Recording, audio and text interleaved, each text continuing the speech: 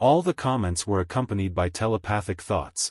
They were all videos of several young, energetic cultivators cultivating the in high spirits. At first glance, all of them succeeded a little, as their entire body was surrounded by resplendent and colorful streams of light, causing everyone who watched their videos to have their hearts swayed.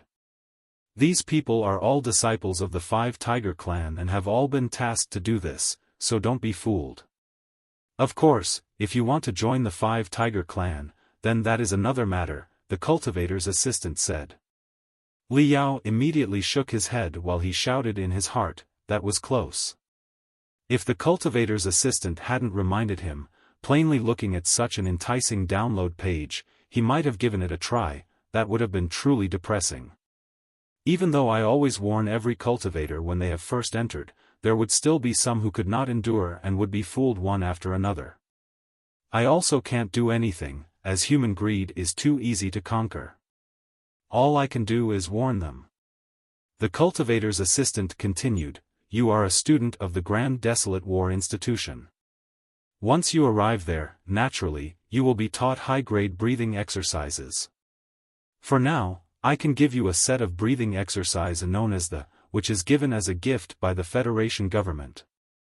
At the beginning when the Federation was just established, over 100 cultivators jointly developed this basic breathing exercise based on a set of ancient cultivators' incomplete texts. This exercise set is inefficient in absorbing spiritual energy and the cultivation speed is very slow, however, it wins in its serenity and gentleness. You will absolutely not have any qigong deviation, and moreover, it is very simple, making it easy to master. And its biggest advantage is, it has very strong compatibility. It is perfectly compatible with all the breathing exercises and utilization exercises in the Federation. Even if you have practiced a few stages, you can still easily switch to a higher-ranked breathing exercise. The cultivator's assistant waved her hand as a tremendous amount of telepathic thoughts filled with data was transmitted into Li Yao's brain. Just as it was described, the was pretty simple. It didn't have many levels, spanned just over 3 stages, and was very easy to master. It was the basics of the basics. Li Yao had already assimilated a pretty large part of O Yezi's memories. He already had a little bit of understanding of some of the basic cultivator exercises. Even if he had not personally practiced it, he had seen the other ancient cultivators demonstrating it in the dreams. With a little thought, he tried to grasp the abstruse principles of this basic breathing exercise provided by the Federation government. Sure enough, is great. It can actually simulate the beginning of the universe, the Big Bang, the world when the cosmos was still devoid of heavenly bodies. So mysterious. So wonderful. I really want to immediately give it a try. Li Yao was struck by a thought. He once again thought of the battlefield that was bathing in demonic energy. He simply could not control himself anymore. He asked the cultivator's assistant to remember their progress and quickly logged out of the Federation Cultivators Nexus. Little Black, let's go. Stuffing the black-winged sword in his backpack, Li Yao stuck his head out of the tent and stealthily looked around for a while. Only after having found that no one was there did he slowly and silently walk out of the tent. Apparently, security wasn't that tight. There were over 1,000 passengers on the train who needed to be carefully inspected to check whether there was any demon clan aura remaining, and as such, all the soldiers and cultivators were too busy and could only do so much. Li Yao had been inspected 17 to 18 times already and was determined to be a 100% pure human, so naturally, no one was going to pay too much attention to him. On top of that, Li Yao's identity was different. Not only was he a first-class Federation disabled serviceman, he had also repaired the Tai'e lightning railgun amidst the battle, not to mention that he was also a newly advanced cultivator as well as a student of the Grand Desolate War Institution. Each of his identity, no matter whichever it was, would absolutely instill assurance into anyone. Therefore, even though a few soldiers had found him walking around the platform, they did not care much. They all just thought that he was walking around to relieve his boredom.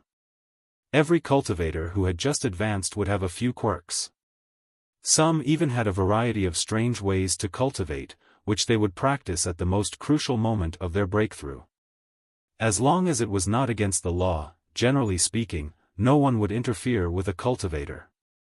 Little Black, let's go. Li Yao took out the black wing sword from his backpack and let it float in the air. Staggeringly climbing up, he cautiously stood on the flying sword as he spread out both hands to maintain his balance. In the past, he was just an ordinary person. He would ride the black wing sword as if he was riding a broom, with both legs tightly clamped together and his hands tightly hugging the sword. It was extremely unbearable and simply could not be counted as riding a flying sword. It was more like horse riding the sword, clasping the sword, or even embracing the sword. Now that he had successfully become a cultivator, he was naturally going to try riding the sword and roam everywhere in a free and unrestrained manner. It was only because of this that cultivating was worthwhile. The 4 invisible spirit threads once again stretched out from Li Yao's forehead and wound around the black wing sword round after round. Li Yao suddenly felt that he had become one with the sword, as if his blood vessels and meridians had fused with the sword. Little Black, full speed ahead. Li Yao's chest was brimming with lofty ambition and soaring determination. He looked up to the sky and gave a long howl, "Ru'er, I'm the king of the world." The black wing sword slightly shook as waves of spiritual brilliance flashed over its blade. In the past, Li Yao could only guess from its actions, but now, he could vaguely feel its emotions that seemed to say, "Go at full speed? Are you sure?" "Of course." Li Yao replied with confidence.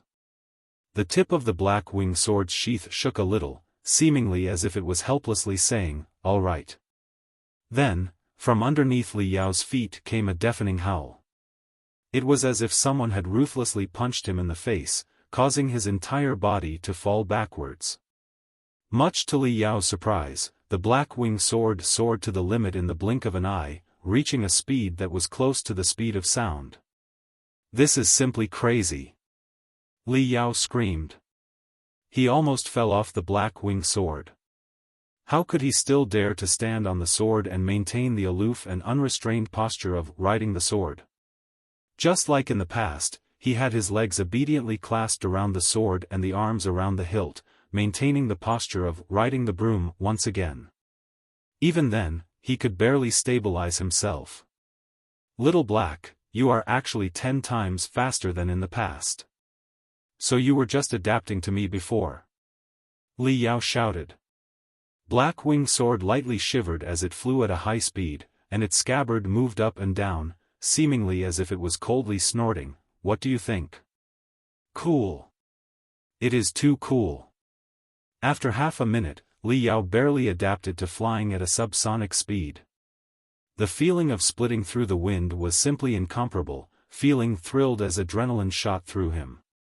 Whoosh! Whoosh! Hush! The black wing sword, upon noticing that he had gradually adapted, once again increased its speed by a level. Moreover, it also did various kinds of maneuvers in the air, like accelerating, deaccelerating, suddenly stopping and accelerating, 360-degree rolls, vertical ascents, nosedives, suddenly stopping. Each maneuver that could dumbfound even a golden core stage cultivator was done by the black wing sword. At the beginning, Li Yao could barely keep up with the rhythm of the black wing sword, and later, he could do nothing but scream. When the black wing sword carried out the supersonic maneuvers, a tremendous centrifugal force acted upon him, so much that he suspected that he was going to fall off. However, an unusual suction force appeared from the black wing sword under his feet, causing him to be firmly stuck on the sword. "Stop, quickly stop." Li Yao's desolate scream was covered by the howls of the wind. God knows whether the black wing sword had heard it or not. However, even if it had heard it, it would perhaps have turned a deaf ear. For the next 5 minutes, Li Yao experienced the most thrilling ride of his life. Whether it was flying at the speed of sound in 1 second or staying strangely still for the next, or whether the black-winged sword carried him to the upper reaches of the atmosphere in just half-minute, almost entering the endless space, everything made this the most thrilling ride of his life. During the last 10 seconds, he, from 10,000 meters high in the sky, continuously rolled 360 degrees along its longitudinal axis and made a nosedive towards the ground. A human and a sword, like a high-speed drill, dove towards the ground. It was only when they were just a few meters away from the ground did the black-winged sword come to an abrupt stop and began charging horizontally forward as swiftly as lightning. Li Yao's toes had almost plowed 2 deep trenches into the ground. Blurg. When the black-winged sword finally came to a stop, Li Yao's complexion was already as pale as a corpse that had been dead for 3 days. Holding his stomach, he emptied the contents of his stomach. In contrast, the black-winged sword danced around him in excitement as it constantly circled around Li Yao, seemingly saying, "I have not flown like this for a long time." Finally, when it came to a stop in front of Li Yao, its scabbard rubbed around its edges, making squeak-squeak noises like mocking laughters. It seemed to be saying, "Vomiting just like that? You're so weak. Was your previous owner a golden core cultivator?" He weakly asked as tears trickled down from the corner of his eyes because of the vomiting. The black-winged sword proudly shook its sword tip. God knows how, but Li Yao immediately understood what it was saying. Golden core? How can a mere golden core cultivator be my master? I really want to become a master refiner as quickly as possible so that I could take out your master crystal chip and check what your control crystal chip is like. Only then would I know how such a twisted magical equipment was created. Li Yao said to himself. The black-winged sword suddenly emitted a dangerous red aura. I mean to say, I really want to become a master refiner as quickly as possible so that I could open your outer shell and perform maintenance as well as help you upgrade. Li Yao hastily added. The black-winged sword made a squeak sound, stating its satisfaction before floating in the air lazily and letting the breeze push it as it drifted around the wasteland. Li Yao gasped for air for a while as his crazily pounding heart turned calm. Li Yao straightened up his waist with difficulty before checking the surroundings. Much to his surprise, he found himself already in the outer ring of the demon beast battlefield. Wow! In just 10 minutes, we are already here. It's 10 times faster than the military shuttle. You are so powerful. Li Yao was secretly scared but was even more so at ease. With the black-winged sword, before the others could discover his absence, he would have already returned to the station unbeknownst to anyone. As he looked around, he could find nothing but a lonely and desolate desert. Aside from a crystal rail line which extended to the horizons, there wasn't a single trace of human civilization. It was as if he was in a primitive era. Corpses of demon beasts that were constantly releasing demonic energy were spread everywhere. It was as if an invisible force field had covered a radius of a few dozen kilometers. The air here was very sticky as well as a little stifling. The demonic energy was strongly infectious. If someone stayed here for a long time, he would lose his sanity and would become a monster who only knew how to kill. Even if it was a low-level cultivator, without purifying the demonic energy, he would have his meridians blocked and his spiritual energy polluted, which would eventually lead to qigong deviation. And in the worst-case scenario, he would fall onto the demonic path. Unless it was necessary, like the Soul Search Squad who were forced to enter such places that were flooded with demonic energy to search for residual souls, ordinary people and low-level cultivators were all reluctant to even approach such an area. Because of this reason, there was no Federation army guarding the area and neither were there any cultivators patrolling. There were only warning signs placed in the surroundings. Also, in the outer ring, a restrictive barrier was placed around it for the ordinary people. This restrictive barrier was specially designed to block ordinary people from entering the area filled with demonic energy. For cultivators like Li Yao that could ride the sword, of course, it didn't have an iota of an effect. According to Professor Ding, tomorrow, some cultivators that specially purified demonic energy would bring special magical equipment to purify this area. For now, as there is no one here, this place is the best place for me to cultivate, it's just the right place for me to have a meal. Chapter 122 The Flying Sword is also crazy. Li Yao was like a mouse that fell into a sack of rice. With narrowed eyes, he looked all around, only to find a dense mass of red specks of light making a headlong rush towards him. Li Yao walked around along the rail tracks. He tried to find the place that was the richest in demonic energy. Suddenly, in front of him appeared a big, dark black lump. On a closer look, it was nothing but a scrap of iron that had been deformed into such a shape. He pondered for a long time before a sudden realization dawned on him. It was the armored carriage from last night that charged into the beast tide without a shred of hesitation. He had never imagined that it would actually be deformed into such a shape under the raging beast tide. It was like it was nothing more than a box made of rotten paper in front of the beast tide. Even though the bodies of the cultivators from this lump of iron had already been removed, Li Yao could still hear the heroic roars of the 7 cultivators ringing in his ear. "I'll cultivate here. I hope that the seniors would lend me a hand. After my cultivation culminates, I'll definitely slaughter the demon beasts, and I will help you get revenge."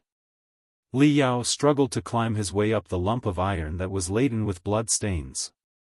Crossing his legs, he sat at the peak and silently operated the endless cosmos, a breathing exercise in his mind. According to legends, countless millions of years ago, the endless universe that we now live in used to be a plasmic, crystallization of pure spiritual energy, which was also known as primeval crystallization point. And because of an impetus of some kind of incredibly huge power, at the primeval crystallization point, a huge-scale explosion that was beyond any man's imagination took place. An almost inexhaustible amount of pure spiritual energy exploded as it spread everywhere and created stars and everything in existence, including the universe itself. Whereas, at the beginning of the universe, there weren't any stars nor were there any planets. There were only countless extremely hot and incomparably unstable masses of matter. The relatively large masses of matter revolved at high speeds, while the smaller masses of matter were attracted to them.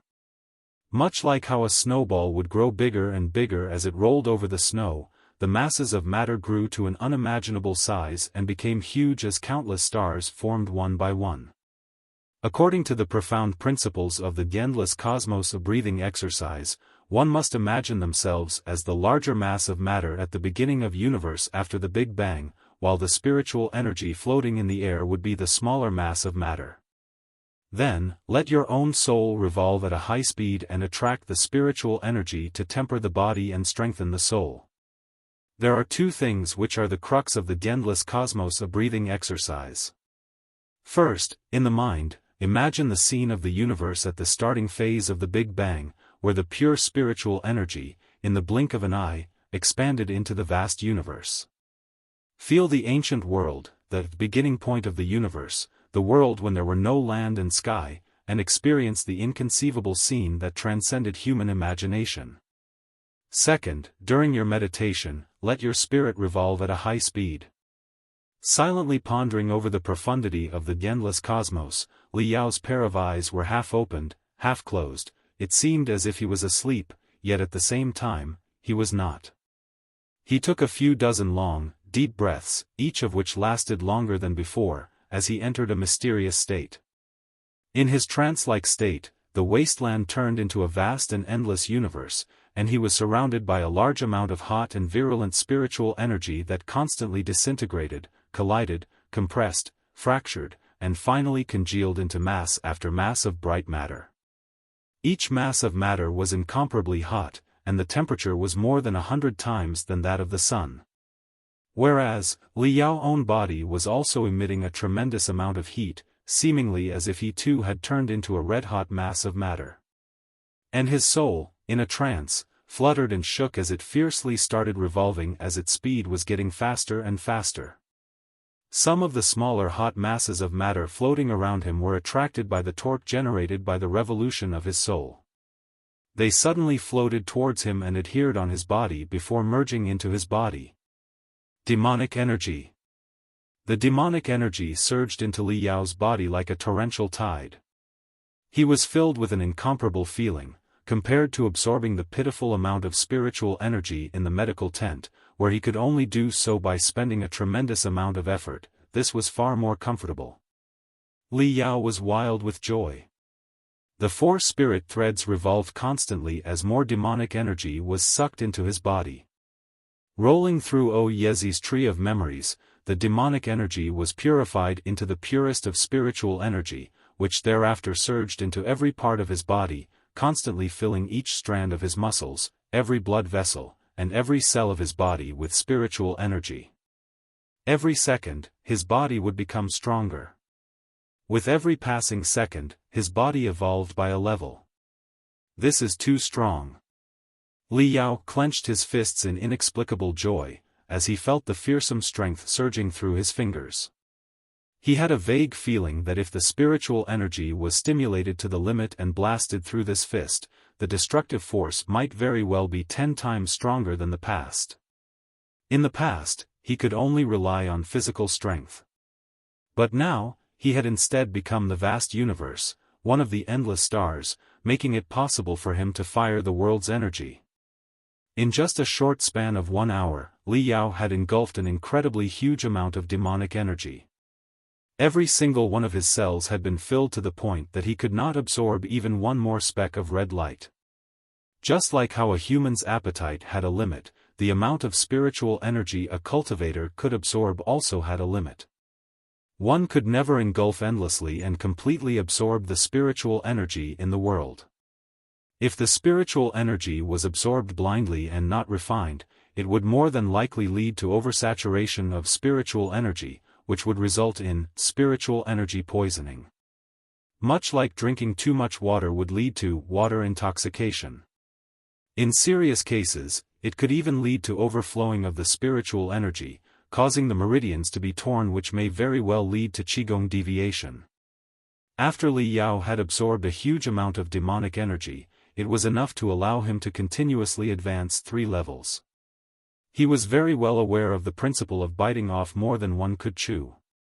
He restrained his greedy thoughts and jumped down from the lump of iron with a long howl. Well? An incomparably strange scene entered his vision, leaving him gawking. What he saw was the black winged sword vertically floating and gradually rotating in the air. From the inside of its scabbard, 3 black spirit threads had grown out and were absorbing the demonic energy. And the way it was doing it was exactly the same as when Li Yao was cultivating. No. On a closer look, Li Yao noticed that the efficiency of absorbing the spiritual energy of the black winged sword was far more than his. When he was using Endless Cosmos to absorb the spiritual energy, the spirit threads were only entwined around his body and moved slowly. In contrast, the spirit threads of the black winged sword were spread out, and every thread was like a spring which coiled round after round to form an incomparably strange spiral made of spirit threads. Obviously, under the same length, the black winged sword spirit threads could touch far more specks of red light than him, thereby having 10 times more efficiency in absorbing spiritual energy than Li Yao. Can magical equipment also cultivate on their own? Moreover, the cultivation exercise is obviously an upgraded version of the Endless Cosmos. Is Little Black imitating me after watching me cultivate? And while at it, did it just upgrade the Endless Cosmos? This is too terrifying. Li Yao was stupefied for a long time. Suddenly, he reacted, his complexion changed as he screamed, "This is not good, Little Black. Quickly stay your hand. This is not right, quickly close your mouth. This is also not right. Whatever, you quickly stop." The black winged sword suddenly stopped absorbing as its 3 black spirit threads coiled around each other and moved towards Li Yao. Obviously, it was greatly dissatisfied. Li Yao impatiently ran next to it, and having sensed the density of the demonic energy, he explained, "We cannot completely absorb all the demonic energy. Tomorrow, powerful cultivators will be coming to purify the demonic energy. If they found that it is all empty here and that there is not even an iota of demonic energy, they will definitely continue to investigate. If they find out that it was us, we will be in big trouble. At the beginning, Li Yao thought that the black wing sword was just a slightly strange flying sword, therefore, he actually didn't mind too much. Anyway, in the world of cultivation, there were many rare and wondrous treasures. A flying sword that would watch a hologram projector was nothing strange. But a flying sword that could cultivate on its own would absolutely be a priceless treasure in the eyes of many cultivators.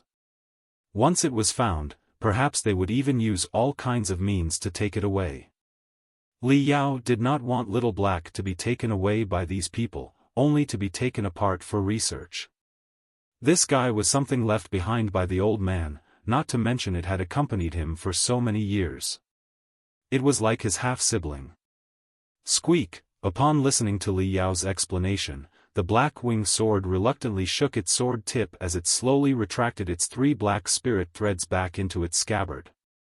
When it was retracting its last spirit thread, the spirit thread unwillingly moved and grabbed one last speck of red light into its body with a swish. Only then did it retract it back, and that too reluctantly, seemingly as if it longed for more. Li Yao, on the other hand, had a shrewd smile hanging on his face. Knocking on the scabbard, he said, Hey, Little Black. I just wanted to make you act with caution, so don't think that I don't want to let you completely absorb the spiritual energy. My heart also aches to see such a large amount of demonic energy floating around yet unable to be absorbed. From childhood, Li Yao had been doing things stealthily. He was well aware of where the shoe pinches, too. If the black wing sword continued to absorb voraciously at one place, the demonic energy within that region would be entirely absorbed, creating a demonic energy deficient region. At first glance, the high-level cultivators that would be coming here tomorrow would definitely know that someone was cultivating here. If they changed place to place and absorbed a little bit of demonic energy from everywhere, how would they be discovered? In any case, it would be impossible for the high-level cultivators to know the density of the demonic energy here. Assume that there were 10 cans filled with candy.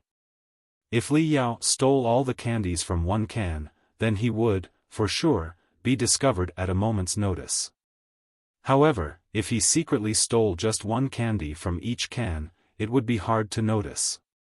For the next hour, Li Yao and the black wing sword shuttled around the demon beast battlefield. They flew to a place, absorbed some of the demonic energy, then waved the spirit threads to scatter the remaining demonic energy so that the specks of red light were evenly distributed as far as possible. The more the black wing sword absorbed, the more Li Yao shuddered in fear. Because Li Yao discovered that Little Black's, this freak's, appetite seemed to be inexhaustible. In just a short span of 1 hour, it had already absorbed more than 10 times the amount of demonic energy than Li Yao had. Moreover, it seemed that it was still restraining itself a little.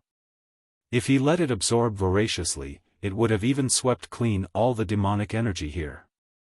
Who the hell actually refined such a magical equipment that could even eat? Li Yao secretly criticized. The black wing sword wandered in the sea of demonic energy to its heart's content. It seemed as if it was a glutton who had been hungry for 10 straight days and 10 straight nights and had thrown himself into a pool of wine and a mountain of meat, eating in a manner that could be described as wholeheartedly. Little Black, you cannot swallow any more. If you swallow any more demonic energy, the density would decrease by too much, and others would easily notice it. If your hunger still has not been satiated, if worse comes to worst, wait for me to earn a little bit of money. Then, I will buy you high-grade crystals that contain a large of spiritual energy to eat. Li Yao said with sorrow. From the appetite shown by the black wing sword, in order to buy crystals for it to eat, perhaps in just 1 week, all of Li Yao's assets would vanish. The black wing sword's spirit threads danced around as it emitted creak, reluctant noises before using its spirit threads to nod to Li Yao, seemingly saying, "You said it. High-grade crystals, I'm waiting." Only then did it reluctantly retract its spirit threads and flew over to Li Yao's front. When Li Yao remembered about those lightning-swift, crazy 10 minutes from earlier, Li Yao's complexion changed. He righteously and sternly said, "Little Black, let us first come to an agreement. In accordance with the basic laws of cultivators, when riding the sword, the ride should be calm and peaceful. You must slow down, look around, and only then should you cross ahead. You absolutely cannot fly chaotically. That's why, in the returning journey, you must." He was not even able to finish speaking before the black-winged sword had already started making creak-creak sounds of impatience and appeared beneath his feet. With one vigorous move, Li Yao was pulled up before a strong suction appeared, pulling Li Yao firmly to the sword's body. The whole thing made his balls ache. Boom! Boom boom boom boom.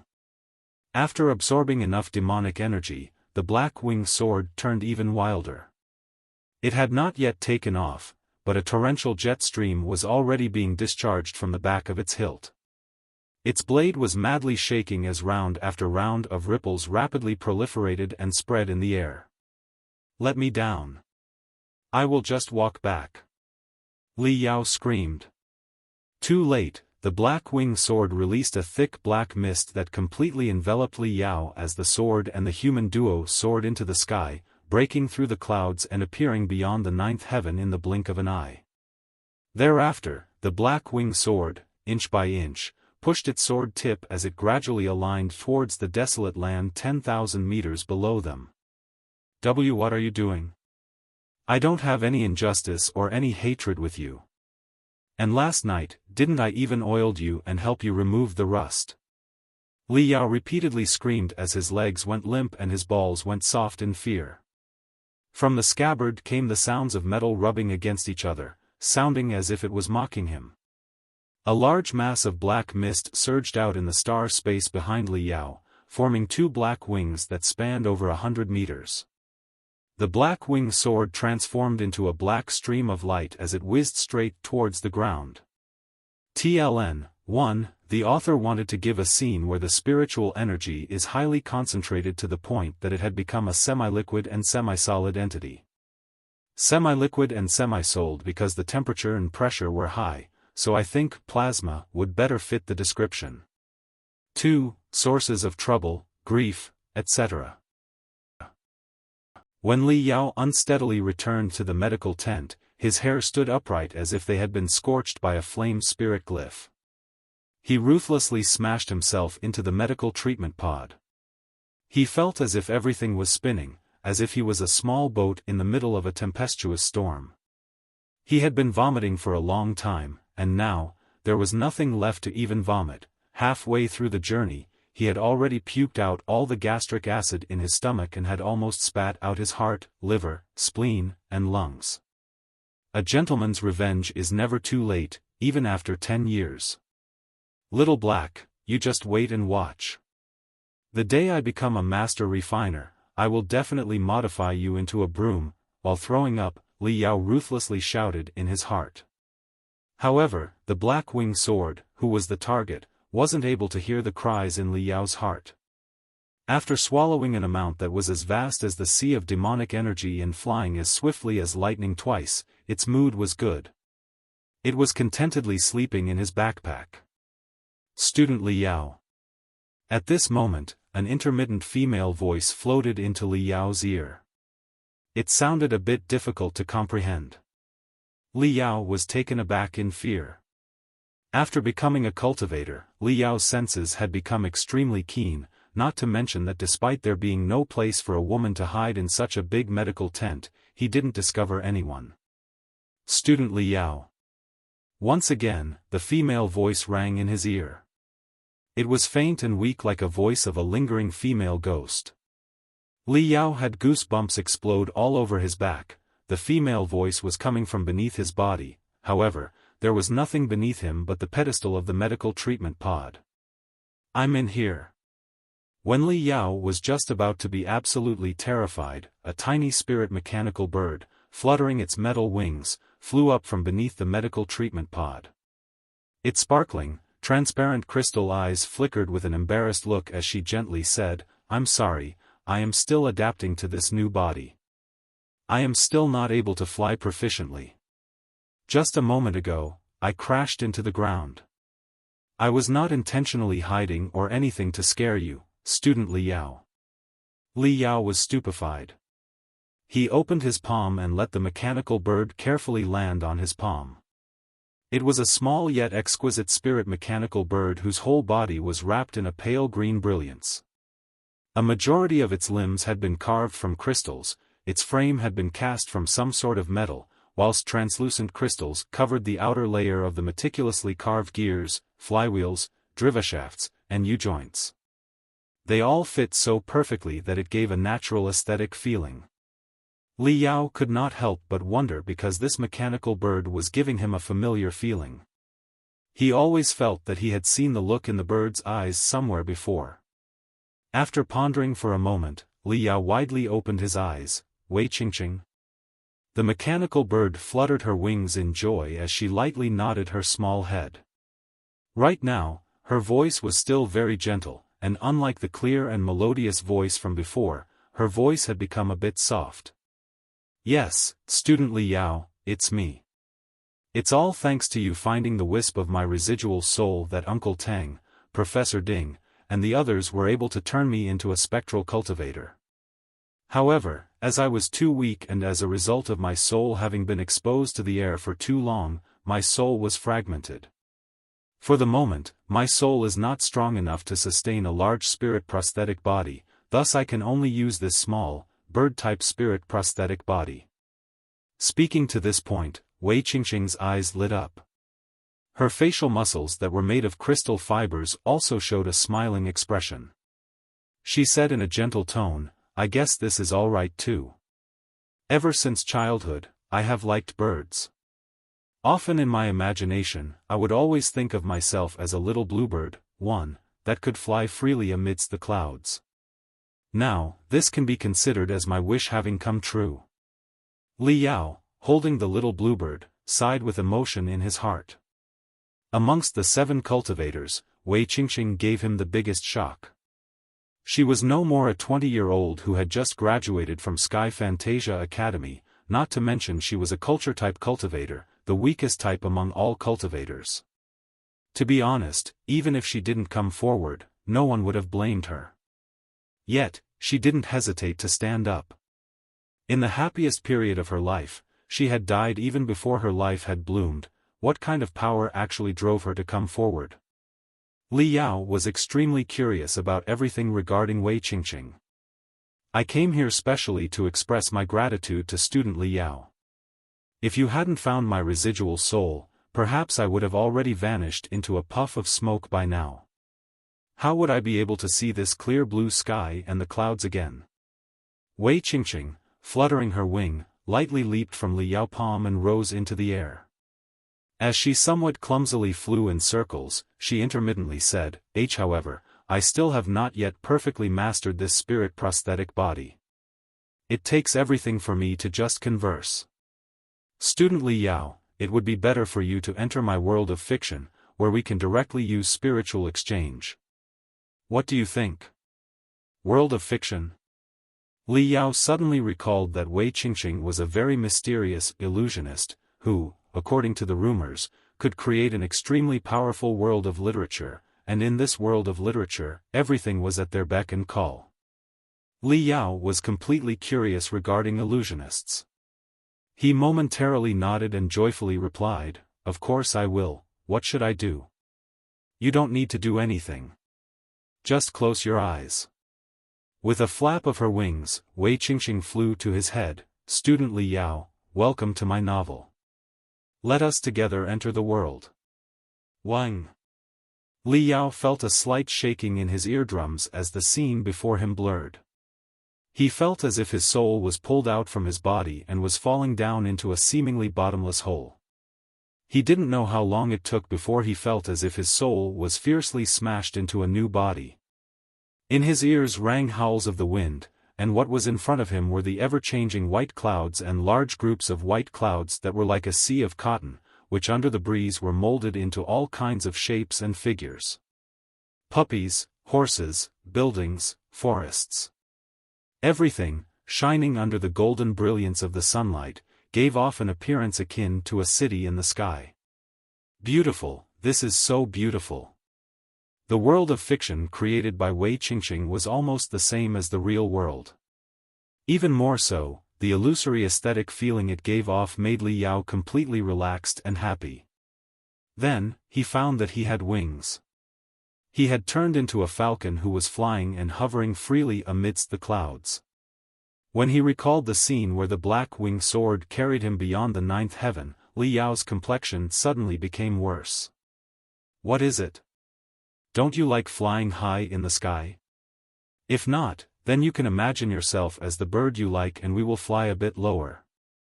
An ordinary, little bluebird that was as ordinary as wildflowers in deep valleys, with the exception of the 3 long, lush green feathers on its tail, flew above Li Yao as it spoke in a soft voice. It's nothing. I like flying high in the sky, but what I don't like is diving directly from 10,000 meters high in the sky to just 1 meter above the ground in half a minute. While speaking, with a move of his thought, Li Yao suddenly transformed into a fierce vulture. The little bluebird was scared by the grim and ferocious appearance of Li Yao. She flew 4 to 5 meters ahead before circling back. Flying shoulder to shoulder with Li Yao, she curiously asked, "You like vultures? I thought you would prefer falcons because falcons look majestic. Although the falcon is majestic, it is too noble, too proud. It is not at all suitable to live in every place, and even though the vulture looks ordinary, even though it looks a little ferocious, in the places where the falcon cannot live, the vulture can live quite well." Li Yao stretched out his wings and soared freely. Bit by bit, he started to enjoy this feeling. He craned his neck to look about and said, "Since we are in a novel, what is the story of this novel?" "There is no story. This novel is just a little bluebird flying in the sky as she gazes upon the many clouds which are all changing into all kinds of forms and were overflowing with multitudes of colorful brilliance under the illumination of the sunlight and the molding of the gales of wind. I am preparing to write all kinds of shapes and colors of clouds into this world. It is simply just this." Wei Qingqing paused a bit before continuing with a smile. Originally, this novel only had one character, and that was a little bluebird, but now, I think that adding a vulture would not be bad too. Together, they will fly over the mountains, rivers, and seas of the heaven origin sector, watching the sea of clouds in the sky till they reach the end of the world. Now, I understand. This is pure literature. Li Yao was filled with deep veneration. Wei Qingqing was a little embarrassed.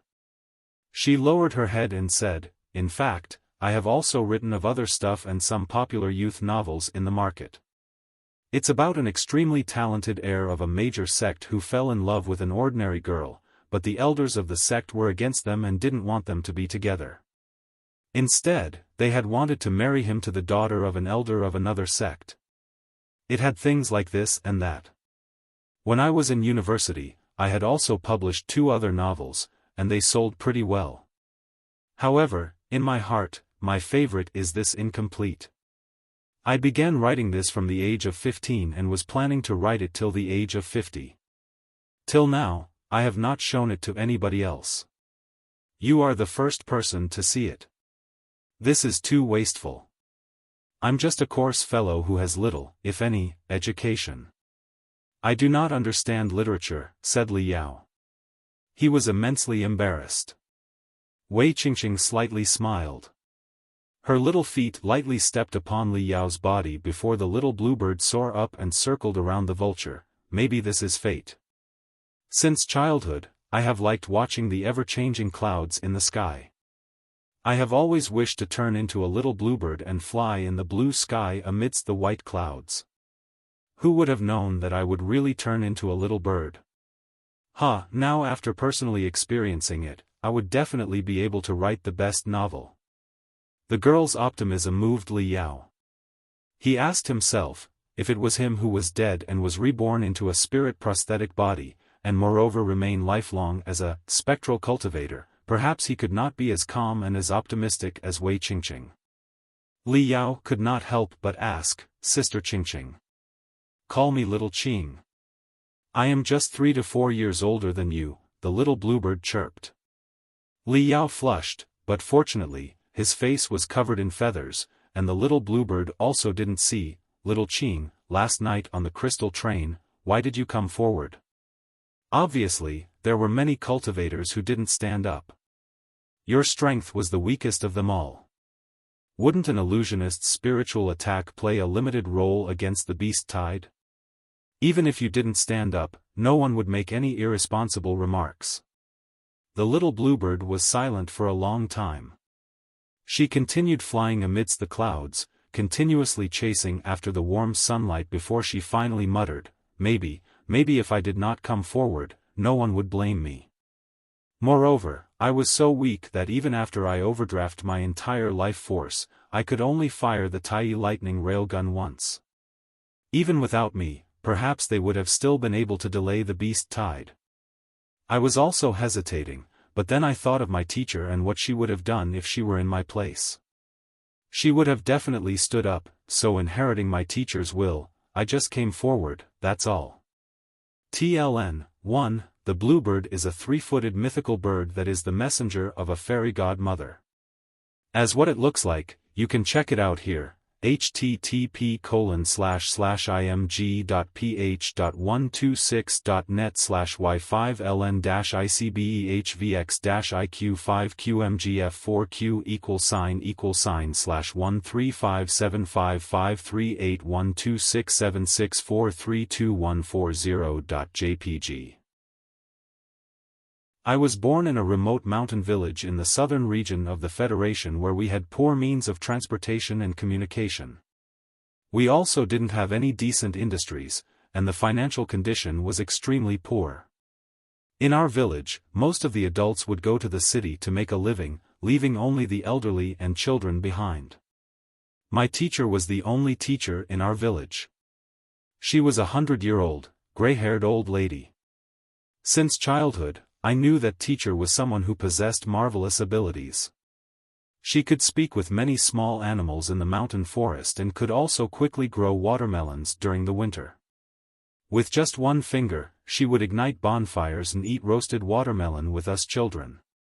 If anyone in our village had a headache or a slight fever, they would come to teacher, and teacher would always cure them neat and quickly. It was only under teacher's guidance did we, the children of the mountains, come to know that there was a vast world outside the village and that there was a mystical world of cultivation as well as wondrous magical equipment. Often, teacher, while holding our hands, would bring us into a dream again and would let us see bizarre and big cities. In these bizarre and big cities, we saw many people and ate many good dishes one after another. After a long time, I came to know that it was not a dream, but rather, a world of fiction created by teacher. Our teacher was a cultivator, and even more so, was an illusionist. However, by that time, she was already dead. When I turned 15, there was a downpour in our village which continued for 10 straight days and nights. Due to the continuous downpour, the entire big mountain behind our mountain village became unstable, and finally, in the middle of the night, a landslide was triggered, bringing with it a terrifying mud avalanche. When teacher was helping the villagers walk down the mountain in the middle of the night, she was the first one to notice the mud avalanche. Rolling rocks mixed with mud were flooding down the mountain, and there was simply no time to escape nor was there time to inform the village. Thus, our teacher ignited her life and overdraft her spiritual energy in order to create an incomparably solid spiritual energy shield, forcibly blocking the mud avalanche from reaching our mountain village. And so, everyone was able to safely escape. However, our teacher was engulfed by the mud avalanche. After 10 days when her body was finally found, it seemed as if she was peacefully asleep. Since then, I swore that I would become someone like teacher. Following teacher's footsteps, I entered the Sky Fantasia Academy and became a cultivator as well as an illusionist who could use literature to create a world as they wished. After I graduated, I applied for the Federation's volunteer program for educating poor areas. Following the same path as my teacher, I was going to a mountain village in the Wasteland to be a village teacher. In the process, I encountered the beast Tai'e. To be honest, I had tens of thousands of reasons not to come forward, just like my teacher who, at that time, also had tens of thousands of reasons not to block the mud avalanche. However, she did come forward, and she didn't need any reason. Thus, I too came forward, and similarly, I too don't need any reasons. As long as there was an itsy-bitsy bit of impulse at the bottom of my heart, it's enough. I had never imagined that I would become something like this.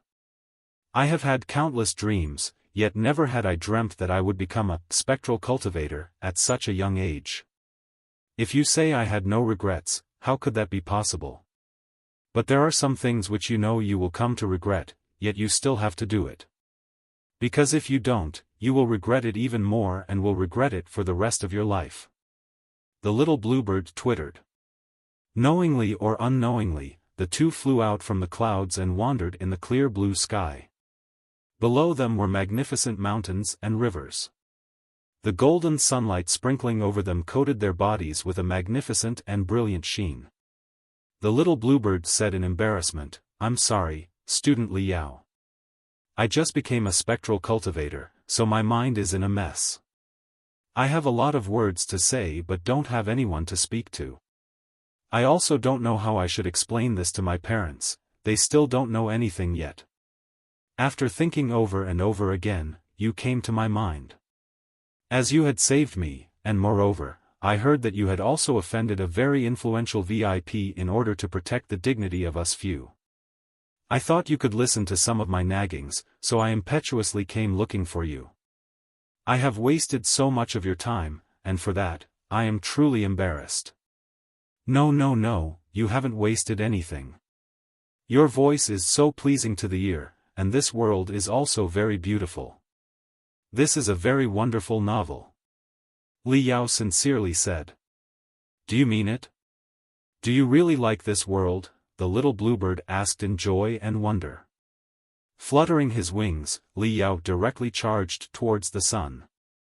After a moment, he folded his wings as he freely glided towards the mountains and rivers.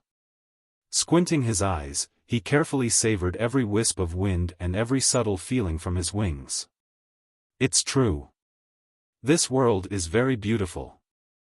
I like it, and I hope that I could always have the opportunity to enter the world once in a while and soar together with you, leisurely watching the endless rivers, the sunset, and the windy Sirai. Just as those words came out of his mouth, Li Yao suddenly felt a throbbing sensation coming from the depths of his soul. It seemed that he now had a subtle connection with the world. The world had also become clearer and was more moving, and the changes of the clouds were even more abundant. Wei Qingqing eyes lit up as she murmured, "Student Li Yao, you have become the first reader of..." Reader? Li Yao was surprised for a moment. This one word clearly had a deeper meaning beyond the literal meaning. Wei Qingqing nodded, "That's right. We illusionists cultivate differently than normal cultivators. For you, the normal cultivators, cultivation is mainly about absorbing and utilizing spiritual energy. But we illusionists, instead, need to create some works of our own one after another and use these works to move people so that the readers would have a wonderful connection with us and can produce a spiritual resonance. And this very resonance would continue to increase our power. The more readers we have, the deeper the feelings would be, and in turn, the stronger the resonance would be, as a result of which our strength would increase more and more. My other two works are young adult fiction which sold rather well, and both have a large fan base. The spiritual resonance they bring is the source of my power. Meanwhile, this is pure literature, and thus no one would like to read something like this. You are the first reader of who had triggered a resonance with me. And just because you were moved, the world became clearer, more harmonious, and closer to perfection. To have such a reader is my good fortune. Student Li Yao, once I have some new inspiration, I will write a new chapter and will definitely invite you once again to the world. We will together explore the limitless clouds of this beautiful world. Like all young women of arts and literature whose works were liked by someone, Wei Qingqing also became very happy. She completely forgot the fact that she had just died, and fluttering her exquisite wings, she danced around Li Yao. Li Yao's face was flushed red. He had never thought that an uncouth fellow like him, who only knew how to do maintenance work, would produce a resonance with a pure literary work. After thinking, he once again asked a question, "Little Qing, if the readers read and trigger more resonance, which in turn would increase the strength of the illusionist, then wouldn't it be very advantageous for an illusionist to write best-selling books? The number of readers for the best-selling books would definitely be hundreds of thousands of times more than pure literature." In theory, that would be correct. Little Bluebird nodded. Then, why would you pour all your effort in writing a pure literature which would bring you nothing in return? Pure literature is difficult to write, and as no one is reading it, it is neither bringing money nor is it elevating your strength. Wouldn't it better to use your time to write a few best-selling books? A slight smile appeared on Wei Qingqing's face as she gazed afar at the distant fairyland amidst the clouds, because I like it. After the little Bluebird flew away, Li Yao wondered about this young writer who was only a few years older than him. The more he wondered, the more he found her interesting. Starting up the crystal processor, he searched for green-orange. This was Wei Qingqing's pen name. The crystal processor slightly shook, and very soon, 2 of her works appeared on the screen. As Wei Qingqing had said, she had published 2 best-selling, young adult fiction novels which had numerous readers and a very high number of page views on the net. The first novel was, on the cover of which was a handsome, elegant, dashing, and cheerful young man affectionately staring out from the hologram. Li Yao shuddered. Mustering up his courage, he turned the page to the description page. The story was about a sect master of a major sect who, because of a mishap during cultivation, was unfortunately struck by Qigong deviation and had turned into a vegetable, leaving his 17-year-old son to carry out his responsibilities and inherit the sect. The female protagonist was an ordinary person who, during her summer vacation, went to an enterprise under the sect to work. Because of a coincidence, the young sect master became her co-worker, and the 2 people slowly hit it off. The teenage sect master, who had shallow cultivation, was at a young age when he inherited such a big sect. Naturally, there were many influential figures in the sect who remained unconvinced and would fight and scheme against one another. The excessive scheming and deception in his sect had caused him to be unbearably depressed, and it was rare to find a girl who was as pure as water and had no inkling of his identity.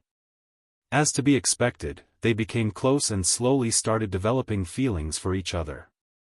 Since then naturally followed a huge drama filled with love and hate, grudges, and disputes. And the plots like an elder of the hostile faction scheming against the teenage sect master using a flying sword, only to be found by the heroine, who would help the teenage sect master block the sword appeared. No matter how Li Yao racked his brain, he could not understand how an ordinary person could notice a flying sword shot by a cultivator. Even if it were to be discovered, how could the protagonist react in a timely manner? However, these were all details and were irrelevant. Anyway, the teenage sect master and the heroine finally overcame all obstacles, and the lovers finally had a happy ending. At this point, the teenage sect master's father, who had turned into a vegetable from Qigong deviation, suddenly woke up and resolutely opposed his son marrying an ordinary person. And a female heir of another big sect who claimed to be the teenage sect master's fiancée also appeared in front of the heroine. The story came to an abrupt end here. To know the later parts of the development, you would have to wait for the sequel to be published. Li Yao swept a few glances and finally gave up on the idea of carefully reading the novel. He dragged the hologram screen down to see the second book. The second novel was. The story was almost the same as the first novel, the only thing different was the me in the fell in love with me was a boy. And of course, the tyrant elder was also a tall, cold and powerful, robust man. This is too terrifying. At a lightning-fast speed, Li Yao closed the page and rubbed both his eyes with force as tears trickled down. He gave up on the idea of having a further spiritual exchange with Wei Qingqing. At least, for the illusory worlds of these two novels, he would rather die than enter them. We will just talk more about pure literature, student Qing, Li Yao said in his heart. At this time, from the top of his head came waves of whizzing noises one after another. At the beginning, Li Yao didn't pay any attention to them, as it was a military camp. Some military battle shuttle flying above head was normal. However, very soon, he realized that there was something amiss. The whizzing noise continued to remain above the medical tent, and moreover, the sounds were getting wilder and increasingly rampant. It was as if a few dozen military battle shuttles were circling around the medical tent. Li Yao's eyes twitched. Carrying the black wing sword and the dark star rock on his back, he stretched his body a bit in order to maintain the best fighting state before he sprang out of the medical tent in 2 steps. In the sky was a big battle formation, which, for a moment, caught him by surprise. Issuing deafening roars, a few dozen flying shuttles floated in the air. Such a group appeared overbearingly grand and imposing. None of these flying shuttles were painted in the army green color like the ones used by the Federation Army. Instead, they were painted with alternating white and blue stripes, giving an appearance that looked like billowing rivers flowing towards the east. On either side of the flying shuttle, every one of them had the word Jiang engraved upon it in a manner that was as flamboyant as flying dragons and dancing phoenixes. Whiz! Whiz! Whiz! Whiz! Over 100 robust men wearing blue combat suits fiercely smashed onto the ground from a dozen meter high, thereby blasting pieces of stones in every direction and raising a cloud of dust. In just the blink of an eye, over 100 robust men had appeared around Li Yao. The indifferent gaze, the gruesome temperament, and the straight look made them appear as if they were a group of puppets forged from metal. The bodies of these people were surging with an overbearing, matchless, and awe-inspiring aura, whereas round after round of spirit threads coiled around their bodies, seemingly as if they simply had not even an iota of intention to retract them. Are all of them cultivators? Li Yao's pupil suddenly contracted. In just one breath, the Jiang family had mobilized over 100 cultivators. Sure enough, the Jiang family was second to none when it comes to tyranny in the Wasteland. Little Black, can you do it? Li Yao shook the backpack a bit as an idea to slip away emerged in his mind. He had never put his life in someone else's hand and had never let his life and death be at the mercy of others. Although Guan Xiong had said the Jiang family would not bother him, Li Yao had also refused to believe that the Jiang family would have the guts to harm him, a Class 1 disabled serviceman, right in front of the Federation Army. However, he still had no intention to let himself be surrounded by over 100 cultivators from the Jiang family. Once he was encircled, he would no longer be able to retreat, and the only possibility left for him was to allow himself to be trampled upon. Thus, no matter the reason the opposite party had come here for, the first thing he should do was to step out of the encirclement. If the other side truly had some malicious intentions, then he would never allow himself to be caught without putting up a fight. It would be either them or him. Of course, I can do it. The black wing sword in the backpack shook, eagerly wanting to give it a try. At this moment, the group of over 100 cultivators suddenly halted their footsteps. They did not form the encirclement but stood loosely, leaving Li Yao with a few dozen escape routes. Bang! From a flying shuttle, an indistinct chunk of flesh and blood was thrown down and heavily crashed into the ground. From what seemed to be the mouth came a blood-curdling screech. A young girl, who had an extremely cold and detached temperament and was dressed in an ice-blue battle suit, jumped from the flying shuttle and gradually arrived in front of Li Yao. She was floating 2 meters above the ground, looking at Li Yao from high above. Her aura seemed to be as strong as Ding Ling Dang, while her temperament that was as cold as ice and frost was somewhat similar to Si Jiaxue. The only difference was that Si Jiaxue was like an iceberg, whereas she was like an ice pick which could not be stopped by anyone. An iceberg could not kill people, while an ice pick could instead pierce the heart in the blink of an eye and was able to take a person's life. I am Jiang Bingyun, the roving supervisor of the Jiang family. I am specifically responsible for supervising and punishing the descendants of the Jiang family who have violated laws or regulations.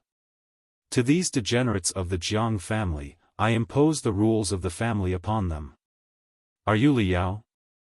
The ice pick-like girl asked in one sentence, but she didn't even take a glance at Li Yao. She also didn't wait for Li Yao to reply and coldly said as she pointed right at the squirming mass of meat, "This is Jiang Tao, who, as a cultivator facing a catastrophe, hesitated instead of pressing forward and had even wanted to use ordinary citizens as human shields so that he could escape." Afterward, not only did he not come to regret his actions, he had even verbally abused and insulted the heroic sacrifices of many cultivators. Our Jiang family is an influential family in the Wasteland. Every bit of our family's glory was earned through the fearless sacrifices of countless descendants of our Jiang family on the battlefield. Only through bloody battles was the glory of our Jiang family earned. Jiang Tao's actions had not only violated the bottom line of cultivators, but he had also violated the laws of our Jiang family, bringing shame to the whole family. Because of this, I, as the roving supervisor of Jiang family, will judge him according to the rules of the family and will waste his spiritual energy, returning to his true form, an ordinary person. From now on, he would forever be unable to cultivate. Fellow Taoist Li, you are the witness of the entire thing and have witnessed Jiang Tao's poor behavior. Rumor has it that he had also used the Jiang family's influence to threaten you, so I thought it would be best for you to witness his punishments. Jiang Bingyun's voice was as cold as a mass of ice that had been frozen for 10,000 years. She simply didn't give an opportunity to intervene. Just as her voice faded away, with a flicker, she appeared next to the lump of flesh and blood. The lump desperately squirmed and desperately cried, "Jiang Bingyun, you cannot do this to me. Can't you give me an opportunity, just one opportunity? I was wrong, and I will not do something like this again. I have truly realized my mistake."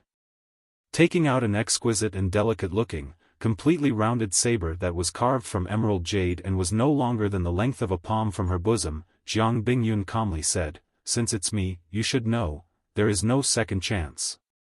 Jiang Tao begged for a long time before suddenly roaring madly, "Jiang Bingyun, don't you dare.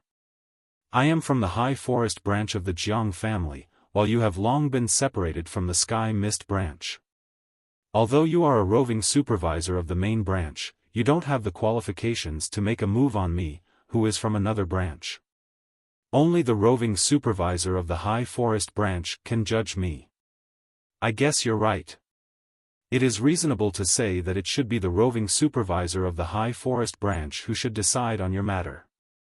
However, they have been intercepted by a group of desert pirates on the way. Currently, they are preoccupied with them. If I have to guess, they would not arrive for another 2 to 3 hours, so you are left with me," Jiang Bingyun said without hesitation. Jiang Tao's pair of eyes were opened so wide they almost fell out of their sockets. His voice became incomparably desolate. "Jiang Bingyun, you actually dare to intercept the roving supervisor of my high forest branch? You are too audacious. Don't you dare waste my spiritual energy. This father will definitely not let you go." "Oh." Jiang Bingyun unenthusiastically reacted as her jade saber flew and whizzed around Jiang Tao in circles before ruthlessly stabbing into Jiang Tao's spiritual root. Chi chi chi chi chi chi. A large amount of spiritual energy gushed out from the back of the jade sword. It was like a pipe that was drawing all the spiritual energy out from Jiang Tao's body and releasing it back into the heaven and earth. Ah, Jiang Tao's wails resounded throughout the sky. It very much sounded like an evil spirit of Netherworld struggling for its life in the Netherworld. Jiang Bingyun flicked her little finger as a soundproof barrier enveloped Jiang Tao, immediately blocking his screams. All Li Yao could see were the movements of Jiang Tao's lips and his eyes turning white. His whole body twitched, and foam came out of his mouth. He was like a person who was struck by lightning over and over again. His body kept on twitching constantly as he lost control over his bladder and bowel. Even Li Yao, the vulture, who grew up in the magical equipment graveyard since childhood, felt his scalp tingle and could not bear to watch. The whole thing lasted enough for half a minute. Only when blood began to trickle down from Jiang Tao's eyes, nose, and ears did Jiang Bingyun withdraw her jade saber. What was strange was that Jiang Tao's forehead was as smooth as a mirror. His forehead was completely intact, and there was not a single trace of a jade saber having pierced his forehead. Steam was constantly rising from his body. Besides the eyes that were occasionally moving, he held no semblance to a living person. Give him to the touring supervisor of the High Forest branch. If Jiang Hong, that old devil, has anything to say, let him come see me. Jiang Bingyun spoke a few words before flying back to Li Yao. She still looked from high above, looking extremely cold and proud. Fellow Daoist Li, we have let you see the embarrassing side of our Jiang family. As the saying goes, there is always a black sheep in every flock. Our Jiang family has been developing in the Wasteland for hundreds of years. Besides the main branch, there are also 8 major branches. It would not be strange to find a few degenerates in some of these branches. I would like to thank you for acting in a just and generous manner by helping the Jiang family teach this scum a lesson as well as expose his ugly side to the world. You don't need to worry. The High Forest branch of the Jiang family would not come looking for revenge. If Jiang Tao's elders dare to even move even a single strand of your hair, then they would be looked down upon by my main branch. In the future, if you need anything for cultivation, you can come to my Jiang family's Sky Mist branch. This is my contact number. Getting straight to the point, Jiang Bingyun waved her hand as a ripple immediately appeared in the air. It was a spiritual crane messenger number. Splitting the air to form characters? Li Yao was terrified. All he could do was produce ripples if he punched the air. However, to be able to actually form a string of numbers from the ripples in the air, such accurate control over her power was too horrifying. Jiang Bingyun did all this as if it was a normal occurrence for her. Nodding her chin, she turned around without even taking a glance at Li Yao. After a moment, over 100 well-trained cultivators from the Jiang family uniformly whizzed away, leaving grand and imposing tails of flames behind in the air which gradually spread open. Jiang family. For them to even apologize so ferociously and overbearingly, the influential families from the Wasteland sure are marvelous. Looking up to the sky, Li Yao heaved a long sigh. God knows what year and what day it would be when I would be able to gather such a vast amount of force that would allow my floating spear city's vulture Li Yao's family name, Li, to resound throughout the heaven origin sector. After half a day, the inspection was finally finished. The crystal train had also been repaired, the defensive array glyphs were once again filled with spiritual energy, and a new armored coach was attached to the back of the train. Moreover, a few battle-type cultivators had been arranged to accompany them on the journey ahead. The passengers who were full of complaints finally turned lively. The desolate train station was now filled with cheers of laughter. They were about to leave. Traveling through the starry night without stop, they would directly reach their destination. Ding Ying and Wei Qingqing came to see Li Yao off. At the beginning, everyone's destination was the Wild Wave City, but as humans and ghosts were completely opposite, they would have to part ways now. Li Yao would continue his journey to the Wild Wave City, while the two would have to follow the other spectral cultivators to a school specially dedicated for spectral cultivators and would begin to learn how to become an ideal, moral, faithful, and loving ghost. Student Li Yao, you don't need to be sad. Once we have learned how to be a ghost, we will still have the opportunity to meet again. Perhaps one day, we will fight side by side with each other. A heroic laughter came from Ding Yin's spirit prosthetic body before he took out a jade chip from his bosom and inserted it into a port on the left side of his metal skull. Only to hear a buzzing noise coming from inside the metal skull as the radiance of the jade chip also flickered. After a moment, Ding Yin removed the jade chip and put it in Li Yao's hand. "Student Li Yao, I have read your information. I know you are Floating Spear City's champion of college entrance examination and also had the opportunity to enter Deep Sea University, but instead chose the Grand Desolate War Institution. Be that as it may, this type of courage and righteousness has made me admire you. I have nothing to give you, but this jade chip contains some of my notes from the time when I was researching weapon refining techniques. You can use them as reference. They should be very helpful when learning the basics."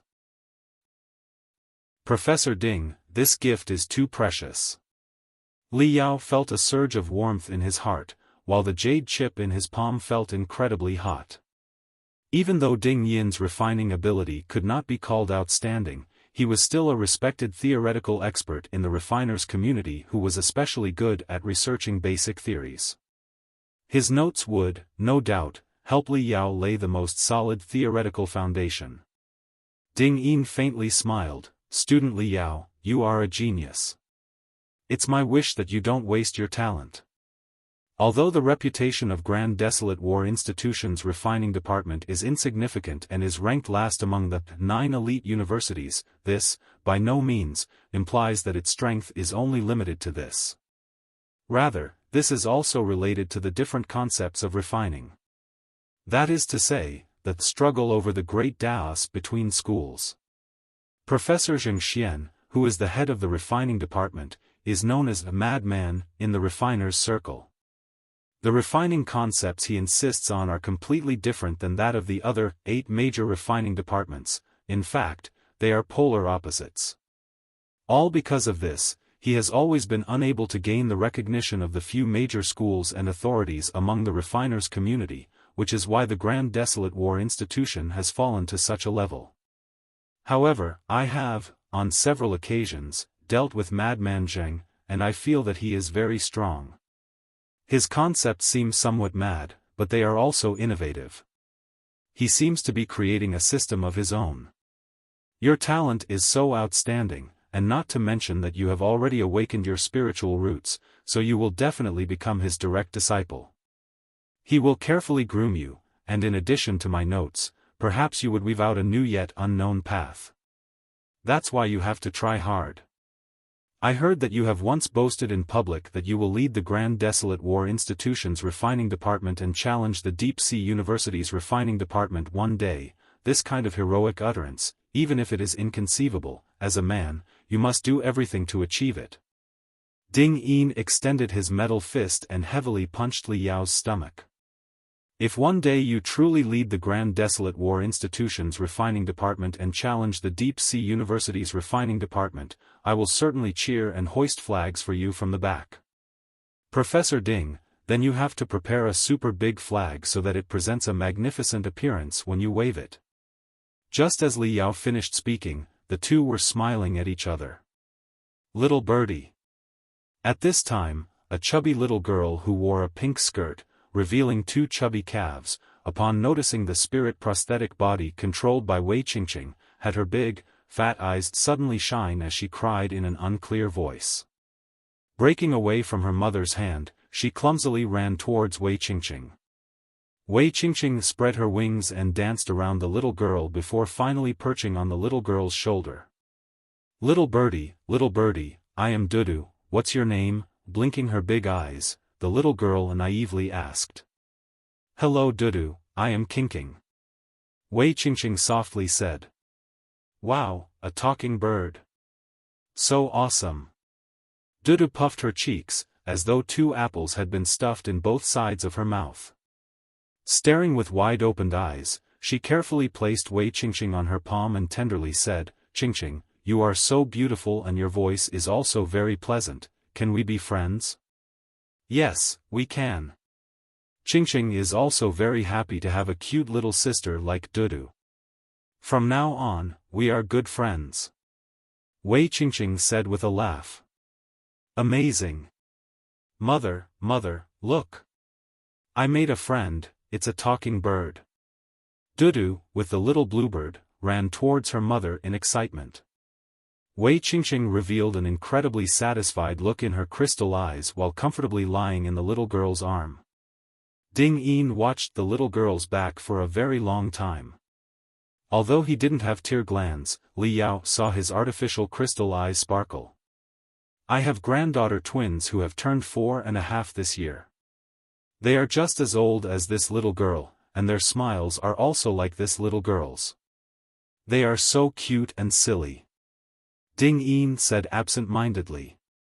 Suddenly, he changed the subject. Student Li Yao, before we part, I want to tell you a secret. To tell you the truth, on the crystal train, I wasn't willing to come forward. I was the same as Jiang Tao. In my heart, I had tens of thousands of reasons to retreat. However, in the end, I was not the same as Jiang Tao. He is just a student, a nameless newbie. Even if he badmouths us, it is not a big deal. However, I am different. I can be considered to be a slightly reputed scholar in the refiners' community, and I am also an elder of the Hidden God Valley. I have countless eyes pointed at me. The moment I flee instead of fighting, it would turn into a big scandal, and I don't know how I would become an upright person in the future. That's why, even though I was not so willing to go forward, I still forcibly mustered up my courage and came forward, only to turn into a spectral cultivator in the end. From the moment I was dead, I was also like Jiang Tao. Countless times, I have asked myself one question: was it worth it? Was it worth it to sacrifice myself for a couple thousand ordinary citizen whom I don't even know? Was it worth it for me to combust my life, smash my spirit, and forever live in this metal box? Was it worth it for me to be unable to be an ordinary husband, a father, and a grandfather? Until this moment, this question had always been lingering in my mind and had remained unanswered. However, after I saw the cute smile on Dudu's face, I found the answer. It was worth it, it was totally worth it. If someday, my granddaughter twins encounter a similar danger, I believe that there would be someone like me who would come forward to protect them, so that a carefree smile remains on their faces and they could live happily. I firmly believe this. The crystal train gradually started moving, and soon, it left the endless army green tents behind, replacing the scenery with a desolate desert that seemed to have no end. This time, on the train, a single compartment had been allotted for Li Yao in accordance with the standard of the class, 1 Federation Disabled Servicemen. Li Yao didn't refuse. He very much needed to be alone to comfortably sink into the depths of his neural field and assimilate Yezi's memory fragments. He could not wait to know whether there were any wonderful changes in his ability to assimilate memory fragments after he had awakened his spiritual root and advanced to a cultivator. Locking the door, Li Yao laid down on the bed as he breathed evenly. The gap between each breath grew longer and longer, and soon, his soul heavily sunk into the depths of his neural field where the glittering tree of memories grew slowly. Sure enough, there are some changes. Li Yao's soul shook in astonishment. At the central part of the tree of memories, which used to be pitch black, a few dozen leaves began to light up one by one and turned into memory fragments that could be assimilated. In accordance with the former step-by-step assimilating speed, he was still far from lighting the memory fragments of this part. He had never dreamt that along with his advancement to a cultivator, the number of memories he could assimilate would all of a sudden increase. Upon carefully studying for some time, Li Yao discovered that the newly lit memories belonged to the days when Yezi was a refinement stage disciple. Is the lighting of memory fragments dependent on my strength? After I became a refinement stage cultivator, do I have the qualification to assimilate Yezi's memories as a refinement stage cultivator? If so, once I advance to the building foundation stage, will I be able to use Yezi's memories from the days when he was a building foundation stage cultivator? This question could only be slowly answered with time. For the time being, Li Yao put it aside. With a sparkling gaze, he searched through the newly lit memory fragments, and soon, he was able to find the memory of the day which he had always been dreaming about day and night. The memory belonged to the third day after Yezi had become a cultivator. The 100 Smelting Clan's elder had brought the newcomers to the first floor of the 100 Smelting Clan's Heavenly Refining Tower. The Heavenly Refining Tower was one of the most important restricted areas of the 100 Smelting Clan and was also known as the Scriptures Hall in ordinary cultivation sects. The Heavenly Refining Tower had a total of 9 floors, each of which had multitudes of wondrous exercises and techniques, and what's more, it even had a massive amount of refining books and notes that was as vast as the sea. Li Yao cheerfully cried before his soul transformed into a stream of light and entered the memory fragment, finding himself amidst a group of newly advanced, low-level cultivators who were following the 100 Smelting Clan's elder and arriving at the first floor of the mysterious Heavenly Refining Tower. Creak, the giant door of Heavenly Refining Tower gradually opened, revealing a narrow space with a radius of 12 meters before the newly advanced cultivators. But as Li Yao stepped inside, a light gray mist rose around him and separated him from the rest. Whiz. Whiz. Whiz. Whiz. A few dozen dusty bookshelves surprisingly slid over from the gray mist and surrounded Li Yao. Each bookshelf was stacked with low-level cultivation techniques that had been accumulated over the thousands of years by the 100 Smelting Clan. The most sophisticated body refining exercise that was used to help low-level cultivators temper their soul and body. The that was used to master spiritual energy flames and help low-level cultivators control the flames to smelt heaven and earth treasures. The that was intended for refiners to master the basics and had the blueprint of 13 ancient flying swords drawn in addition to the principle and refining method. The that was derived from the illusory hand pickpocketing technique and was especially used to exercise flexibility of the fingers and increase one's hand speed. Every basic cultivation technique made Li Yao's pair of eyes red, his breathing become ragged, and his heart pound like drums. From the bookshelves, he took out and lightly blew up on it, blowing away the dust that had accumulated on it. Then, with his head buried inside the book, he took a long, deep breath. The ancient book had a faint aroma of sandalwood, which made him feel relaxed and happy. It was comfortable to the extreme.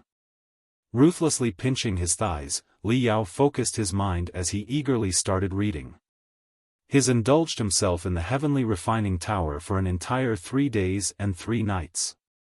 Besides eating and the usual bodily requirements, for every minute and every second, he was assimilating Yezi's memories.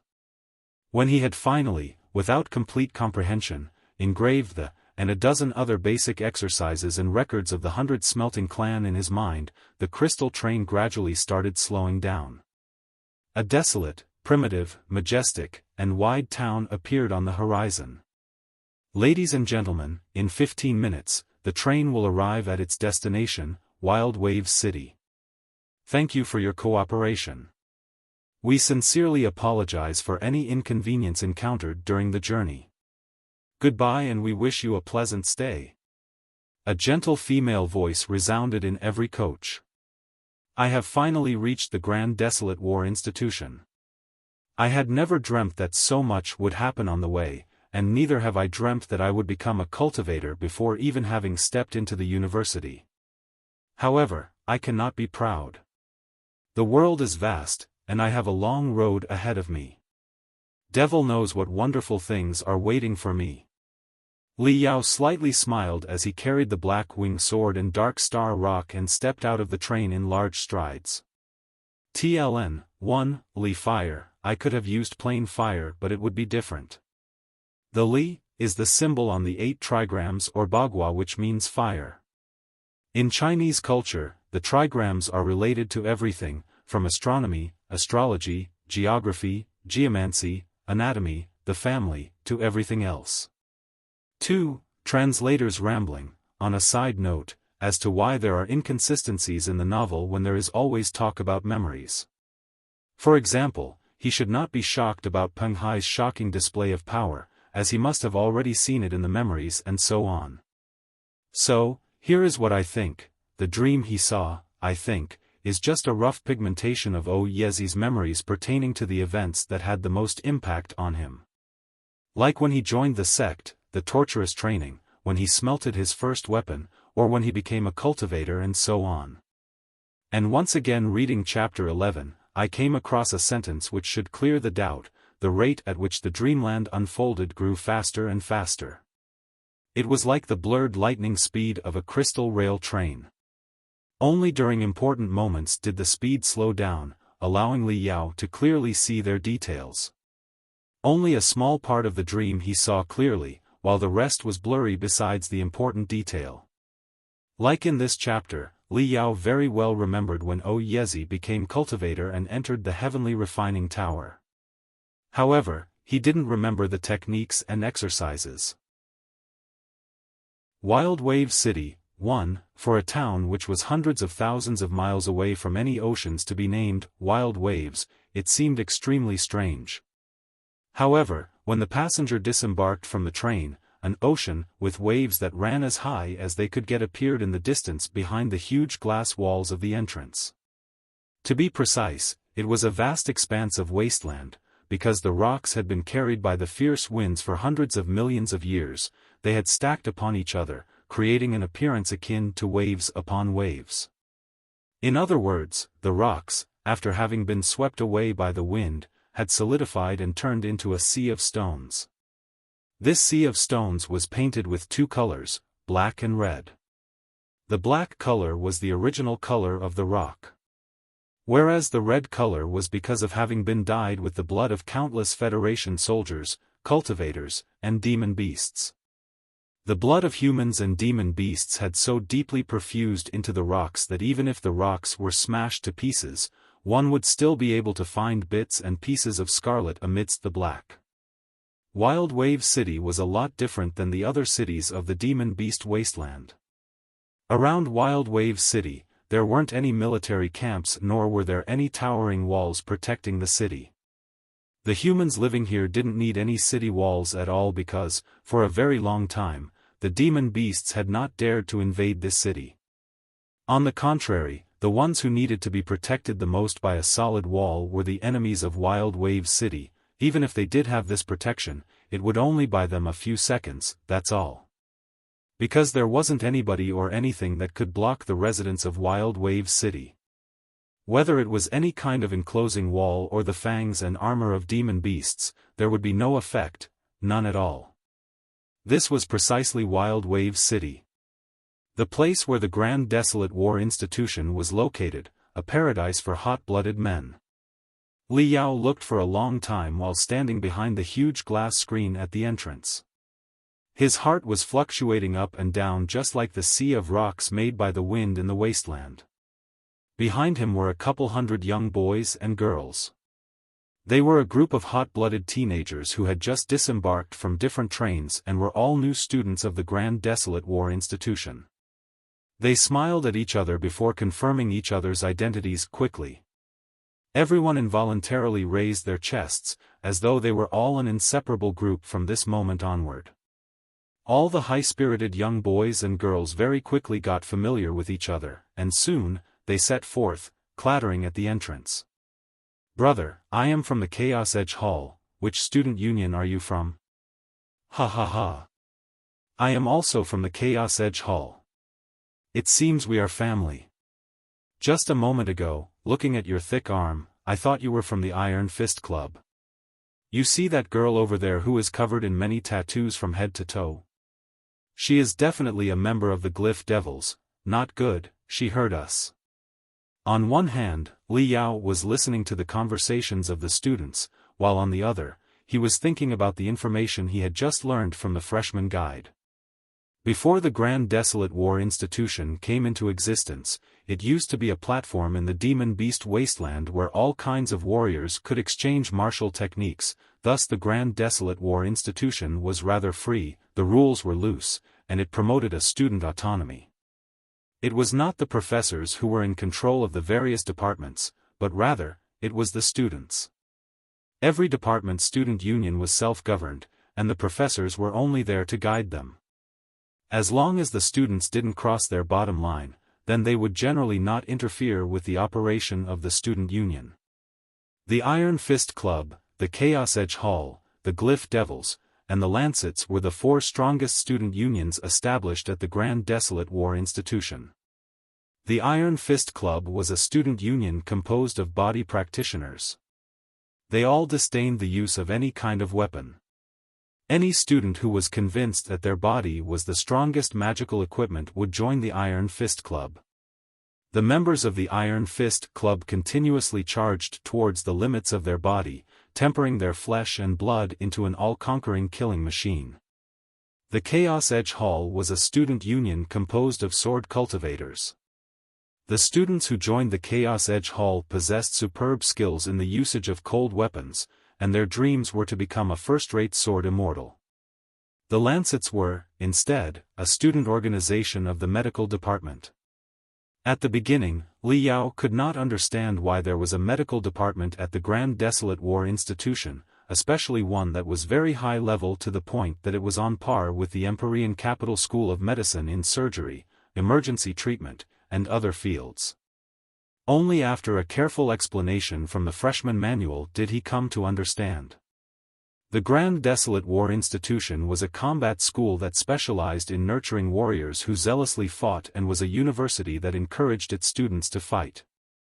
The students would definitely be subjected to all kinds of injuries while fighting, and it would not be strange in the least for them to be injured to the point that their life was hanging by a thread, whether it was the members of the Iron Fist Club or the Chaos Edge Hall. All of them were a bunch of madmen who didn't fear death.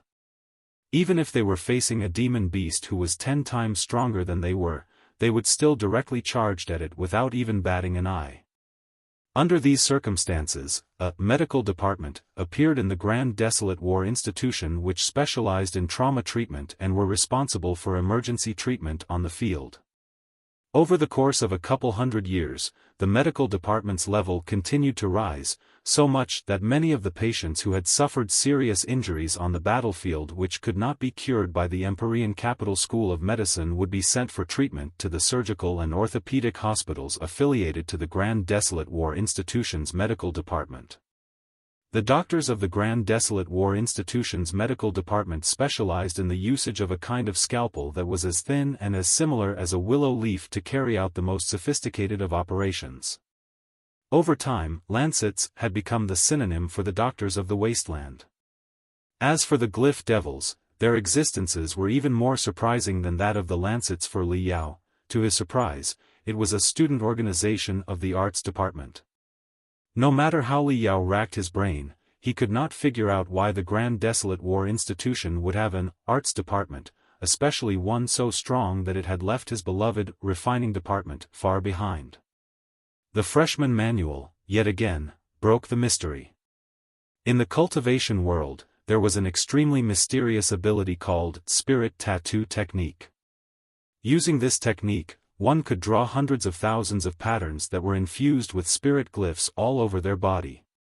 Without even having to cultivate, they would possess a powerful strength. The cultivators who had mastered this kind of ability were revered as spirit tattoo artists. Let's take the most common example. If a spirit tattoo artist had drawn a flame which contained complex fire-type array glyphs on the hand of a cultivator, then when the cultivator punched with that very fist, he could spontaneously mobilize flame spiritual energy and blast it. He simply did not need to form any kinds of seals, chant any spell, or any other triggering conditions. This was just the most common, the most low-level usage of spirit tattoos. A true spirit tattoo master artist could marvelously draw over 100 spirit glyphs in a small tattoo that was no bigger than a square inch. Moreover, it would completely fuse with blood vessels, perfectly integrating the tattoo with its user. You could imagine that the spirit tattoo artists were simply the strongest supporters of the body practitioners. A body practitioner who had spirit tattoos drawn all over his body was absolutely a terrifying existence on the battlefield. Nobody knew what kind of frightening abilities he would come to possess after the tattoo had fused with his body. For instance, the red-eyed officer who Li Yao had met on the crystal train was just a first-level building foundation stage cultivator. In truth, it was absolutely impossible for him to fly hundreds of meters high into the air in the blink of an eye. However, the light wings tattooed on his back by the spirit tattoo artists had allowed him to overdraft his life force and stimulate all the spiritual energy stored in the light wings at the last moments of his life, enabling him to soar into the clouds and launch an incomparably gorgeous strike. The Grand Desolate War Institution's arts department was a place that was dedicated to fostering spirit tattoo artists.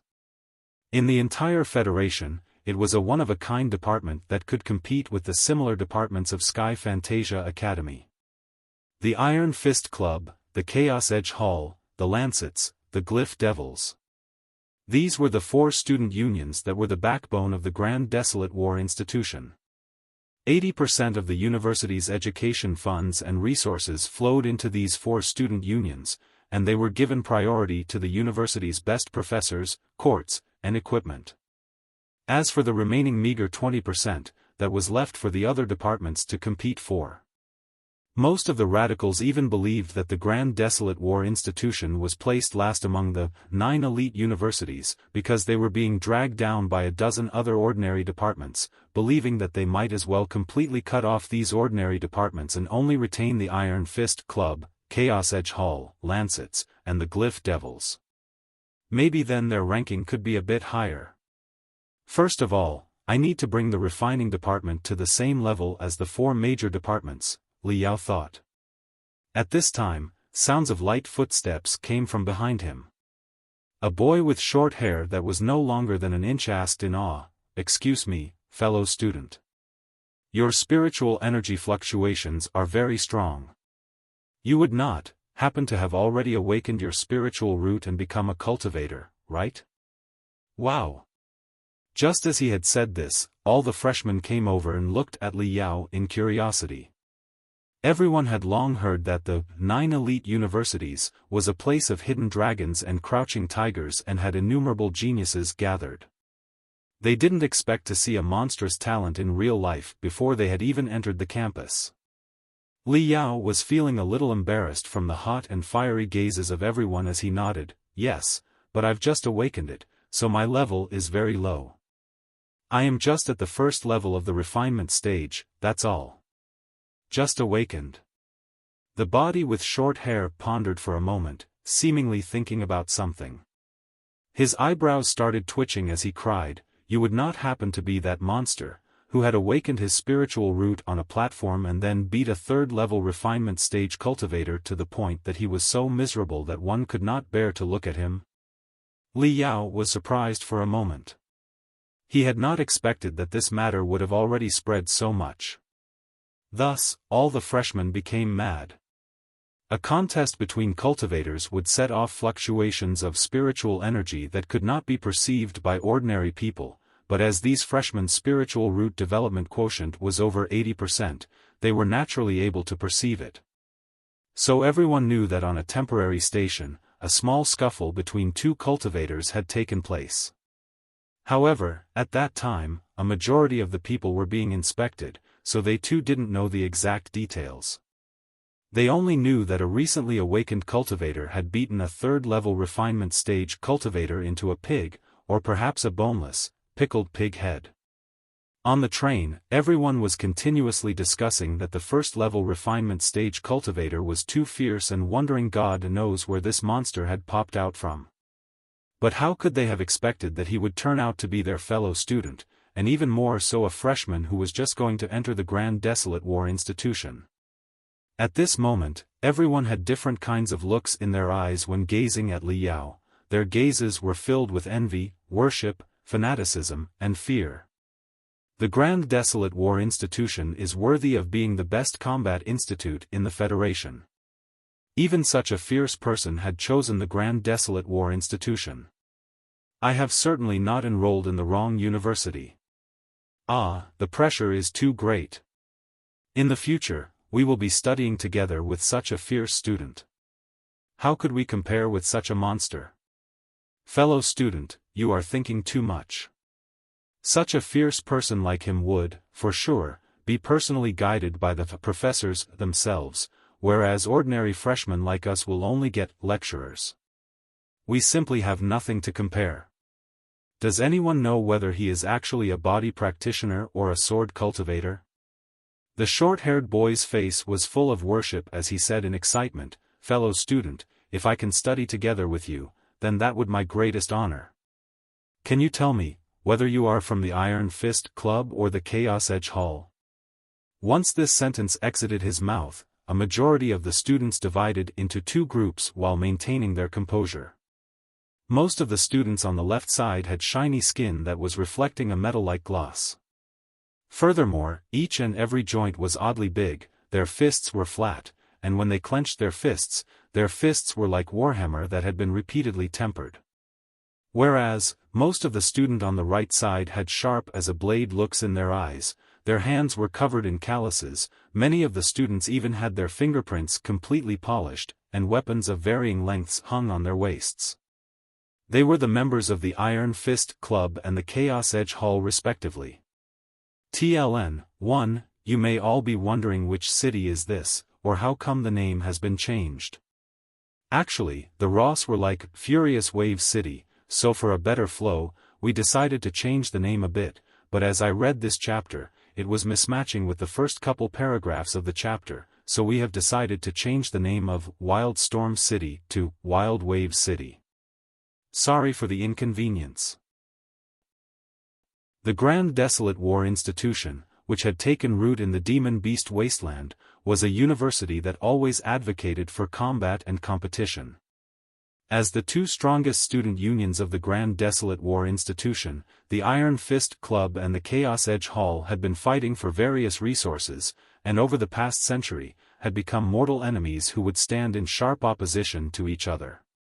Most of the time, the Iron Fist Club had slightly suppressed the Chaos Edge Hall, with the exception of a few decades ago when Fiend Blade Penghai was the president of the Chaos Edge Hall, or as one could also say, when he was the president of the Sword Cultivators Student Union. During those 2 years, the Chaos Edge Hall had suddenly risen to prominence.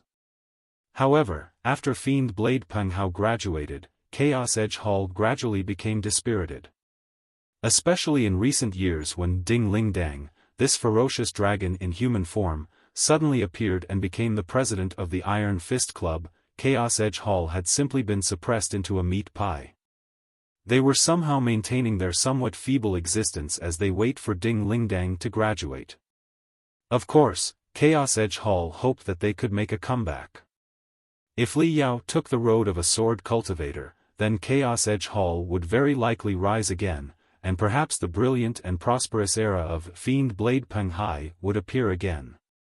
And if Li Yao was a body practitioner, then it goes without saying that for the next couple years, Chaos Edge Hall could perhaps only follow behind the Iron Fist Club's ass and take whatever was left behind. Therefore, all the students were nervous to the extreme as their eyes were completely glued to Li Yao's mouth, holding their breath, waiting for him to answer. Li Yao scratched his head in embarrassment. "Sorry, ladies and gentlemen, I neither belong to the Iron Fist Club nor am I a member of the Chaos Edge Hall. I belong to the Starfire Union." Starfire Union, what's that? Many of the freshmen blinked their eyes. For a long while, they didn't react.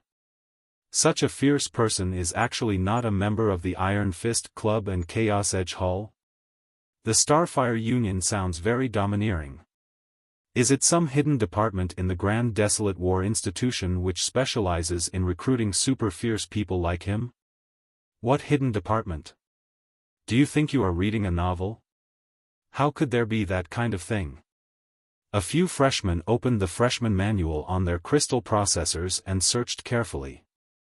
A moment later, they showed an extremely disappointed look, seemingly as if a petrification spell had been cast upon their bodies. What is it? What department does the Starfire Union belong to? A student standing nearby curiously asked. It's the refining department. The refining department that is called the worst department of the Grand Desolate War Institution? Everyone was dumbfounded. Li Yao, already carrying the Dark Star Rock and the Black Wing Sword on his shoulder, walked out of the train station without even waiting for them to ask any more questions, leaving a tall and enigmatic back behind for everyone. The short-haired boy patted the shoulder of the freshman who was as dumb as wooden chicken and said with a sigh, "You don't need to think too much about it. How could we know what goes inside the head of a straight-A student?" On a small square just outside the train station, the atmosphere was extremely cold and oppressive. A dozen groups of people, like an army, stood in an orderly manner, forming up a dozen close-order formations. Wherein, amidst every close-order formation, a big banner fluttered. They all came here to welcome the freshmen into their respective student union. At the front, there was a group of over 100 students whose average height was about 2 meters, with skin that exuded a metal-like gloss and eyes that were brimming with radiating vigor, much like countless glittering stars.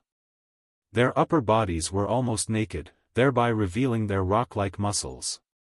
Most of them wore a set of thick armor, the majority of which was laden with bloodstains, weaved from beast skin. They simply looked like barbarians who ate raw flesh and drank the blood of animals. Amidst this group of barbarians, a huge banner, whose flagpole appeared to be made of the dozen-meter-long spine of a huge demon beast, was hoisted.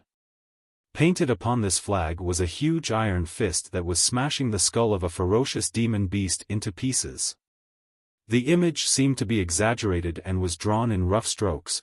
It simply seemed as if a brute and valiant soldier had arbitrarily painted it with his hands, yet it was filled with a majesty that seemed to make everyone's blood boil and even set the onlookers' fists ablaze. This was the battle flag of the Iron Fist Club. A robust, bald giant whose height exceeded 2.3 meters stood upright under the battle flag. Even amidst the group of robust and muscular men, he could be called a crane standing amongst chickens. It was as if a fierce mammoth had suddenly appeared amidst a group of iron-armored rhinos. The giant had a vivid iron fist tattoo engraved on his bald head, and the tattoo was exactly the same as the image on the war flag. Although his entire body was covered in ferocious and grim tattoos, half of his body had been covered by leather armor. The partly hidden, partly visible appearance gave the impression of a ferocious tiger who had camouflaged itself very well slumbering in a jungle, making it even more terrifying. All body practitioners from the combat department gather under the Iron Fist flag. The giant let out a terrifying shout that was just like billowing thunder propagating from the center of the close order formation. He is the president of the Iron Fist Club, Hua Tianxiong, an 11th level refinement stage expert. Rumor has it that by the virtue of the cultivation exercise he cultivates, the tattoo at the top of his head can be triggered once his anger rushes to his head, allowing his strength to soar to the peak of the 13th level refinement stage and maintaining it for a dozen seconds. Such frightening strength is second only to the last president of the Iron Fist Club, Ding Lingdang. If we follow such a fierce person, we can definitely get a lot of the resources allocated by the school. Let's go. The eyes of a dozen or so freshmen who had chosen the combat department's body practitioner department lit up with pleasure as they sprinted along the road and joined the ranks of the Iron Fist Club. At the same time, a cold sound which seemed like the one coming from a poisonous snake also rang in ears of the freshmen. All the freshmen who have chosen the Sword Cultivator department, likewise, gather under the Chaos Edge Hall's war flag. This voice sounded a lot different than the earth-shattering roar of Hua Tianxiong. It was like the voice of a monarch which did not seem to linger for too long and was like a fleeting glare of a sharp blade. Li Yao gathered all his attention as his 5 senses, like a tide, spread open, and only then did he find an ordinary young man, who had a pale complexion and a slight hunchback figure, standing amidst a group of 100 people that was right behind the Iron Fist Club.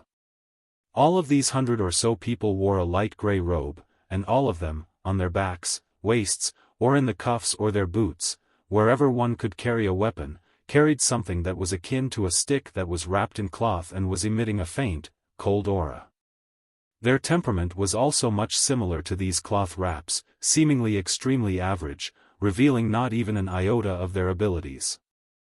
However, only their eyes seemed to be occasionally twinkling like the stars in a manner akin to the naked edge of a sharp blade, making everyone shudder. This slightly hunchback young man made Li Yao feel terribly cold. Just one glance at him and Li Yao felt like he had fallen into a cave of ice as he felt a slight sting coming from his bone marrow. He is Su Gu, the president of the Chaos Edge Hall, an 11th level refinement stage sword cultivator. He is going to be our boss for the next few years. Let's behave neatly so that we leave a good impression on him. A dozen or so freshmen who had chosen to become sword cultivators walked with heads held high and chest out as they joined the ranks of the Chaos Edge Hall. Behind the Iron Fist Club and the Chaos Edge Hall were the Glyph Devils and the Lancets. The member of Lancets were medical students, and a white coat was their standard uniform. However, it was different than the ordinary white coats. The white coats they wore had a vivid bloody skeleton embroidered upon it. Amidst the fierce gales, the jaws of the bloody skeleton seemed to be laughing at death. The members of the Glyph Devils, instead, wore an airtight robe that only revealed their face, which was completely engraved with tattoos. They were like colorful chameleons who were hiding their true appearance.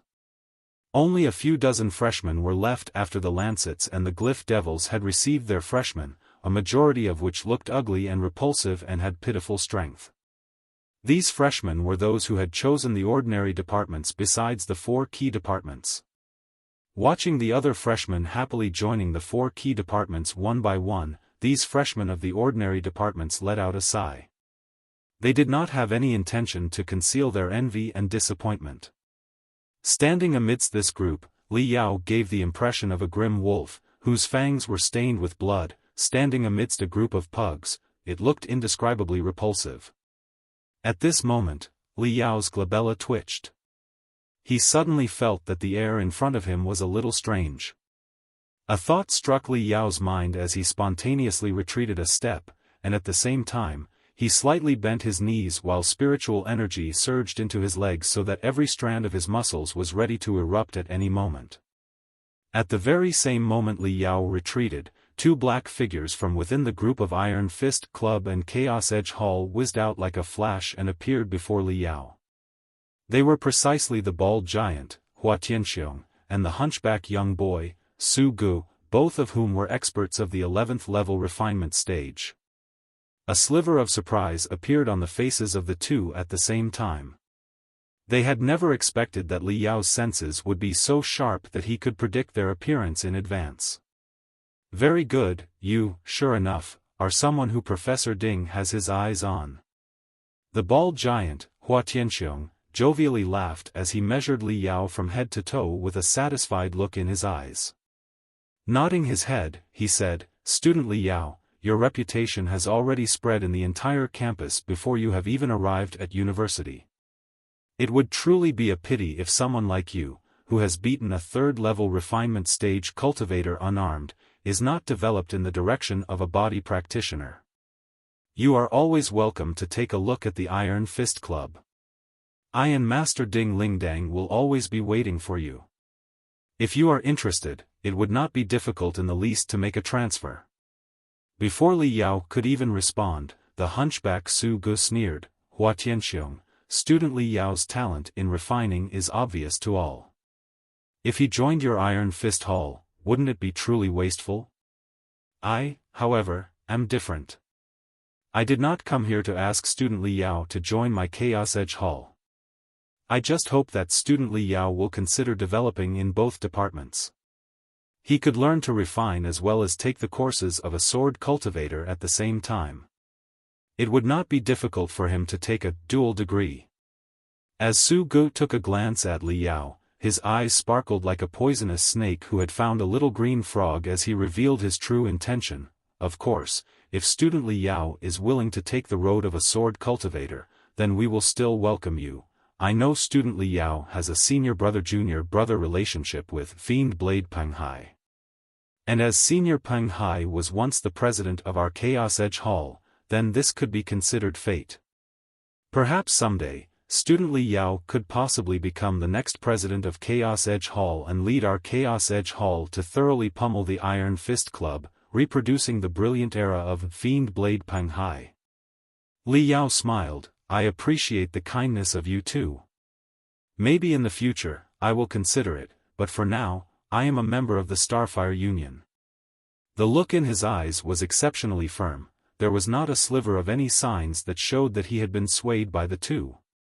Hua Tianxiong and Su Gu glanced at each other as both of them smiled at the same time. Hua Tianxiong frankly said, "All right." We knew student Li Yao would not be so easily convinced. Su Gu opened his mouth as he said, "However, once you study in the refining department for some time, you will then come to realize the difference between the resources allocated to the ordinary departments and the ones allocated to the 4 major departments. It is totally different, your talent will be completely wasted in the refining department." Hua Tianxiong continued, "At that time, if you change your mind, please come to the Iron Fist Club at once. Whatever your conditions are, we will accept your transfer application anytime. The same goes for us. The doors of our Chaos Edge Hall is always open to student Li Yao. Please go ahead." The 2 student union presidents cupped their hands above their chest before returning to their respective group. The Chaos Edge Hall and the Iron Fist Club, like 2 well-trained army troops, silently withdrew from the wide field. Li Yao continued going forward, searching for the flag of the Starfire Union. TLN, "Hi guys, sorry for the missing chapter on Saturday. I was all day out on Friday, which made me completely exhausted to even do anything. I just jumped right into my bed and slept like a log. The missed chapter will be either released by this evening or there will be a dual release on Monday. Thank you and sorry for the inconvenience." Chapter 129 We Are Unorthodox. The wide field which was just bustling with freshmen a moment ago had, very soon, turned desolate, as the freshmen continued to leave with their respective student union, leaving Li Yao along with 7 to 8 freshmen behind. Apart from Li Yao, every one of them had a frown on their foreheads as a sigh of despair left their lips. All of them were the freshmen of the refining department. Oh!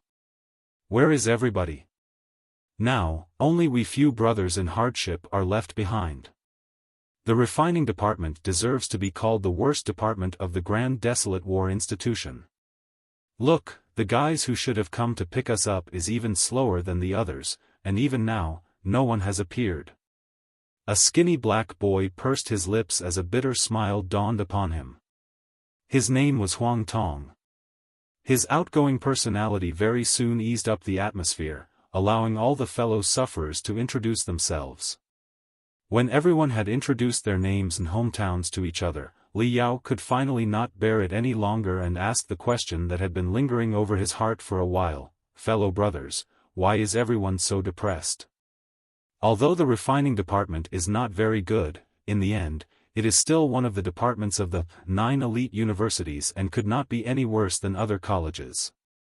After graduating, it is guaranteed that we will find a job, so what is it that's making you all so depressed? Once he said this, everyone looked at each other before all of them looked at Li Yao with an incredibly strange gaze. Li Yao felt goosebumps all over his body from their gazes and asked in surprise, "Did I say anything wrong?" A mischievous smile crept on Huang Tong's face. "Fellow student Li Yao, it seems that when you were filling in the matriculation form, you definitely were not well informed about Grand Desolate War Institution's refining department."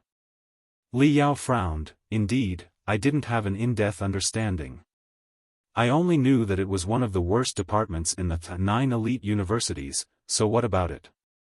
At most, the level of the university can be a bit low, but as long as we try hard, won't we become successful? Like the old saying goes, the master teaches the trade, but the perfection of the apprentice's skill depends on his own efforts." Huang Tong let a long sigh and said, "Now we know that you definitely didn't have any in-depth knowledge regarding the Grand Desolate War Institution's refining department. Otherwise, how could someone like you, who had topped the college entrance examination in his city, willingly walk into this quagmire?" "Quagmire? I don't understand." "Well, let me tell you, student Li Yao. The biggest problem of Grand Desolate War Institution's refining department is not that its standard of teaching is low, but rather, the refining ideology is simply different than the mainstream in the refiners' community today. The Grand Desolate War Institution's refining department follows a non-mainstream view. If we use the words of the ancient cultivation era 40 millenniums ago, then in the of mainstream refiners, the Grand Desolate War Institution's refining department is an unorthodox school. Unorthodox, is it that serious? Li Yao was taken by surprise. Huang Tong nodded and said, "It is even more serious than you can imagine. It is on a level that it could even spark a struggle over the Great Daos." Struggle over the Great Daos? A frown appeared on Li Yao's forehead. It seemed it was very likely to be true, as Ding Yin too had said the same. He recalled the conflict that was aroused between the professor of the Star Nebula University and the professor of the Federation's first military college on the distant expanse. A debate over the nature of spiritual energy had sparked a struggle over the Great Tao, and the two were not far away from taking it to a field. If a large crowd and numerous onlookers weren't present at that moment, then they truly might have fought over it and may even have tried to take each other's life. Zheng Dongming had also explained to Li Yao that cultivators are precisely the people who pursued the truth, and that every cultivator was unusually stubborn when upholding their own ideology. Even if it was a cultivator who had a moderate temperament, once he was entangled in a struggle over the Great Tao, he would not show any restraints nor any compromise. Either the enemy believes his truth, or he would keep fighting until one of them ends up dead. The truth was the foundation of a cultivator, whereas the struggle over the Great Tao was the biggest war for a cultivator. It was even more serious than the war with demons and devils, and there was no room for compromise. How does the mainstream ideology and the truth believed by the Grand Desolate War Institution's refining department differ? How could it even reach the level that it could spark a struggle over the Great Daos? Li Yao was truly having a difficult time understanding this. Huang Tong let out a dry cough and explained, the so-called struggle over the Great Daos, to be precise, is a dispute between the elites and the grassroots. The Deep Sea University, as the representative of the mainstream refining theory, follows the elite line. They believe that the more complex and compact the structure of a magical equipment is, then the more powerful and better it would be. As for the production cost of refining such magical equipment, it would be too high. The complex nature of the structure also increases the failure rate. Meanwhile, the requirements to equip such magical equipment became more and more demanding. These problems for the mainstream refining theory seemed small and were all insignificant. In accordance with this ideology, the deciding point for winning a war rested on high-level cultivators. That's why they do not hesitate to refine such powerful magical equipment at a high cost for core formation stage experts and nascent soul stage old devils. At most, they would only refine a few ordinary magical equipment for the building foundation stage cultivators to use. As for refinement stage cultivators and ordinary soldiers, it was believed that they are unable to affect the overall situation, and hence they were not worth the effort. The refiners don't even pay a bit of attention to them. This is the general view of the refiners community today. A vast majority of universities and refining sects also thinks the same. Whereas, our institute's refining department might be the only exception. As our institute originally rose to prominence from grassroots, special attention is paid to the battle force of low-level cultivators and ordinary soldiers. According to the grassroots ideology, the deciding point for winning a war does not rest upon high-level cultivators. On the contrary, a sea of low-level cultivators and ordinary soldiers are the most crucial for winning a war. So long as hundreds of thousands of refinement stage cultivators and ordinary soldiers are equipped with adequate magical equipment, even a nascent soul stage old devil could similarly be pummeled to the ground under the attacks of tens of thousands of refinement stage cultivators, much like many ants biting an elephant to death. From this point of view, the deciding factor for the standard of a magical equipment quality is obviously not its power. For them, low production cost, simple structure, stable performance, resilience, and ease of repair were the key factors of the magical equipment. Instead of using heaven and earth treasures for raw materials, they used ordinary materials so that the equipment could be manufactured en masse on an assembly line. For such magical equipment, anyone could use it, and those from this point of view believe that this is what constitutes an undoubtedly good magical equipment. You see, the elites and grassroots refining ideologies are polar opposites. It's the most typical case of struggle over the great Tai'e. At present, the elites in the refiners' community are those who follow the mainstream ideology. 90% of the refiners belongs to elites, while we, the grassroots, are regarded as ignorant barbarians. The magical equipment refined by the grassroots are even ridiculed to the point that they are even called fire plows and lumps of iron. The magical equipment refined by the grassroots are not even regarded as true magical equipment. The person who could carry the grassroots on his shoulder is precisely the head of department of our department, Professor Mo Xian. He almost single-handedly picked up the flag of the entire grassroots faction and adhered to the ideology of refining magical equipment for low-level cultivators and ordinary people. For the past few decades, he had never wavered, and that's why he also got the moniker Madman in the refiners' community. The mainstream refiners community very much despises the students of Mo. After we graduate, it is almost impossible for us to find a good job in the mainstream refiners community. The top 500 sects in the Federation even refuse to recruit the graduates of the Grand Desolate War Institution's refining department. We can only go to some small sects or go to the army in the grassroots troop and do the most basic refining work. In short, our future is bleak. The aforementioned is precisely the struggle over the great Tao in the refiners' community. As long as anyone had a deeper understanding of this, no one would ever apply to the Grand Desolate War Institution's refining department. Take me for example. Even in my dreams, I have never dreamt of studying refining. My first choice was actually the path of the combat department's sword cultivator. However, I chose to abide by the allocation, and as my score was not enough to become sword cultivator, I was transferred to the refining department. I did not want to come, but as I have already repeated 2 years, I really did not want to repeat for the 3rd time and become a 15th grader. Wouldn't that be too much of a disgrace? I had no alternative but to pinch my nose and come here. This statement of Huang Tong had garnered the sympathy of all the freshmen as everybody burst into a lively discussion. Same here. I also did not want to study some damn refining. It was my father who forced me to come.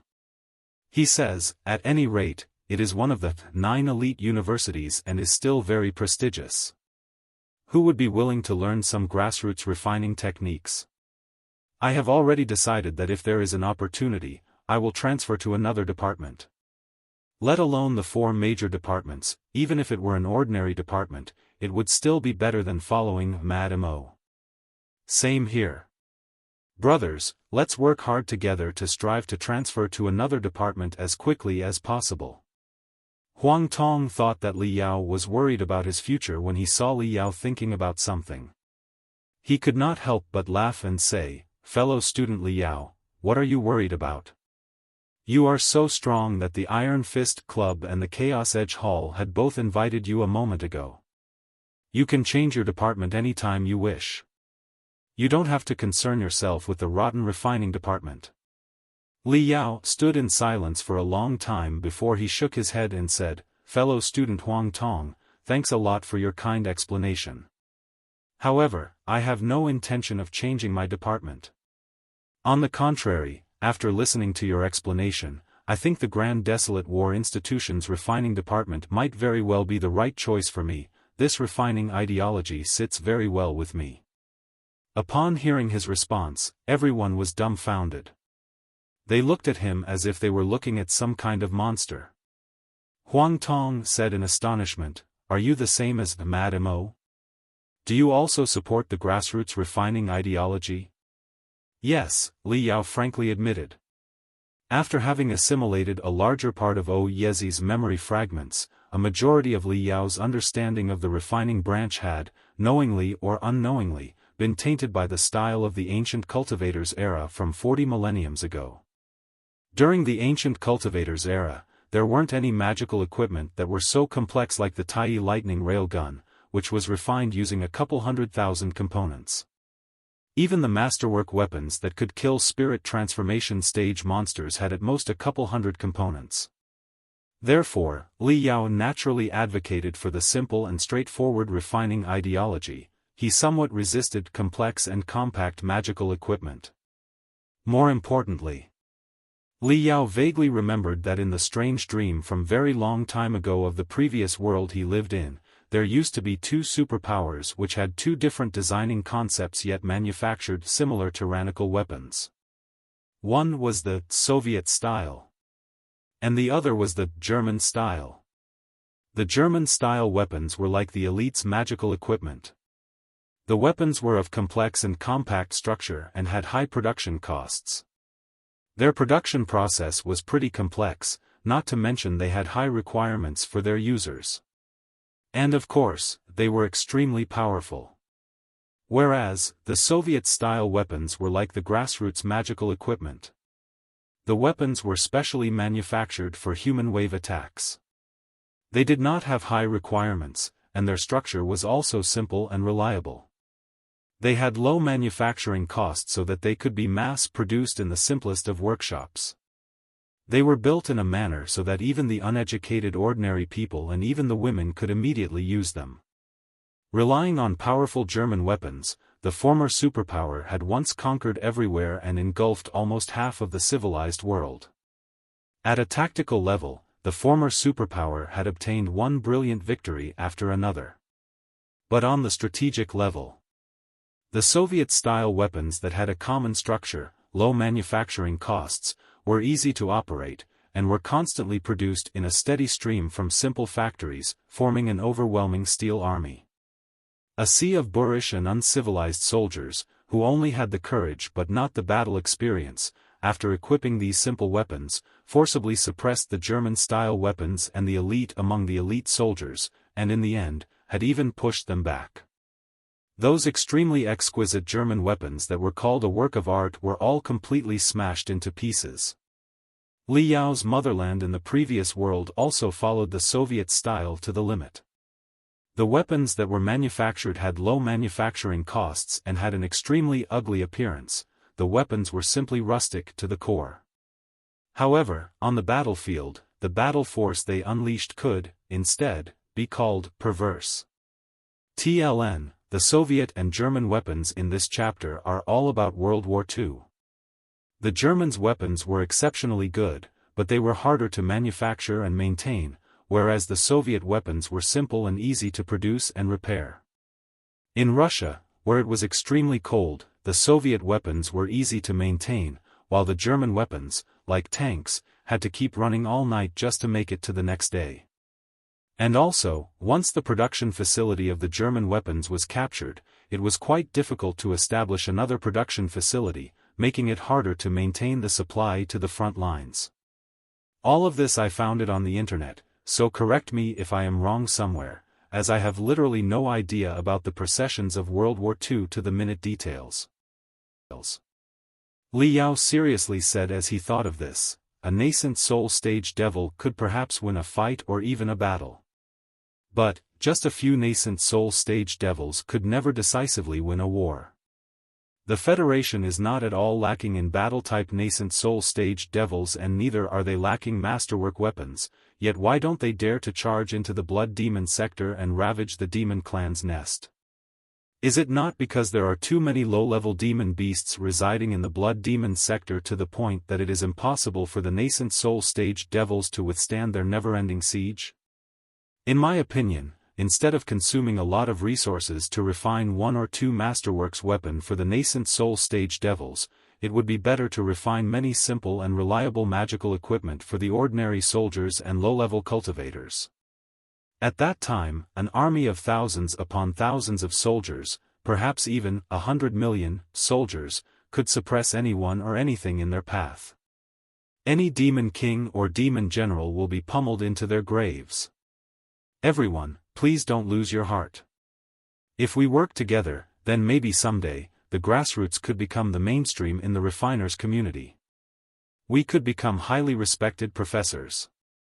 Li Yao chuckled as he pointed at the horizon and said, "Look, the members of the Starfire Union are here." Everyone turned their gaze towards the horizon as a huge, round flying shuttle flying in the clear blue sky appeared in their vision.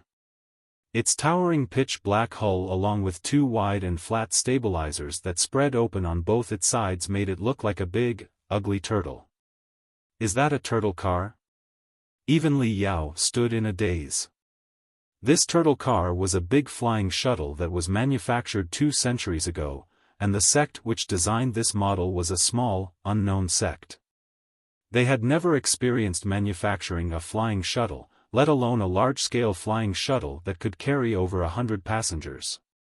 Because they were unable to resolve the issues in some of the most crucial components, the flying shuttle that came out, in the end, looked very ugly, especially because the 2 stabilizers on both of its sides, which were added to resolve the stability issue, very much resembled the 4 feet of a turtle. Looking from afar, it gave the impression of a giant turtle crawling in the sky. Because of this, the flying shuttle had been named Turtle Car. The Turtle Car, in the history of flying shuttles, was a classic. Because its shape was truly horrible, in countless textbooks, it had become a negative example. Li Yao had seen it in many textbooks and classic car magazines, however, this was the first time he had laid his eyes upon the real thing. He felt that it was uglier than he had even imagined. This turtle car had a history of almost 200 years and seemed as if it would fall apart at any moment. When it flew over everyone's head, everyone came to hear a creak-creak noises, making everyone feel that it would fall apart into its basic components at a moment's notice.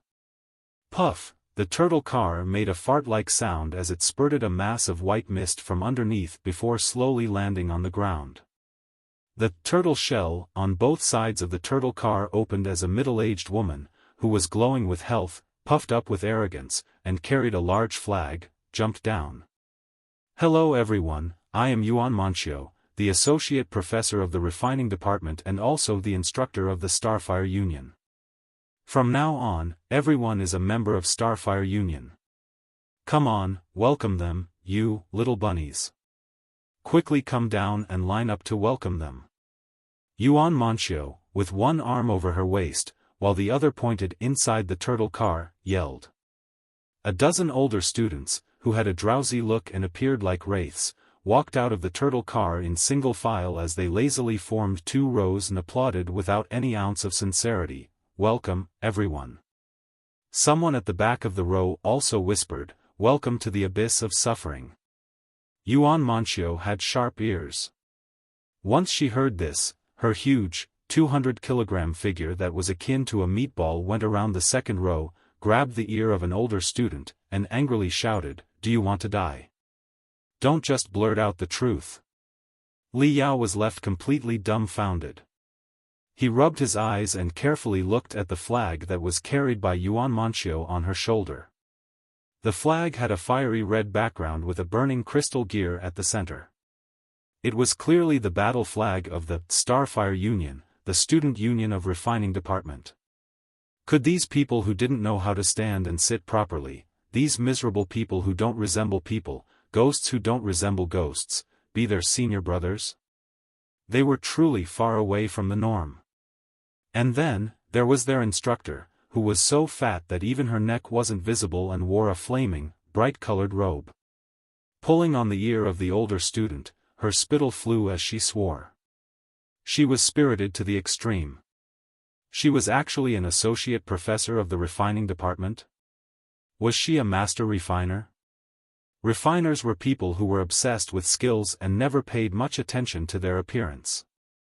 For example, Ding Yin was a simple, bald middle-aged man. However, their temperament was still very refined.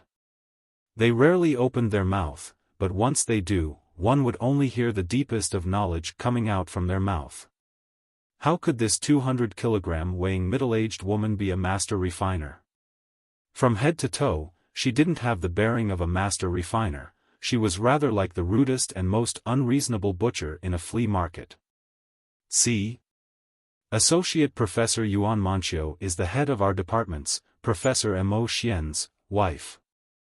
Rumor has it that a couple decades ago, she was the most outstanding graduate of Deep Sea University's refining department and was also the beauty of Deep Sea University's refining department, who was hailed as the Deep Sea Goddess.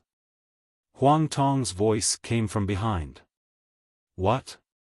She was the beauty of Deep Sea University's refining department, the Deep Sea Goddess? Li Yao's jaw dropped in surprise. That's right. Now, can you see how the Grand Desolate War Institution's refining department destroys people? Even the Deep Sea Goddess has been reduced to this. Once we freshmen join the Starfire Union, it would not even take us half a year before we would look the same as our senior brothers. We too would look like people who don't look like people, ghosts that don't resemble ghosts. That's why you better think about it again and change departments together with us. Huang Tong kindly said. The appearance of Yuan Manchio and their senior brothers made everyone's morale, which had already hit rock bottom, suddenly reach a negative number. Several freshmen looked at each other as a thought to withdraw from the institute and retake the exam hit their head. Yuan Manchio had also discovered that the atmosphere was a little strange. The fat on her sides trembled as she ruthlessly kicked the ass of the older student who had said, "Welcome to the abyss of suffering." Putting a brilliant smile on her face as her facial features overlapped with each other in happiness, she walked toward the front in large strides before giving a bear hug to Li Yao. No, it was not a bear hug. Li Yao was completely suppressed under the mountain of flesh and did not even have enough space to breathe. Welcome, student Li Yao. We have made you wait. Yuan Manchio was a building foundation stage cultivator. Although she was not a battle-type cultivator, her vigorous spiritual energy was not something that Li Yao, who was at the first level of the refinement stage, could contend with. As if she were grabbing a chicken by the neck, she pulled Li Yao forward as she tried to cheer up several freshmen. It seems that everyone is not excited. In fact, you all are somewhat unwilling and reluctant. Not only do you not have confidence in our refining department, but you also feel that the Grand Desolate War Institution's refining department is completely rotten, that you would not learn anything here, and that there is no future, right? Wrong. You are completely wrong. Yuan Manchio shook Li Yao with force as she continued, "Everyone, please look at him.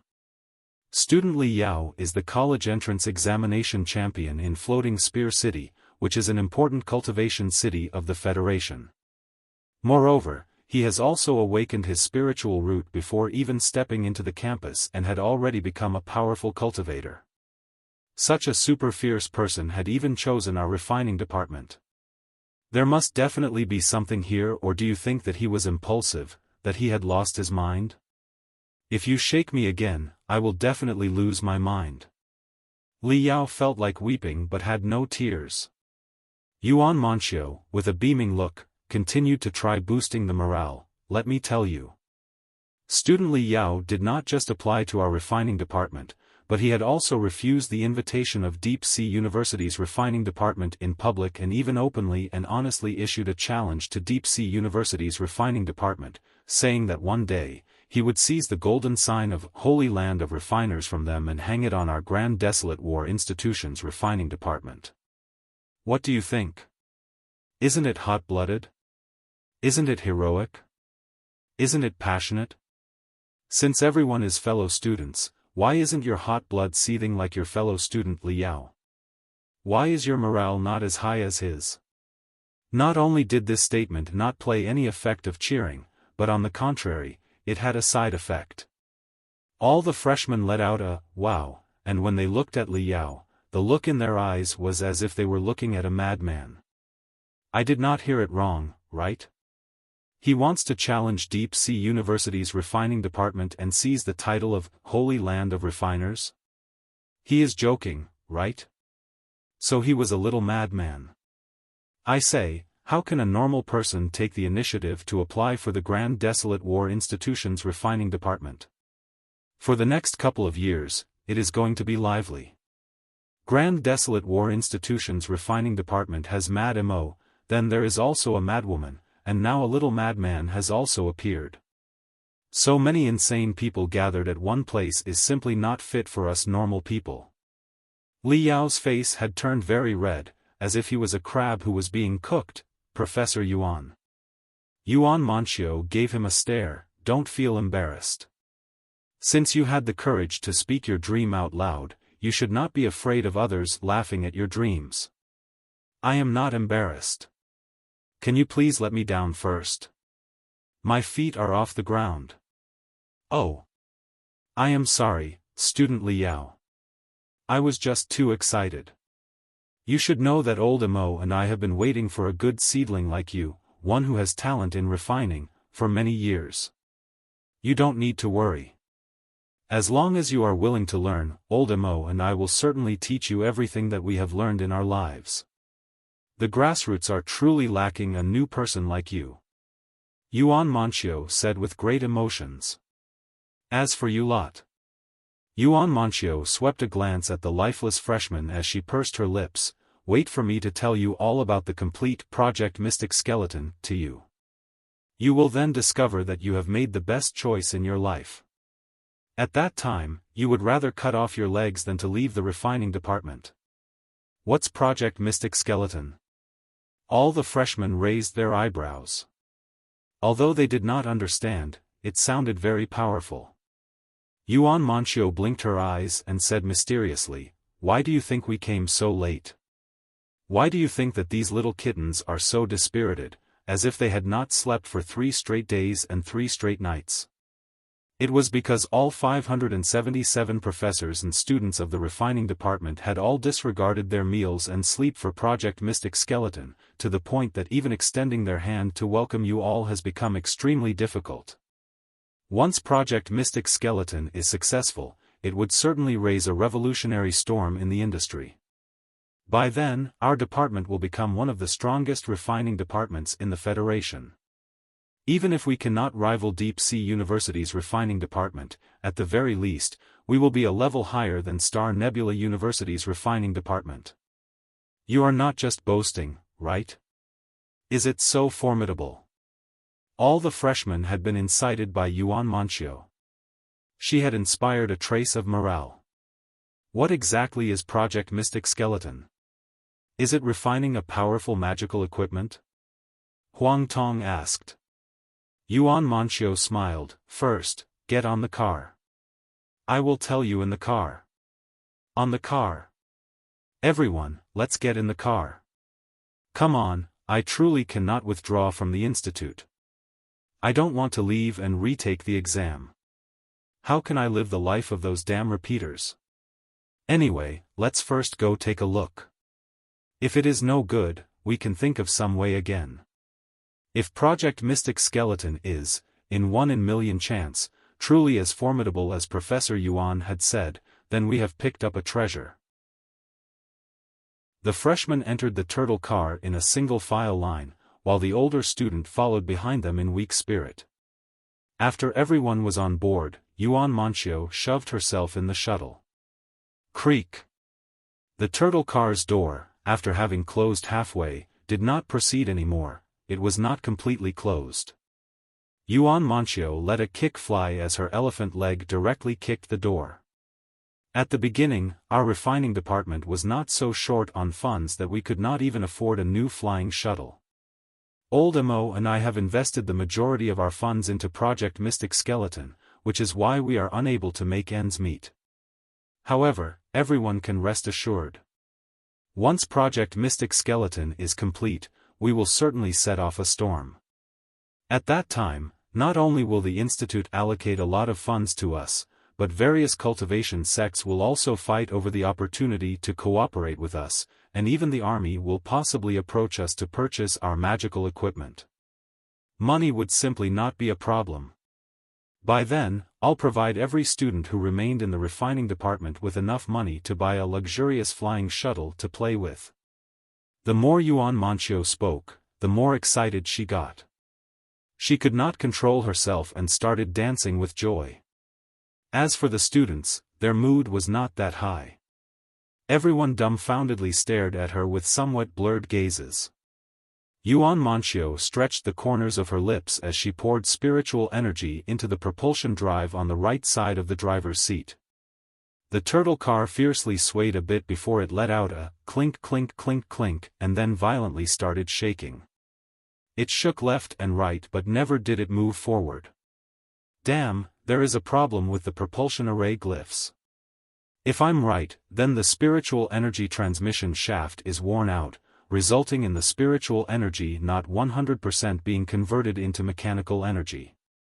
Yuan Manxio muttered a few words, laid down on the floor, and stuck up her big ass as she glued her ear on the hood of the propulsion drive to hear for a while and narrowed her eyes to discern the operating condition of over 100 spirit glyphs inside the propulsion drive.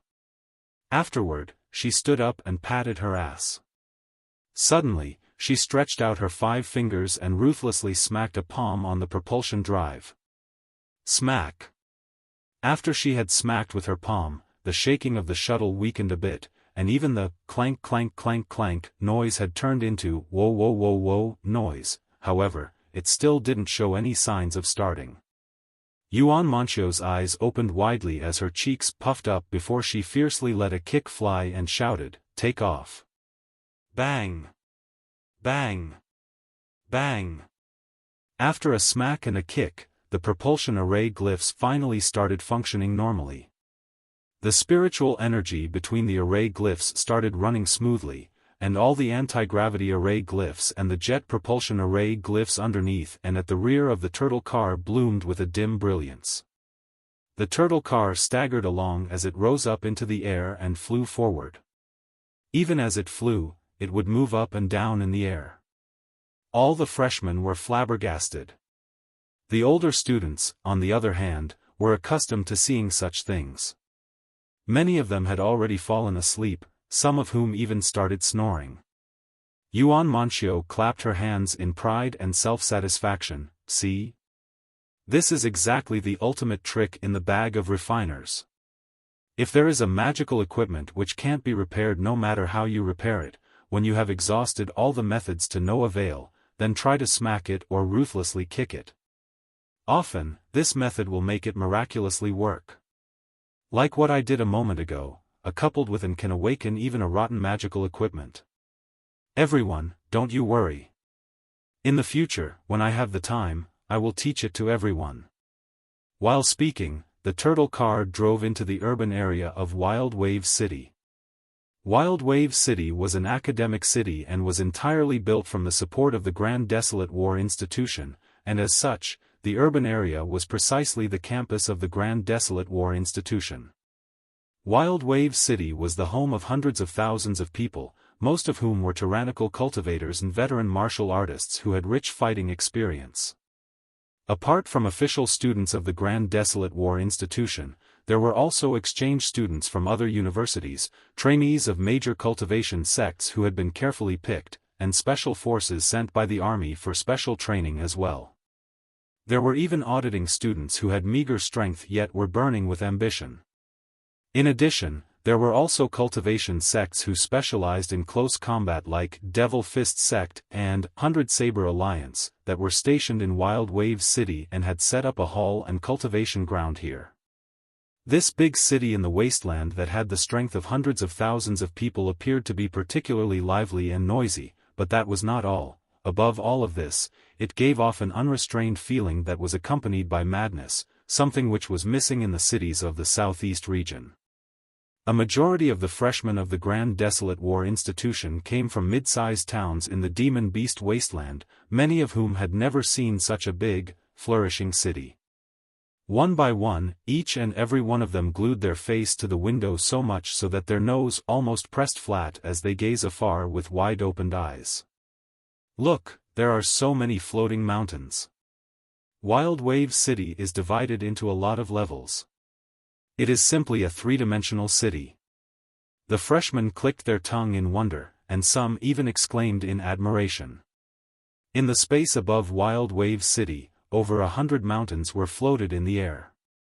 Their anti-gravity array glyphs released a large amount of spiritual energy like tides that even distorted the air, creating ripples one after another, which gave the impression of a world of dreams, as if a paradise had fallen in the world of mortals. Some of these floating mountains retained their oldest form and appeared as if a mountain peak had been uprooted and floated in the air. On their surface, there were pavilions and buildings that had been exquisitely carved and beautifully painted, while streams of water flowed under the small bridges. Waterfalls that were tumbling down these floating mountains sprayed the water everywhere around them, eventually turning into a blurry mist which gave birth to rainbows in no time. Whereas, some of the floating mountains evidently had traces of being artificially constructed, as if they were huge buildings that were floating in the sky. Some were like tall and lofty palaces, some were like ancient and firm pyramids, while others were modeled after modern skyscrapers. There were a few floating mountains which were cast from the purest of metals to give a postmodern style. Like the crystal battleships that roamed between the universe, these floating mountains soared even through the atmospheric layers as they docked in the space over Wild Wave City. A vast majority of these floating mountains were connected using transparent tubes, wherein there were countless capsules-like objects that were moving as swiftly as the wind and lightning. Each of these capsules had a few passengers riding inside as they shuttled between the floating mountains in an astonishing speed. However, most people still chose flying shuttles over the capsules to travel between the floating mountains. Some of the powerful cultivators simply rode their flying swords to travel as their entire bodies were wrapped in colorful streams of light that were constantly releasing a resplendent brilliance, leaving behind a trail of rainbows in the blue curtain of the sky. They were traveling in a free and unrestrained manner.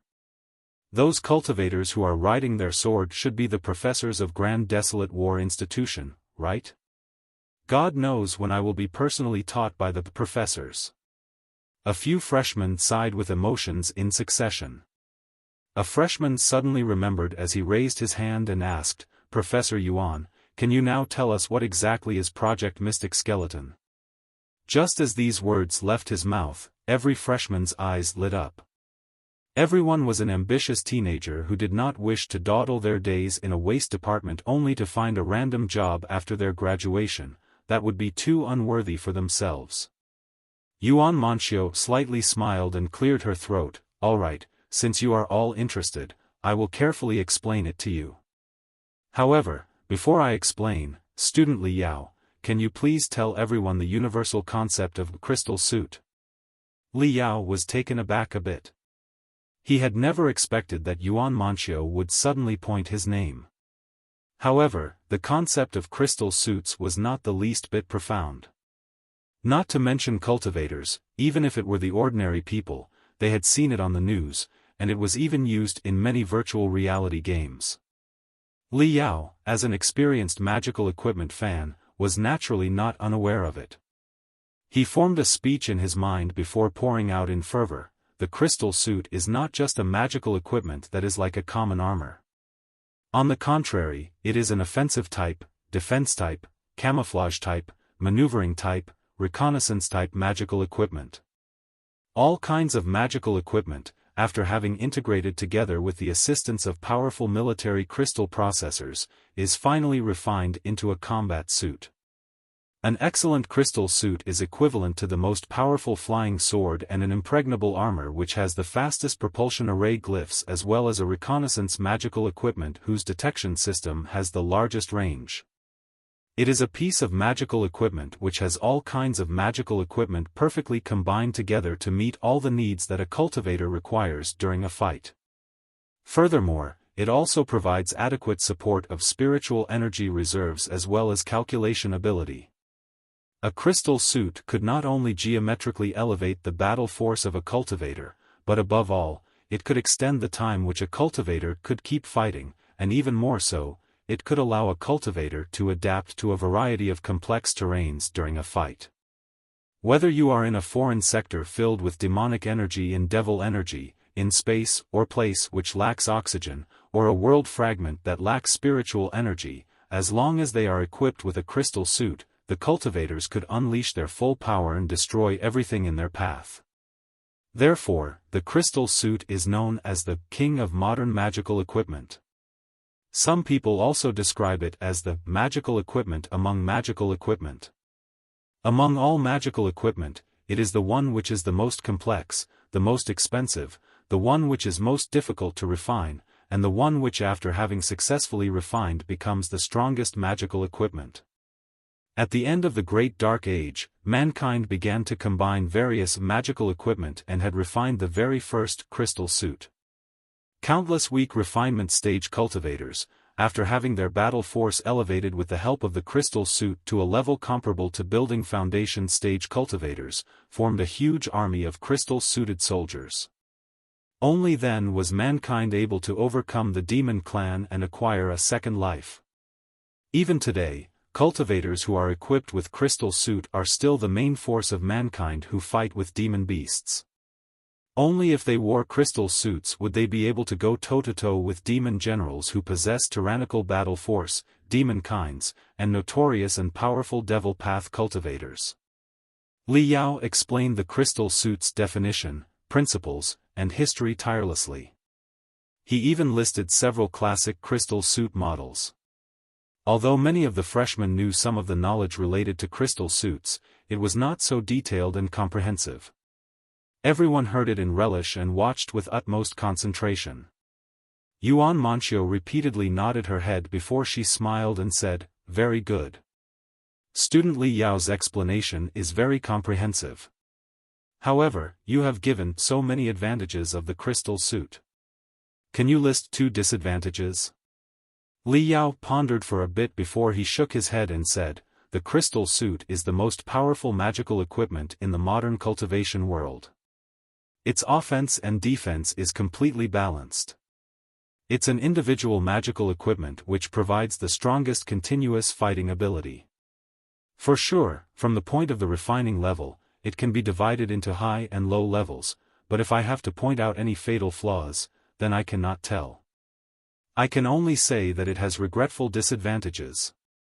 First, the production cost of refining crystal suit is very high. Even a crystal suit of the most common structure would cost at least 500 million, and this is just the basic. If you want to carry a few flying swords, then it would be even more expensive. The refining cost of some of the high-rank crystal suit designed to be equipped by Golden Core stage cultivator or Nascent Soul stage monsters is comparable to a crystal battleship. Furthermore, its maintenance and repair cost is exceedingly high. It is simply a behemoth that swallows gold. Second, in the process of refining a crystal suit, a large number of heaven and earth treasures are consumed. It's one thing that these materials are exorbitant in price, but most importantly, many of its raw materials are very scarce and there is simply no price for them. Even with all the money in the world, one could not buy them. TLN, hi guys, one of you suggested, Mystic Bone sounds nice rather than Profound Skeleton. So we have decided to change the name to Mystic Skeleton. Also, the crystal armor we have sometimes mentioned in the past has been changed to crystal suit.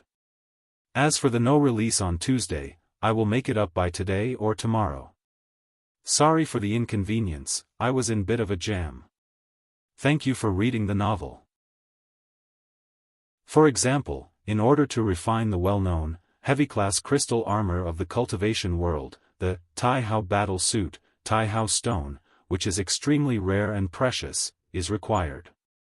This Tai'e stone is a meteorite from outer space and is so rare that it only falls once every 5 centuries in the heaven origin sector. In other words, it is only possible to refine one Tai'e battle suit. If one wants to refine another one, it is absolutely impossible. 1. These 2 points together are the reason that a vast majority of crystal suits are unable to be mass-produced. Crystal suits are scarce in number, and in the battlefield, only the commanders and commandos can wear it. If the price of crystal suits was a little cheaper and its design was a little simpler, thereby reducing the difficulty of refining them by a bit as well as allowing them to be mass-produced and available to every cultivator, the crystal suit army of the Star Sea Imperium era would once again reappear. Not to mention leveling the demon beast Wasteland, even the blood demon sector could be steamrolled all the way. Any demon general or demon king would be swallowed by the mankind's waves of steel one after another. Yuan Manxiu's smile became more and more mysterious. Very good, Student Li Yao. You have completely pointed out the two major problems of refining crystal suits. Anyone who could resolve these two problems, that is to say, a low-priced crystal suit that could be mass-produced, will set off a storm in the industry and even change the face of the entire cultivation world's battling style. After thinking for a moment, Li Yao suddenly came to understood what Yuan Manchio was trying to say. He suddenly jumped up. Is our Grand Desolate War Institution's refining department amidst the process of refining a new crystal suit? One that is low-priced and can be mass-produced? Once these words were out, all the freshmen were in an uproar. Anyone who could be admitted to the 9 elite universities was definitely not a fool. Everyone, very soon, realized that once the Grand Desolate War Institution's refining department was successful in refining crystal suits that could be mass-produced, big waves would set off. Forget the others, just the army would order 3,000 to 5,000 in one breath. No, just 2,000 was enough to produce an astronomical profit, which would be enough to elevate the Grand Desolate War Institution's refining department into one of the strongest refining departments in the Federation. Is it true, Professor Yuan? Even for Deep Sea University's refining department, it is very difficult to refine a crystal suit that could be mass-produced. Can we actually do it? Low price? How low is it? Can it cost less 300 million? Are you not going to use heaven and earth treasures? But many of the key components of crystal suits are very sophisticated. They have special requirements for the tensile strength and spiritual energy conductivity, which only a few heaven and earth treasures could fulfill. Wouldn't ordinary materials simply be unable to bear the load? Wouldn't they just disintegrate once the load is slightly above their limit? A lively discussion burst forth amongst the freshmen. Their faces beamed with delight, and their morale, all of a sudden, pushed through the limit. The lifeless look which was hung on their faces had now completely disappeared. Striking while the iron was hot, Yuan Manchio, wearing a smile on her face, said, "It's true. As early as 20 years ago, when old Mo and I were exploring a vestige in the Wasteland, we inadvertently found a fragment of a jade chip. After a decade or so of analysis, we were finally able to analyze some precious information stored within it and discovered a refining technique to refine a low-level crystal suit from the Star C Imperium era. However, it was incomplete and was missing many of the most crucial steps and procedures." Wow! The eyes of all the freshmen, including Li Yao's, lit up. At the dawn of the Great Dark Age, the greatest and strongest cultivator of mankind, the Emperor, was born and later founded the Star C Imperium across the universe. That period was the peak of mankind's cultivation technologies. There were endless formidable cultivators and tyrannical magical equipment. Unfortunately, during the Armageddon Rebellion, the Emperor's strongest clone, Blood God, after having been corrupted by the extraterrestrial devils, fell to the devil's path. The Emperor's clone became the strongest devil cultivator known as Mad Armageddon, and the cultivation world was raised by the flames of the Second Civil War. Raised by the flames of war for a successive 1,000 years, the Star C Imperium was eventually destroyed, as a result of which various cultivation technologies suffered a disastrous decline. The level of the cultivation civilization regressed by at least 1,000 years. As far as the current Heaven Origin sector was concerned, even a jade chip fragment from the Star C Imperium era was downright a priceless treasure. Yuan Manchio was completely satisfied by the freshman's reaction.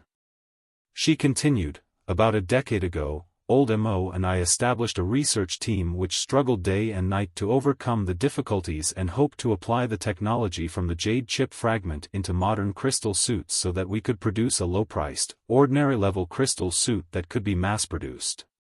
5 years ago, we finally had a breakthrough, so we assembled all the professors and students of the refining department to form a team of refiners and poured all our funds into it. At present, we have already refined a fair share of the key components, and the overall structure is also almost built. The most difficult part of the entire project has already been resolved, reaching a completion rate of over 90%. As long as we put in our efforts, we will soon succeed. Today was the day when we were going to test the most crucial, super-compressed crystal reactor, and as such, all the students and professors of the refining department were gathered in the refining workshop. That's why we neglected you all. However, as long as the crystal reactor is operating perfectly, we will be able to charge the crystal suits with spiritual energy in a steady stream, thereby making the entire project 99% complete. As Old Mo is the leader of the entire project and the one who had first found the jade chip fragment, and also because he and I poured all our funds into the project, we decided to use the Xian character from his name for the project and called this project Project Mystic Skeleton, while the crystal suit that is going to be mass-produced will be called Mystic Skeleton Battle Suit. Our target is to decrease the refining cost of the Mystic Skeleton Battle Suit to be under 100 million. Everyone, I invite you all to take part in the Project Mystic Skeleton and set off a massive storm in the cultivation world, one which will sweep the world. Yuan Manxiu, with her head held high, said proudly. Wow! Once she finished speaking, all the freshmen were finally moved. One after another, it was as if everyone had been injected with energy and were beaming with joy. They were all in high spirits. What was 100 million? The price of some of the top-grade armed flying shuttles, such as the higher versions of the Mystic Bird battle shuttles and the Crimson Flame battle shuttles, were close to 100 million. In addition to its speed being faster, the battle force of such flying shuttles was absolutely higher than that of a crystal suit. Prior to the Mystic Skeleton battle suit, the cheapest crystal suit was worth over 500 million, and that was just a training model.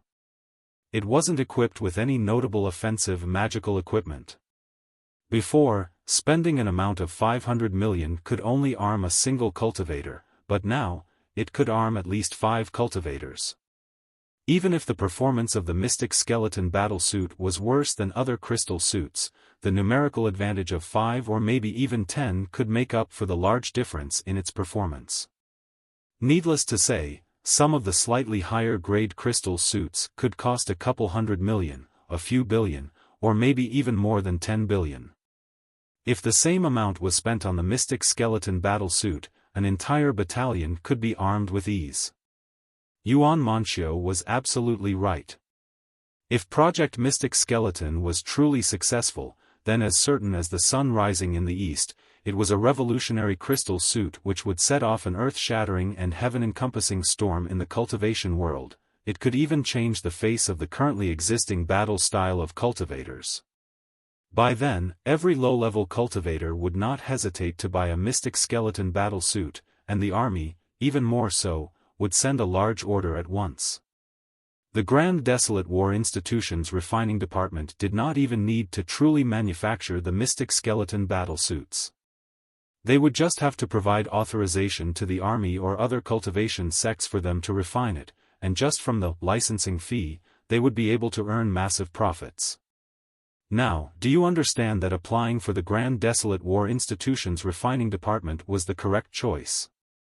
As long as we are truly successful in refining the Mystic Skeleton battle suit, the Grand Desolate War Institution's refining department would absolutely jump into one of the top refining department in the Federation. Li Yao's face revealed a look of delight as he secretly pondered. The other freshmen too were all grinning ear to ear, they were extremely excited. Whereas the whirring and snoring sounds of the older students could still be heard without end. However, in the eyes of the freshmen, even if oil was smeared all over their clothes, they started to look cuter. After all, everyone was working hard for Project Mystic Skeleton. Completing the project a day earlier would relieve them from their misery a day earlier. Very soon, after crossing half of Wild Wave City, passing through the imposing Iron Fist Club and Chaos Edge Hall, and crossing a group of ginormous floating mountains, the flying shuttle arrived at a somewhat dilapidated and gloomy region. This was like an old district of Wild Wave City. The buildings on the ground were dilapidated and the paint on the walls was peeling off, revealing the rugged surface of the bricks. 7 to 8 floating mountains were floating all alone in the sky. The size of these mountains was a lap shorter than the mountains at the center of the city. One of the floating mountains seemed to have some problem with its anti-gravity array glyphs and was losing a lot of spiritual energy, which was leaking in the form of heat energy. And in order to stop the heat radiating, a cooling pond was installed next to the anti-gravity array glyphs, resulting in a large amount of steam gushing out, filling the entire sky, and making the atmosphere look rather bad. Look! That's our school building. Don't be fooled by its inconspicuous appearance. Inside, it is instead a very advanced lab, refining workshop, and a small smelting room, all of which could fulfill the most basic requirements of refining. Like the saying goes, even though a sparrow is small, it still has all its organs. Yuan Manchio, pointing at a round floating mountain, said. This floating mountain simply had no style at all. It was as if classical, modern, and futuristic styles had been casually blended together. Purely from a practical point of view, it was like they only cared about the function and did not consider the artistic view. It simply gave off the misconception that a big lump of waste was floating in the sky. If Yuan Manchio had not given them that speech a while ago, presumably, almost half of these freshmen would have thought of transferring departments after looking at the school building. However, at this moment, everyone was extremely excited. After they were immersed in the completion of Mystic Skeleton Battle Suit, they were imagining the flourishing and glorious Grand Desolate War Institution's refining department. Even this floating mountain was built after old MO, and I used hard and soft tactics on the dean for several years. Only then was the funding provided. Because the funds were insufficient, that's why it looks a little ugly, but it does not matter. As long as we succeed in refining the Mystic Skeleton Battle Suit, we will surely build a super huge floating mountain, one that is bigger than even the main school building of the combat department. Yuan Manchio ruthlessly waved her fists as she said in an impassioned manner. Li Yao's fingers started to itch after he was touched by her enthusiasm. He could not wait to fly to this junk mountain and start working on refining the Mystic Skeleton Battle Suit together with Professor Mo Xian. As long as we succeed in refining the Mystic Skeleton Battle Suit, astronomical funding and overwhelming resources will be poured into the refining department. In just a few years, Grand Desolate War Institution's refining department will be a major department just like the combat department, and within 10 years, we will certainly have the opportunity to run shoulder to shoulder with the Deep Sea University's refining department. By then. Boom! While Li Yao and the others were immersed in the happy fantasy, an earth-shattering explosion suddenly rang in their ears. A fiery brilliance shot to the sky as a mushroom cloud, which was like the arms of an octopus, spread in all direction, wrapping the entire floating mountain. TLN 1. Tai'e Emperor is one of the 3 sovereigns and 5 emperors, the mythological rulers of ancient China. More could be found here. https://en.wiki/3_sovereigns_and_5_emperors. Quickly get on the ground. Everyone, get on the ground. Li Yao screamed before he threw himself onto the ground. However, it was too late.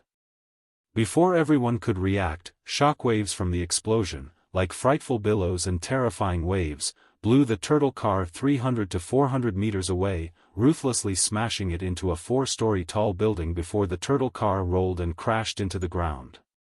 Despite the shock mitigation array glyphs installed all over the turtle car, many of the people still collided with the walls 7 to 8 times and became confused and disoriented.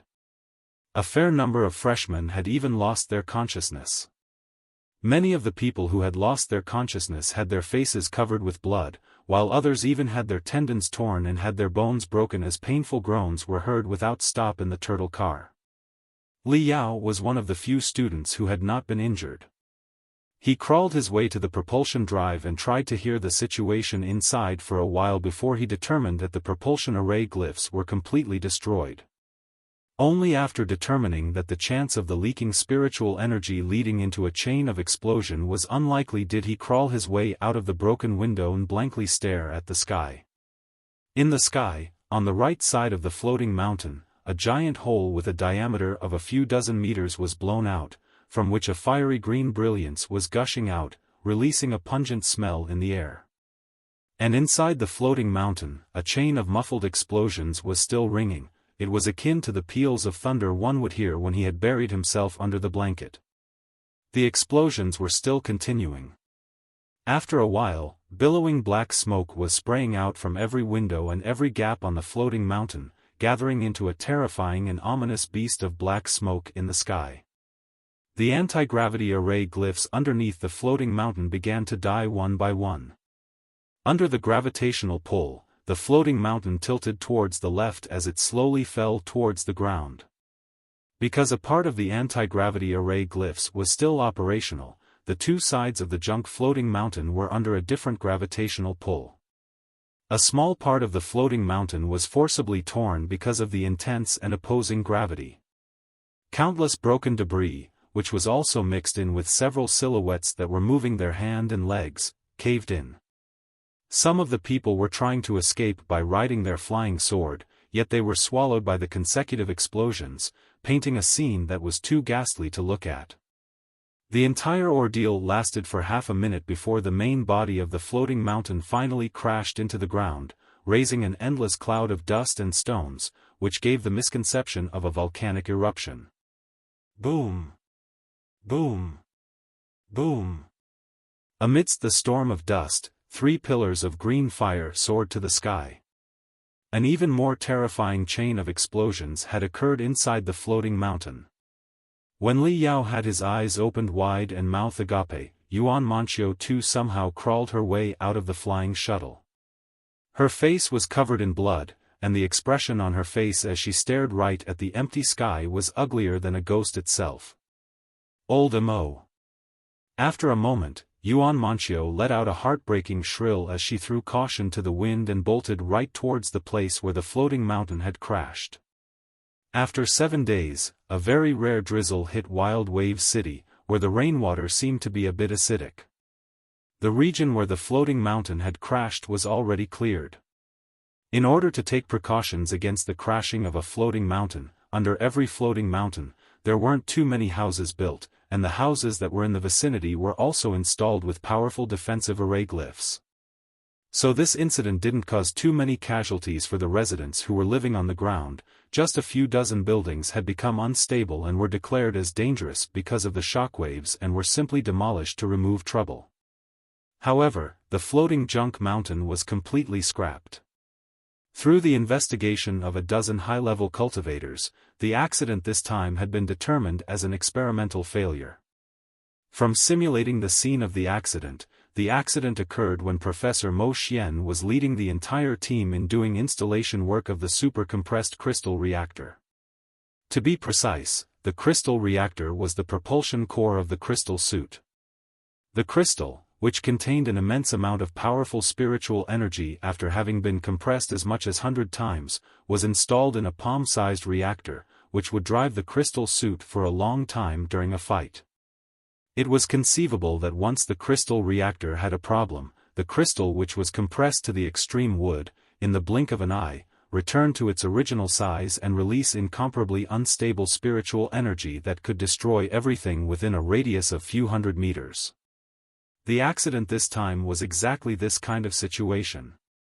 What was even worse was because of the shortage of funds, the refining department's floating mountain was small in size, and its crystal warehouse was not much farther away from the refining workshop. The very moment the explosion occurred, the shock waves continuously ran through 7 layers of walls, and the walls, which were all built from metal with defensive array glyphs inlaid inside, were, just like paper, shredded into pieces.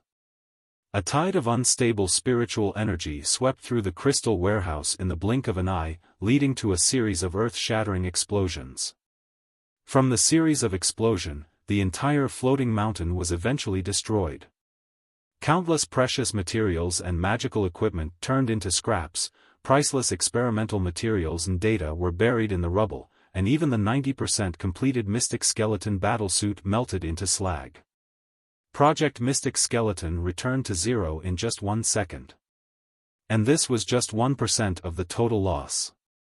Project Mystic Skeleton was the only hope of the refining department, and as such, all the elites, including the head of the department, Professor Mo Xian, a majority of faculty as well as the most experienced senior students, were all present in the refining workshop when the crystal reactor was being installed. They were all killed in the explosion. The spiritual energy tide, like a hurricane, swept everything away. Every cell and every wisp of residual soul was torn to pieces. Not to mention surviving the explosions, even if they wished to rescue a few wisps of residual souls to convert them into spectral cultivators, that was rendered impossible. Even if the professors and students weren't present inside the refining workshop, so long as they were present in the floating mountain, every one of them suffered the disastrous effect of the spiritual energy waves, which ranged from fainting to seriously injured and immediately dying on the spot. The scene was too ghastly to look at. Only Yuan Manchio and a dozen older students who, because of their low level, had to leave to welcome the freshmen were lucky to escape this disaster. They were simply not enough to sustain a department. One could even say that the Grand Desolate War Institution's refining department was completely finished. 7 days after the disaster, the location of the refining department had completely turned to ruins. At the beginning, the institute was ready to clean up this region, and the usable resources buried within the rubble could be reused. The institute truly could not bear to let them be buried in the rubble. However, Yuan Manchio forcibly stopped them. She insisted that there were many precious experimental data and material buried in the rubble, which contained all the hope of them reconstructing the refining department. She absolutely didn't allow anyone to move the rubble, not even a rivet was allowed. Yuan Manchio was like a crazed mother elephant who was defending every inch of soil in her domain, and the Dean too was unable to take her away. At the center of the rubble, a tiny statue was placed, one which was similar to a skeleton of a war god that had melted halfway. With its bare arms spread towards the sky, its black hole-like mouth emitted a furious roar towards the endless sky. This was the mystic skeleton battle suit that was being developed by the refining department. It was a condensed form of painstaking effort and will of all the professors and students of Grand Desolate War Institution's refining department, which had turned into slag in the explosion instead, thereby losing its purpose for refining. Now, it could only be placed as a monument to commemorate the people who had sacrificed themselves on the road of cultivation. A solemn memorial was held before the statue. Every department student union, including the Iron Fist Club, Chaos Edge Hall, Lancets, Glyph Devils, had sent a representative to send their condolences. Most of the institute's professors and all the management staff were also gathered here. Even though the refining department was a waste department that was not worth mentioning in the Grand Desolate War Institution, even if many professors and students had thought to revoke the refining department. But for the refining department to completely disappear from the face of the earth in such a way, this was just too cruel. Today, we are gathered here to commemorate some of the great students and cultivators who, in order to defend human civilization, ventured in the endless mystery of the cultivation world, vigorously immersed themselves in research and cultivation for days and nights, spent all their sweat and blood, and even paid for it with their valuable lives and souls. Underneath the mystic skeleton battlesuit statue, Grand Desolate War Institution's Dean, Xiong Bailey, said in sadness. Xiong Bailey was a legendary figure in the Grand Desolate War Institution. Rumor has it that when he was young, his strength as a battle-type cultivator had already broken through to the peak level of the core formation stage. In the Demon Beast Wasteland, he commanded winds and clouds, swept through everything in his path, and got the moniker Volcano. However, during a beast tide outbreak, he was heavily surrounded. For an entire day and night, he directly clashed with the beast tide. Although he had killed thousands upon thousands of demon beasts, he had excessively overdrafted his spiritual energy and was also poisoned by over 30 different kinds of demonic poison, corroding his 8 extra meridians, as a result of which, his strength had suffered a disastrous decline, rendering him no longer fit for battle. However, he did not give up. With amazing perseverance and talent, he, much to everyone's surprise, turned into an admin-type cultivator from a battle-type cultivator. Furthermore, his strength had also recovered to the intermediate level of the core formation stage. Because of this legendary experience, Xiong Bailey enjoyed very high prestige in the Grand Desolate War Institution. Even the experts who were stronger than him assented cordially for him to assume the post of the Dean of the Institute. Rumor has it that Xiong Bailey was ambitious and was hell-bent on raising the Grand Desolate War Institution into one of the 3 super universities among the 9 elite universities. At the very least, he wanted to get rid of the current predicament where the Grand Desolate War Institution ranked last among the 9 elite universities. And his idea was to strengthen the 4 major departments and to weaken or even dismiss all the waste departments, and as such, all the resources were poured into the 4 major departments for development. Even though he thought like this, in the wake of this tragedy, Xiong Bailey could not help but feel dejected. Next to the dean stood Yuan Manqiu, who wore a black robe and had a pale complexion as she kept staring at the wreckage of the mystic skeleton battle suit, seemingly wanting to forcibly take that wreckage down from the pedestal. During these 7 days, she had almost never slept as she frantically rummaged through the rubble. She had become a lot more haggard but also a little thinner. One could vaguely find a slight shadow of the deep-sea goddess from a few decades ago. Watching her undergo a complete transformation from her previous appearance in these 7 days, Li Yao was a little absent-minded. In these 7 days, almost without any ounce of sleep, Li Yao unleashed all of his special abilities which he had learned in the magical equipment graveyard as he cleaned up the rubble together with Yuan Manqiu, rescuing a lot of precious jade chips, books, training equipment, and heaven and earth treasures that were buried under the rubble. Even though Li Yao had tempered himself with the 1000 tempering 100 refining technique, which he had learned from the memory fragments, at this moment, he was unable to hold on and was shaky and unsteady. The refining department is only left with an associate professor and a few dozen students who have mediocre strength. What am I going to do in the future? Contemplated Li Yao. At this point, someone from behind lightly poked him. When he turned around, it was the freshman, Huang Tong. Huang Tong was active amongst the freshmen. He was particularly outgoing, not even a few days had passed, yet he had become one with the older students and had also made a lot of friends outside the department. He was very well informed. Huang Tong gave a wink to Li Yao. Li Yao, what do you think? Which department are you actually going to transfer to? The Iron Fist Club or the Chaos Edge Hall? Li Yao was surprised for a moment. What do you mean? He once again took a glance at the few remaining freshmen and older students of the refining department, who had gathered together beside Huang Tong. Although a sad look hung on their faces, they could not hide their aspirations in the depths of their eyes. Huang Tong's eyebrows twitched. You still don't know? Right, you have been collecting the resources buried under the rubble, so you may not have heard, but the refining department is about to be dismissed. What did you say? Li Yao stared with wide-opened eyes, his face was full of astonishment.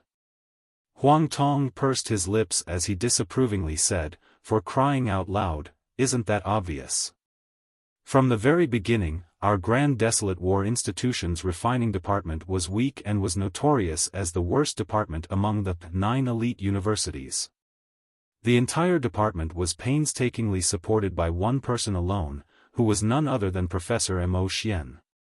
Even if it was Professor Mo Xian, he did not have any good reputation in the refiners' community, which is where he got the moniker Madman. Now, not only him but even a few slightly skilled and reputed professors and all the elite students have been killed by the explosion, leaving an associate professor along with rookies like us behind. Tell me, do you think our refining department has any future? This was the very same problem Li Yao had also been thinking about. The blow this time was truly serious. It could be said that the refining department was completely annihilated. Huang Tong smacked his lips. For a long time, the institute believed that only the 4 major departments should remain and that it would be better to have as few ordinary departments as possible. Only in such a manner could they promote the academic level of the institute. Even if no accident had taken place in the refining department, many would still clamor to abolish the refining department every year, not to mention that such a tragic accident had occurred and had blown away more than half of the refining department. It would be impossible for them not to abolish the department. And from what I hear, the Institute's management has already decided to officially announce it after the memorial service. Apart from the 4 major departments, for which they have to go through an examination, the students of the refining department can unconditionally choose other departments to transfer to. Only now did Li Yao come to understand why these students were beaming with delight.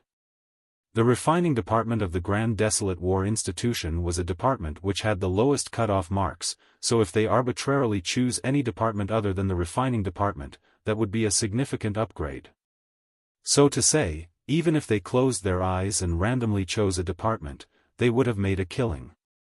A vast majority of the refining department student were here because they had no choice, not because they liked refining. Naturally, man struggles upwards as water flows downwards. Li Yao also could not say that their choice was wrong. After all, everyone had to consider their own future. However, if the refining department was truly abolished, then where should he go from here? Is it going to be abolished? Is there no room for recovery? Can't we recruit professors again? Can't the school building be rebuilt? Said Li Yao insipidly. Huang Tong chuckled as he shook his head and said, "Fellow student Li Yao, to rebuild the refining department with words alone is impossible, it needs money. An astronomical sum is needed to just build a huge floating mountain that has various smelting workshops, refining workshops, and laboratories. Even 18 billion is not enough.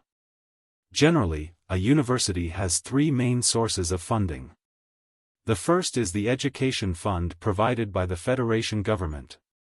However, it is so little that it can only be used to decorate the facade a bit, that's all. Second is the sponsoring of various cultivation sections. The 9 elite universities is sponsored by many powerful and flourishing cultivation sects from behind. For example, our Grand Desolate War Institution has powerful combat sects like the Devil Fist sect and the 100 Saber Alliance sponsoring us from behind. Naturally, those who are spending money would definitely sponsor the department they like.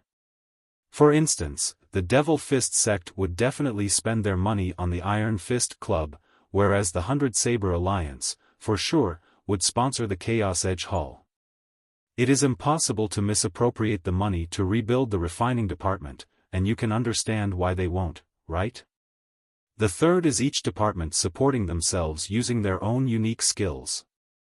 For example, student unions from the combat department like the Iron Fist Club and the Chaos Edge Hall would often form a coalition between the students and the army to hunt demon beasts deep within the Wasteland together. Whereas, the Glyph Devils are open to the public and provide tattoo services for money. Due to the fame of the Glyph Devils, many cultivators come and spend a huge sum of money to ask the Glyph Devils members to tattoo them. As for the Lancets, it goes without saying that in the field of surgery and orthopedics, the Lancets is second to none in the Federation. God knows how much money they make every day. Besides the small part paid to the Institute as management fees, every penny they earn is used to fill the coffers of their respective department. Any department that wanted to build a new floating mountain or do some revolutionary project would have to gather the funds from here and there. A part of the fund would often come from the Institute, who would take out a part of the government education fund it has received. Some of the funds would come from the sponsoring of the familiar cultivation sects, while a small part would be taken from the department's small treasury, and finally, the remaining funds would come from the project leader's own pockets. What does the refining department have? The Institute is not at all optimistic and hence they have no intention to invest a single penny on the department. As for familiar sects, we don't have any, so forget about sponsors. As for our treasury, that goes without saying, and I have even heard that Professor Mo Xian went bankrupt for Project Mystic Skeleton. He had poured his entire fortune into the project and had even borrowed a huge sum from many. So, where is the money? Li Yao gritted his teeth so much that they were aching. From Huang Tong's words, he found that the problem was extremely serious. At this point, his eyelids madly started twitching. The 4 spirit threads that were slumbering inside his forehead also became restless. He felt as if they were ready to come out at any moment. Li Yao's intuition pointed at the sky where he saw a huge, disc-shaped flying shuttle quietly floating in the clear blue sky. This flying shuttle happened to be a work of art. Its hull was exquisite to the extreme, seemingly as if it was a work of nature itself, as if gentle breezes had congealed into a flying shuttle. It was as if it has completely fused with the air to the point that if one's line of sight was not affixed upon it, then nobody would be able to perceive its existence. And once Li Yao's line of sight landed on it, it released an incomparably profound aura in the blink of an eye. It was unfathomable, just like the sea itself, so much so that one could not help but have an impulse to bow in worship. That's the flying shuttle of Deep Sea University. Huang Tong let out a wow in admiration. The deep-as-sea flying shuttle quietly glided to above everyone's head. It was obviously moving at a high speed, yet it gave everyone a static feeling, as if it was not at all flying, but rather, the entire world was attracted by it. This kind of feeling made everyone's scalp tingle. Deep Sea University's refining ability was strong. From this small flying alone, they could get a glimpse or two of its depth. 3 men who were dressed in silver-white robes gradually landed on the ground and solemnly walked towards the mystic skeleton battlesuit statue. They were the representatives of Deep Sea University's refining department. Even though Deep Sea University's refining department belonged to the elite camp and Grand Desolate War Institution's refining department belonged to the grassroots camp, and even though they were occasionally engaged in a struggle over the Great Tao's because of the clashing ideologies between the two, at the end of the day, all of them were still members of the cultivation world and refiners as well. Under this kind of situation, the other party would always come to give their condolences. Standing at the forefront was a man who was about 30 years old and wore an oval metal ring on his face that happened to completely cover his pair of eyes. The metal ring was inlaid with 18 glistening blue crystals, giving the misconception that they were 18 eyes of some strange monster. This was very special spectacles. It should be some kind of high-rank magical equipment. He is none other than Supernova Jiangsheng, the most outstanding newcomer of Deep Sea University's refining department in past 2 decades. I had never thought that he would personally come to participate in the memorial.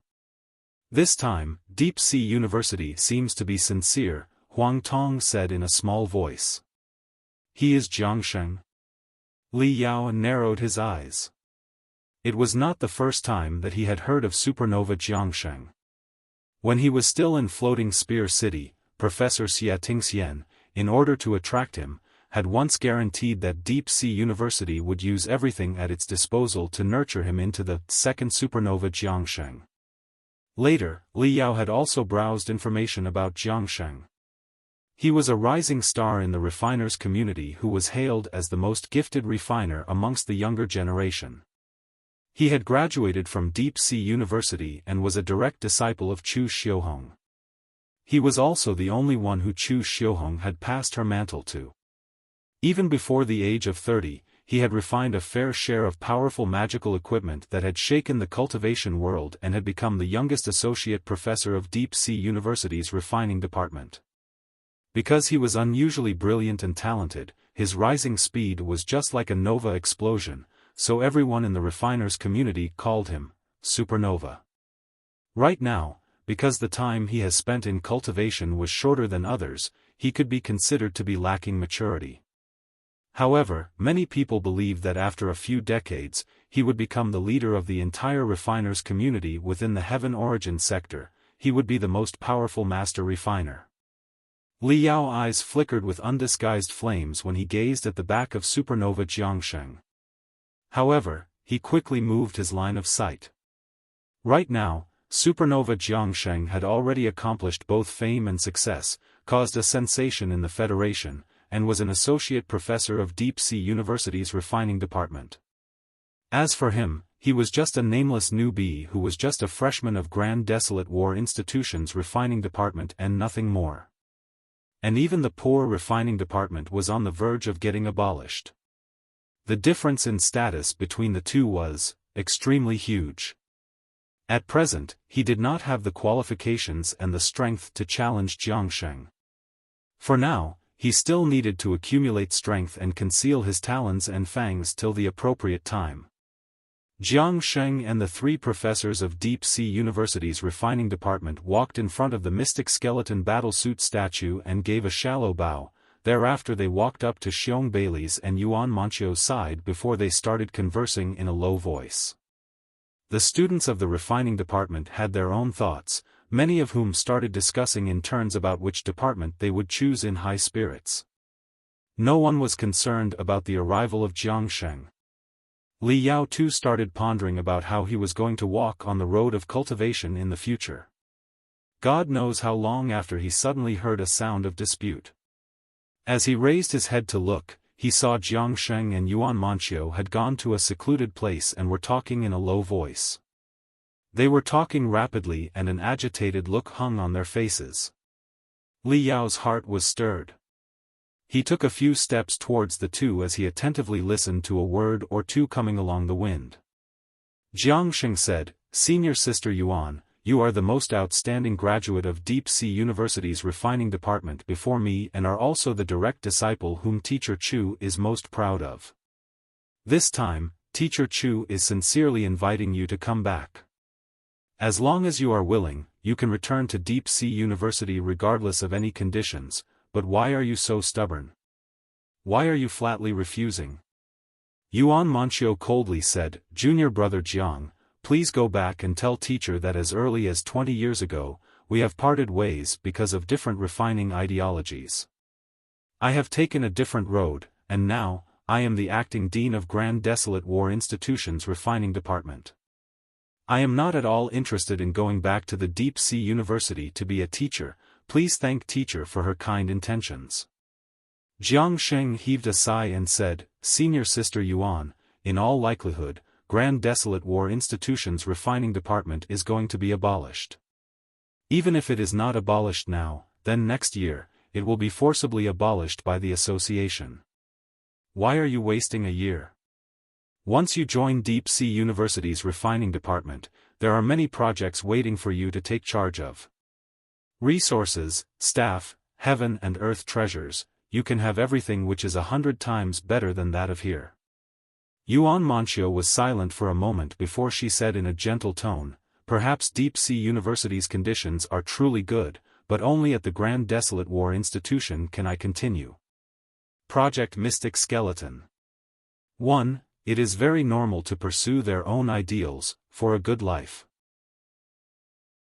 Jiangsheng was surprised for a moment before bursting into laughter. "Senior Sister Yuan, after all this, you still haven't given up on Project Mystic Skeleton?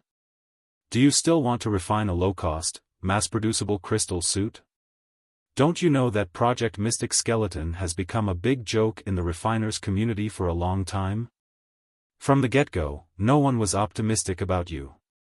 Including our Deep Sea University, many people had sincerely tried to persuade you that the tensile strength of ordinary materials is low and simply cannot withstand the ultra-high impacts of spiritual energy. If they are not heaven and earth treasures, then it is impossible. Your insistence has even led to such a tragedy. This is truly... That's enough." Yuan Manchio suddenly raised her voice and said as she stressed each word, "That's right, the attempt this time was a failure and many have died, even old Mo. But, so what?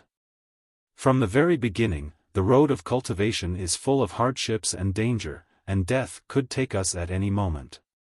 Every year, God knows how many cultivators lose their lives in the demon beast wasteland, yet does no one dare to tread the demon beast wasteland? Cultivators should be fearless of death, and if afraid, then do not cultivate. If old Mo and I were afraid of death, we would have lived a peaceful and normal life for 100 years like ordinary people. There was no need for us to lose all of our fortunes just for some Project Mystic Skeleton. By our strength, we could have lived an extravagant life with wealth and glory, but we didn't. Although old Mo is now dead, I am still living, am I not? The attempt this time had led to a failure, but nevertheless, I have also obtained valuable data and have learned some things. Next time, I will definitely not make the same mistake. In any case, I will persevere.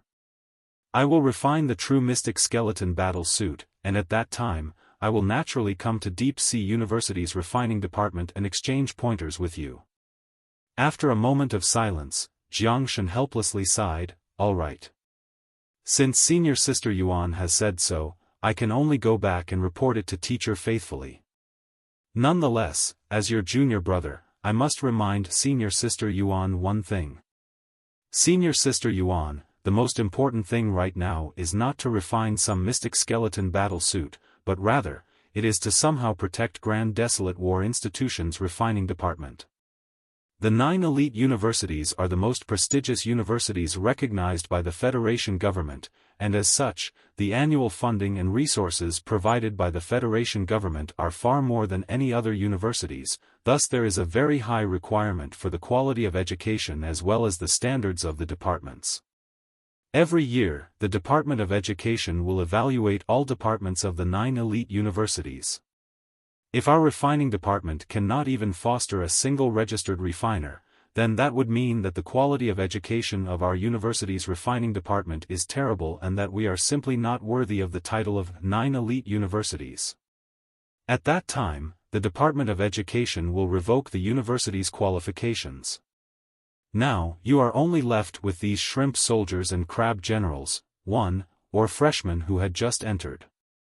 It's not that simple to foster a registered refiner out of them in just 1 year's time. Yuan Manqiu stiffly said, Junior brother Jiang, let me worry about it, it's none of your business. Let's part ways here. Jiang Sheng nodded, all right, Senior Sister Yuan. We are all cultivators who are seeking the truth, so although you and I have different refining ideologies, I heartily wish you success in refining the mystic skeleton armor that can be mass-produced. Then, I will completely blow it away using the crystal suit that is refined by me. Jiang Sheng's tone was very calm, as if it was not a threat but stating a very common fact. Having said this, he nodded to Yuan Manqiu before turning around and walking towards the flying shuttle. At this point, he arbitrarily swept a glance at Li Yao's direction. The 18 crystals on the metal ring suddenly lit up. Jiang Sheng slightly smiled as he walked towards Li Yao. You must be Li Yao, Floating Spear City's champion of college entrance examination who Professor Xia Tingxian is very optimistic about? I am Deep Sea University's Refining Department Associate Professor, Jiang Sheng, a descendant of Jiang family and the distant cousin of Jiang Tao. A Jiang family descendant. These 3 words made Li Yao's pupils suddenly contract as he instinctively took a step back.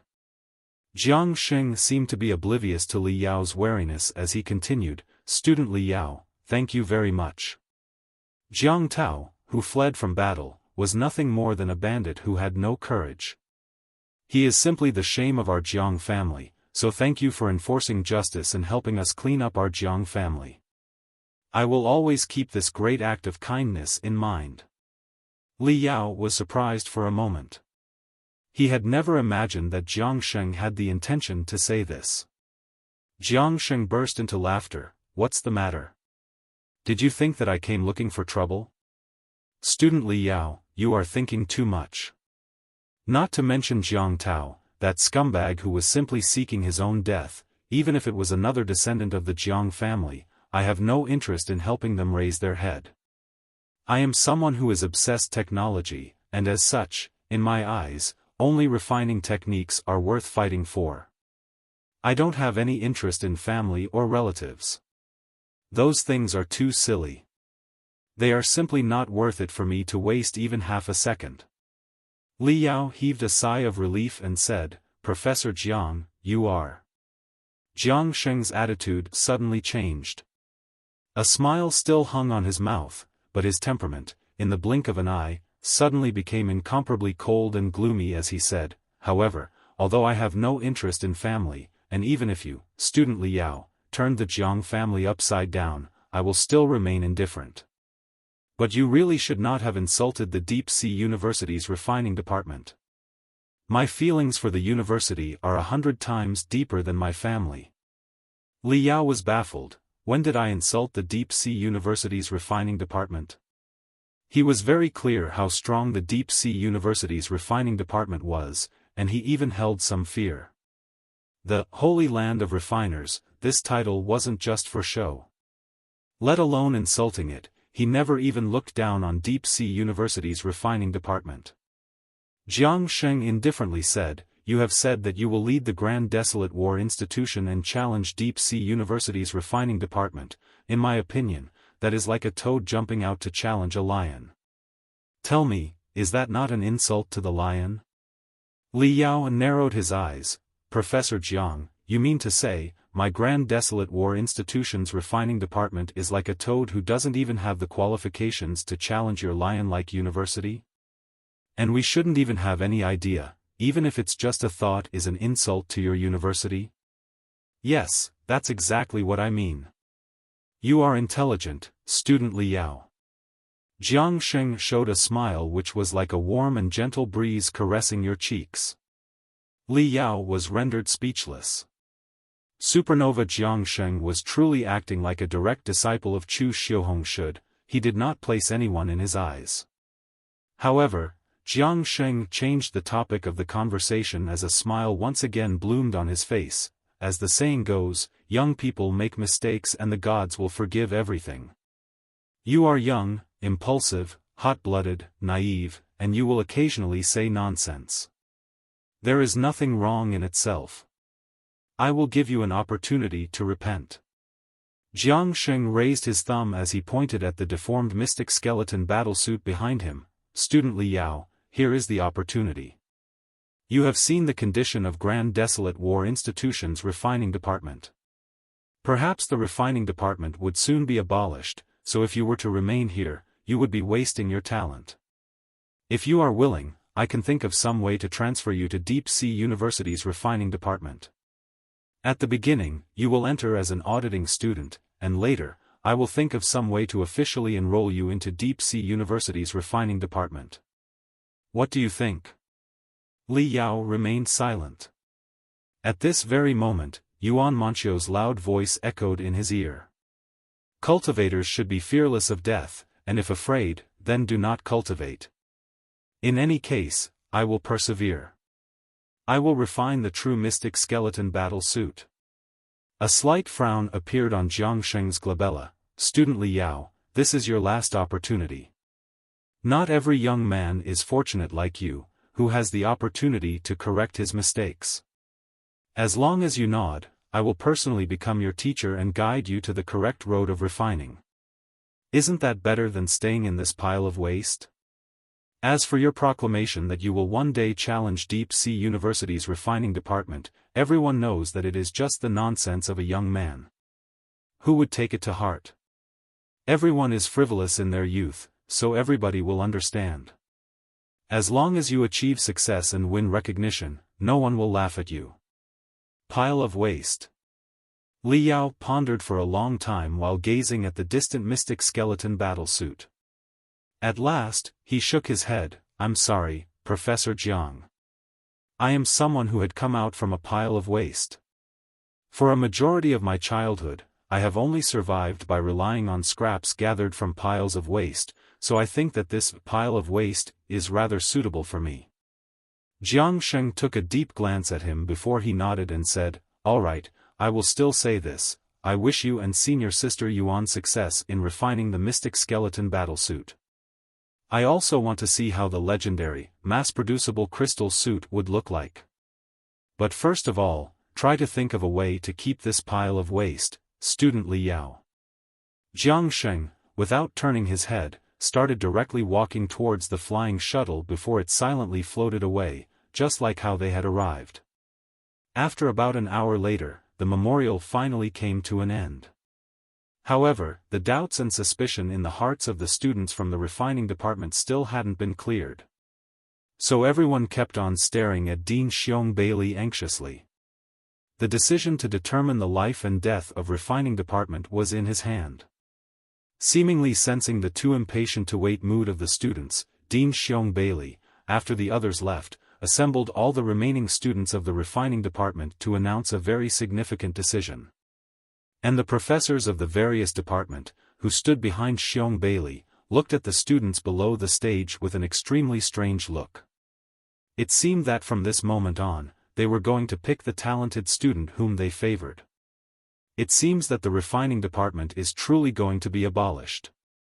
The professors from the various departments are going to pick students. Huang Tong, who stood behind Li Yao, said in a low voice.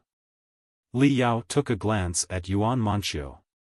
Yuan Manxiu remained expressionless, but her eyes were like two burning red coals. Xiong Bailey took a step forward and directly got to the point. Students of the refining department, you may have heard some rumors like the institute was preparing to abolish refining department, which is indeed correct. I will not hide it from you. At the beginning, the management had indeed decided upon this. After all, the refining department's losses were very serious. Not only was the floating mountain destroyed, but the refining department is only left with a single professor, Associate Professor Yuan Manxiu. Whether it is the facilities or the faculty, the refining department is lacking in both. The institute has limited funding and all the facilities need to be rebuilt, which makes it impossible to invest a lot of resources for the rebuilding of the refining department within a short period of time. Originally, you students have undergone all kinds of hardships and difficulties in order to enter the Grand Desolate institution, which is hailed as one of the 9 elite universities, and I, as the dean of the institute, am responsible for every student's future. So, the institute had originally decided to abolish the refining department, and the students could transfer to other departments. However, Professor Yuan Manxiu kept on insisting that there is a hope in rebuilding the Grand Desolate War Institution's refining department. She had said that, our Grand Desolate War Institution's tradition has always been to never abandon, to never give up, and if there was even a single soldier left to fight, grit your teeth, straighten your back, and carry the battle flag. What she had said is right. Our Grand Desolate War Institution is indeed different than the other 8 elite universities. As long as you are willing to fight, we will give you an opportunity to fight, and we will absolutely not abandon you. This is exactly the spirit of our Grand Desolate War Institution. For several hundred years, we have always been acting like this. So, we have finally decided that we will give all the student an opportunity to choose.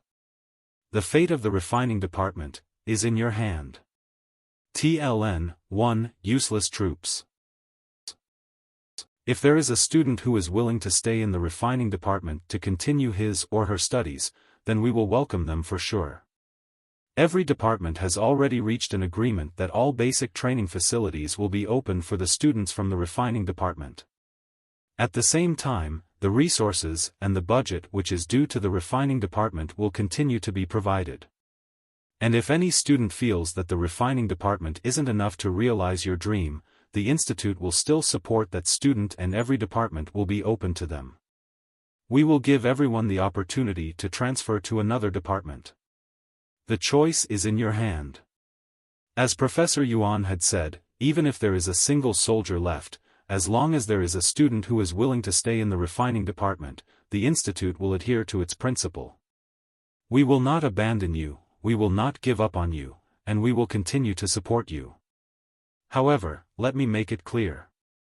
If the refining department still has not produced a single student who could pass the refiner's registration examination after a year, the refining department will then be forcibly abolished by the Department of Education, and as such, the student who had chosen the refining department would have wasted a year in vain. And I will also solemnly swear that if there is a student who is able to pass the refiner's registration examination and become a true refiner after a year, then it would mean that Professor Yuan was right.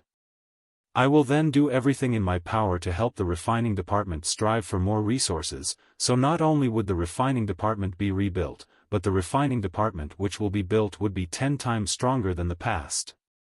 In the name of the Dean of the Grand Desolate War Institute, I, Dean Xiong Bailey, promise you this. Now, the students can make their choice.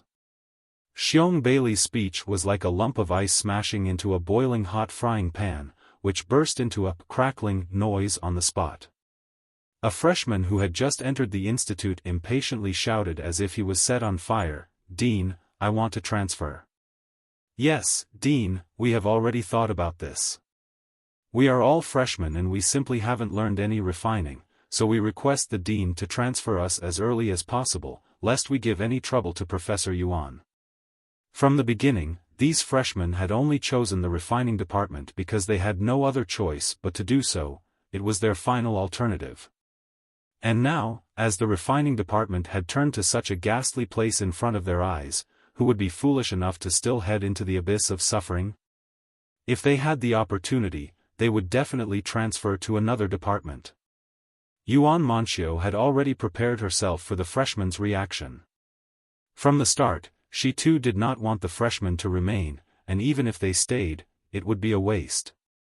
Yuan Manchio's gaze turned towards several of the older students who could be considered to have good qualifications. The older students were even more at a loss. They may not like refining, but they had, after all, poured a lot of their time and efforts into it, and if they wanted to change their road of cultivation now, their past efforts would go down the drain. However, how could Professor Yuan, one person alone, support the entire refining department? "Zhao Ming, you have been learning refining for 3 years already and your level is highest amongst them all. I have high expectations for you to become a registered refiner next year, so why don't you stay in the refining department?"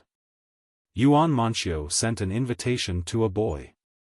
Zhao Ming hesitated for a bit as he somewhat tried to dodge her gaze. He did not dare to look straight into Yuan Manchio's eye. He shook his head and said, "I am sorry, Professor Yuan. After thinking about it, I have decided to transfer to another department." "Why?" Yuan Manchio was stupefied. Zhao Ming honestly replied, "In the past, there was Professor Mo Xian along with many other professors, which gave me some confidence to become a registered refiner. But now, only you alone, Professor Yuan, is left, and we don't even have a refining workshop. I am not sure whether I can pass next year, so why should I waste a year? It's time for me to cut my losses and change tracks as early as possible for the better tomorrow." Zhao Ming paused for a bit before he lowered his head in embarrassment. "I am really sorry, Professor Yuan. A few days ago, my father came to know about this, and I have been chatting with him online for the past few days. My family also thinks the same. It's alright, it is really alright. You must definitely listen to your family, and you don't need to overthink it. Study whatever you wish to study, I will support you." Yuan Manchio forced a smile before her gaze turned towards a girl who had somewhat rough skin. A sliver of an ashamed look flashed past her eyes as she lowered her head. She did not speak a word. Yuan Manchio's complexion turned even more ugly. One by one, she swept a glance at the other older students, who did not dare to look her straight in the eyes, not even a single one. Everyone was either bowing their head as they looked at their own shoes or raised their head to count the clouds in the sky. "Isn't there a single student who is willing to stay in the refining department?" Yuan Manchio said in low voice. Xiong Bailey heaved a sigh as he also found it somewhat hard to bear. He earnestly said, "Professor Yuan, you don't need to worry. Even if the refining department is abolished, the institute could always use a refiner. There is definitely a place for you here." He lightly patted Yuan Manchio's shoulder before his gaze turned towards the students below the stage as he said in a loud voice that was akin to a great bell, "Alright, since everyone has decided so, then if there is any student who has anything to say, please raise your hand. Please be patient, as for the specific rules of transferring departments, I will announce it to you soon." Whoosh! Whoosh! Whoosh! Whoosh! A few dozen gazes turned towards Li Yao, who had raised his hand. "Dean, you misunderstood. I do not want to ask about the rules of transferring departments. I wish to remain in the refining department and follow Professor Yuan in order to learn refining," Li Yao said in a loud voice. "What did you say?" Xiong Bailey was stupefied, all the professors were stupefied, all the students were stupefied. Yuan Manchio's back, all of a sudden, straightened up, and her whole body was shining like a shining Buddha. After an hour. Apart from Li Yao and Yuan Manxiu, everyone had left the refining department. Li Yao, who was sitting under the mystic skeleton battle suit, set his eyes at the wreckage around him, which was very similar to the magical equipment graveyard. Everyone, in their childhood, would have some absurd dream. Some people would dream of quietly sneaking into an amusement park so that they would not have to line up for rides, allowing them to play to their heart's content. Whereas, some people would dream of entering a supermarket which had no one inside, where all the goods were brilliantly arranged on the shelf, so that whatever you wanted to take, you could take it, and whatever you wanted to eat, you could directly open the package. When Li Yao was 6 to 7 years old, just for a meat bun or a rusted, broken sword, he would have to engage in a life-or-death struggle with a dozen robust adults. At that time, his greatest dream was, if someday, a huge junkyard with no other scavenger but him alone appeared so that he could discover treasure to his heart's content, how nice would that be? He had never imagined that his dream would come true in such a way today. For the past 7 days, he had only cleared up a small part, thus there were still many things buried in the rubble. Whether it was damaged magical equipment, jade chip fragments, or experimental data, in Li Yao's eyes, they were all priceless treasures whose worth was equivalent to a city. If it was the refining department of the past, then it would have been simply impossible for a freshman like him to instantly get started. But now, everything belonged to him. Whatever he wanted to study was something he could. Because the entire refining department only had one student, and that was him. He had become the president of the Star Fire Union as well as the eldest senior brother of the refining department. Teachers, fellow students, all of you rest assured. I will definitely complete your unfinished business. Your concepts will definitely flourish, and the name of our Grand Desolate War Institution's refining department will shake the entire world. Li Yao respectfully bowed at the mystic skeleton battlesuit wreckage. God knows why, when he first laid his eyes on the mystic skeleton battlesuit, he felt a wisp of a cordial feeling towards it. This crystal suit's design was very consistent with his taste. It was common, coarse, and wild, and it looked kind of violent, which was completely different from those popular, fashionable, light, and gorgeous crystal suits. Even though half of it had been melted, it still gave the impression of a tenacious warrior who was struggling to stand up to fight the enemy, to smash the enemy's head, and to bite the enemy's throat. And most importantly, Li Yao had a strange feeling. Seemingly sensing a slight fluctuation transmitting from the depths of the mystic skeleton battlesuit, it was as if something was slumbering within. Or perhaps it was the spirit, hope, and indomitable will to fight of all the refining department students and professors. Yuan Manxiu quietly stood on one side. When she saw flickers of fire appear in Li Yao's eyes as he faced the wrecked mystic skeleton battlesuit, her face revealed a smile of understanding. She formed a spell as a spirit seal shot out and submerged into Li Yao's neural field. This spirit seal grants you level 2 privilege in the refining department, something which only a lecturer-level teacher could have and is second only to the privileges of us professors. You now have 80% of the privileges of the refining department with this spirit seal. Now, you can open a vast majority of jade chips, and a vast majority of magical equipment will not resist you as well. In short, you can use whatever you can find here in the rubble as you wish. Yuan Manxiu sighed and said, who would have thought that everyone would choose to leave and the final one who was going to remain would be a freshman? Student Li Yao, since you believed in me, I will also not treat you unfairly. Perhaps after a year, the refining department will truly be abolished. However, in this 1 year, I will use everything to foster you so that you can learn as many things as possible, which would help you pave a better road for the future. Li Yao slightly smiled while touching his forehead. Teacher, don't you believe that I can become a registered refiner in a year? Refiner was one of the most important professions in the cultivation world, and a registered refiner was a refiner who had been approved by the Refiners Association and a standard refiner approved by the Federation government.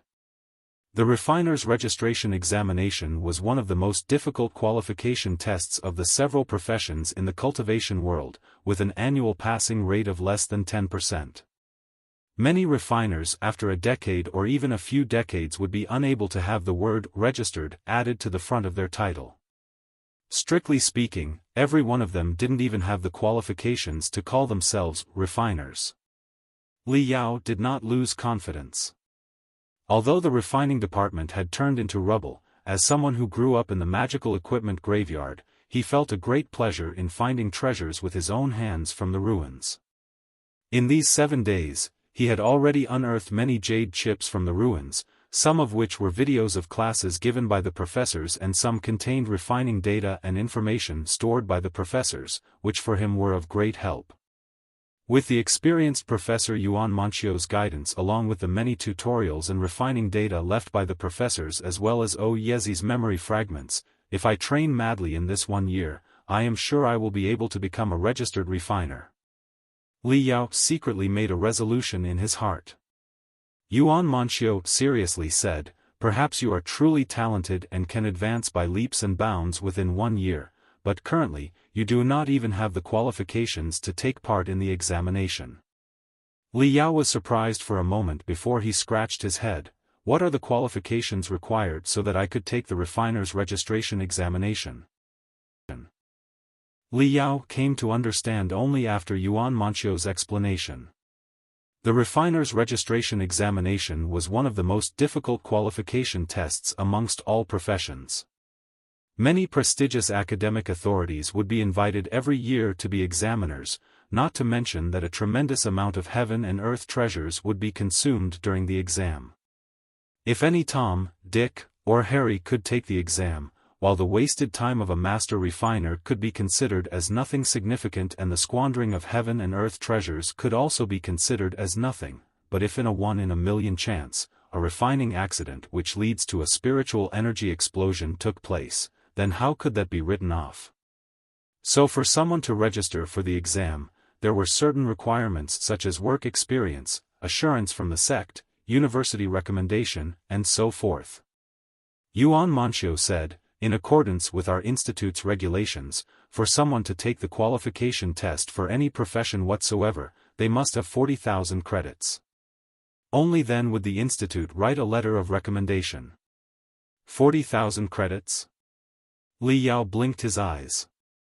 Although he did not know how big amount was that, it sounded like a lot. Yuan Manchio nodded. "Maybe you can't understand the notion of 40,000 credits, but you should know of the 2 genius students, Peng Hai and Ding Lingdang, who had enrolled in our institute in the last 2 decades. To acquire these 40,000 credits, even Ding Lingdang had taken 2 years, while Peng Hai took 1.5 years. Aside from them, nobody else had been able to accomplish this in 2 years. Li Yao stood in amazement as if he was thinking about something. Yuan Manchio patted his shoulder. "Now do you understand? In short, we don't need to think too much about it.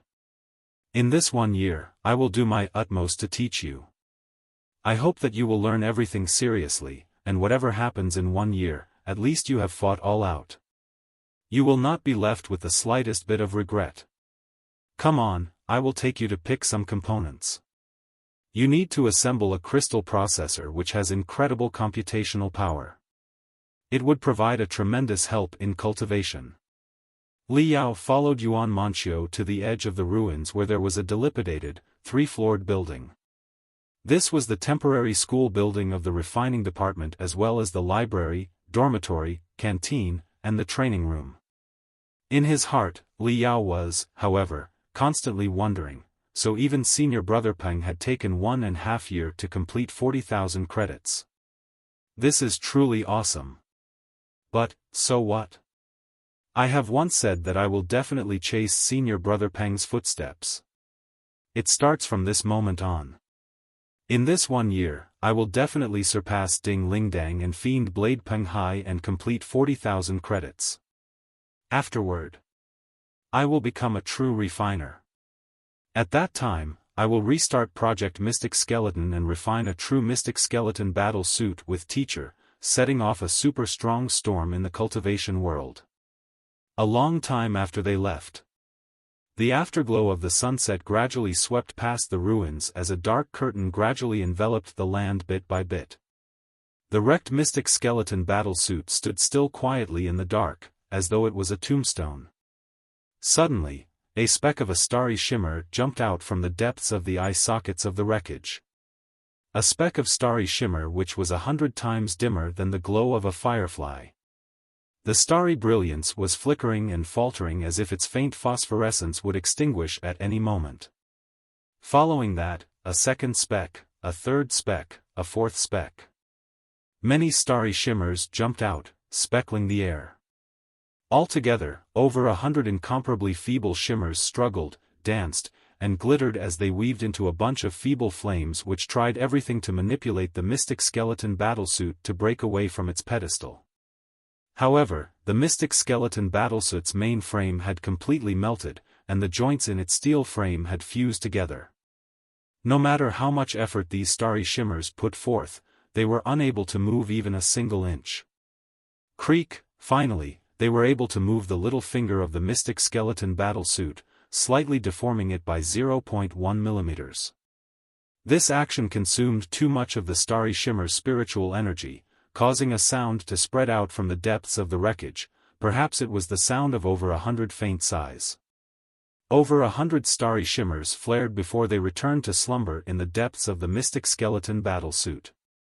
The depths of the eye sockets once again turned hollow, and the mystic skeleton battlesuit once again reverted back into a monument which was staring at the pitch-black ruins. At night, will-o'-the-wisps-like specks of radiance rose and speckled the sky above the ruins. This was the remaining chaotic spiritual energy from the explosion surging out. It gave off the misconception of fireflies spreading out everywhere as they casually danced in the air. In the three-floored building, Li Yao, in a completely content manner, looked at his just-finished work. It was a debilitated, stationary-type crystal processor system which had occupied half of the entire room. It was an out-and-out colossus. All of the materials from which this crystal processor was assembled from were found in the ruins, a majority of which were the fragments of professional crystal processors and quasi-military level crystal processors used by the professors, all of whose computational power was astonishing. Even if it was given to a third-grade sect, its level was enough to become their master crystal processor. This was the benefit of joining the refining department. If it was any other department, they would absolutely not allow a freshman to have access to such advanced crystal processor components. And in the ruins of the refining department, there were still many wrecked precious magical equipment which Li Yao could play with as he wished. Although this ugly, colossal crystal processor looked ordinary, it could increase the computational power of the mini-crystal processor which he was currently wearing by 100 times, which was enough to perfectly launch huge amounts of telepathic thoughts, like the Federation Cultivators Nexus. Its only drawback was that its cooling system was huge, making it impossible to carry, thus it had to be fixed inside a room. However, this drawback was nothing to Li Yao. The mini-crystal processor he wore had gone through slight modifications which allowed him to link the mini-crystal processor with the huge crystal processor so that the huge crystal processor's transmitter could transmit telepathic thoughts to the mini-crystal processor. As a result, the mini-crystal processor had become the display terminal of the huge crystal processor. All the computation power that was needed to carry out processing was done by the huge crystal processor, and the result was then displayed by the mini-crystal processor. As long as he did not leave the campus of the institute, the system would always work. No matter where he went, he could enjoy the assistance of computation power that was comparable to the main crystal processor of a battleship. That's more like it. Li Yao took a deep breath and rubbed his hand. He could not wait to start up the huge, stationary-type crystal processor. A huge spiritual energy tide spread out in every direction with a buzzing noise, giving him a feeling as though he was slowly being submerged in the sea.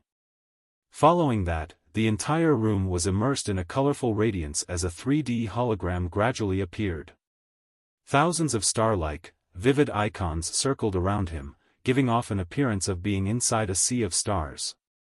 The huge crystal processor's computational power is really awesome. Just the startup hologram is so cool. I wonder if this crystal processor can start the Federation Cultivators Nexus at its highest settings? Li Yao let loose his imagination. However, at present, he didn't have the time to play around, as he needed to clearly understand the credit system. You could say that getting 40,000 credits in a year was a race against time. Li Yao suppressed his excitement as he gazed at a very crude and wild icon. The icon consisted of an iron fist which was laden with rust and smeared in blood with a crossed sword and saber in the back. This was the emblem of the Grand Desolate War Institution. With a move of his thought, all kinds of colorful lights with varying brightness and contrast spread around as they expanded into a completely new, semi-transparent world. Li Yao had logged into the Wasteland Battle Network. The Wasteland Battle Network was not as simple as the internal network of a university. Hundreds of years ago, during the time when the Wasteland was covered in bloodshed, grassroots martial artists first built the Wasteland Battle Network through which they exchanged, compared notes, traded, and did gathering-like activities. Afterward, with the Wasteland Battle Network acting as the foundation, the Grand Desolate War Institution was founded. One could even say that the Wasteland Battle Network was the Grand Desolate War Institution's predecessor and foundation. 50% of the studies and training of the students could be completed through the Wasteland Battle Network. Even the Federation Cultivators Nexus had taken a lot of good points from the Wasteland Battle Network and gradually improved to the current system. Roar! Roar! Roars of demon beasts immediately floated into Li Yao's ear one after another, and his nose even seemed to get a whiff of the desolate stench of the wasteland. Before his eyes, a red tide spreading in the wilderness-like scene appeared. Countless experts were cultivating, fighting, hunting, and teaching in the wilderness. It was the same as the half-step Great Illusionary Land. However, the Wasteland Battle Network had simulated an environment that was even more detailed than that of the Federation Cultivators Nexus. Not only was the visuals improved, but even the auditory, the olfactory, and the somatosensory systems had been stimulated to the extreme. Li Yao knew that it was all because of him using the huge crystal processor which had tremendous computational power and enabled him to run the Wasteland Battle Network at its highest configuration. That was the only reason why it was possible to simulate such perfect sound and light effect. If he had logged on to the Federation Cultivators Nexus at this moment, then he would have similarly entered an incomparably detailed, infinitely wonderful, new world. According to teacher, after I have logged into the Wasteland Battle Network, I will naturally know the basic rules and regulations as well as how to get the credits. I wonder what I should do next. Is an assistant-like thing going to appear? Li Yao, filled with interest, wandered around the wasteland as he watched powerful experts fight with system-simulated demon beasts at a distance while wondering to himself. At this moment, a gorgeous blood-colored crystal suddenly floated over to the top of his head, upon which had the word, credits, engraved. A voice suddenly rang in his ear, "Student Li Yao, do you want to learn all the information regarding credits?" Li Yao subconsciously nodded his head before the crack sound of the blood-color crystal splitting into countless information fragments resounded as they submerged into Li Yao's neural field. In the blink of an eye, Li Yao felt that there was something extra in his memories. Upon carefully searching his memories, much to his surprise, he recalled many sections regarding Grand Desolate War Institution's credit system. It was like at some time in the past, someone had given him a full night and day course that carefully explained to him the credit system. Such brilliant telepathic thoughts transmission technology. Li Yao praised.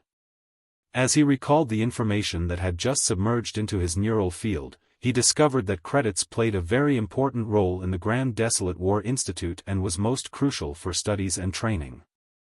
If you have credits, you can wander the entire world, but if you don't have credits, you can't even move an inch. This was the true portrayal of the Grand Desolate War Institution. For freshmen who had just entered the institute, the dormitory provided by the institute free of charge was no better than a pigsty. Similarly, the food provided was like pig wash. the uniforms were like beggar clothes, and the little cultivation resources provided were the size of a fingernail. Do you want to eat delicacies? Please pay credits. Do you want to sleep in a royal palace-like mansion? Please pay credits. Do you want many cultivation resources? Do you want high-ranked training facilities? Please pay credits. Even a lot of professional courses established by powerful experts required one to pay a certain amount of credits, and only then could he or she study. Moreover, once you are unable to pass the exam, these credits would entirely go down the drain. In short, if anyone wants to become a true powerful expert, it was necessary for him to use every trick in his sleeves to earn as many credits as possible, and then use these very credits to acquire many resources, and after repeating the same thing again and again, you would become strong step by step. And as the institute which is most concerned about combat within the Federation, the procedure of earning credits was certainly not as simple as attending classes. One could even say that earning credits using conventional methods like attending classes or taking exams was like a drop in the bucket. The true leading method was still open trading and combat. The so-called open trading was none other than the students using their own abilities to exchange for credits. An example would be the students of the Grand Desolate War Institution's cultural department, the spirit tattoo artists who were proficient in spirit tattoo technique. When a student of the combat department wanted to engrave a spirit tattoo onto their body, they would go to the students of the cultural department and use their credits to buy services. Likewise, when the students of the cultural department wished to acquire some kind of special demon beast blood to concoct tattoo ink, they would post a mission and put forward credits as rewards, and naturally, there would be many students from the combat department willing to go the depths of the wasteland to hunt demon beasts. And just in case, if the combat department student who went hunting for demon beasts were out of luck and received an injury, they could always spend their credits to ask the medical department students to treat them.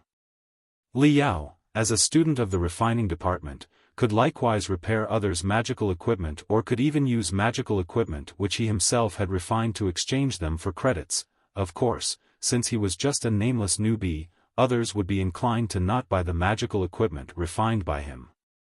They would rather spend a bit of their money to buy sabers and flying swords from sects like the 100 Saber Alliance. This was the way of the world.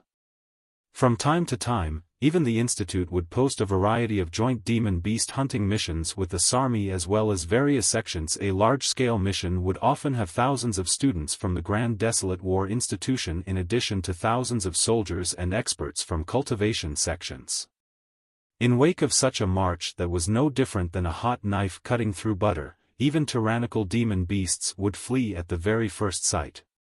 Participating in such missions, not only would the students rake in a lot of credits, but along the way, with professors casting marvelous and unique skills and the mission itself, it would instill fighting experience into the students, allowing them to unconsciously master many abilities. Compared to having been taught stereotypically in the classroom, this way was much more effective. These ways to earn credits were only open and above board. In private, many students liked betting. They would use their credits to start arena contests where not only would both participating sides bet many credits, but even the bystanders could use their insights and their experiences to determine the outcome and bet on one of the fighters.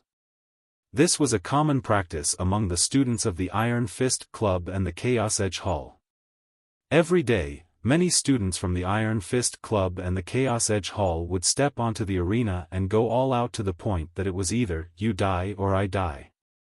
However, the management of both sides' student unions was very strict. Seldom would the grudges on the arena be carried down the stage. And in order to encourage the students to exert themselves to cultivate, the school too would not stop it at all. However, all these combat missions and open trading are only for the older students who have attained over 1,000 credits. Any student whose credits are lower than 1,000 are considered freshmen and can only take basic theoretical courses to earn credits. Only when your total credits have amounted to 1,000 can you truly be able to live the wonderful life of the Institute. These two pieces of information emerged from the depths of his mind.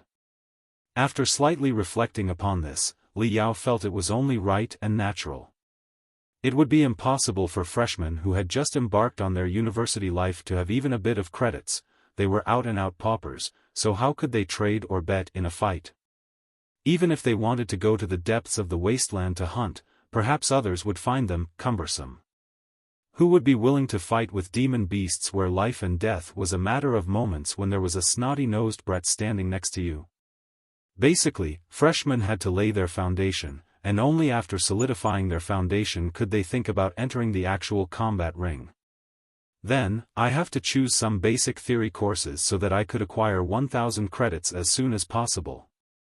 Li Yao burned with impatience, but much to his dismay, when he carefully searched for information regarding basic theory courses, in his mind, he could not find any.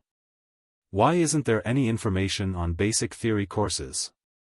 Just as he muttered these words, a second diamond-shaped red crystal floated in the sky upon which basic theory courses undulated in small characters. With a crack, the crystal split into pieces before they submerged into Li Yao's brain from the top of his head. Suddenly, Li Yao recalled over 100 pieces of information regarding basic theory courses. The Grand Desolate War Institution's courses had been divided into basic theory courses and specialized courses. The basic courses were not divided by departments, and all basic courses were open to students from all departments. Usually, these courses didn't have a professor teaching them and were simply available on the Wasteland Battle Network, which had been devised in advance using telepathic thoughts. Even exams were conducted on the Wasteland Battle Network. Moreover, the students could be tested at any time they so wished. Even if Li Yao took the courses at this moment, he could take the exam right away and could immediately earn the credits if he so passed. However, every month, a student could only take the exam 3 times for the same course.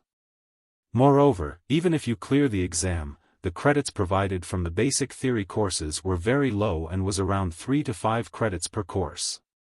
Of course, students could earn more credits from the specialized courses, but in order to take the specialized courses, the student would first have to spend credits to apply. Some specialized courses taught by powerful experts required one to spend a couple hundred credits, and even over 1,000 credits was possible. And once one failed these specialized courses, those credits would go down the drain. Thence, Li Yao, this pauper, could only honestly take the free basic theory courses. Although a cultivator's computational speed, memory, and integrative thinking ability were a dozen times better than an ordinary person, it would still take 3 to 5 days for each basic theory course, and within these 3 to 5 days, I could only earn a few credits. Wouldn't it take almost a year to gather 1,000 credits? The root of Li Yao's teeth began to get sore. He discovered that gathering 40,000 credits in 1 year was simply an impossible task. According to the Institute's curriculum, under normal circumstances, it was indeed the case.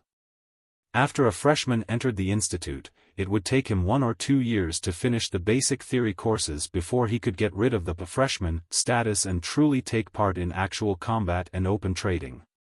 Li Yao, instead, had to take just 1 month for what others would take 1 year to finish, and only then would it be possible to somehow gather 40,000 credits in 1 year. Wasn't it just wishful thinking? Hey, battle ranking? What the hell is battle ranking? Li Yao, who was anxious, suddenly found very dazzling words among the information. The Institute, in order to encourage the student to train madly, has set up Wasteland battle ranking through which the students who have earned the most credits can get various rewards. Whereas, for the freshmen who have entered the Institute for no more than a year, there was a newcomer ranking.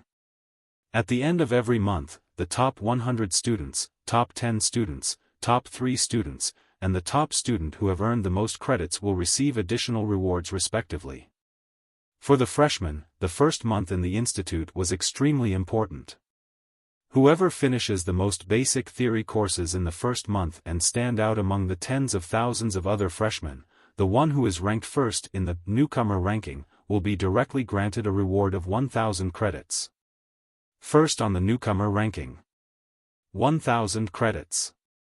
With this, he could directly enter open trading and actual combat ring. Li Yao's blood started boiling, his eyes turned crimson, and he could not wait to shout 1 or 2 times to release the excitement bubbling in his heart. If I want to gather 40,000 credits in a year, first and foremost, I need to become first in the newcomer ranking to get the 1,000 credit reward so that I could conduct open trading and enter the true combat ring. Only then could I unleash my specialty and madly zoom through courses. Battle ranking, quickly show me the battle ranking. Let me see who my competitors are. Who exactly are the experts here? Even though the Grand Desolate War institution was popular in the southeastern region, there were still major towns and cities in the north which housed countless cultivation geniuses of the Wasteland. In their own hometown, they were akin to feathers of a phoenix and horns of unicorns. However, for the 40,000 credits, in order to become a registered refiner, in order to make the mystic skeleton battlesuit soar into the 9th heaven, Li Yao could only do all he could so that he could steamroll these feathers of the phoenix and horns of the unicorns. Whoosh! Whoosh! Whoosh! Whoosh! When Li Yao muttered newcomer ranking, a glittering list immediately emerged in front of him. It had already been 7 days since the institute had opened. Ordinary students might still be adapting to university life, but as far as these cultivation geniuses were concerned, the maddening blood battle had already begun. Names of many students had already appeared on the newcomer ranking and were decorated with several credits after. The topmost student has already earned 14 credits. In other words, in this period of 7 days, this person had already passed 4 to 5 basic theory courses, with an average of almost 1 course per day. He was truly worthy of being a 1 in 10,000 cultivation genius. Zhao Tianchong, Lu Taizhan, Gu Feishuan, Wen Ruorong. Li Yao narrowed his eyes as he etched these 4 names into his mind. Zhao Tianchong was none other than the cultivation genius who had acquired 14 credits, while the remaining 3 each had 11 credits, thereby tying for second place. These 4 had credits which was already in 2 digits, marking a much larger difference than the other students. They should be the best among the best freshmen of this year, and they were also Li Yao's biggest competitors for the next month. However, what the hell is this hidden dragon hall? Li Yao discovered that all of their names were followed by 2 annotations. The first was the name of the student union they belonged to. Li Yao's name itself was followed by Starfire Union. Furthermore, it was glittering and overflowing with colorful lights to highlight his extraordinary identity as the Starfire Union's president. The 4 cultivation geniuses respectively came from the 4 major departments, but their names were also decorated with Hidden Dragon Hall at the very end. The third crystal that bore the Hidden Dragon Hall characters floated over and split open over the top of his head, following which a realization immediately dawned upon him. So it was like this. The Hidden Dragon Hall is a training camp for specially recruited students. Members of the Hidden Dragon Hall are all cultivation genius who have displayed outstanding performances during the Limit Challenge competition and were later specially recruited by the Grand Desolate War institution. They did not have to take the college entrance examination, so in these 3 to 4 months, they had gathered at the institute and were undergoing special training. These specially recruited students are far more powerful than the ordinary students. Each one of them is a monstrous genius, and they regard themselves very highly and consider themselves to be hidden dragon. They simply disdain competing with ordinary students. They indeed had the ability to be proud. Every month, the top 100 positions of the newcomer ranking is occupied by these hidden dragon, and only 3 to 5 ordinary students could pave a way to the 70 to 80 positions at most. And there was none who could make it to the top 10. However, this year, Li Yao licked his lips as round after round of ripples gushed out from the depths of his eyes. His blood seemed to have changed into a hot steam. Let's see whether it will be you, these hidden dragons, or me, the vulture who would finally soar into the sky and sweep the winds and clouds. Having punched out, Li Yao started silently pondering with all his concentration, bring up all the basic theory courses, no matter what difficulty level it is. The higher the credits, the better it is. Countless translucent and diamond-shaped crystals flew to his front from all sides. Each crystal bore the details of one course along with an evaluation of the seniors. Although the is tedious to learn, it is a prerequisite to many courses. Furthermore, it is rather easy and has a passing rate of 92%. It is advisable for everyone to take this course. Is very good. After learning this basic theory course, you can learn the true, which is an overbearing marksmanship created after repeated revisions by countless experts in the army. Once you are successful in learning it, you will be invincible against those on the same level. There is nothing to say of. It is a very ordinary exercise. However, there will be many junior sisters from the cultural department learning together with you.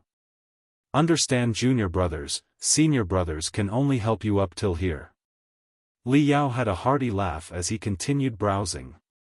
He first selected more than 20 refining theory courses recommended by Yuan Manqiu, including, so on and so forth. Although there were many courses, they did not pose too much pressure on him. After all, Li Yao was not an ignorant novice. When the old man was still alive, he had already taught him sufficient basic knowledge, not to mention Ding Yin's notes had given him a comprehensive understanding of refining techniques. In addition, the goes without saying, it was simply free credits. Supposedly, after 1 month of study, he could definitely amass all the credits.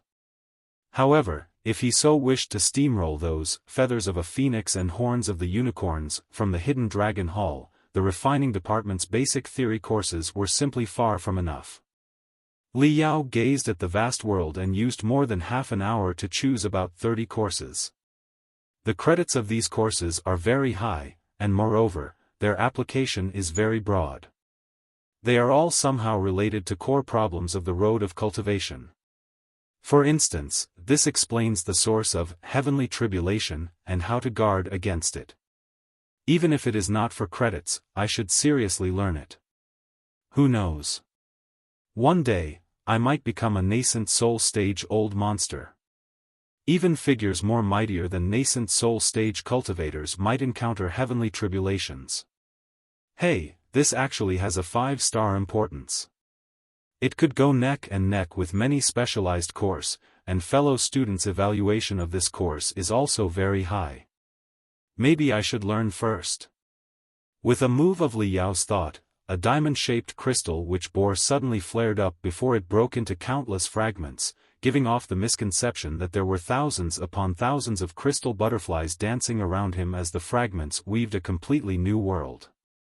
It was a scene of a typical medieval cultivation world where mountains and rivers could be seen far away while there were pavilions, buildings, and halls nearby. A middle-aged cultivator who had a well-trained figure emotionlessly stood in front of Li Yao. This middle-aged man was purely constructed from the fragments of telepathic thoughts. He simply didn't exist in real life. He was only here to teach the quintessence of the pertaining to a couple dozen Grand Desolate War Institution professors' knowledge from over the past century. The middle-aged cultivator talked very fast. From time to time, his speech was also mixed in with the transmission of telepathic thoughts. A peerless tide of thoughts surged forth into Li Yao's brain. What gave Li Yao a profound impression was the 3 big trees that were burning at the center of the forest. The first tree had the branches burning bit by bit. The second tree, however, had the entire top of the tree burning. The third tree instead burned from the top of the tree to the trunk, and even the roots underground were also burning. Very soon, the whole tree had been burned into coke. The middle-aged man faintly said, "These 3 trees represent ordinary people, low-level cultivators, and high-level cultivators. The vitality of ordinary people is tremendously feeble, so the consumption of their vitality per second is also very small. Their vitality flows like a mere trickle which would remain calm forever. We cultivators, on the other hand, could stimulate the hidden potential of our bodies to the extreme and break past the limits one after another, and even blast away towards a completely new path of evolution. Every second and every minute, the vitality we consume is more than 100 times than that of ordinary people. Like the second and third tree, which are burning from inside out, although they can emit inexhaustible light and heat in an instant, they could easily burn away themselves completely. The higher the state and the deeper the cultivation level, the fiercer you will burn and the faster you will consume your vitality. In the ancient cultivation world, many peerless experts whose cultivation had reached the limit could completely burn themselves, and subsequently after various kinds of visions, they would completely vanish. The ancient cultivators called it breaking the space. But we modern cultivators know that it was nothing but burning our vitality away, burning ourselves alive to death. If you want to avoid burning away your vitality, you cannot maintain your strongest state all the time. Instead, you have to alternate between tension and relaxation, you have to remain calm at normal times and be prompt when taking action. So, even if it is nascent soul stage old monster, he would not remain in the nascent soul stage at every moment and every second. If he did so, he will very easily completely burn through his entire life. It would simply be an act of suicide. They would often restrain their vigor and would look no different than building foundation stage or refinement stage cultivators. Some skilled, peerless experts can even accomplish a state where not even a trickle of their life force leaks out, suppressing their strength to 0.01%. A true nascent soul stage old monster will look like a feeble, ordinary person. Even if telepathic thoughts of other experts scan through them, they will not find an ounce of difference. Under this kind of state, their life force passes very slowly, and theoretically, they could live for 300 to 500 years, and perhaps even longer. And if they need to, they can transform in the blink of an eye in accordance to the different combat scenarios. They could jump to different levels one by one, from the refinement stage, foundation building stage, golden core stage to even the strongest nascent soul stage. In their strongest state, their attack force is 100,000 times stronger than their weakest state. It would be as if they were not the same person, as if an ant has evolved into a ferocious dragon in the blink of an eye. Soul converging techniques teach you how to suppress your strength, the ability to transform. Soul converging techniques, breathing exercises, and utilization exercises are also known as the 3 basic techniques of the cultivation world. Once you have learned a soul-converging technique, not only can you warm and nourish your Ife flame, it can also prevent others to see your actual situation, allowing you to be a wolf in sheep's clothing and play pig to eat the tiger. It is truly a marvelous and essential skill for you to walk in the cultivation world. Having finished the introduction, the middle-aged cultivator waved his hand before numerous streams of light submerged into Li Yao's brain, which was the basic theoretical stuff regarding soul-converging techniques. Just like the breathing exercises, soul-converging techniques was just a general designation for techniques. Various sects had their own soul-converging techniques. The Grand Desolate War Institution likewise had a total of a couple hundred different soul-converging techniques, with each of them having different features and practicing methods. The students could freely choose as they wish. Among this basic theory course, Li Yao got to clearly understand the origin, creators, features, advantages, and disadvantages of over 100 soul-converging techniques. As a couple 100,000 thoughts submerged into his brain in the blink of an eye, Li Yao felt as if his brain was going to explode. He felt dizzy as he constantly complained. When he withdrew himself from the knowledge of soul-converging techniques, he felt everything was revolving and faintly felt nausea. Awful, I truly cannot bear so many thoughts submerging into my brain all of a sudden. This is just the concepts of soul-converging techniques forced into my brain, I still do not completely understand them. I guess it would take at least 3 to 5 days before I could master it, and only then will I have the hope to pass the exam. No, if it will be 3 to 5 days just for learning one course, I can only earn 20 to 30 credits in 1 month at most. How am I going to compete with those specially recruited students? Not to mention the first in newcomer ranking, it would be impossible for me to make it to the top 100. Li Yao was quite anxious. The low-rank soul converging techniques could not be described as difficult among the basic theory courses, but the telepathic thoughts it had were truly too many and even included the origin, development history, and evolution of the sect. Some courses even included many cultivation experiences of seniors which would very likely to appear in the exam. Even if it was a cultivator who had tremendous computational speed, to completely understand one, they would, just like him, need to spend 3 to 5 days. It was simply impossible to learn a couple dozen courses in 1 month's time. The learning efficiency is truly low. I wonder if there are any cultivation facility which could promote the learning efficiency. Li Yao was somewhat distressed. At this moment, a diamond-shaped crystal congealed over the top of his head, at the center of which had Super Perception Cabin. After it split open, Li Yao suddenly discovered that the institute surprisingly had a cultivation equipment called Super Perception Cabin which could promote the learning efficiency by 300%. Practicing a second inside of the Super Perception Cabin was equivalent to practicing 3 to 4 seconds outside. It was like the time was being stretched. It was incredibly mysterious. Is there such an overbearing cultivation equipment? Then wouldn't 1 month be equivalent to 3 months? Li Yao, who was completely immersed in his happiness, completely ignored the restrictions and drawbacks of the Super Perception Cabin and excitedly checked the location of the equipment. The Super Perception Cabin was a very common cultivation equipment. All the major departments had it installed. The refining department also used to have it, however, it was destroyed in the explosion. But as all the departments had made a commitment that the students of refining department are welcomed anytime to use their training facilities, they would act fairly to everyone. Let's check out the combat department first. Li Yao discovered that the combat department had over 100 Super Perception Cabin installed. It was a large-scale facility, and the distance was also not far away. He immediately decided to first go to the combat department to try his luck. He could not wait to withdraw from the Wasteland battle network. Looking at the black wing sword like a cheerful dog running around him, Li Yao's complexion changed. He raised a finger. If I have to ride you, let's talk first. The highest speed cannot be more than the 1/3 rd of the speed of sound. You are not allowed to suddenly stop and change directions, you are not allowed to abruptly go up and down, you are not allowed to do a 360 degrees barrel roll, and you are also not allowed to suddenly brake.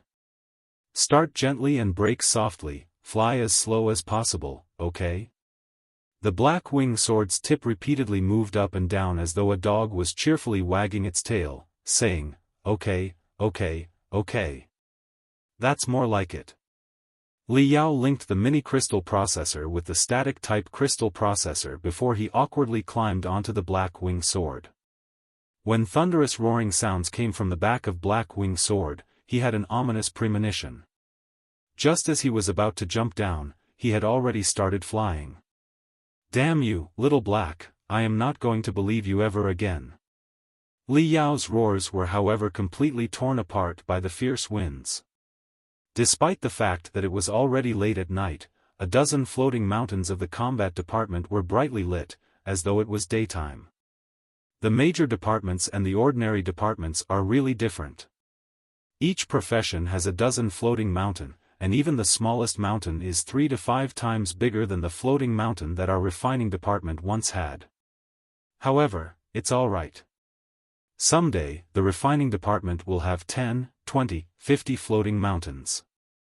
I will build a sky city in the sky of the Grand Desolate War Institution, and then it will be worthy of the title, Holy Land of Refiners. On the flying sword landing platform of a floating mountain, Li Yao stroked his messy hair and walked inside with his head held high. This floating mountain belonged to Iron Fist Club, and despite it being midnight, the floating mountain was hustling and bustling with people inside. Its atmosphere was filled with an intense masculine taste, and sounds of striking could be heard without a breath of respite. As Li Yao walked inside, a few sharp gazes converged on him. He wore the uniform of the refining department, on which there was a burning crystal gear engraved on his chest, appearing to be particularly striking among the tall and robust members of the Iron Fist Club. Very quickly, someone recognized him. He's Li Yao, the only student of the refining department. So he's the one who would rather die than change departments? So whether the refining department will exist or be abolished rests on his shoulders? Do not underestimate him. This guy is very ruthless. Rumor has it that when he had just awakened, he had beaten the crap out of a third-level refinement stage cultivator. Our Iron Fist Club's instructor, Teacher Ding Ling Dang, is sparing no effort to recruit him.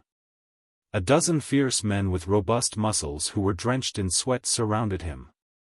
A 2-meter-tall bronze-skinned, fierce-looking man walked in large strides before Li Yao as he lowered his head and sized him up. Pursing his lips into a smile, he said, "Are you Li Yao?" Li Yao frowned. He slightly bent his legs, and his leg muscles shivered in high frequency, which was unable to be discerned with naked eyes, seemingly taking the pose at which he could kick the other guy's crotch at any moment, thereby breaking the other guy's attack. However, his face bore calmness as he smiled and said, "That's right, and you are." The robust man raised his bowl-sized fist and ruthlessly smashed on his iron-cast and copper-plated chest. The subsequent sound was as though a stone had struck a piece of metal as he shouted, "I am Zhang Chuang and am also a freshman like you. I am Southern Desert City's champion of the college entrance examination. Student Li Yao, I admire you." What? Li Yao was dumbfounded. What sort of strategy was this? Zhang Chuang stretched out his leaf-fan-sized, giant palm and forcefully smacked Li Yao on the shoulder as he said in a loud voice, "We all know that the refining department had an accident and we have also heard of your choice. We all admire you. We feel that you represent the spirit of the Grand Desolate War institution, regardless of victory or defeat, as long as even one soldier is left standing, we will fight to the end." That's right. Another ugly freshman came forward and roared while waving his fist, "Although everyone knows that the refining department can never hold on after a year, you still chose to remain without a shred of hesitation to go all out to struggle and fight. This kind of spirit is exactly the persistence that our Grand Desolate War institution has passed down for hundreds of years. We can lose and even die, but we will never surrender. Come on, fellow student Li Yao." A third hunk forced his way over. "No matter the final outcome, in this year, burn your life away, exert your utmost strength to shine so that you don't leave the slightest bit of regret. All the members of our Iron Fist Club completely support you. For your dream, fight till the end. Even if the refining department is abolished next year, it is well worth it. Whatever you need, just say. We all know that cultivation is not easy.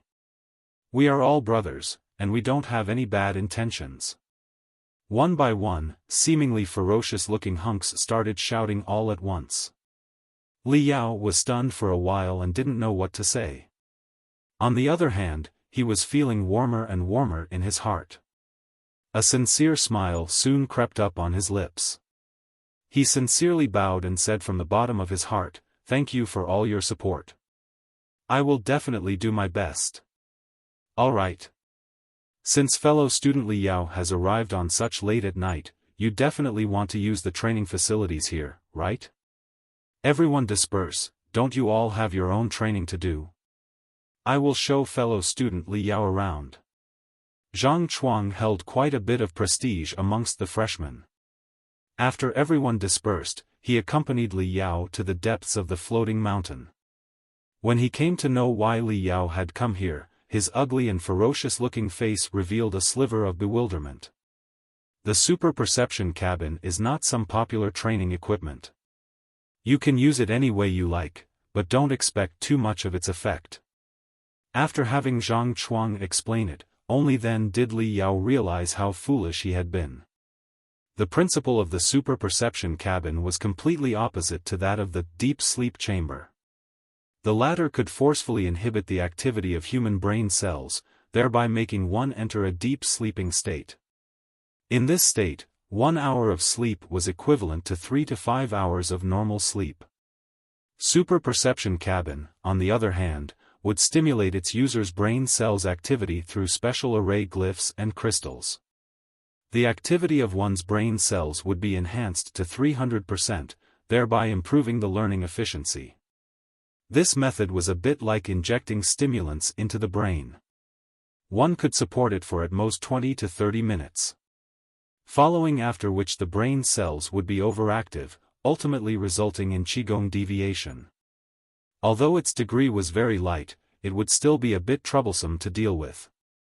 Moreover, it was only enhancing the brain cell activity to 300%.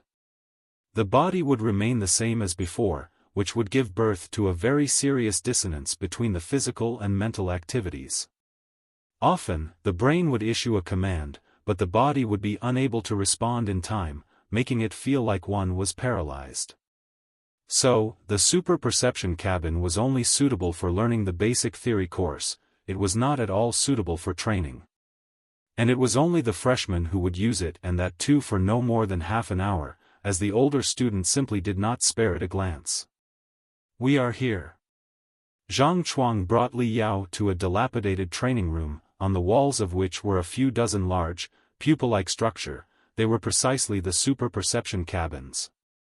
Through the crystal glass window, one could see that a majority of the pupil-like structures were empty, and only a few pupae had a student sitting cross-legged inside. These students had been stimulated with a secret method and had their brain cell activity elevated to 300%.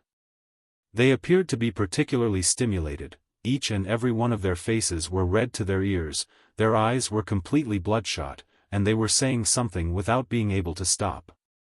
Suddenly, Li Yao noticed that there was something wrong with a student in the upper left large pupa. He was talking faster and faster, and his complexion was getting more hideous by the second. The blue veins on his forehead was slightly bulging, and finally, blood gushed out with a splash. Damn!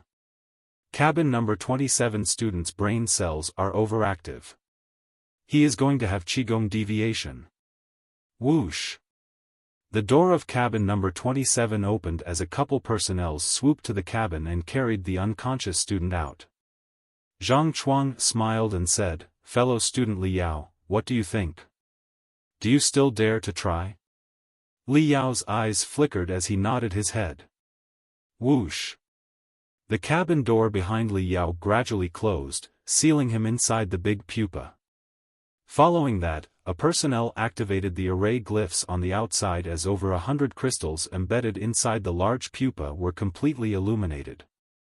A milky white radiance flowed through the engravings and fused constantly before they gathered into dazzling spirit glyphs one after another. Lube dub, lube dub, lube dub, lube, dub, lube, dub. Li Yao felt his heart beat getting slower and slower as his breaths became longer and longer. Brain cell activity, 150%. He realized that it was not his heartbeat which was getting slower, but rather, it was his thought process which was getting quicker. His body rhythm was unable to keep up with his thought process. Brain cell activity, 200%. Li Yao felt as if someone was prying open the top of his head and pouring scalding hot oil into his brain, which was producing crackling sounds. Countless glimpses of scenes suddenly emerged before his eyes as multitudes of sounds also rang in his ears. They were the residual memories from a decade ago which were upturning from the depths of his brain. Even the memories where a wolfhound was chasing him when he was 7 years old had surfaced. Brain cell activity, 250%. Li Yao blinked his eyes. His pupils gradually expanded as they slowly occupied his entire eye sockets.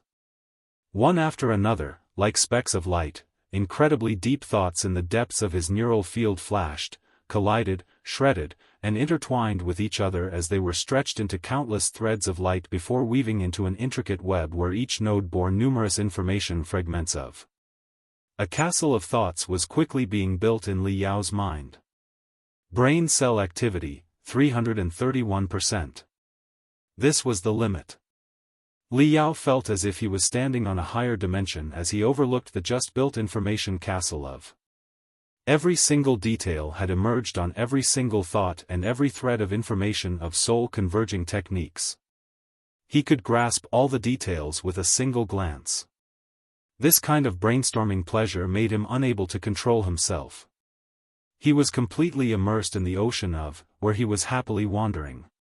He completely forgot the passage of time. 5 minutes, 10 minutes, 25 minutes, 30 minutes. Suddenly, Li Yao's pupil fiercely contracted to the size of a needle tip before it once again expanded to the limit. His brain cell activity was increasing by the minute, he was getting more and more excited, and his thoughts were flashing quicker and quicker. He felt as if countless flying shuttles, which he was unable to catch no matter what he did, were whizzing out from the depths of his neural field. Boom! The castle of thoughts suddenly collapsed and raised overwhelming, frightening billows and terrifying waves, where every wave carried a seemingly inexhaustible amount of memories, while the vast majority of them were useless information. For instance, what he ate on the noon of the 3rd day after his 9th birthday. He started to recall everything that was useless. Li Yao let out wheezing sounds, and the corner of his eyes madly twitched as he bit his lips to the point that the blood was flowing out.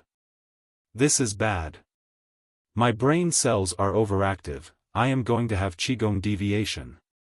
Once I have Qigong deviation, it will take me at least a day to recover, during which my spirit will be weakened, my memory will decline, and I will not be able to concentrate. I will simply be unable to cultivate. I can never let this happen. I must find a way to resolve this. Everything before his eyes had blurred, and countless resplendent scenes collided with each other. Li Yao seemed to be hearing, cracking, sounds of his brain cells bursting open like popcorn. Every time they exploded, an overwhelming amount of useless memories would burst forth. Memories. A thought struck Li Yao's mind, he suddenly seemed to grasp something. He gathered a trace of his remaining consciousness, and with all his strength, he rushed into the depths of his brain towards Yezi's tree of memories. Boom! The moment his consciousness was going to collapse, a bright light flashed before Li Yao's eyes and his consciousness appeared inside the heavenly refining tower of 100 smelting clan from 40 millenniums ago. Pooh! Li Yao let out a long deep breath. This was the memory world of Yezi. Even if a storm was raging through at the outside world, it would simply be unable to invade this place. My guess was right. Yezi's soul is so huge that it can absolutely withstand the side effects of 300% brain cell activity. This place is going to be my safe haven. I can hide here for 3 to 5 minutes before going out, and I shouldn't have any Qigong deviation then. Having thought of this, Li Yao crossed his legs and steadily sat at the center of the heavenly refining tower's first level where he studied the over and over again for 10 minutes. Only then did he calmly and collectedly leave the memory fragments and made his consciousness resurface as he returned to the real world. Sure enough, beside a little headache, he was no longer in an uncontrollable state, he was not going to have Qigong deviation. Fortunately, I finally found a way. It seems that the super perception cabin has a great hidden danger, so I cannot overuse it. Li Yao secretly praised his luck. When he swept a glance at the corner of the hologram which was displaying the time, his entire body was suddenly stupefied. What? Only a minute has elapsed in the real world? That's not right.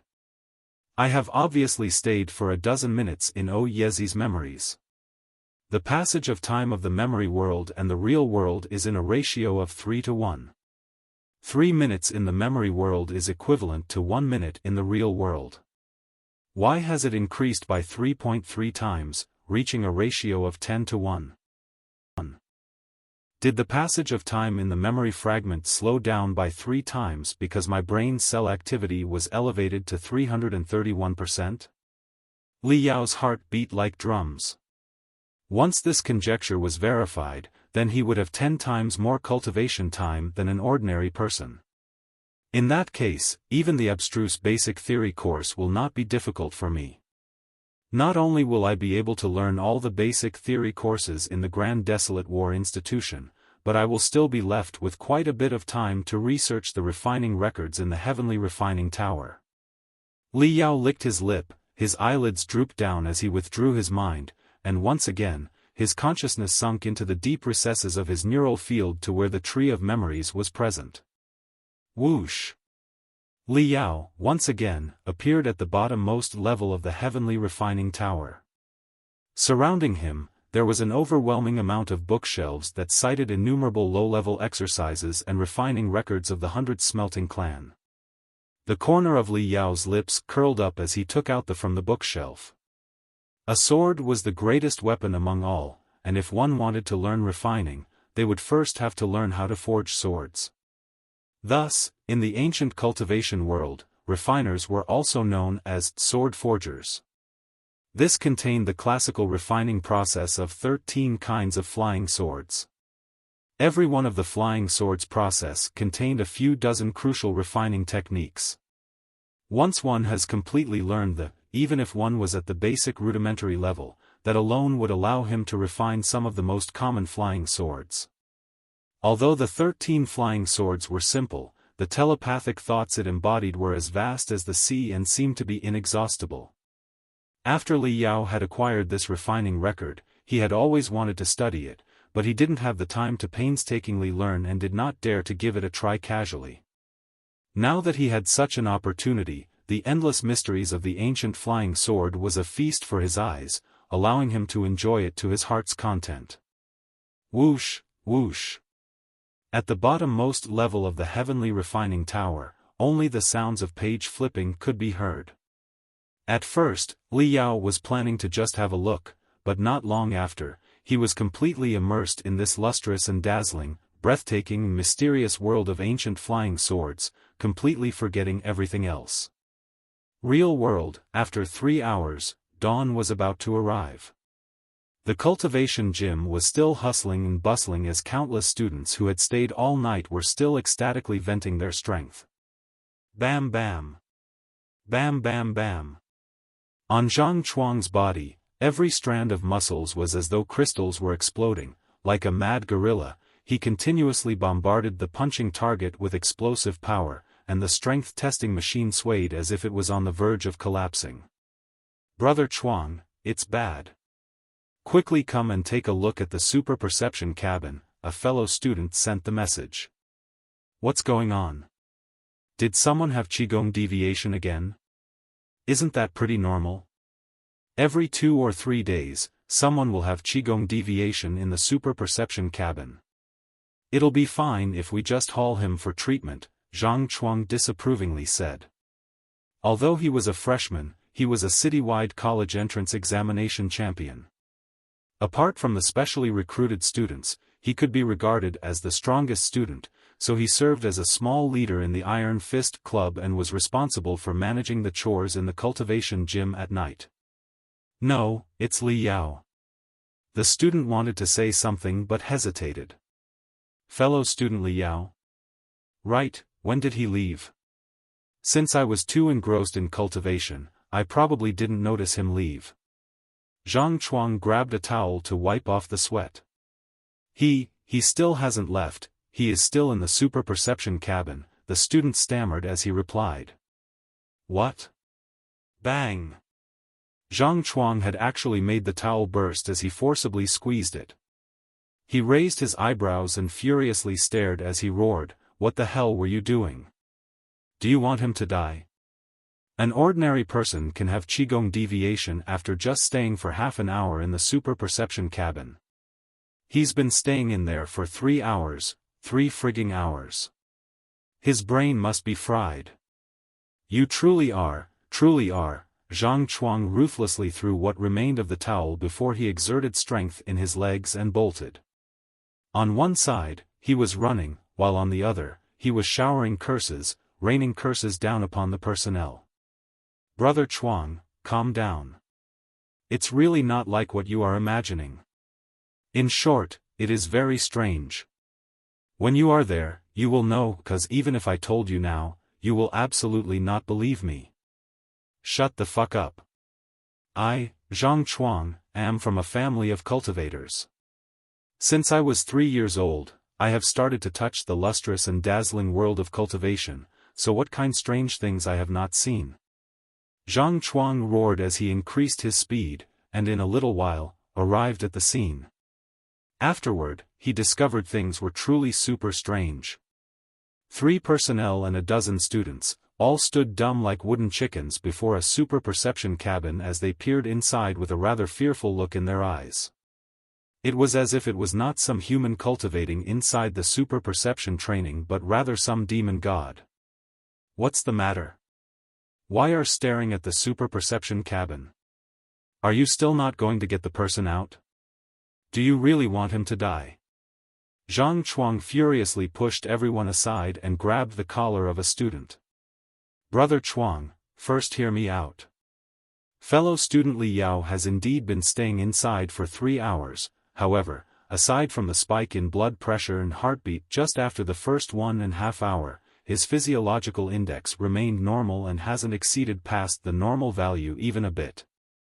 Because of this, we didn't pay any attention to it, but when we noticed him, about 3 hours had already passed.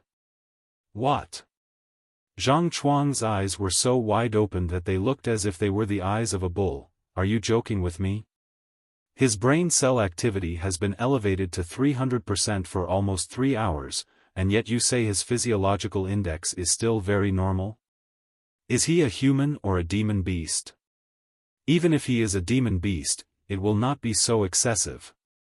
The student, who had his entire face splattered with Zhang Chuang's saliva, said completely bewildered, I am not finished.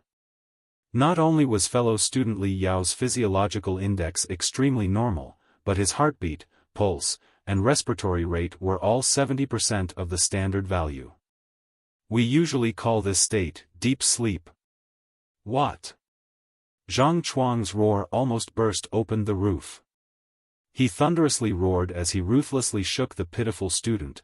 Do you not know why this thing is called super perception cabin? It is precisely because this thing can allow someone to enter a super perception state. Now you are telling me that someone who has brain cell activity of 300%, who is in a frigging super perceptive state, is in deep sleep. Is there something wrong with your tongue, or am I hearing things wrongly? The student forcefully smiled, Brother Chuang, there is nothing wrong with my tongue and there is nothing wrong with your hearing. Even I suspect that there is something really wrong with my eyes. Zhang Chuang spat a mouthful of saliva before he shoved everyone and pasted his nose on the transparent crystal window as he peered inside with wide-opened eyes. He kept on staring for a while. However, Li Yao, who sat in cross-legged position at the center of the pupa, had a trace of a strange smile on his face. His expression was completely calm, and much to his dismay, there was drool trickling down the corner of his mouth as he made faint snoring sounds. All this points to one thing and one thing only, and that was he was in a deep sleep state. From the high-speed movement of his eyes, it was quite clear that he was immersed in an incredibly wonderful dream. Brother Chuang, fellow student Li Yao has remained in this state for an entire 3 hours already, the student faintly added this sentence. Zhang Chuang was completely stupefied. He dumbfoundedly stared for a long while before he could finally recover to the state of being able to respond. After suppressing for a while, he vented out, fuck, this brat is really asleep. From this day onwards, a legend appeared in the Grand Desolate War Institution. A legend of a god of sleeping.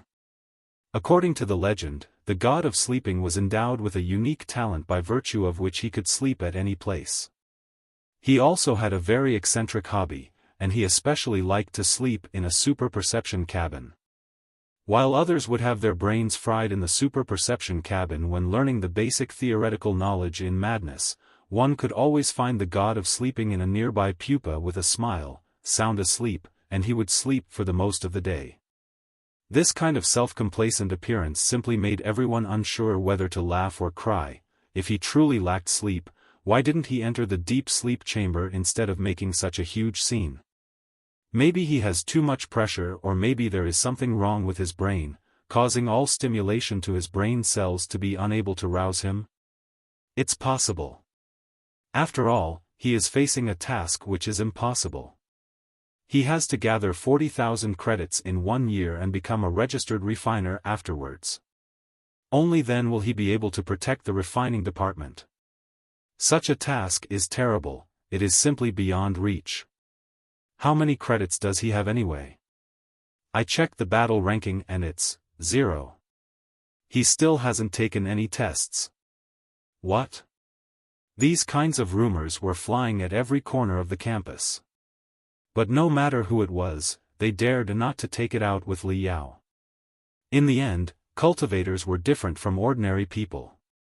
Many students were from families of cultivators which have a profound heritage, and they have all learned priceless, wondrous, and mysterious skills, and some people had fortuitous encounter in their childhood, had beheaded strange beasts, eaten some strange fruit, or inadvertently acquired some peerless ability. In the world of cultivation, this was a pretty common occurrence. If they imprudently went and asked, "Hey, fellow student, why can you enter deep sleep in the super perception cabin? What kind of fortuitous encounter did you have? Why don't you open the outlook of everyone?" If such words left their mouth, even if Li Yao beat the crap out of him on the spot, no one would sympathize with him. As for the faculty, they, even more so, weren't concerned over this matter. A university was completely different from a high school. In high school, teachers might act like stewards and run after students all day, but in university, if a student was willing to learn, then the professors would do their utmost to teach. However, if a student snored all day long, then that was his freedom and no one would interfere. After all, everyone was an adult. One must pave their own path step by step. And as for Yuan Manxiu, she was pretty much busy reconstructing the refining department and was out on a trip to contact the scattered grassroots refiners. She simply didn't have any time to be concerned with these trivial things. She believed that Li Yao would take at least 2 to 3 months to learn all the basic theory courses. Li Yao was like a weed that spared no effort to grow under the rubble where no one could see. 1 day, 2 days, 3 days. Every day, he would spend 12 hours in the super perception cabin. While everyone thought that he was snoring, he was actually immersed in the depths of the heavenly refining tower where he directed all his attention to learning the 100 basic theory courses. In the real world, where 10 days had passed, in the heavenly refining tower, 3 months had passed, during which Li Yao had finally chewed, absorbed, thoroughly memorized, and understood 88 basic theory courses. Afterward, he turned his gaze towards the higher-rank theoretical scriptures. His target was to use half a month in the real world, 5 months in the heavenly refining tower, to thoroughly read over a majority of the scriptures. Even if he was unable to understand, he would have engraved them deeply in his brain, which would lay a solid foundation for the next step in cultivation.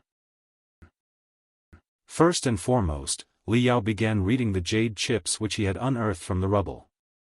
These jade chips were a unique kind of magical equipment which were dedicated to storing telepathic thoughts and could often go through vicissitudes of 1,000 years. Its structure was extremely sturdy and was also engraved with special array glyphs which ensured that the telepathic thoughts stored within could never be extinguished. Thus, even after experiencing such a huge explosion, many of the jade chips were perfectly fine. A majority of the jade chips had cultivation data and refining processes stored which Li Yao was unable to completely analyze, even with his current strength. However, a small part of these jade chips had notes, refining experience, as well as theoretical monographs written by various seniors stored within. Suffice to say, countless 10,000 feet high refining theories of the entire grassroots faction was built on these unremarkable cornerstones. These jade chips were altogether different from Ding Yin's jade chip. Ding Yin was a refiner who had profound knowledge in mainstream refining. His refining ideology paid more emphasis on the elite faction, but it just so happens that his explanations had a very solid basis and gave everyone a reasonable and impeccable feeling.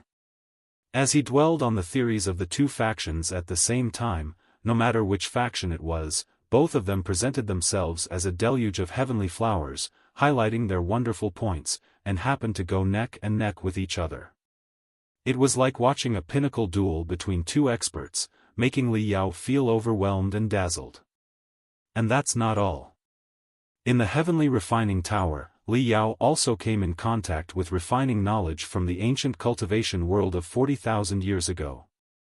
Ancient refining concepts and the modern ones were two schools which were diametrically contradictory.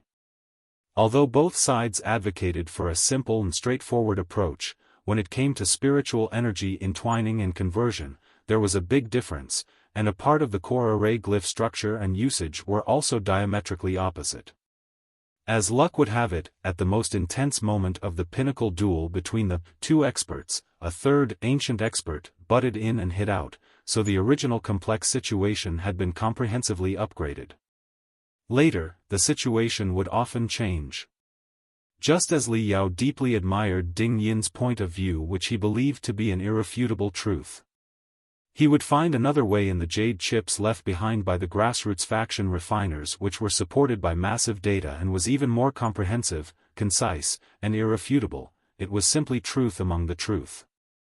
And when Li Yao just nodded and accepted this point of view, suddenly, he would discover a new point of view in the ancient books from 40 millenniums ago, which seemed to be more concise, clear, and irrefutable, and appeared to be as unshakable as 1 + 1 = 2.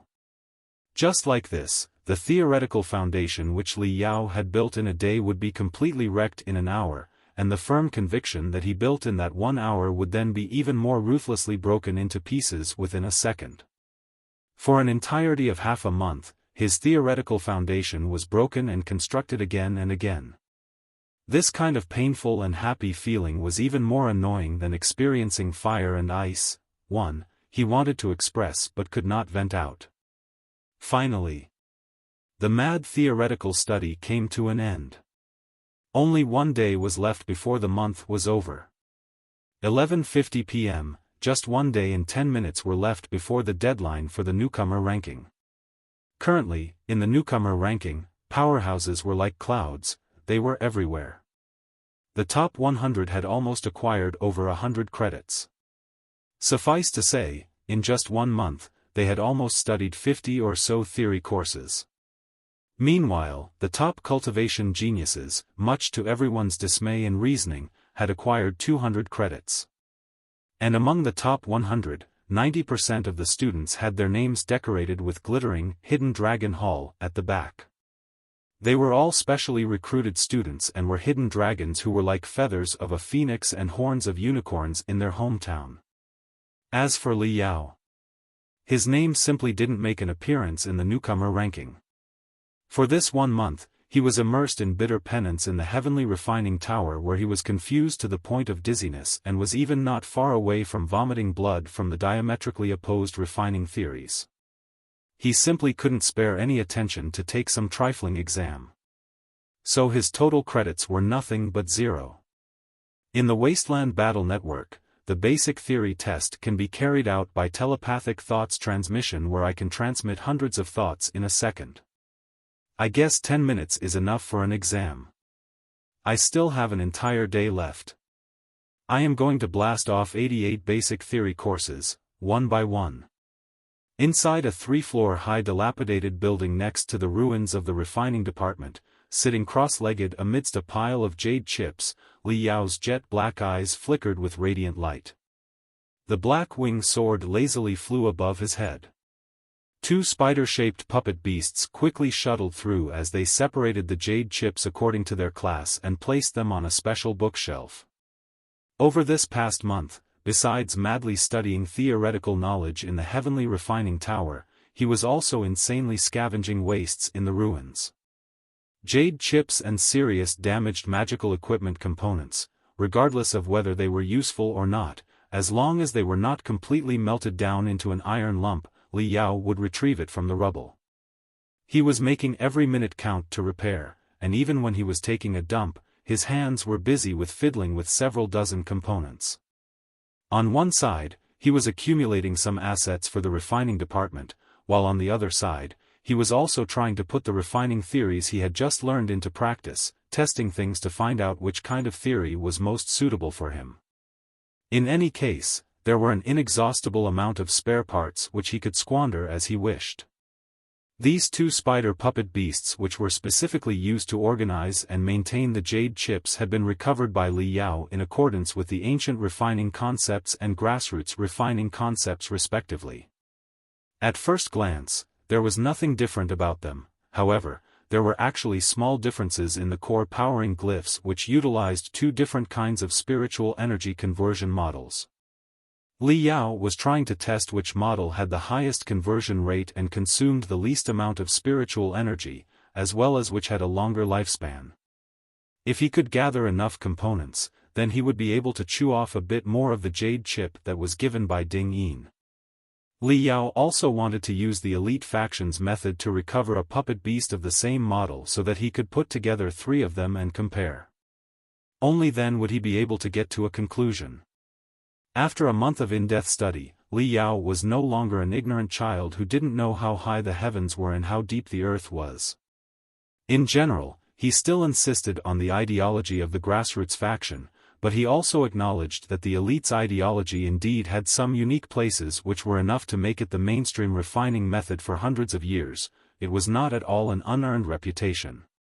Perhaps one day, he could fuse the ancient refining techniques and the elite's refining concepts with the grassroots concept and create a second-to-none, Fiend Star-style, refining technique.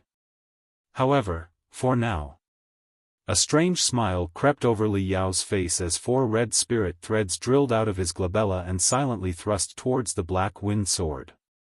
Just as his spirit threads charged out, for black spirit threads also charged out from the black wing sword and directly cut off Li Yao's spirit threads. Red and black, altogether, the 8 spirit threads were like 8 flying swords that were having a dogfight as they waged an intense and bloody battle that was invisible to the naked eye. Compared to a month ago, Li Yao's spirit threads were thicker and more flexible, and their reach was also longer. However, the spirit threads stretching out from the black wind sword were even thicker and more flexible. Both sides clashed with each other in the air, during which offense and defense were changing within seconds. The fight was well matched. Li Yao slightly smiled as terrifying spiritual energy coursed through all over his body and finally gathered at his spiritual root. Surprisingly, a 5th, 6th, 7th spirit thread appeared. Finally, the number of spiritual threads that had emerged from Li Yao's spiritual roots had reached as many as 10, and each spirit thread had a reach of 12 to 13 meters. An emergence of 10 spirit threads from the spiritual roots with every thread being 10 meters long was precisely the sign of having entered the second level of the refinement stage. And this was not all. When the 10 red spirit threads swarmed over and surrounded the black wing sword, suddenly, a strange distortion appeared in the air as every spirit thread turned back by 90 degrees, drawing a standard right angle before they intertwined with each other and weaved an airtight dragnet. The spirit threads bent by 90 degrees to form a standard right angle, which was simply impossible for it to naturally happen in the world. It was a clear proof that the cultivators' manipulation of their spirit threads had reached a degree where they were like arms and fingers of the cultivator and could be manipulated as they wished. In other words, Li Yao had already broken through to the third level of the refinement stage. In this 1 month, after having refined and absorbed a tremendous amount of demonic energy, which he had engulfed from the battlefield, as well as staying day and night in the super perception cabin, where his brain cell activity was enhanced to 331% for a long period of time, his soul had unknowingly grown stronger. In addition, he and Blackwing Sword had accidentally thought of this spirit thread fighting training, which allowed them to launch their spirit threads and fight it out with each other at leisure. Using this way of training spirit threads, not only did it make their spirit threads thicker, more agile, longer, faster, and sturdier than any ordinary cultivator's spirit threads, but the rate of engulfing spiritual energy had also greatly increased. Although many descendants of wealthy and great families could break through to the third level of the refinement stage before the age of 20 by relying on the massive amount of resources. But for a nameless newbie like Li Yao, who had no background, to advance to the third level refinement stage in just a short period of 1 month, it was absolutely a miracle. Having swept a glance at the spirit clock, which showed that it was just 12 o'clock, on the wall, Li Yao retracted his spirit threads and licked his lips. He could not wait to log into the Wasteland battle network. With the arrival of the end of the month, the competition of the newcomer ranking had entered a new phase of intensity. The scene of the battle network had also changed, the sky had turned blood red while soul-stirring war drums rang everywhere, making everyone's blood seethe and anxious to give it a try. With a move of Li Yao's thought, when he deeply thought of one word, exam. Numerous streams of light swarmed over from every direction as they turned into 88 blood-red diamond crystal. Every diamond crystal bore a tremendous amount of telepathic thoughts which represented each of the 88 exams. Li Yao arbitrarily swept a glance around before his gaze gathered at a clear diamond crystal at one corner. This blood-red crystal immediately started shaking. "Freshman Li Yao, are you sure you want to take the exam for?" "I'm sure." Crack. The blood-red crystal split open into thousands upon thousands of blood-colored fragments above his head before they started rotating at a high speed around him and transformed into a mysterious and wondrous scene. Li Yao stood in the air. Beneath his foot was an endless abyss.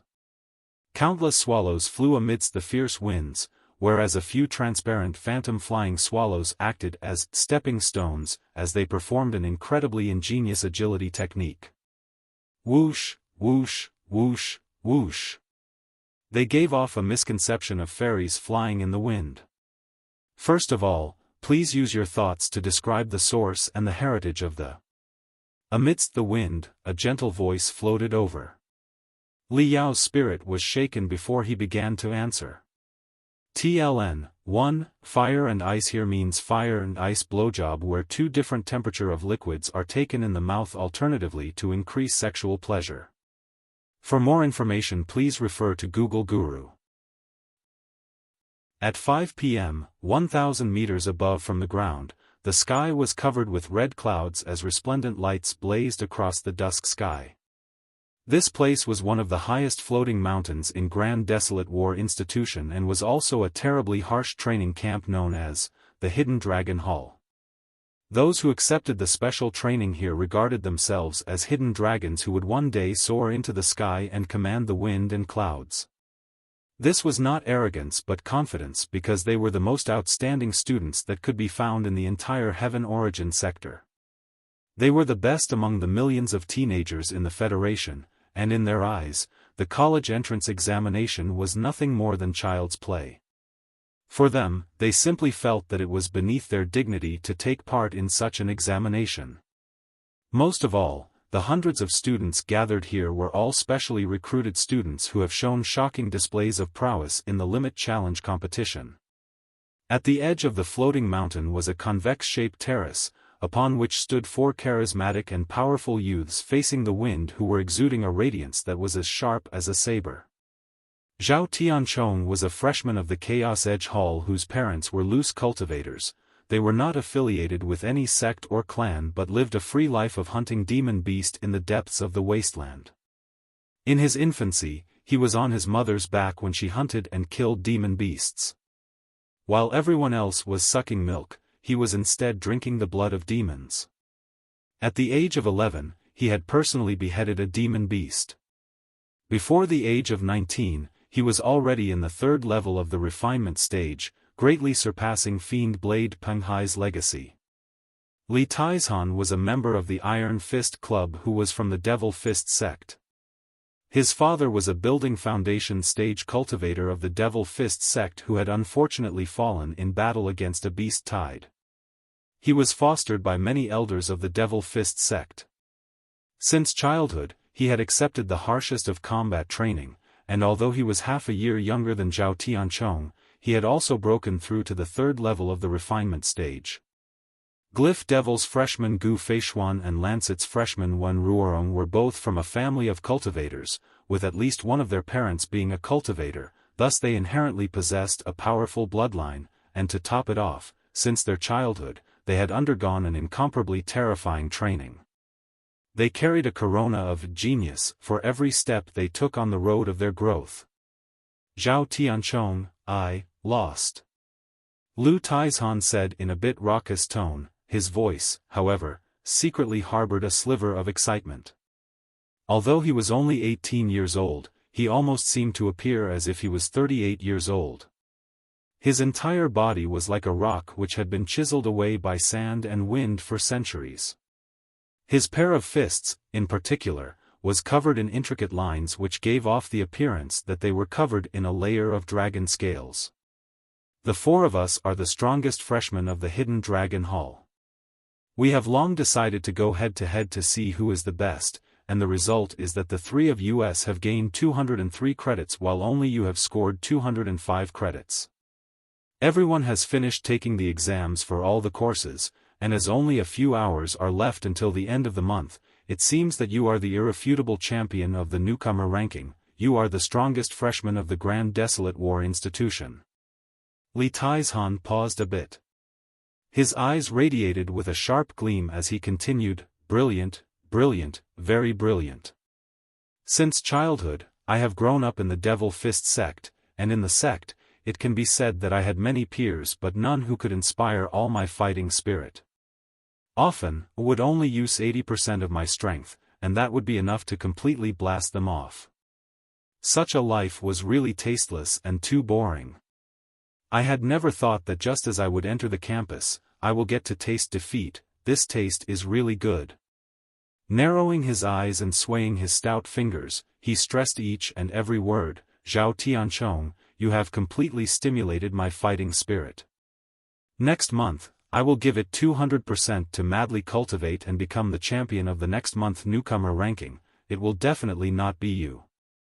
The target of his words, Zhao Tianchong, who had a tall and thin stature and had a gloomy look, had yet to respond when a teenager next to him, whose face was covered in tattoos, burst into laughter. Lu Taizhan, you cannot forget me and Wen Ruorong. The credits scored by us are no less than yours. Right. The only girl among the four people, Wen Ruorong, who was wearing a willow-long skirt, slightly smiled. Her voice was very gentle, but when she spoke, her words were as sharp as a lancet. Ever since I was young, no matter what sort of competition it was, would always completely suppress my opponents by a large margin. Among my peers, not one person could bear to have 3 to 5 bouts with me. I had never imagined that today, there would suddenly appear 3 and 1 that has even surpassed me. Interesting, it is truly interesting. I am looking forward to the university life more and more. Only at this moment, Zhao Tianchong coldly said, you are all welcome to challenge me anytime. I also want to try the taste of defeat. The four people started at each other before they all smiled at the same time. They were all cultivation geniuses and were not afraid of competition. What they feared the most was a lack of opponents. The feeling of drawing their swords only to find nothing around them was truly lonely.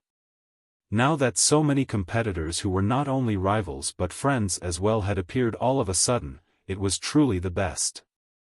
I heard teacher Ding Lingdang speak of a fellow student named Li Yao among the freshmen whose strength is extremely good and is enough to go head-to-head with you and I.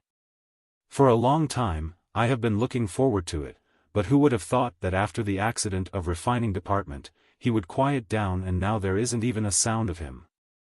Lu Taizhan said with a bit of regret. A contemptuous smile appeared on Gu Feishuan's face. It's very normal. High school and university are completely different. Many students are outstanding in the high school, but when they enter the university, they will become quiet. It is because their fundamentals are only at the high school level. Wen Ruorong also put on a contemptuous look. I have also heard of him. Isn't he the so-called god of sleeping? In fact, the level of strength is one thing and that of effort is another. I am not discriminating against students who are poor.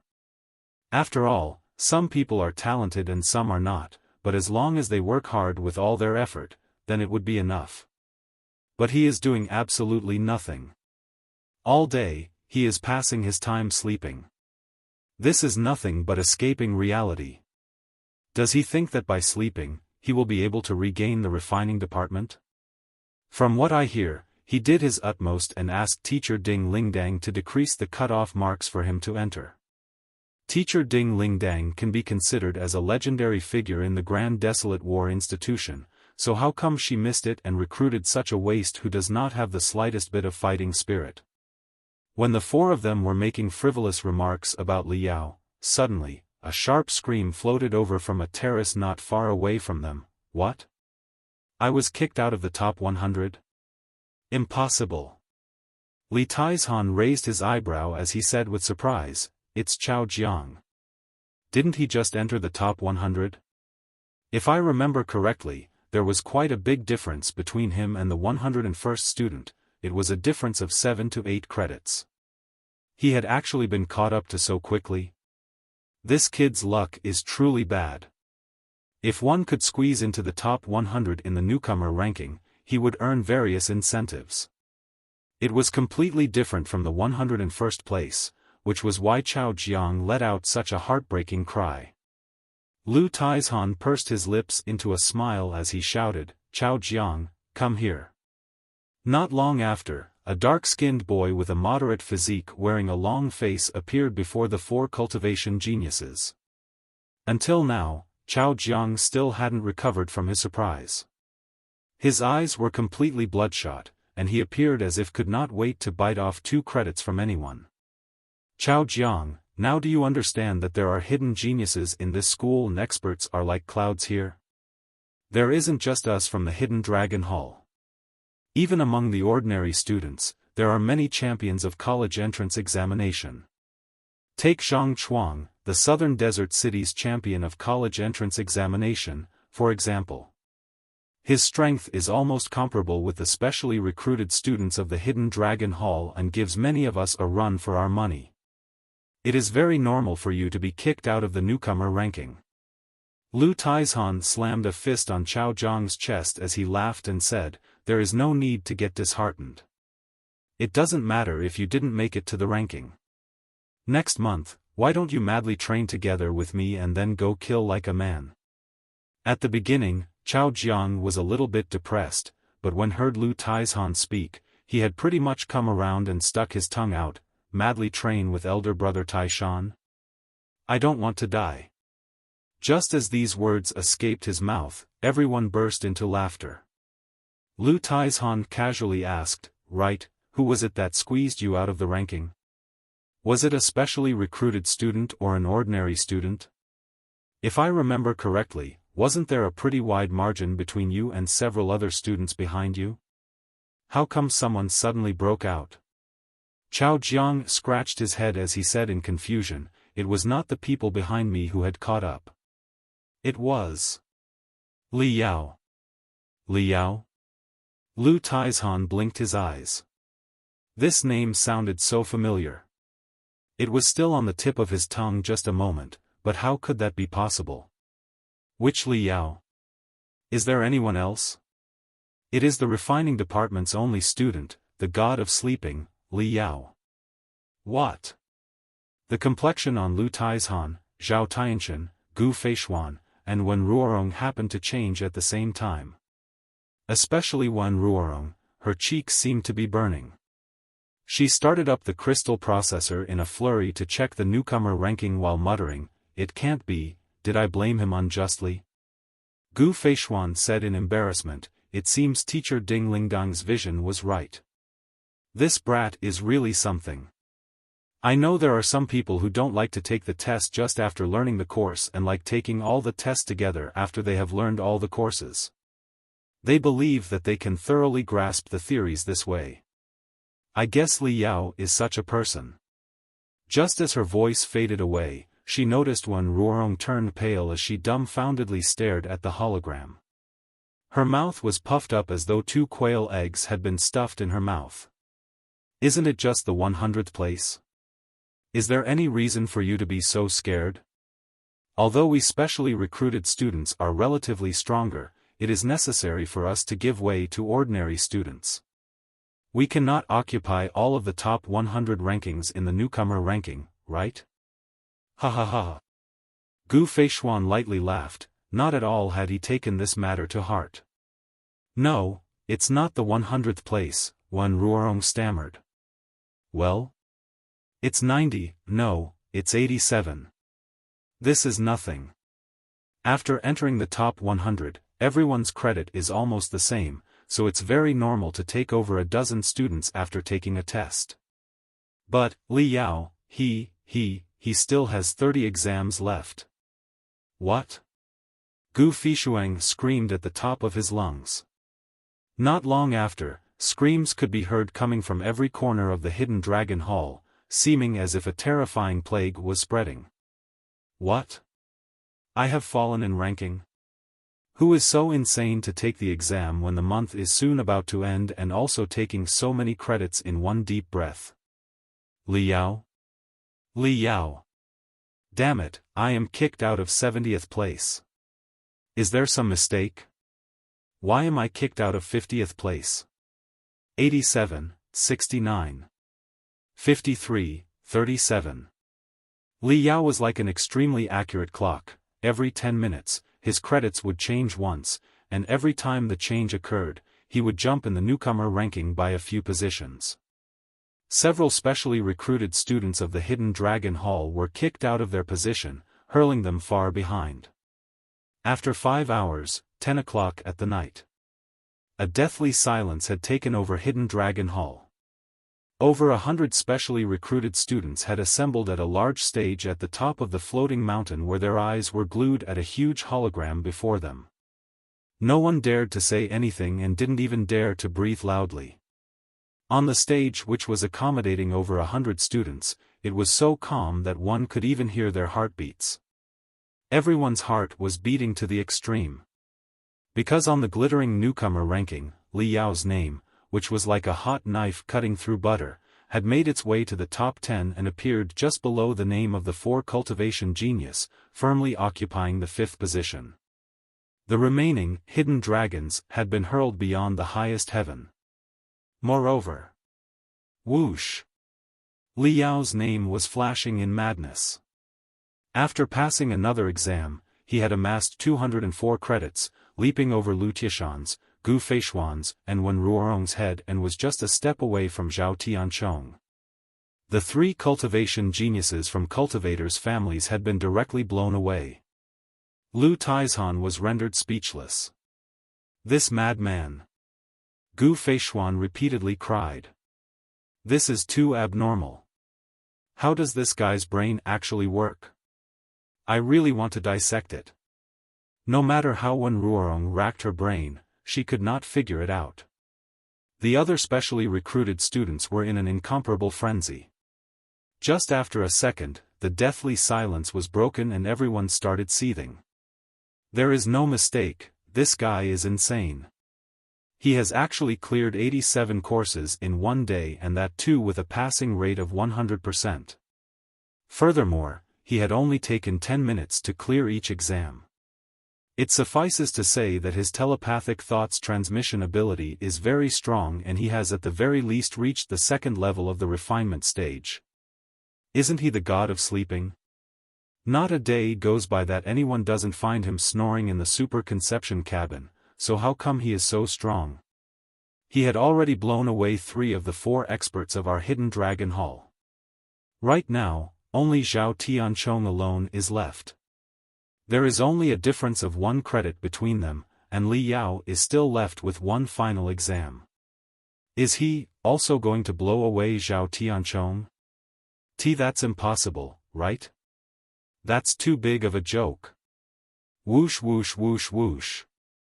Every specially recruited student's gaze gathered at Zhao Tianchong. They wanted to find some clues from Zhao Tianchong's expression. Nevertheless, Zhao Tianchong was still cold, gloomy, taciturn, calm, and collected. He didn't even bat a lid. Cold sweat trickled down his forehead, his heart had instead deeply betrayed him. While over 100 hidden dragon had been deeply shocked by Li Yao's spectacular performance, Li Yao, on the other hand, had cold sweat trickling down his forehead and his heart was in a turmoil. He was in the midst of taking the final exam in the Wasteland Battle Network. The reason the cold sweat had appeared was definitely not because the exam was highly difficult. On the contrary, it was too simple. The course he was taking the exam for was called. It sounded rife with clichés. It was a course that appeared large but impractical. It quite seemed that as long as one shouted a few remarks like, "I'm a righteous cultivator and my sword is always ready to be drawn to help when I see injustice during my travels, the blood of the strong must flow for the weak, or, the depraved and the degenerates need to be punished," anyone could pass. Furthermore, it was written as such in the textbooks as well. And even after taking half of the exam, the content was also almost the same. It seemed that it was just sending you free credits. However, the passing rate of this course was as low as 32%. It shouldn't be like this. If one just has to speak some remarks that are full of heroism, then everyone should be able to pass. No one would not say, "If I saw some injustice during my travels, my sword is ready to be drawn to help the weak," right? Why is the passing rate only 32%? On one side, Li Yao was answering, while on the other, he was quickly thinking. Fortunately, there was a lot of time left, thus he could slowly ponder an answer. The one who was presiding over the exam was a middle-aged, awe-inspiring, righteous cultivator who had straight eyebrows which were slanting upwards and outwards and eyes which were bright and shining like stars. He was the very construct which had been generated from numerous telepathic thoughts and appeared to be the epitome of a standard chivalrous heroic figure. He especially appeared warm-hearted and considerate, like the ones who would behead 3 to 5 villainous degenerates before going to bed every night. He seemed to be extremely satisfied with Li Yao's previous answer. He nodded and concluded, "Good, good, your answers are very good. So the righteous people must eradicate the bullies and assist the weak, and safeguard justice because we are chivalrous. We have righteous ardor, right?" Li Yao was just about to nod before his heart suddenly started pounding. He unwittingly replied, "This is only one reason." Oh. The chivalrous hero was exceptionally surprised. "What's the other?" "The reason we must eliminate the bullies and help the downtrodden, protect justice, and even pay for it with our lives, it all because, upholding justice is beneficial to us." Li Yao sorted out his thoughts as he quickly answered. "What are the benefits?" The chivalrous hero's eyes shone with a bright gleam as he asked back. "What is justice?" "In my opinion, justice is social order, it is civilized law. We cultivators are vested beneficiaries in the existing social order. We enjoy the greatest benefits which this order brings us, so of course, we have to safeguard it." "Vested beneficiaries? Please explain." The smile on the chivalrous hero's face vanished as an expressionless look appeared on his face. It seemed that he was a bit dissatisfied by Li Yao because he was talking about interest instead of talking about right or wrong. As the words had already left Li Yao's mouth, it was just like an arrow which had been fitted on a bowstring and had to be released. He could only bite the bullet and speak. "In the current social order of the Star Glory Federation, we, the cultivators, are the elites among all trades and professions. Whether it is reputation, status, or income, it is higher than ordinary citizens. Not to mention that ordinary citizens respect us from the bottom of their heart, and they too desire to become cultivators. Through the ages, this is the most suitable set of social order for cultivators. No matter who wants to break this social order, we cannot allow him to succeed. Furthermore, he must be treated as a degenerate and a devil cultivator who has to be beheaded. This is justice. In the ancient cultivation world of 40 millenniums ago, we similarly had the same lofty status and we were respected. But still, not many ancient cultivators had a strong sense of justice, nor did they make sacrifices for the weak." The chivalrous hero coldly smiled. "Wrong. Ordinary people in the ancient cultivation world simply feared us.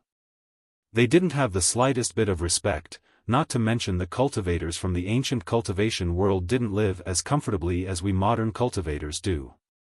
Li Yao mustered up his courage and loudly said, "Take me for example. I am only a low-level refinement stage cultivator who had just entered the cultivation world. If I was in the ancient era, I would be treated like a slave who was at the beck and call of some high-level cultivator. And once I rose to prominence or found some heaven and earth treasure, I must put up my guard against others who would be coming to kill me or seize the treasure. Furthermore, I would have to scheme against my peers. It was a time when each and every one thought of stepping on someone else's head to climb, and it was a time when everyone was willing to stab you in the back as many times as they could. Every day, you would be in a state of anxiety, during which you would not have any appetite, be unable to sleep soundly, and can't even leisurely take a dump. How could anyone cultivate the truth? The modern era, on the other hand, is different. Civilization has progressed now. An insignificant refinement stage cultivator like myself can freely and happily research the profound mysteries of truth and find my great Tao in the highest institute of the country. Even if I found some profound and peerless technique or some heaven and earth treasure, no one would dare to blatantly kill me to seize the treasure. Whoever dared to try would become the enemy of the entire Federation. In this kind of environment, I can boldly cultivate at ease, due to which the efficiency is as much as 100-fold higher compared to the ancient era. For sure, it would be a lot better if I become a high-level cultivator in the end, and even if not, even if I remain in the refinement stage for my entire life, it would still all right. After I am out in society, like before, I can still find a decent job and live a happy and satisfactory life. Now, tell me. Isn't a social order which can allow me to live freely and happily worthy for me to defend? The chivalrous hero maintained his composure. You are right. However, we can still divide society into two parts. Among the cultivator, we can talk about morality, laws, and justice, whereas for the ant-like ordinary people, we can squeeze them dry like slaves, force them to collect resources, gather wealth, and use them as much as we can to our satisfaction. This kind of social order can similarly allow us to live comfortably and we wouldn't need to bear the slightest bit of responsibility. Wouldn't this be much better? Nope, it is not good at all. Not to mention, slavery in the feudal system is inefficient. It is not suitable for the advanced cultivation civilization. And most of all, we also have one huge competitor, the devil cultivators.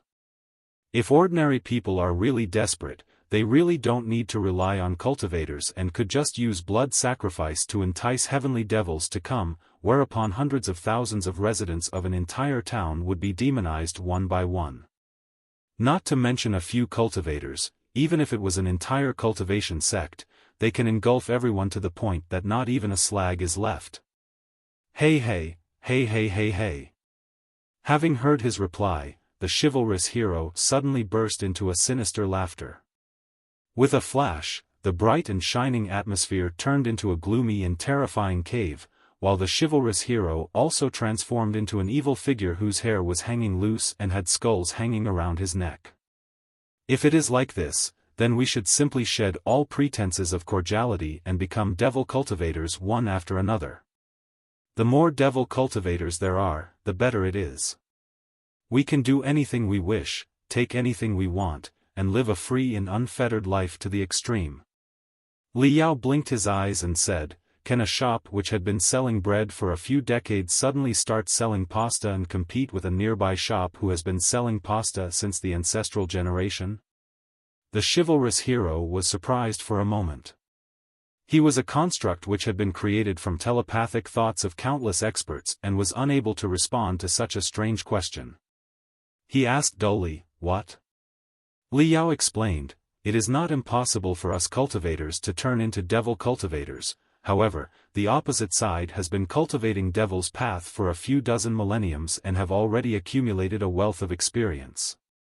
Whereas, we are just beginners who are cultivating devil's path for the first time, so how could we compete with the other side? We are like the shop which has been selling bread for a few decades who, upon noticing that the pasta shop next to us is flourishing, switched to selling pasta. How could we compete with them? Not to mention, the pasta shop is not necessarily flourishing. After all, in the 3,000 boundless universes, cultivators are still in the main trend, whereas devil cultivators are nothing but stray dogs. The chivalrous hero remained silent for a moment. You mean to say, we set out to be tigers but end up as dogs? If we cultivators turn into devil cultivators, we will be worse than devil cultivators, will simply be unable to compete with authentic devil cultivators, and can only become the lowest of rungs in the devil world? That's for sure. Take you for example, do you think that having messy hair and a few skulls hanging around your neck and switching off the lights will make you a devil cultivator? How can it be so simple? Devil cultivators are the ones who tempt ordinary people. How can you even tempt anyone with that ghastly appearance of yours? Li Yao looked up and down at the chivalrous hero before he shook his head again and again. It is only us cultivators who call evil and depraved cultivators as devil cultivators. They will definitely not call themselves as devils. I have heard that some devil cultivators even call themselves immortal cultivators and say that they walk on the road of true immortality. Even if they have tenebrum energy around them or have some ugly and hideous appearance because of cultivating evil techniques, in front of ordinary people, they would transform themselves into charismatic and robust figures and would take the shape where a halo is overflowing from them. Only this way will it be significantly handier to entice ordinary people. The chivalrous hero turned silent. In the depths of the dark cave, a swaying candle light drew very, very long shadows of the two. Bang bang. Li Yao's heart kept on pounding. His answer from a moment ago was just a reactionary remark, he was just playing by the ear. When he recalled, he discovered that there were a lot of oversights. If the invigilator was hell-bent on finding faults, then he would definitely be unable to do anything. After a moment, a transformation once again took place in the environment around the two, returning the two once again to the previous summit of the hill where there was a gentle breeze, a blue sky, and fresh air. The chivalrous hero also reverted back into his awe-inspiring, righteous appearance. Congratulations, student Li Yao. The course, you pass. You got 3 credits. Li Yao's heartbeat slowed down in a moment. He was wild with joy to the point that he could run 3 laps around the chivalrous hero. He unwittingly blurted out, have I truly passed? Were my answers correct? The chivalrous hero shook his head with a smile. No, everyone's understanding of the word chivalry is different. The laws of the cultivation civilization are profound and abstruse, so how can there be any correct answer? No doubt there were some bright points in your claims, while some are just lame arguments and perverted logic. However, this course is not about some correct answer. Rather, it is to see your own understanding of the word chivalry. As long as it is not a verbatim of textbooks or some big and empty words, as long as they are substantive and constructive words, then you pass. Unfortunately, too many students only know the dogma of the books and spoke of some nonsense like, I have a strong sense of justice and our generation's duty is to help the weak. In that case, it is better to fail them. As for the true understanding of the word chivalry, how can you and I explain it clearly in a word or two? Fortunately, you have a lifetime to find its meaning. I hope that someday, you can find your own answer. Good luck, student Li Yao. The illusionary realm suddenly broke into fragments, whereupon Li Yao returned to the main world of the Wasteland battle network. 3 pieces of glittering diamond crystals whizzed over from the sky and quickly submerged into his body. A clear and melodious female voice rang in his mind, Student Li Yao, you have passed the exam and have obtained 3 credits. Your cumulative credits are 207. In the newcomer ranking, you are ranked first. The very instant the 3 light gold, diamond-shaped crystal submerged into Li Yao's body, a change also took place in the huge holographic image on the topmost floor of the hidden dragon hall. Li Yao's name, which was shining brightly and overflowing with resplendent colors, after slightly shaking for a moment, jumped up with an unstoppable momentum and pushed Zhao Tianchong's name underneath it. An exclamation of surprise burst forth in the hidden dragon hall, whereupon it fell into a complete silence. Over 100 specially recruited students stared at each other, not knowing how to speak under such a perplexing and complicated mood. Meanwhile, Zhao Tianchong kept on staring at Li Yao's name for a very long time. His scorching gaze seemed to have some kind of essence, seemingly as if it was a pair of swords which could pierce two transparent holes into the holographic screen. After half-minute, a trickle of cold sweat finally rolled down his forehead to his chin, and his tight facial muscles finally relaxed as the sharp look in his eyes changed to a burning look. It was the kind of fiery look one would have when he encountered a pretty good opponent in a game of chess. In fact, Gu Feishuan was stunned for a long time before he reluctantly said, "There is still 4 to 5 hours left until the end of this month. Zhao Tianchong, even though it might take you 2 hours to thoroughly read a textbook, you should pick 7 or 8 theory courses and use the next 2 hours to take the exams. Afterwards, you can leave everything to luck. Maybe you will luck out on 1 or 2 courses, in which case this brat would not be first in the newcomer ranking." Zhao Tianchong had now completely restored to a calm demeanor, and the look in his eyes was neither sharp nor as fiery as before. It was a kind of indifferent look. All his emotions had been sealed in the depths of his light gray eyes. He calmly said, "Maybe it will be possible, but is it necessary?" Gu Feishuan was stupefied. "What do you mean?" "That's the first position in the newcomer ranking."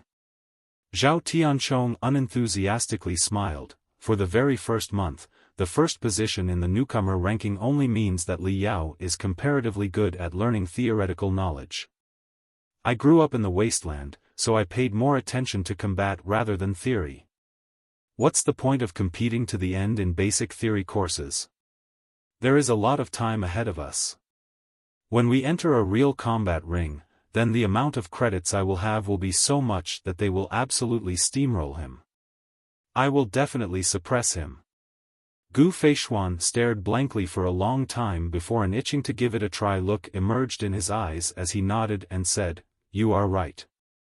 There's still a very long university life ahead of us, and what's most important is the combat ring.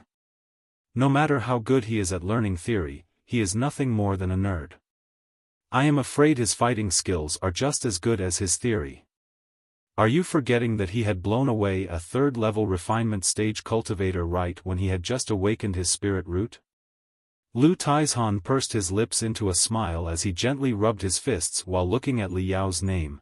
Teacher Ding Lingdang indeed has a pretty good eye for people. Fellow student Li Yao is truly one terrifying monster. He is a worthy rival for me to set my entire fighting spirit ablaze. I truly want to dissect this monster's brain. Wen Ruorong faintly sighed and said.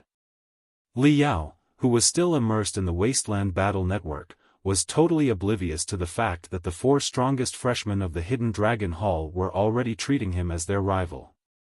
Along with the toll of the 24 o'clock bell, he stood at the first position of the newcomer ranking, whereupon 1,000 glittering diamond crystals, like rain, poured down from the sky and whizzed into his body. His cumulative credits had now reached 1,207. Although there was still a long way from 40,000 credits, when all is said and done, he had taken the first solid step. Bang! A sound which was akin to the glass shattering into pieces rang in his ear, following which the Wasteland battle network became even clearer as 7 or 8 translucent regions emerged around him, namely, they were the mission area, trading zone, arena, professional course area, and the open trading zone. From this moment on, just like the senior students, he could freely choose difficult professional courses, complete various kinds of missions, and even go to the arena to compete with numerous powerhouses. There were now various kinds of ways available for him to madly sweep through the credits. Seeing all this, Li Yao's eyes were dazzled, and he didn't know from where to start. Licking his lips, just as he was about to take an in-depth look, a message suddenly popped out from the corner of the battle network. Teacher has returned? And she also bought a small-scale, second-hand crafting furnace? Li Yao was wild with joy. He immediately logged out of the Wasteland battle network as he bolted towards a huge edifice at the other end of the ruins right away. The edifice had hundreds of years of history. It used to be a warehouse for storing dangerous goods, so it was built particularly sturdy. It had a double wall structure, in between which reinforced defensive array glyphs had also been engraved. Even when the floating mountain had collapsed, it did not shake even the slightest bit. Li Yao and Yuan Manxiu had long discussed that this huge warehouse would be renovated to the central most important building of the refining department, the refining room. At the center of this empty warehouse stood a towering 3-meter-high small-scale crafting furnace. Although it was an antique refining equipment from over a century ago and although its pitch-black appearance was not particularly attractive, at any rate, it could still refine some of the most common magical equipment. Lying next to the crafting furnace were 2 lazy soaring roars. Yuan Manxiu was radiating with happiness as she ordered the workers to unload a dozen huge wooden crates before she untied their constraints, whereupon tens of thousands of magical equipment components poured down onto the floor. These components were all fittings of the crafting furnace. At the moment, the crafting furnace was nothing more than an iron shell. For it to function normally, it had to first be completely assembled before a huge amount of crystals can be used to activate its array glyphs. Old Jiang, I have to really thank you. Your Mountain Sea sect has truly solved my pressing needs by selling this crafting furnace at such a low price. Yuan Manxiu expressed her gratitude to a handsome middle-aged refiner via the spiritual crane messenger. His name was Jiang Wenba and he was the logistics supervisor of the Mountain Sea sect as well as a refiner of the grassroots faction. Just because they were both from the same faction, he had offered a second-hand crafting furnace to the Grand Desolate War Institution at a bargain price. Jiang Wenba broke into laughter and said, "Big sis, don't mention it. This crafting furnace has already been in use for 150 years, so not only have the components deformed from age, but its technology can also not keep up with modern technology and is unable to refine the latest powerful equipment. We have already stopped using it for a long time. So if it can help you even a little bit, then it couldn't be any better." As Li Yao stepped into the warehouse, he was deeply attracted by the shadow of the crafting furnace. Although it was just an empty shell and all its components were lying here and there, Li Yao's heart started racing when he thought of the countless peerless equipment he would be able to refine in this guy's stomach. He could not wait to give it a hug. This is a first-generation Tai'e crafting furnace. Although it is over a century old and its performance parameters are relatively low, it is fairly well maintained and can be used for low-intensity operations without a hitch, which is enough for a beginner like you to refine some of the most common magical equipment. Yuan Manxiu enthusiastically said. When she saw the radiating gaze of her disciple and his itching to give it a try look, she smiled and knocked on Li Yao's head. However, if you want to use this crafting furnace, it is not that simple. At the very least, you have to first learn the basics.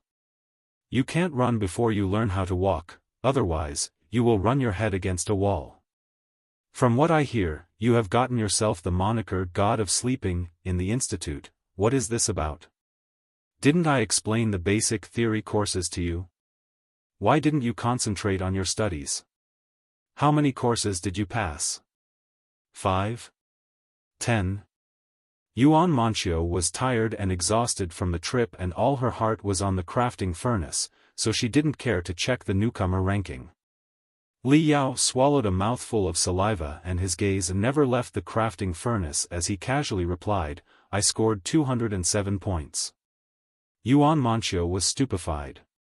Her face, which had a completely grim look, bloomed as she vigorously patted Li Yao's shoulder. "Good, good. The entire institute has tens of thousands of freshmen, yet you have unexpectedly jumped to the 207th position. This is very good. It seems I have underestimated you. I must revise your learning program." Teacher, I'm not in the 207th position. I have earned 207 credits.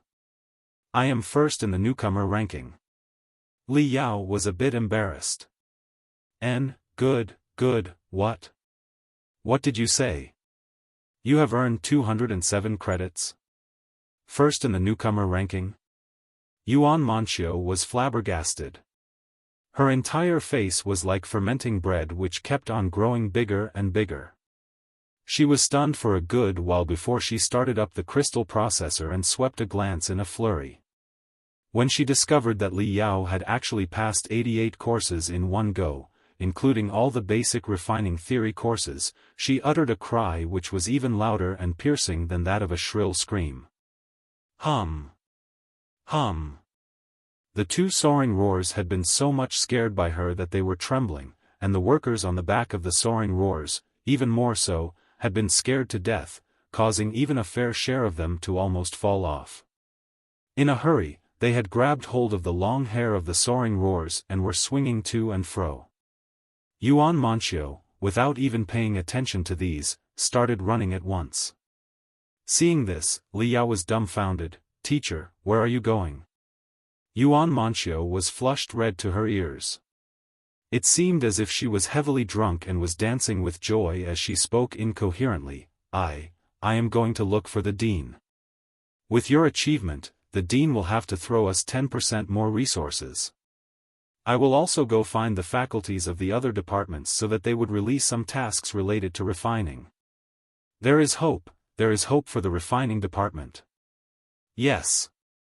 When she had run for a couple dozen meters, she came running back with a gust of wind. This is the blueprint and the assembling procedure for the first-generation Tai'e crafting furnace. First, learn these. The outer ring components are relatively simple, so you can try assembling them. If you don't understand something, just wait till I return. I will teach you then. Having stuffed a jade chip in Li Yao's arm, Yuan Manxiu, like a sandstorm, ran out of the warehouse and jumped onto a dilapidated flying shuttle before she drove it towards the administrative district. It was still quite early before dawn and the dean was most definitely asleep in his house. However, how could Yuan Manxiu, with her temper, give much attention to such things? She could not wait to place a voice-amplifying glyph in the administrative district and roar, "My student is first in the entire institute." After 10 minutes, the overloaded flying shuttle appeared in the sky over the administrative district accompanied by creak-creak sounds. Yuan Manxiu aligned the flying shuttle at the living cottage of Dean Xiong Bailey, and just as she was about to go down, her crystal processor started shaking. The Mountain Sea Sex Logistics Supervisor, Jiang Wenba, had sent her a spiritual crane message, asking for a video chat. "Big sis, this is truly embarrassing. I have made a mistake. The jade chip I gave you doesn't include the blueprints of the first-generation Tai'e crafting furnace." On one side, Jiang Wenba bitterly smiled, while on the other, explained. The first-generation Tai'e crafting furnace was truly an antique and its blueprint had long been thrown to God knows where. Jiang Wenba had sent a message to the Empyrean Terminus sect, which was the original manufacturer of the first-generation Tai'e crafting furnace, and asked them to send the blueprint. This model of crafting furnace had been discontinued for over a century already, so after looking for a long time, the disciple of the Empyrean Terminus sect had inadvertently sent the blueprints and assembling manual of the second-generation Tai'e crafting furnace. Although these two models had the same root and 90% of their components could be used in both cases, some of the core components were completely different and their assembling procedure was also quite different. The Empyrean Terminus sect's disciple, after having discovered this problem, immediately notified Jiang Wenba, who then contacted Yuan Manxiu. "It's alright, I have still yet to start assembling it. I am letting my disciple study it a bit first. By my estimate, with his strength, it will take him a day and a night for him to be finished with the outer components. It is impossible for him to touch the core components." Yuan Manxiu jovially laughed and did not place this matter in her heart at all. Aiming at Dean Xiong Bailey's villa, she fiercely plunged down. "Dean, quickly wake up. I have good news, I have very good news. TLN, hi guys, I just came across an information as I was translating this chapter. I was looking to find some alternate for the name when I came across it. Although it is completely unrelated, this sheds some light on where the name of the furnace comes from. This is a information I got from Wiki. Yezi was a legendary master of sword making in the spring and autumn period. According to Yujueshu, he forged 5 treasured swords for Gan Jiang and King Zhao of Chu, named, respectively, Zhanlu, Juk, Shengxie, Yuchang, and Chunjun. He also made 3 swords for King Gojian of Yu, named Longyuan, Tai'e, and Gongbu. So Tai'e names is derived from here. That's my take. After sending the porters away, Li Yao prepared common assembling tools and also brought a vat of ice-cold water and an ice maker. An ice maker was an equipment which bore mini freezing array glyphs inside, which could continue to provide ice cubes in a steady stream as long as it was connected to a water pipe. Splash! Li Yao plunged his head into the water bucket which had ice cubes floating inside, whereupon the ice-cold water completely cooled down his burning hot brain. Following that, he first took a look at the yellow jade chip with a gaze that was much like that of a little boy who had found his favorite toy. Then, he affectionately stared at the first-generation Tai'e furnace. In his eyes, the pitch-black furnace had turned into a charming and elegant, young girl who had lowered her head as a shy look completely covered her face. One which made him so horny that his blood vessels expanded energetically. He could not wait to immediately push her down and savor her most secretive and charming places to his heart's content. Li Yao's heart was astir. He was truly unable to withhold the agitation and excitement in his heart. Ever since childhood, he had only repaired magical equipment which had been crafted by others. No matter how quick and nimble his hands were, he was just dancing on the floors that were set by others. But now that he had this crafting furnace, even though it was second-hand, even if its performance was far from the current era's, even if a majority of its core components were worn out, at least he could craft magical equipment in accordance with his own will. After painstakingly studying the basic theories of all 3 schools for half a year, whether it is the grassroots faction, the elite faction, or the classical school from 40 millenniums ago, I have them deeply engraved in my brain. All the more so, had been tossed and turned by me to the point that I have thoroughly memorized it. The crafting procedures of every ancient sword are known to me by heart. Although these ancient swords' performance is far below that of today's, many of the refining principles used are very common. I can collect the blueprints and refining procedures of some of the modern flying swords and refine a unique flying sword, my very own flying sword, by combining the two. But first of all, I must assemble this furnace. Only with a powerful crafting furnace will I be able to craft a matchless magical equipment. Holding the ice-cold water in his hands, Li Yao washed his face. He still felt that it was not enough to satisfy him, so he simply grabbed 2 ice cubes and stuffed them into his mouth, making crunch-crunch noises as he chewed them into pieces. Afterward, he inserted the jade chip into the mini crystal processor. His mini crystal processor was connected with the huge crystal processor that was about a kilometer away via telepathic thoughts transmissions. Its computing power was far more than any ordinary, mini crystal processor, ranging to a couple dozen times. Whoosh, whoosh, whoosh, whoosh. Like exploding stars, over 100 translucent golden blueprints appeared above his head in the blink of an eye before gradually starting to revolve around him.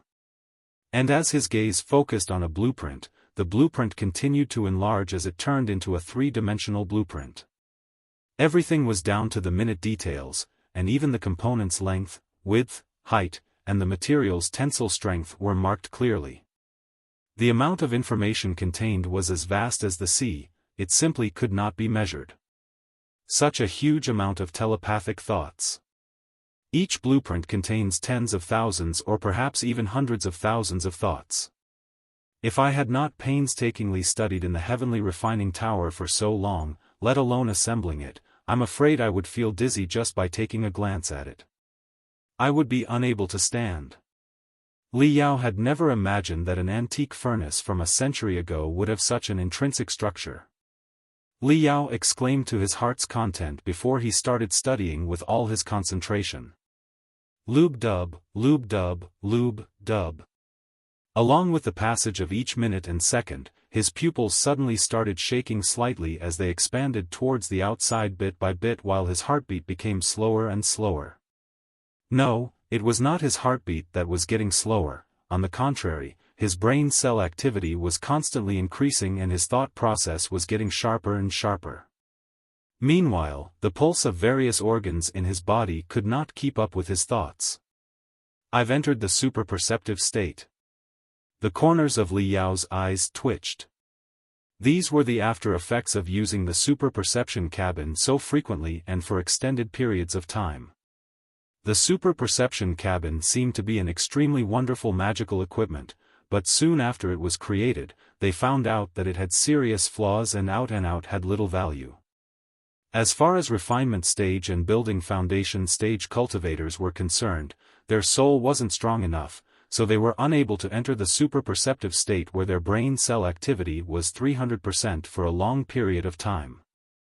At most, they could stay for half an hour before they had Qigong deviation.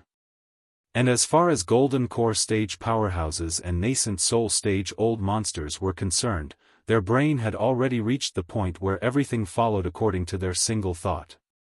They had hundreds of mystical abilities through which they could stimulate their brain to secrete hormones and enter the super-perceptive state at any time, so why would they ever need to use some super-perception cabin? Therefore, after a couple thousand of this magical equipment, which had little value, had been manufactured, they had been completely forsaken. Only at the most prestigious universities in the country, like the Grand Desolate War Institution, could these equipment be found. As for ordinary cultivation sects, they had already stopped using it. Even at the Grand Desolate War Institution, ordinary students would occasionally use it for half an hour. Never had there been someone like Li Yao who would use it for a dozen hours. Therefore, nobody, not even the sect that had created the super-perception cabin, had imagined that using the super-perception cabin for a long time would actually bring about such strange after effects. Li Yao had inadvertently discovered that in his day-to-day life, as long as he particularly concentrated and completely immersed himself in something for more than 10 minutes, his brain cell activity would unwittingly increase. In other words, even without the help of the super-perception cabin, he could still enter the super-perceptive state. However, this was not necessarily a good thing.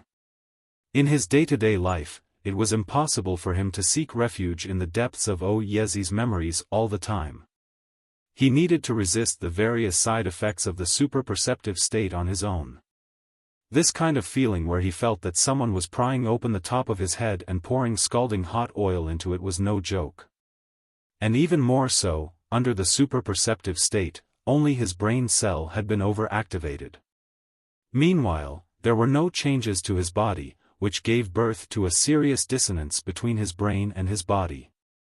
The brain was issuing instructions like crazy, but his body was too lazy to keep up with them. His nerve endings were completely ignoring his brain's thunderous shouts. For several days, he would stumble on the road. He was living the life of a child who was crippled. After adapting for half a month, he could barely control himself so that he won't enter the super-perception state easily. Even if he inadvertently activated the super-perceptive state, he could only maintain 150% brain cell activity, and even so, he could only hold on for 5 minutes, after which he would have to forcibly terminate this state. And afterward, he would have to take rest for at least 3 hours. Only after letting his brain cool down for a long time could he once again enter the super-perceptive state. And once he let things take their own course and let his brain cell activity explode to its limit, 331%, perhaps he could not even hold on for a minute. Whatever. Since I have entered the super-perceptive state, I should take advantage of these 5 minutes to see everything clearly. Li Yao rubbed 2 ice cubes on his temple, and as he lightly rubbed, the burning sensation in his brain subsided a little. One by one, a starry brilliance shone in the depths of his eyes. Each starry brilliance represented the panoramic view of a blueprint. Because his brain cells were overactive, without him knowing, his face was as if he was burning with a fever and was blood red. The 2 hard ice cubes quickly melted away. Meanwhile, The ice water had yet to roll down from his cheeks before it evaporated, producing a light gray steam around his head. After 5 minutes. Damn it, I have reached the limit.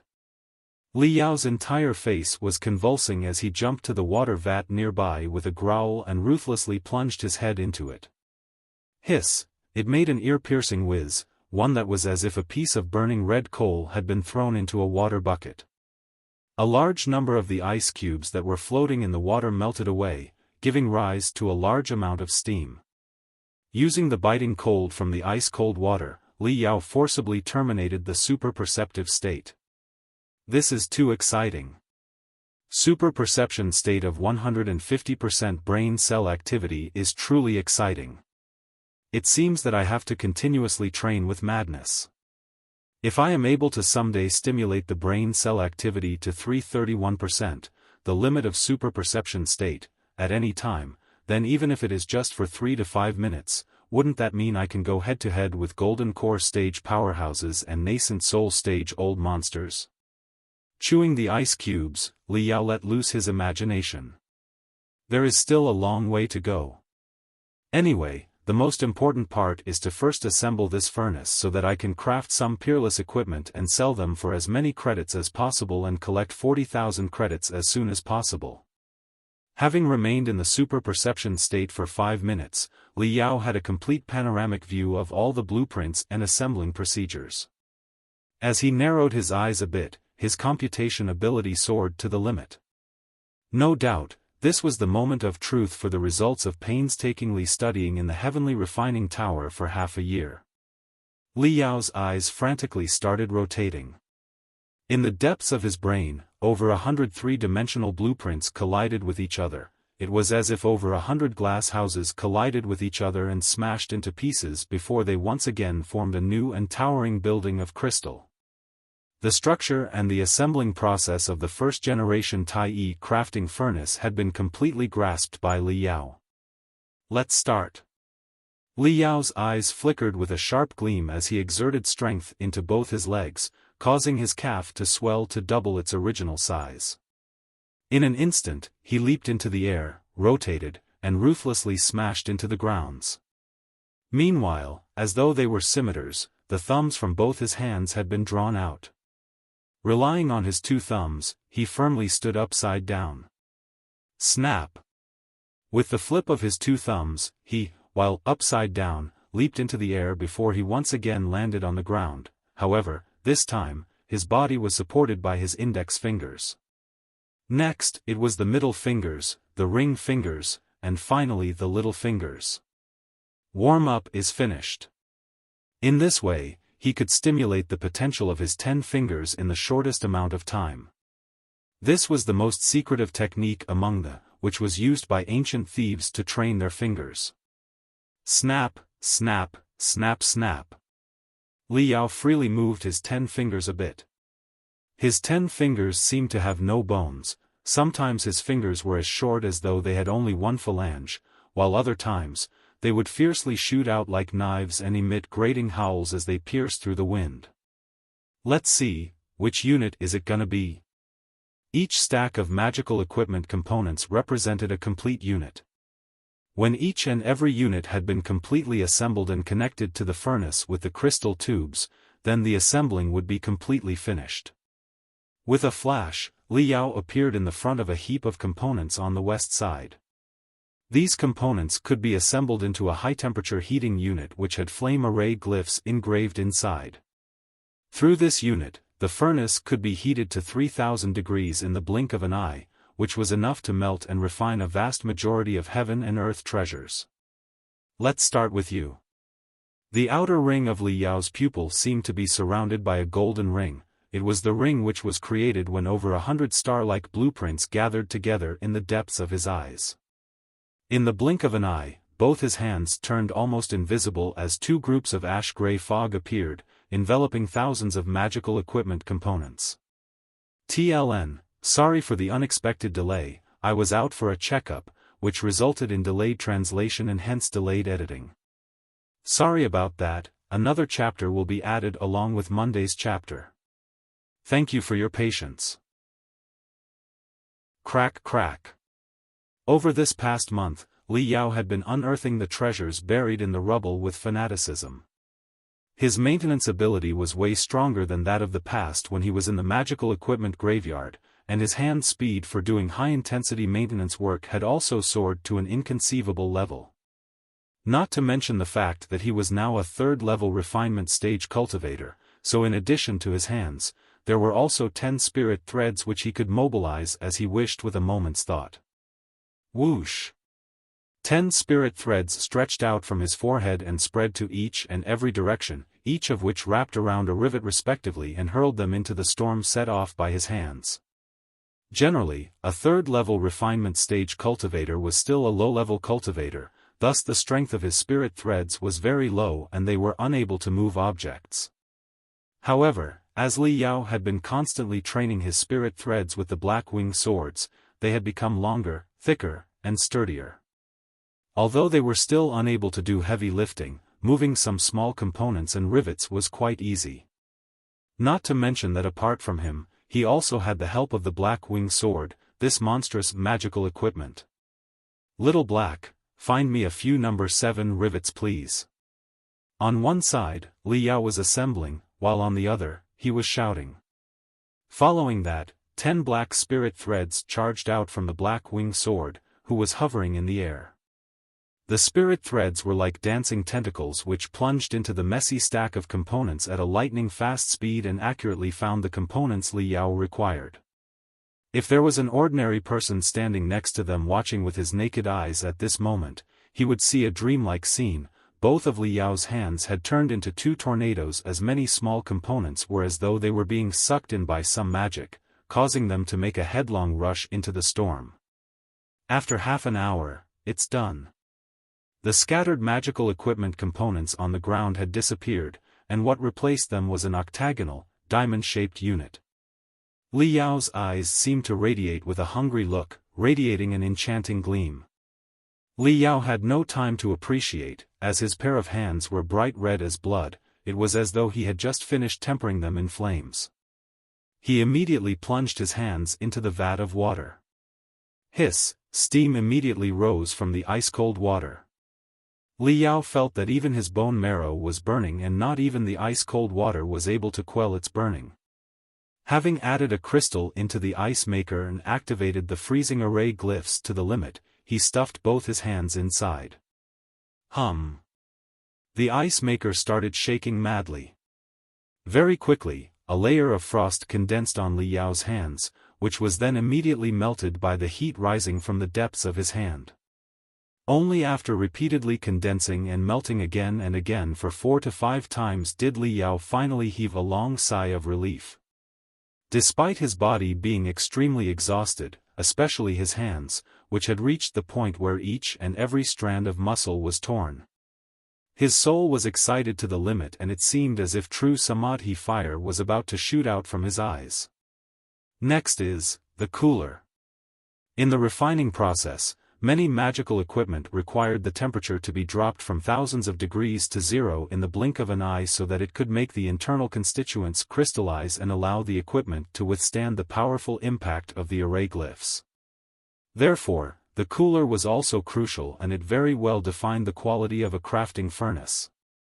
Gathering all 10 fingers together, Li Yao brought them to his mouth and blew air upon them before he began the second round of crazy assembling. For the next 4 hours, Li Yao didn't take a break for even a second and had even evaporated 2 tanks of ice-cold water for cooling. Before the advent of dawn, he had finally completed all the assembling of the 8 units. The heater, cooler, compressor, anti-gravity unit, lightning unit. 8 units, like stars surrounding the moon, fanned out around the furnace. Li Yao's pair of eyes had turned crimson as blood tears were quickly flowing out from the corners of his eyes. Li Yao, however, was completely oblivious to it. Scooping out ice-cold water, he poured it on his head. Calm down, I have to calm down. I am only finished with the 8 units. What comes next is the crucial most part. I have to use the core components to connect these 8 units and integrate them with the main furnace. This is the most important step. Whether the furnace can unleash 100% of its ability depends on this step. Li Yao took a long, deep breath as he scooped out a couple dozen ice cubes using the ladle and poured it over his head while he began analyzing the core components. What? Li Yao blinked his eyes as a sliver of a perplexed look appeared in the depth of his eyes. There is something wrong here.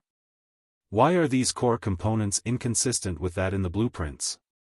Still believing it to be his mistake, Li Yao placed all the core components separately and once again carefully examined the blueprints. Even after looking for a long while, he was still confused. Clearly, the components marked in the blueprint are more advanced and more sophisticated. And the components before me are comparatively crude and backward. Although they both have quite the similar refining style, they are simply not the same set of components. Supporting his cheek with his palm, Li Yao pondered for a while. Meanwhile, the ice cubes that were poured on his head had completely melted, and the resulting water trickled down his cheeks and dripped onto the floor, making drip drip drip sounds. I understand. This furnace had an accident sometime in the past, and as a result, its core components were damaged. Therefore, to make do, they had improvised and imitated these components. That's why they are far worse than that in the blueprints. Li Yao lightly smacked his forehead. This is troublesome. The components do not match the blueprints, making the assembling procedures completely insignificant. What to do now? Shall I wait for teacher to return? Li Yao dismissed this notion at the very first moment it appeared in his mind. What a joke! Li Yao was someone who would slaughter God if he encountered God, kill Buddha if he encountered Buddha on the road of assembling this furnace. Not to mention the fact of how happy and delighted he was when he first laid his eyes upon it. It was like he had lured a girl onto the bed and even stripped off her pants. How could he stop abruptly at this moment? How could that be possible? Since the arrow is already fitted to the bowstring, it must be released. If I don't have the blueprints, then I will draw my own. If I don't have the assembling procedures, then I will deduce them myself. Firming his heart, Li Yao pulled out the jade chip from the mini crystal processor and threw it on one side before he launched a blank blueprint template. His thoughts moved at a lightning-fast speed as he drew all the core components into the empty template via telepathic thoughts transmission. It looked a little like a three-dimensional jigsaw puzzle, where one could see thousands of pieces coming in contact with each other as they tried to draw a perfect three-dimensional diagram. One could only imagine how hard it was. Fortunately, Li Yao still had a secret trick up his sleeve. The 3 hours cool-down period is already over. I can once again enter the super-perceptive state. Li Yao pursed his lips into a smile. As he concentrated with all his heart, his temples once again madly started twitching, seemingly as if an inexhaustible amount of thoughts were stimulated as they clashed and spilled out from the depths of his brain. After half an hour, during which God knows how many times he had poured ice-cold water over his head, a new translucent blueprint finally appeared in the hologram.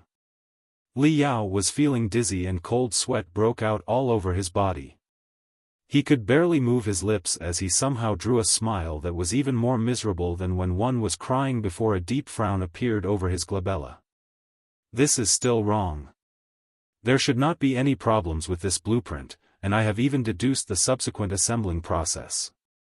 But the problem is, if this blueprint is correct, then after I have assembled the furnace, the performance will be far less than what is demonstrated by the original blueprint.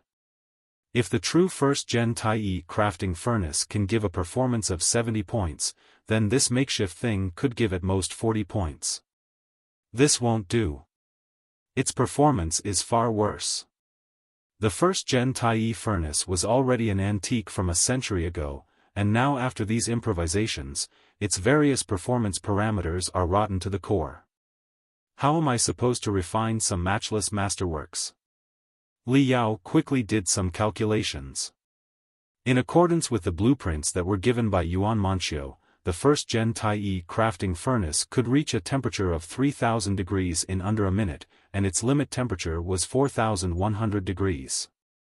Whereas in accordance with blueprints drawn by him, using these dilapidated components, it could only reach a temperature of 2,400 degrees in under 2 minutes, while its limit temperature was 2,900 degrees.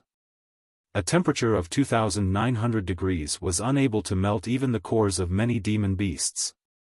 This is not the crafting furnace I want. I have to modify it.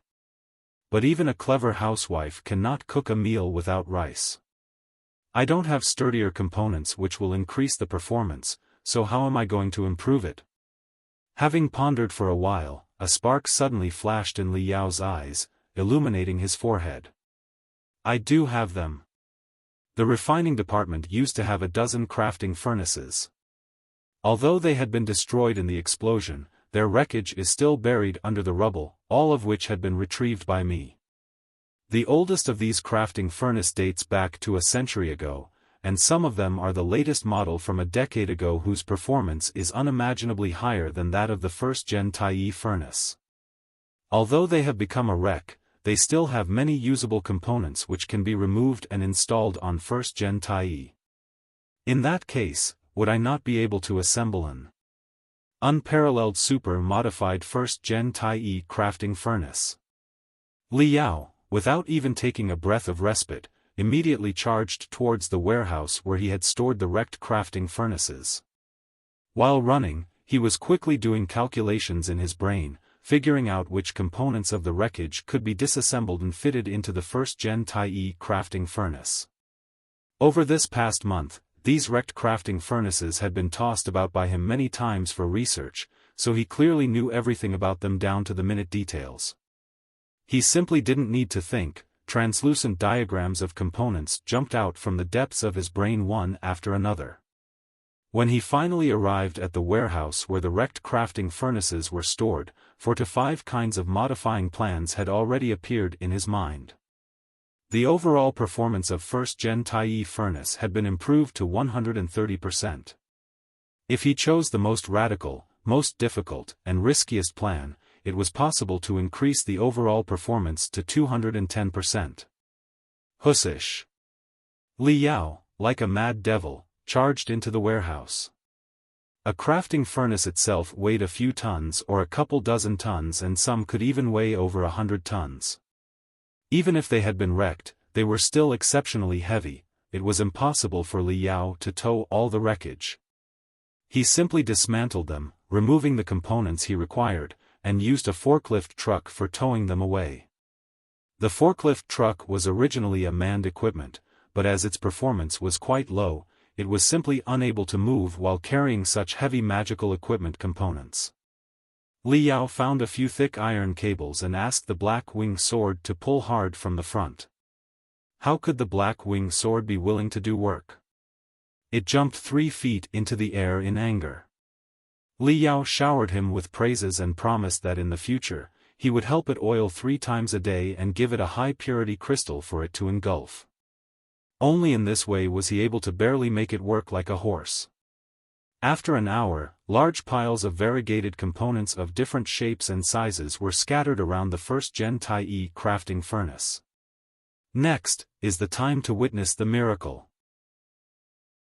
The Grand Desolate War Institution had a dozen crafting furnace that had been purchased from different sects and clans in different periods, a couple of which were even self-created. Thus, whether it was the style or the spiritual energy operating principle, everything was vastly different. However, since the founding of the Star Glory Federation, in order to meet the requirements of large-scale battles, every cultivation sect had always followed the MECS, Magical Equipment Component Standard, system. With regards to basic components such as rivets, screws, gears, bearings, and so on and so forth, every sect didn't need to implement their own and everyone utilized a uniform standard. As for the core components, their interface and specification were also identical to the greatest extent so as to ensure perfect compatibility. The magical equipment of X sect could engrave the array glyphs of Y sect and use the crystals purified by the Z sect to run. Only in such a way could the cultivation world exploit its potential during the war, thereby winning the battle of survival for the human race against the demon clan. Which plan should I use? Safe or radical? After hesitating for 3 seconds, Li Yao firmed his heart. Either don't fight or fight to the end. The radical plan it is. Using the advanced magical equipment components, I will strive for ultimate performance. The idea was good, but when he started implementing in reality, he encountered a variety of unexpected difficulties. Some of which was due to lack of theoretical research, some due to inexperience in modifying magical equipment, and most of which was due to a lack of rich spiritual energy, thereby making Li Yao unable to engrave profound and complex powerful array glyphs onto them. Several times, Li Yao thought of giving up and thought of switching to a safe modifying plan. But when he imagined the 40,000 credits waiting ahead of him, he clenched his teeth and persevered. If he encountered a problem which he was unable to solve using grassroots theories, then he would try the elite theories and the classical ways. If he encountered powerful array glyphs which he was unable to engrave, then he would engrave 7 or 8 identical, low-level array glyphs and connect them in series.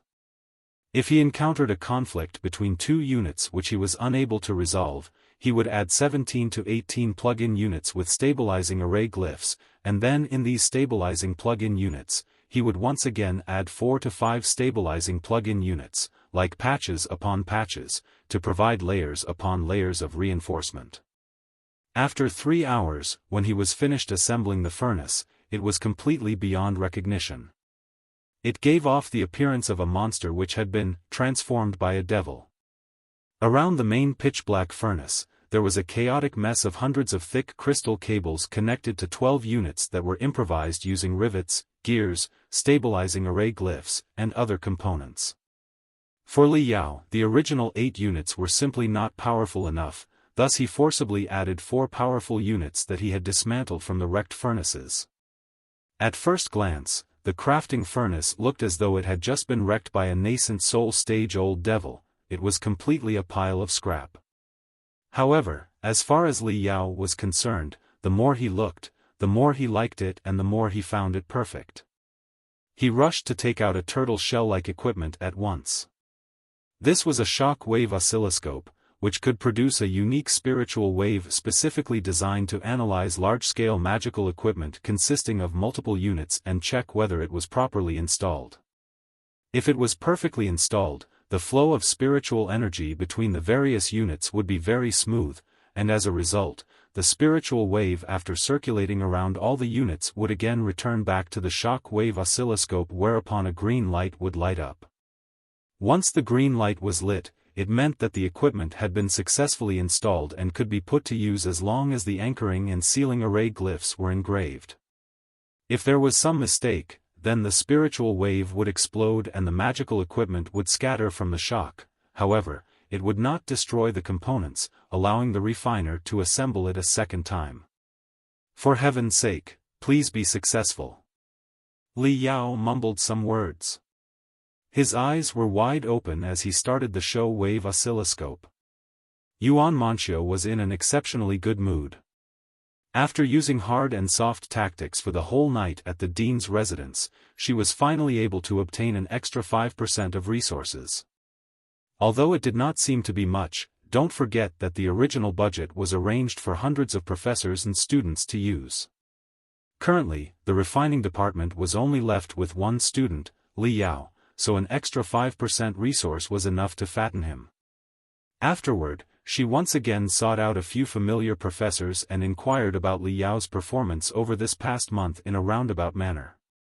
The more she inquired, the more she found that he was unfathomable and had great potential that could be developed.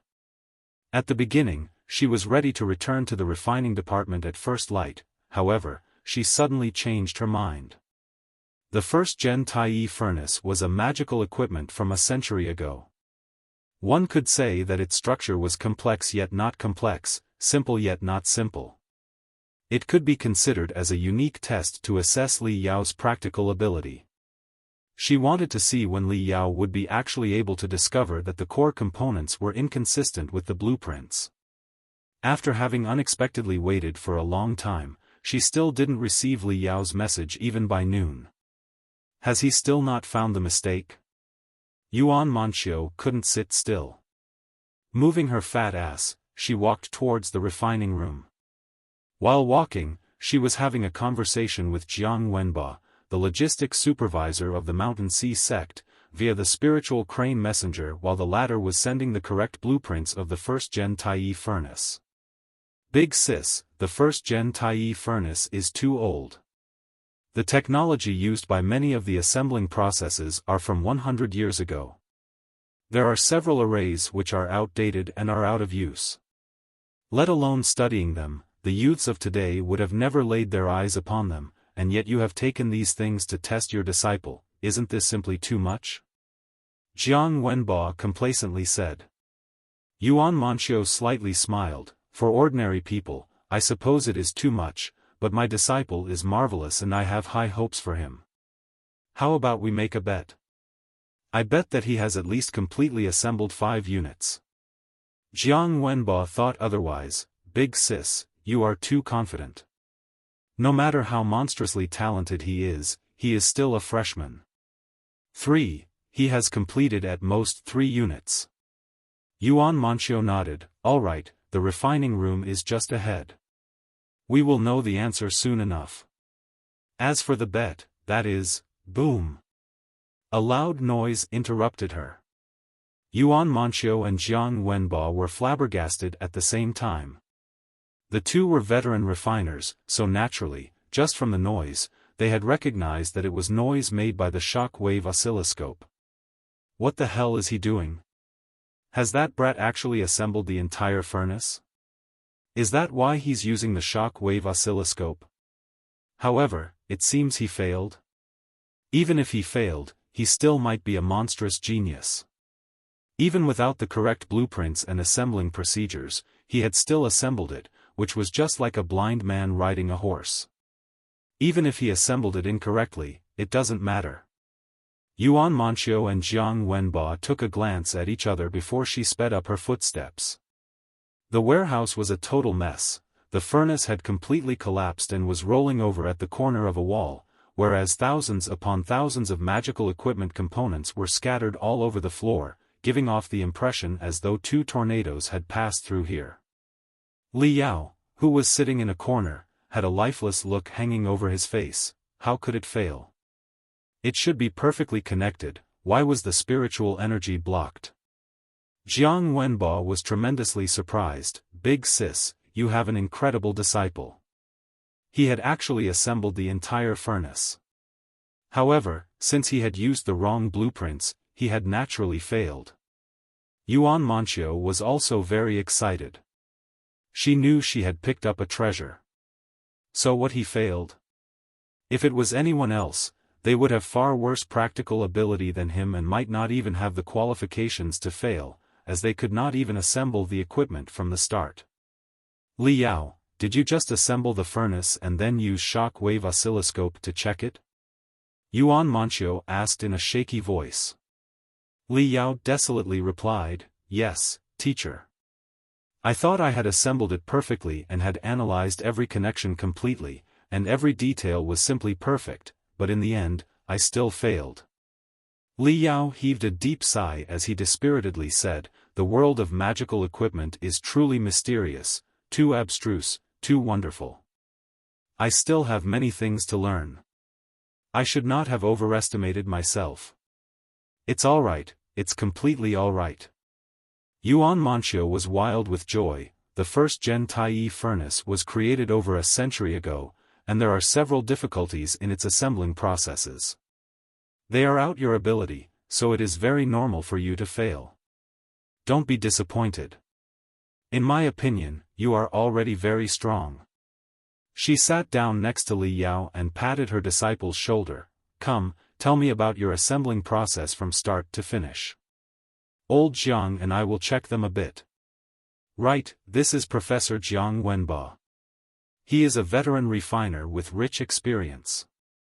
Good afternoon, Professor Jiang.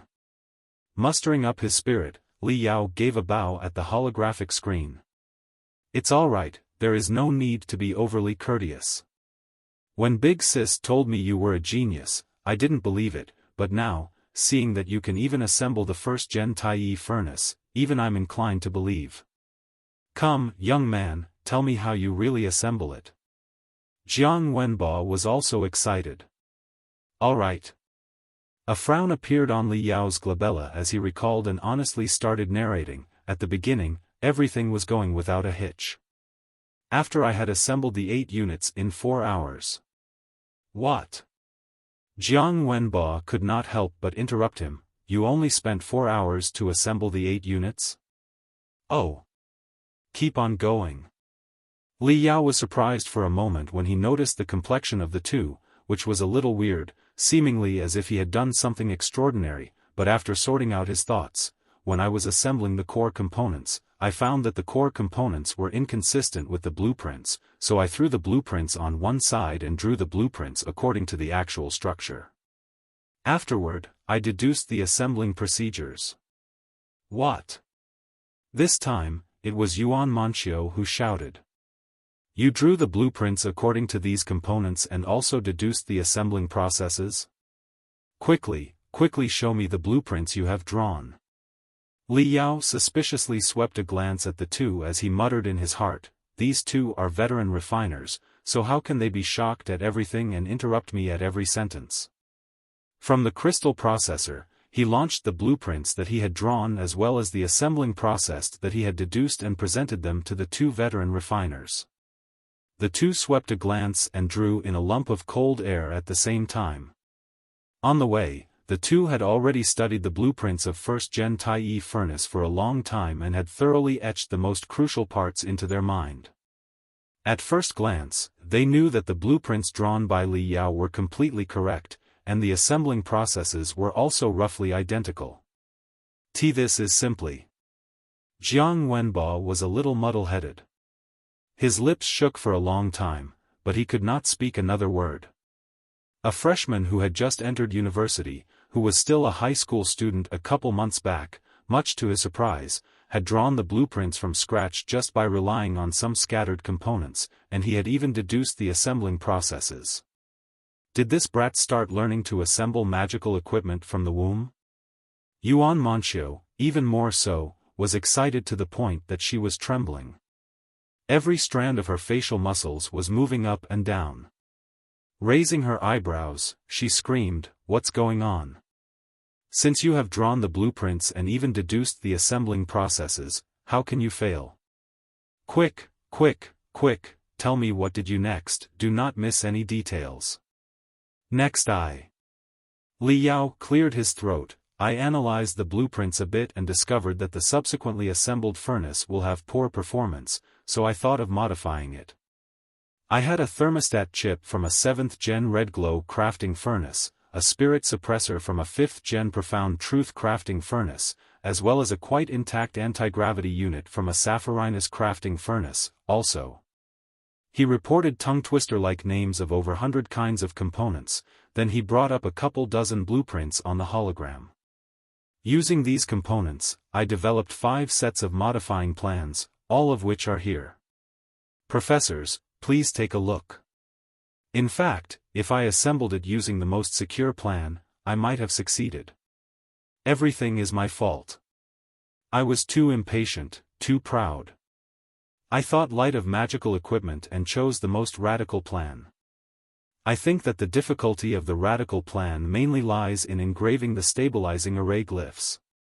I am unable to engrave powerful, high-level stabilizing array glyphs with my current strength, so in the end, I thought of a way, a secret method which I had inadvertently found in ancient records. Using this method, I superimposed several low-level stabilizing array glyphs. Professors, please take a look. The spiritual energy operating principle of the superimposed array glyphs is like this. Afterward, by using 2 crystal bypass switches created using elite faction ideology, you can change its spiritual energy intertwining mode to simulate the effect of high-level stabilizing array glyphs. In accordance with this idea, the final completed blueprint is this and spiritual energy flow chart is this. Professors, please take a look. Here, and here, these are the most important parts which I had reinforced. In theory, I should not have failed. I have racked my brain but still could not understand.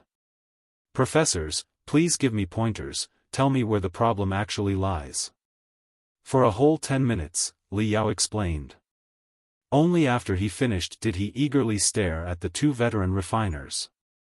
Yuan Manxiu and Jiang Wenbo were both dumbstruck. They directly stared at the couple dozen ever-dancing blueprints and spiritual energy flow charts in the air. Fierce-looking diagrams of all shapes and sizes repeatedly exploded in the depths of the two's brain. The two veteran refiners' brains were completely fried. Dizziness. Surprise. Unimaginable. The two felt as though tens of thousands of iron-scaled horses were galloping in their minds. Boom boom boom boom. A thunderstorm was surging in the depths of their mind. They had completely lost the ability to think. Both were experts who had been in the refiner's circle for a couple of decades. Yuan Manxiu, even more so, used to be a student of the Deep Sea University's refining department and had received the most rigorous and orthodox academic training, so what kind of strange things had they not seen? What kind of monstrous geniuses had they not encountered?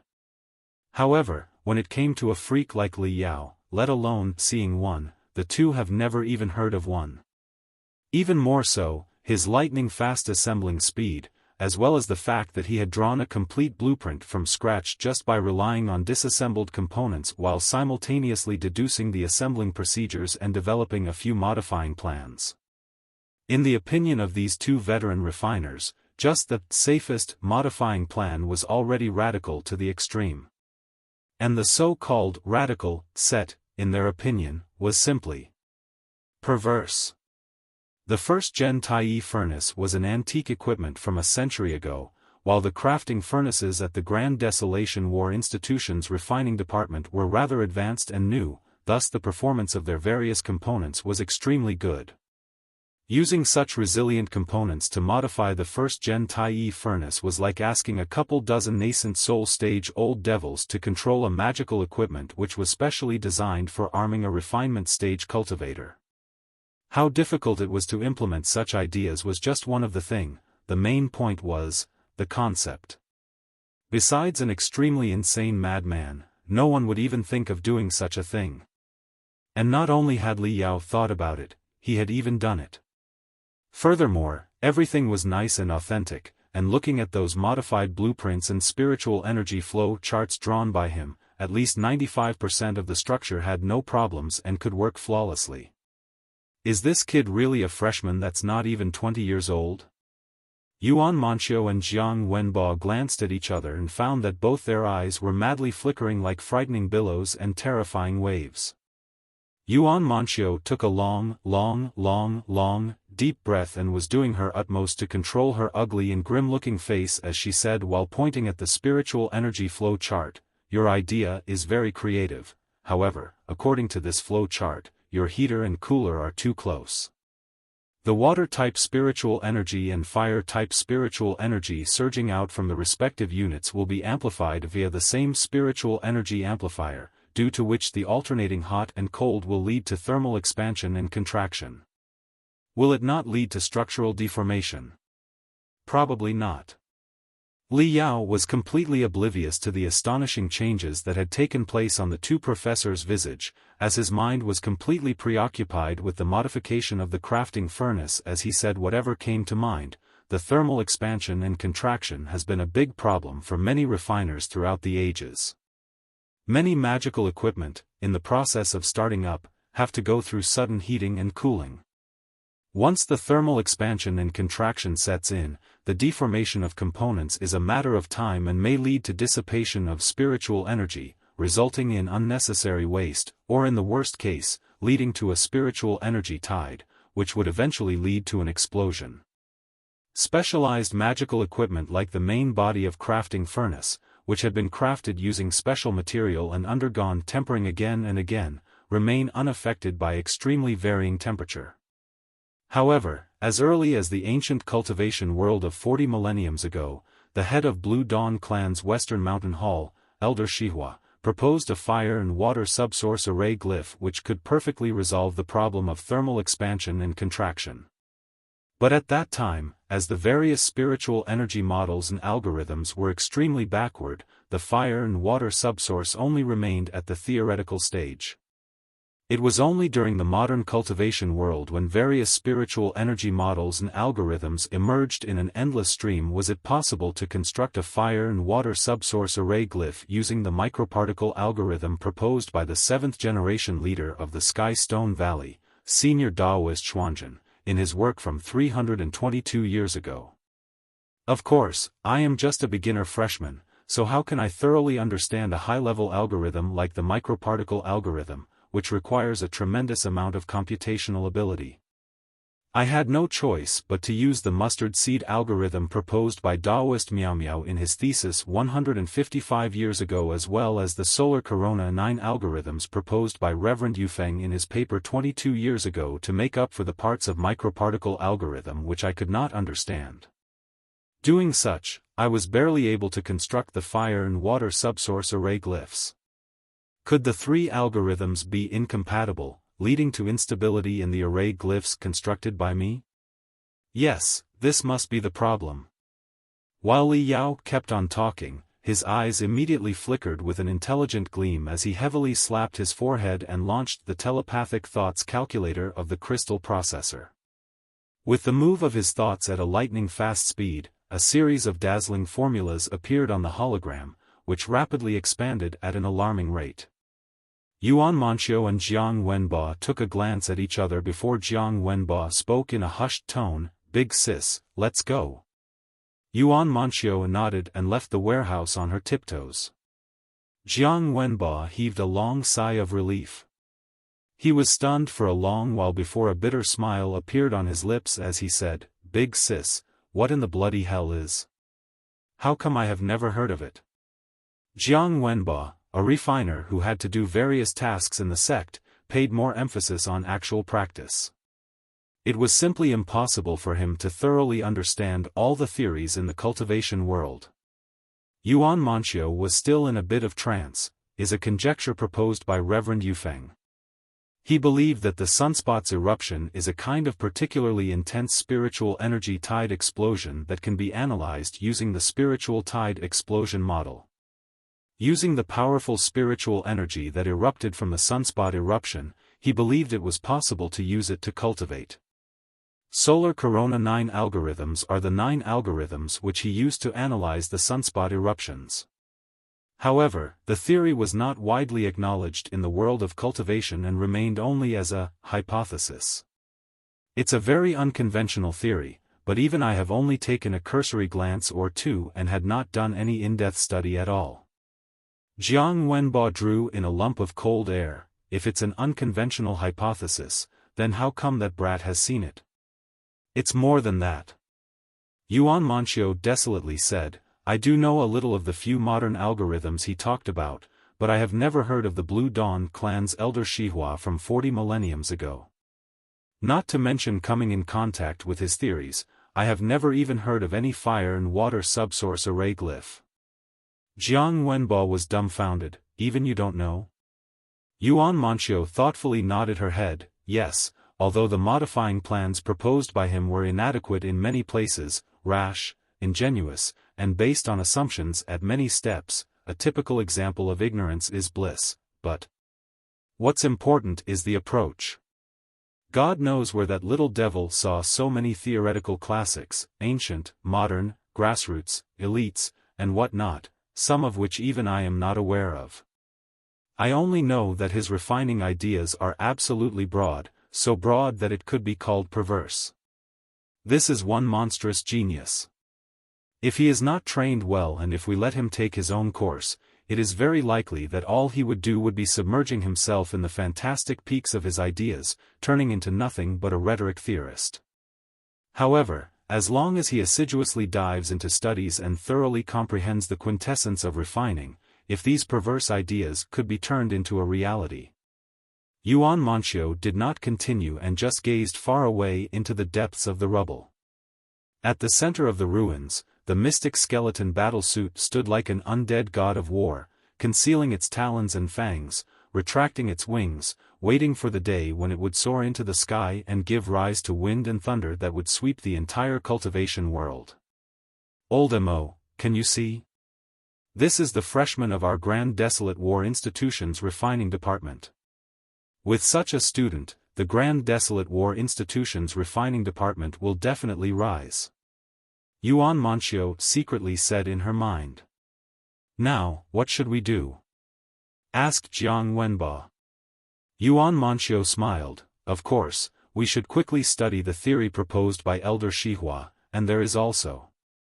Otherwise, we will not be able to answer any questions, and if a teacher is not as good as his student, wouldn't that be embarrassing? Right, let's quickly study. After an hour, when the two returned to the warehouse in high spirits, Li Yao had already jam-packed more than 20 holograms with ant-like characters. Professors. When he noticed the two's arrival, Li Yao was excited to the extreme. He sprang up on his feet and said with heartfelt admiration, "Teacher, you are really awesome. I have painstakingly pondered for such a long time but never found the problem." However, with just one sentence, teacher had actually pointed it out. Oh. Yuan Manchio and Jiang Wenba stared at each other. Li Yao said in an excited tone, "After you have left, I once again verified the 3 algorithms and found that the mustard seed algorithm has limited applications. For sure, the mustard seed algorithm can be applied at the micro level without a hitch, but if applied on the macro level, it is necessary to add very complex correctional parameters. Otherwise, it would lead to an extremely small error. Although this error in itself wouldn't pose any problems, but after it is amplified by the microparticle algorithm, it would have serious repercussions. I have repeatedly deduced several times but could not find the best solution, so I had to give up on the idea of using the fire and water subsource and could only place the heater and cooler farther apart. I only came to such conclusion after such a long time, but teacher, you had found the problem with only one glance. Brilliant, teacher, you are really brilliant. However, as the 2 units are so far apart now, they have to rely on crystal cables to transmit spiritual energy, so it is a bit slow. Professors, as you already know, during the refining of numerous heaven and earth treasure, it is necessary to drop the furnace temperature from high temperatures like 2000 to 3000 degrees to sub-zero temperatures within the blink of an eye in order to intentionally create the effect of thermal expansion and contraction. Only in such a way could we produce changes in the internal structure of heaven and earth materials. The shorter the duration of temperature change, the more resilient the refined product would be. I pondered for a long time when I suddenly recalled that Elder Fangmu from the profound sect of 40 millenniums ago had once mentioned an ideal array glyph for controlling the temperature in an alchemical furnace in his alchemy notes. Although this kind of ideal state of array glyphs is unable to be achieved in the ancient era, it could be achieved in the modern era where there are multitudes of algorithms available. We can use the heaven and hell algorithm proposed by Taoist Wu of Celestial Premier Sect 188 years ago as well as the no heart no limit algorithm proposed by Master Wuxi 92 years ago to forcibly construct it. Of course, to forcibly construct this kind of ideal array glyph, we would need to utilize a tremendous amount of computational power, which is something that cannot be constructed by just relying on one's brain. However, don't we have a high-performance, large-scale crystal processor? With the crystal processor calculating for 3 days and 3 nights, we will definitely be able to create the perfect array glyphs for controlling the furnace temperature. Hey.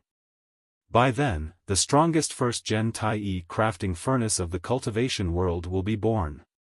Professors, please take a look. All the deduction processes are here. Can you check whether I have made any low-level errors this time? Li Yao was overwhelmed with anxiety. Blinking his eyes, he glanced at the 2 veteran refiners with an anticipatory look. Yuan Manchio, while keeping a poker face, turned her sleek, fat face towards Jiang Wenba. Jiang Wenba, in a calm and collected manner, carefully looked for a long time as he repeatedly nodded, very good, you're deduced. Structure is well defined, well arranged, and the data is full and accurate, concise and clear. It is very beautiful. Each level is pushing another level forward like spilled mercury, giving a hearty and satisfactory feeling. As something proposed by a freshman, it is already perfect. However, there are several places which we can discuss. For example, he suddenly turned around and made an "oh" to someone as an apologetic look appeared on his face. Sorry, Student Li Yao, there is a sudden emergency meeting. We will talk about it again next time. Young man, you are very good, very promising, I have high hopes for you. Professor Yuan is a well-known expert in the refining field. If you study hard under her guidance, you will absolutely have a promising future. Click. The hologram went black. Jiang Wenbo disconnected and ran away. Li Yao was surprised for a moment before he turned his fervent gaze towards Yuan Manqiu. Yuan Manqiu's teeth started to ache from gritting. There were many redundancy and loopholes in Li Yao's deduction. Various modern algorithms would hardly stump her, but from 40 millenniums ago? What was that? What in the bloody hell was that? Yuan Manqiu forced a cough and suddenly patted on Li Yao's shoulder heavily with wide-opened eyes. This pat seemed to have dispelled all of Li Yao's ideas. The deduction process is nothing. The most important thing right now is your future development rather than the crafting furnace. Your potential is completely beyond my imagination, so I have decided to turn you into a top-tier refiner in 1 year. The training is going to be very difficult, very painful, and even brutal. Are you confident? Li Yao turned excited and courageous from Yuan Manqiu's raving as he loudly replied with his head high and chest out, yes, I am confident. The more brutal, the better. Having been stirred like this, Li Yao forgot all the problems he had been pondering over a moment ago. Yuan Manqiu nodded with satisfaction and said, very good. First, we have to decide which direction you want to proceed in. Refining contained and covered everything. It was a comprehensive subject which was extensive and profound. There was a wide range of magical equipment, ranging from civilian to military, the smallest of which could be the size of a mustard seed, while the largest could be even bigger than an entire city. Obviously, refining military equipment like the Burning Sky Battleaxe and civilian equipment like the superfast crystal train didn't have the same approach. Even among the military equipment, the Burning Sky Battleaxe and the Thunderfire bolt gun were one thing, and huge crystal battle cruisers were another. They had a completely different type of refining concept. So, the refiners were also divided into many branches. No matter how monstrous of a genius one was, it would still be impossible for him to cover everything. Li Yao had long carefully pondered over the future. He resolutely and decisively said, I hope to master the refining techniques of individual magical equipment and become a weapon expert. If possible, a crystal suit master refiner. The crystal suit was the king of modern magical equipment. It was a magical equipment among magical equipment. A refiner who could develop and refine a crystal suit was also a terrifying figure among all refiners. In the world of cultivation, there was a special term for crystal suit master refiners. Armadominus. All cultivators, before they leave to mingle in the cultivation world, are repeatedly warned by their elders that they could provoke anyone they want, but they could never provoke an Armadominus. The battle strength of an Armadominus was not that high, but the forces backing him were absolutely powerful. Countless powerful experts, in order to receive a customized crystal suit, would be more than willing to work for an Armadominus. Even the lowest level Armadominus, as long as he made as much as a cough, could gather over 100 refinement stage cultivators in a moment. Even more so, a senior Armadominus who could specifically craft high-rank crystal suits was acquainted with world heroes. Which powerful sect have they not visited? Which nascent soul stage old devil have they not chatted with? Contacts, forces, friendships, one could not even imagine how many extraordinary cultivators they were acquainted with. Do you want to become an Armadominus? It was not that easy to become an Armadominus. Among 100 refiners, at most 7 or 8 could become a registered refiner. And among those 100 registered refiners, even 3 to 5 Armadomini were not certain. Yuan Manchio's pair of eyes turned crimson as she said through gritted teeth, "Very good." Originally, our Grand Desolate War Institution's refining department mainly focused on small-scale, battle-type magical equipment. If you want to learn refining crystal battle cruisers, then I'm afraid I would not be able to teach you many things, but if it is a specialty in weapons. In this year, let's go for broke. From that day onwards, Li Yao participated in a new training that was so rigorous that one could even say it was more brutal than Spartan training, so brutal that it could only be called insane. Yuan Manchio's teaching style was very peculiar. She had disassembled all the high-level courses and fused them with the modification of the first-gen Tai'e crafting furnace so that Li Yao would propose a new modifying plan in accordance with what he had learned recently every day. All the modification plans were done by Li Yao and Li Yao alone. She did intervene at all. At most, she would give remarks after the completion of a plan. And even if the modification plan looked completely perfect, Yuan Manchio, rather than letting Li Yao perform the modification, would instill him with more knowledge that was even more profound and more abstruse than the previous. In this way, after Li Yao had learned a new course, whenever he turned around and looked back, he would always feel that the modification plan he had devised a few days back was seriously lacking. He would find many places where he could perfect the plan even more. A crafting furnace is the foundation of a refiner. A brilliant refiner has to be well aware of even the slightest bit of change in any of the performance parameters of his furnace. Only then can he craft the perfect magical equipment. The modification of the first-gen Tai'e furnace is a special test for you. Don't be impatient. When you have learned everything and utilize all that you've learned to modify it, then you will see what kind of monster you have actually modified in the end. At the beginning, Li Yao was still scratching his ears and cheeks in anxiousness and could not wait to finish the modification of the first-gen Tai'e furnace and start refining as soon as possible. However, as he kept on learning high-level courses he gradually calmed down. Because he discovered that with every day that passed in reality, during which he would painstakingly study in the heavenly refining tower for several days, 1 or 2 powerful weapons would be added to his armory, and the modification of the first-gen Tai'e furnace would be even more imaginative and perverse. Meanwhile, Yuan Manchio, without missing a beat, would entice in his ears, "Next week when you have finished learning so and so course, you can increase the overall performance of crafting performance by 1%, which will allow you to refine even more powerful magical equipment in the future." And when the next week arrived, Li Yao would instead discover that he had finished learning a couple of new courses and was proficient in several new algorithms, making it completely possible for him to devise even more maddening modification plan which could increase the overall performance of the crafting furnace by 3%. Just like this, day by day, time passed. He had already devised a couple hundred sets of modification plans for the first-gen Tai'e furnace, each of which was more excessive and fiercer than the one before. Under the latest modification plans he had devised, one would not even be able to recognize even a shadow of the first-gen Tai'e furnace. It would have completely changed into an incomparably deformed steel monster. Another 1.5 months had gone by. Gradually, a small ripple started surging in the calm heart of Li Yao.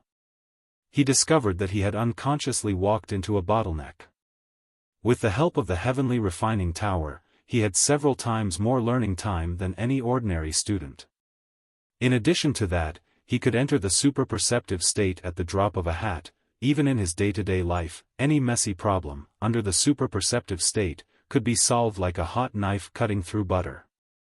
In a period of 2 months, he had finished walking the road which any ordinary student could not necessarily finish even in 2 or 3 years.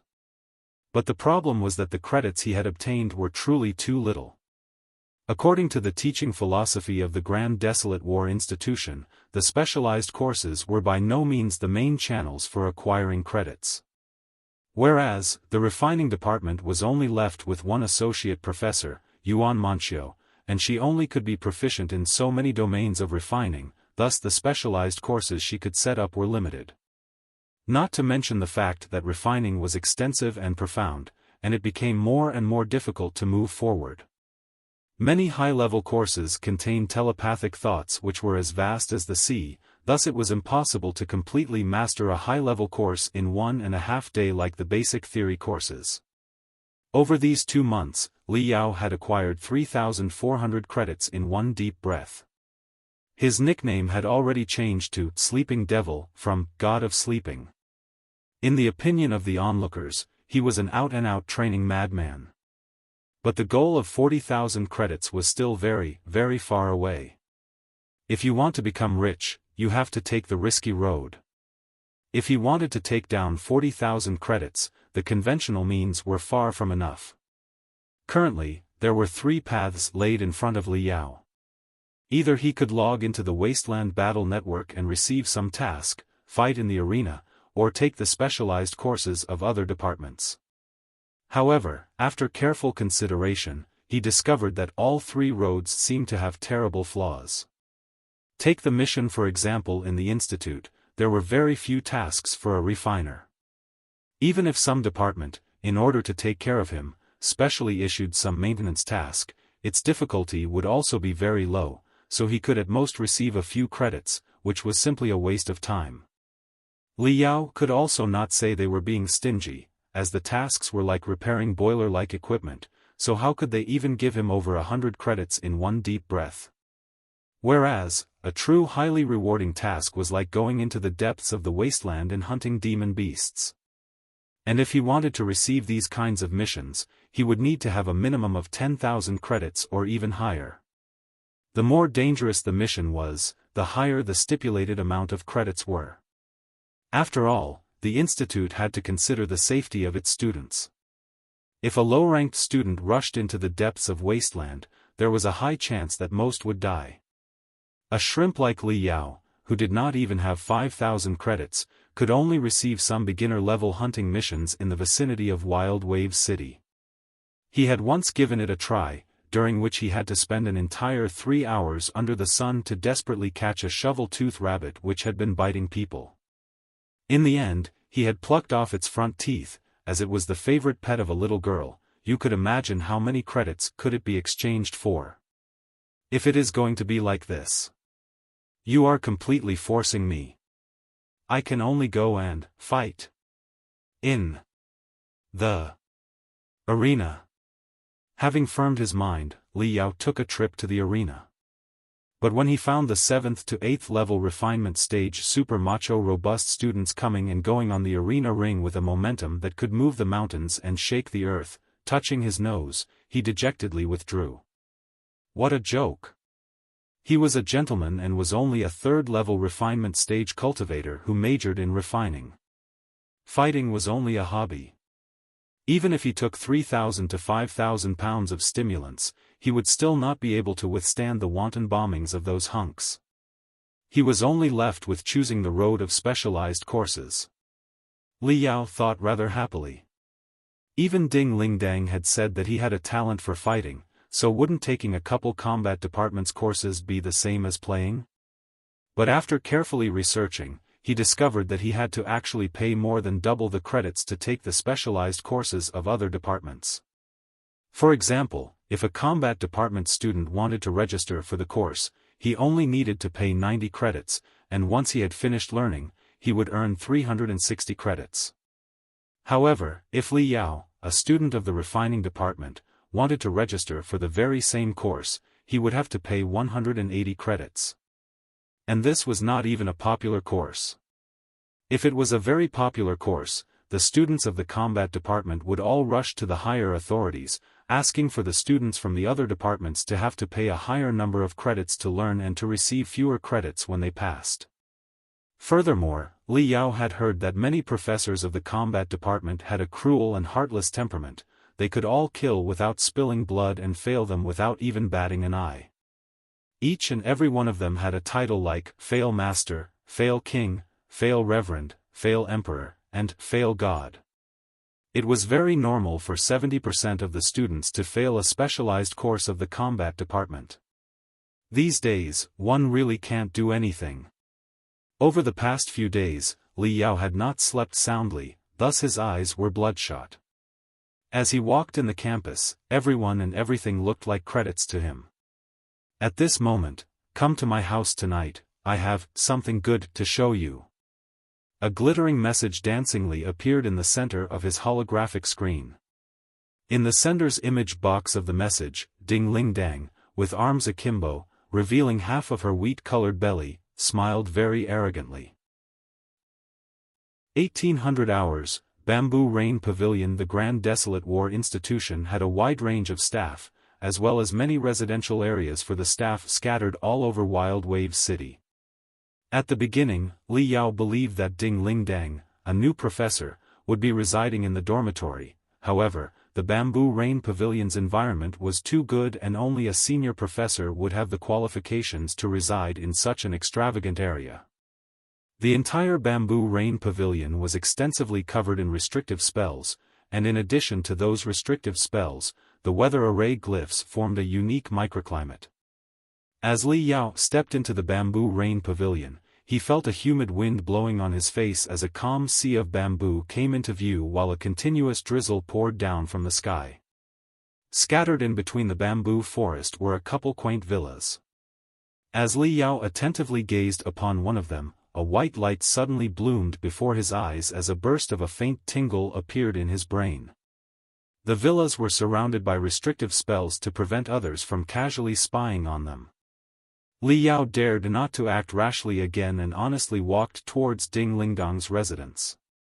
The two had not seen each other since Floating Spear City. Ding Lingdang said that she had a premonition that she was about to break through, so she asked for a leave and went to the depths of the wasteland to cultivate. Has she successfully built her foundation? Li Yao felt a burst of joy in his heart as he sped up his footsteps. In a short while, a small two-story villa next to a hillside appeared amidst the sea of bamboos. From outside, the villa looked as though it had been completely built from bamboo which had lost its luster and faded away over the long passage of time, integrating completely with the surroundings, giving off an appearance as though it was naturally formed. Hiss! Right when Li Yao crossed a bamboo fence surrounding the villa, a 7-star silver-ringed horned snake suddenly sprang out from the bamboo leaves in the surroundings and wrapped itself around his neck. Li Yao was caught off guard, his entire body seemed to be petrified. A 7-star silver-ring horned snake was not a powerful demon beast at all and did not have any demonic skill that could conceal its aura. At any rate, he was a 3rd-level refinement stage cultivator, so why didn't he sense it a moment ago? Contrary to expectations, the 7-star silver ring-horned snake didn't launch an attack and just used its glossy and green pair of eyes to scan his face. Li Yao kept on gazing at the 7-star silver ring-horned snake before his eyes suddenly become transfixed. The gaps between the scales of the 7-star silver ring-horned snake were flashing with a faint metal gloss, and its pair of eyes were crafted from crystals. To Li Yao's surprise, it was a non-living being. It was a special magical equipment that had been refined through the fusion of flesh and blood of an actual 7-star silver ring-horned snake with heaven and earth treasures. Good gracious! Li Yao was secretly rendered speechless. It was very common to use the flesh of demon beasts to refine with heaven and earth material, but for the refined magical equipment to come out so vividly and lifelike, seemingly filled with life and color, it was truly unfathomable. Hiss! Hiss! Hiss! Hiss! The 7-star silver ring-horned snake flicked its tongue, which was as soft as a real tongue, as it started licking Li Yao's face. Li Yao's pupil suddenly constricted. He discovered that its forked tongue was actually made from countless sheets of gold stone that were connected in series. Gold stone was an extremely rare material which possessed the characteristics of both metal and stone and thus has high rigidity and low tensile strength. With the slightest mistake, it could very well be broken. It was a material which is very difficult to process, thus a vast majority of refiners would be reluctant to make use of this heaven and earth material. The gold stone was dissected and cut into tens of thousands of 0.1 mm thin slices, thereafter holes were cut open before they were connected in series. Furthermore, they also had array glyphs engraved upon them so that it was as flexible as the forked tongue of a real snake. Unfathomable. The person who refined this piece of magical equipment truly had unfathomable skill. Who the hell actually refined this 7-star silver ringhorned snake? He is definitely a peerless master refiner. The 7-star silver ringhorned snake slithered on Li Yao's neck for a while before it lightly sprang back into the bamboo leaves and disappeared. Meanwhile, from the birdcage at the top of the porch rang a sweet and melodious twerp. Li Yao, come in. Li Yao, come in. The door opened as it made a squeak sound before a rainbow flew out from the birdcage and circled around Li Yao's head, giving him directions. Having swept a glance, Li Yao discovered that it was a rainbow-colored, gorgeous parrot, and just like before, it too was a fusion of flesh and blood of a demon beast with heaven and earth treasures. At first glance, one could simply not tell the difference between it and a living being. Li Yao was simply flabbergasted. The two magical equipment's refining style was completely different than with that of Grassroots. They were simply exquisite and extravagant, meticulous and time-consuming, and they could be even called a work of art. They were definitely worth a couple of towns together, and yet, much to Li Yao's surprise, they were actually used for guarding and welcoming guests. What exactly is Ding Lingdang's background? Is her family that rich? Li Yao muttered for a while before he walked in with large strides. Contrary to his expectations, the decor within the villa was very modern. It was simple and concise, with a fierce and masculine feeling. It was as though a few chairs and tables were casually thrown inside a cultivation gym, while the rest of the space was completely packed with training equipment of all shapes and sizes. It was the complete opposite of its natural and ancient feeling that was present on the outside. When Li Yao stepped into the living room, he had been shaken to the core by the entire wall opposite to the door. Over 100 heads of demon beasts which were baring their teeth and looked extremely fierce, revealing their most brutal side, were helplessly hung on the wall and were reduced to nothing but decorations. Under the head of each demon beast, there was also an engraving in small characters. Flintstone Demon, hunted in Wildfire Mountain Range, blasted its heart in 3 punches. Herculean Bear Devil, hunted in Wailing Caverns, took 47 seconds. This is ridiculous. Li Yao wryly smiled. Anyhow, Ding Lingdang was still a young lady in her early 20s, so how could she hang these kinds of things? Not only that, but she had also casually written the hunting process. Did she fear that others would not know how incomparably mighty and fierce she was? Sister Ling, I'm here. Li Yao walked in, following the sounds coming from the corner of the living room. Ding Lingdang had just returned from the depths of the wasteland. Clearly, she was not someone who would clean the house, as the clothes she had worn when she went to the wasteland were thrown here and there, making quite a mess. Li Yao was extremely embarrassed to see a couple of undergarments casually lying around on the floor. The air was filled with a faint sweaty smell. However, it was not unpleasant at all, rather a bit strange. Oh, you're here? Come, eat with me. Dressed in a crop top and small shorts, Ding Lingdang sat on the ground very aggressively with her slim and slender legs apart. Placed in front of her was a few dozen high-energy foods which a normal girl would not even dare to look at.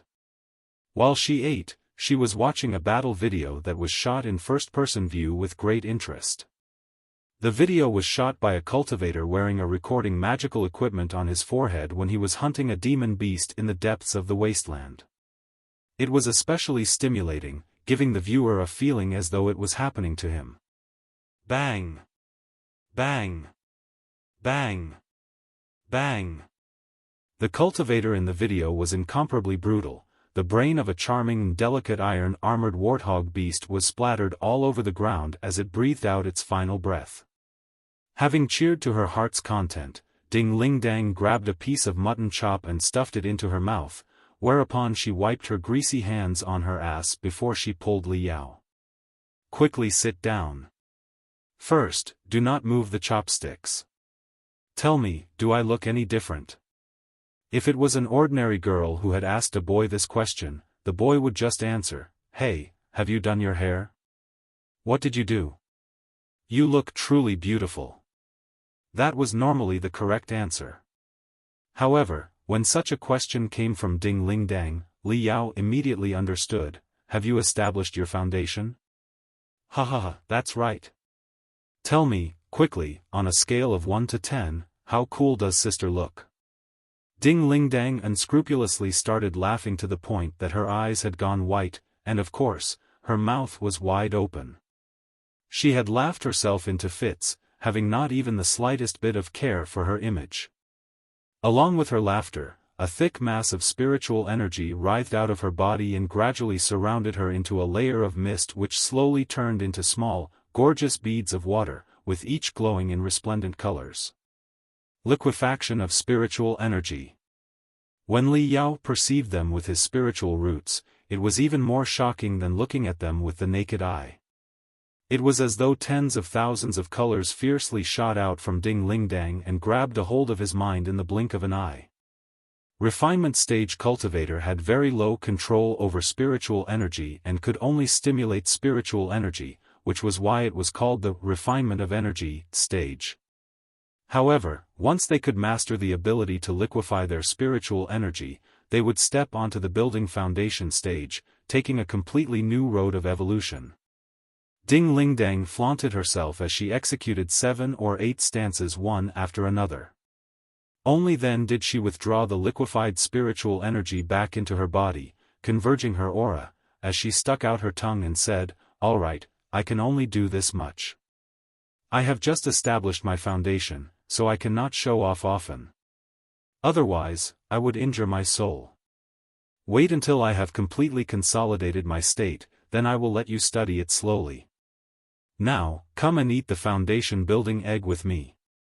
While laughing, she took out a shimmering demon beast egg which had already been cooked. A sweet smell greeted his nose.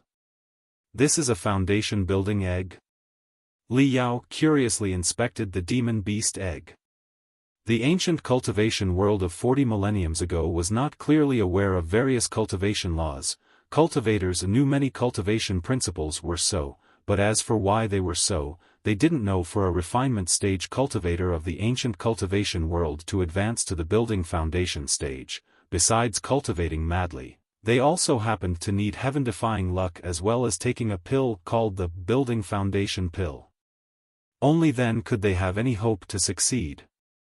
The building foundation pill was refined using over 100 priceless treasures and were tremendously rare. God knows how many times just a small building foundation pill had raised a sanguinary slaughter, bringing forth countless disputes. It was only during the modern era when civilization had developed, thereby giving birth to various skills and countless synthetic drugs that could help establish the foundation in an endless stream, was there no longer any need for cultivators to go all out for a building foundation pill. However, the importance of the building foundation pill was still carried down from ancient times, evolving into a very interesting custom. After a cultivator had established his foundation, he must personally go to seek out a demon beast egg in order to cook and eat it. This egg was called foundation building egg and signified that cultivators had not forgotten the tradition at all. Moreover, not just any egg given by a demon beast could become a foundation building egg. For it to become a foundation building egg, it was better to have its color as close to gold as possible after it was cooked. A golden egg was synonymous to the golden core, and it was also a blessing, signifying that after eating this golden egg, you could smoothly march all the way to the core formation stage and become a golden core powerhouse. Quickly eat it, Sister Ling. May you form the golden core as soon as possible and become unparalleled in the world. Li Yao sincerely wished her. With a light tap, Ding Ling Dang peeled the foundation building egg. The egg shell was very soft, it was completely peeled as if it was the peel of a fruit. Whereupon, a round golden bead appeared in her palm. It was the egg of a golden spotted finch. The egg shell as well as the albumin, egg white, were both glittering, implying it was extremely good and high-grade among foundation-building eggs. It spread out a faint, delicate fragrance. Ding Ling Dang, having taken a deep whiff of the fragrance, had an intoxicated look her face. Opening her mouth, just as she was about to swallow the entire foundation-building egg, it seemed as if she thought of something as she pinched a small piece of the wiggling golden albumin and sent it towards Li Yao's mouth. Why? Li Yao was flabbergasted. I want to share a bit with you so that you can also be smeared with this sister's divine energy. Maybe you can also form your golden core a little earlier. Ding Ling Dang pursed her lips into a smile. How can that be okay? According to the custom, the foundation-building egg must be swallowed whole. The golden egg is the golden core. Have you seen anyone cultivate a half-golden core? Li Yao didn't know whether to laugh or cry. Stop with all this nonsense. How can just swallowing the golden egg allow you to be able to form a golden core? It's just symbolic. Besides, suddenly, she took a glance at Li Yao's left side in surprise.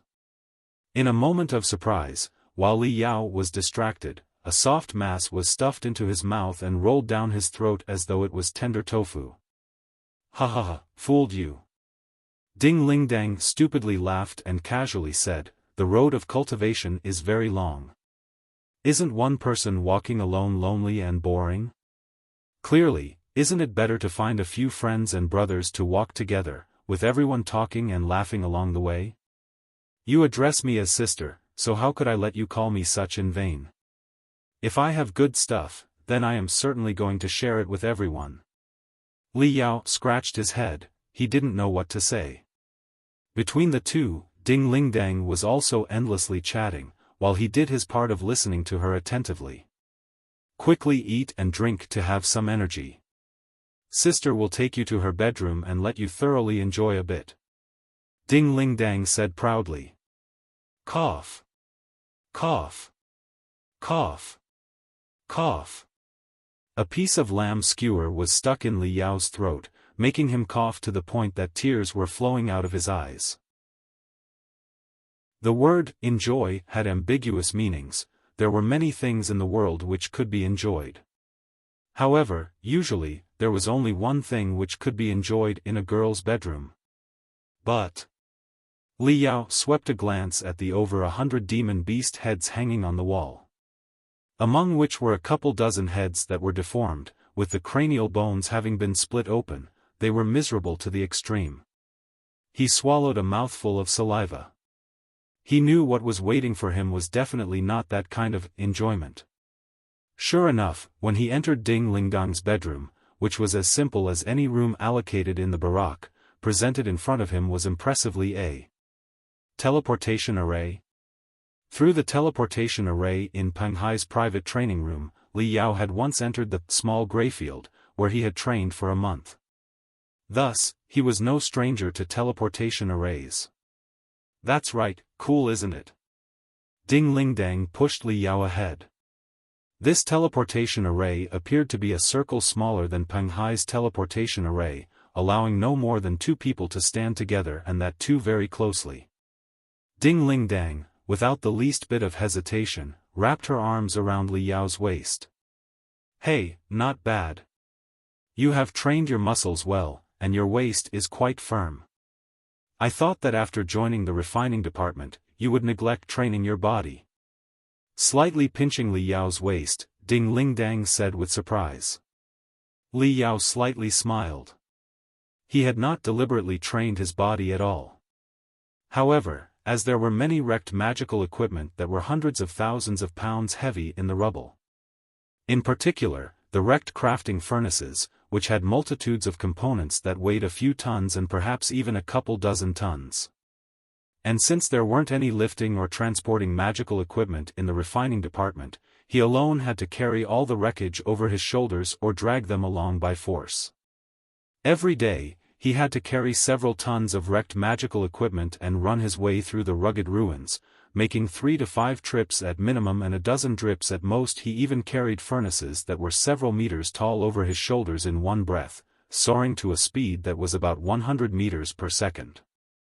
Over time, his body became incomparably robust and sturdy. Didn't I say that you are a natural-born body practitioner? Even if you chose refining, you should never neglect training your body. The body is the foundation.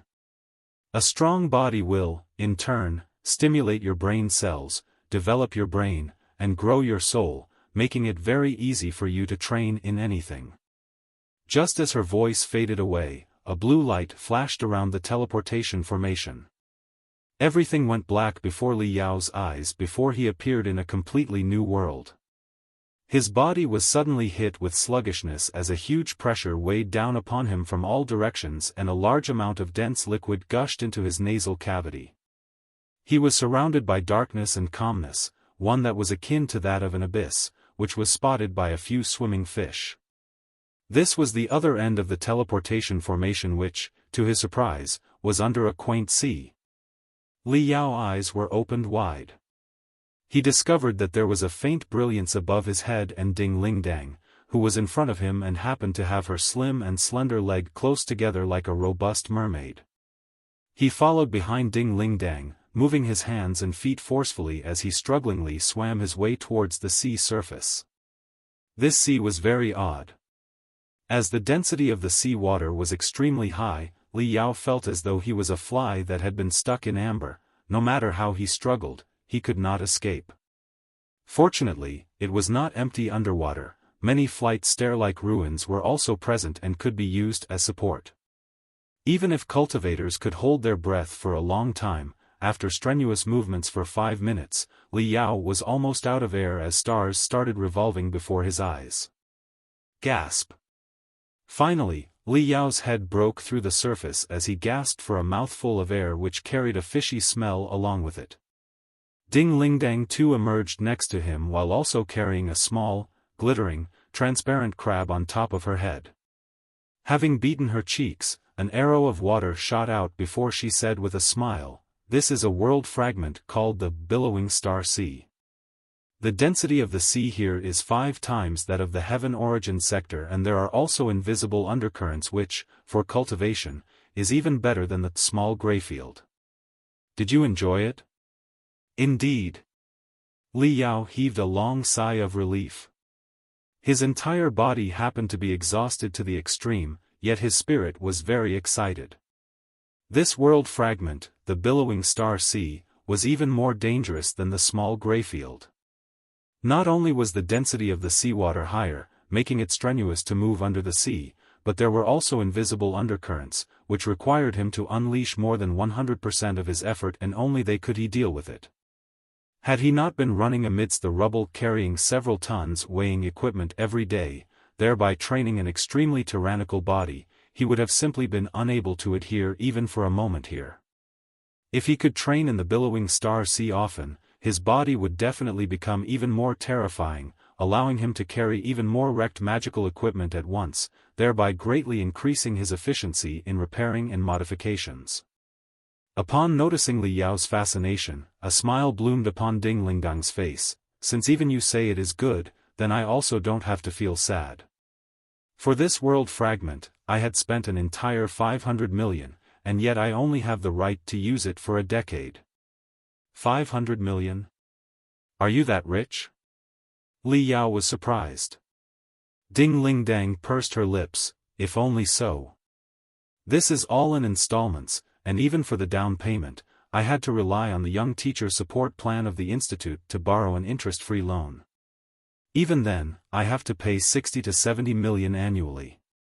She swam to Li Yao's side as her face brightened up with joy. "As long as I can improve my strength, what does some money count for?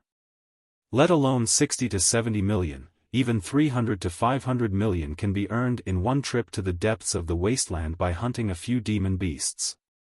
What is there to be afraid of? I guess that's right. Without high investment, how can one have high returns? When I have the money, I am going to buy 2 world fragments, one for training and I will turn the other into a private refining room." Li Yao indulged in flights of fantasies.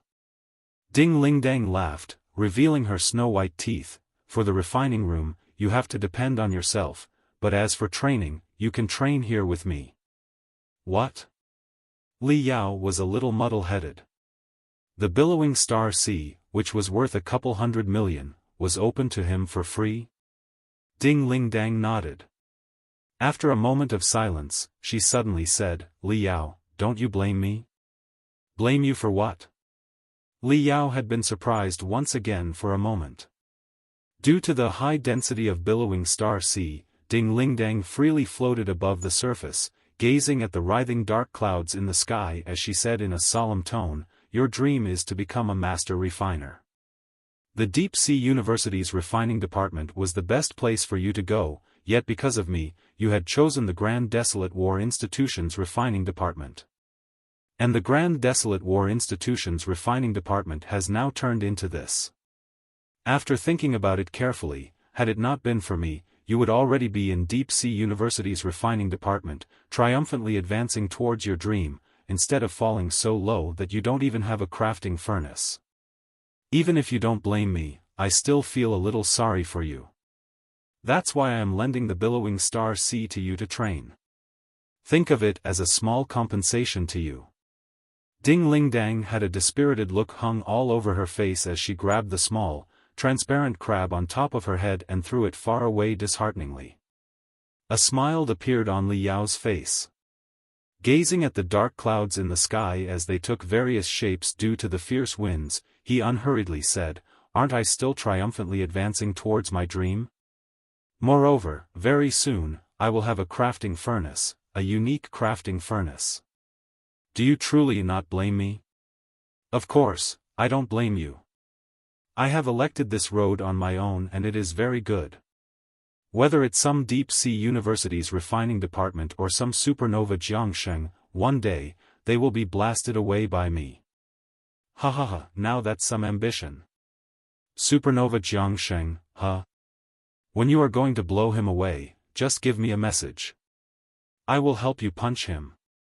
As though a heavy burden had been lifted off of Ding Ling Dang's shoulder, her entire body was a lot more at ease as she quickly started swimming around Li Yao. Right. Li Yao suddenly thought of something, Sister Ling, if I want to keep the refining department, I need to gather 40,000 credits within 1 year, which is a little troublesome.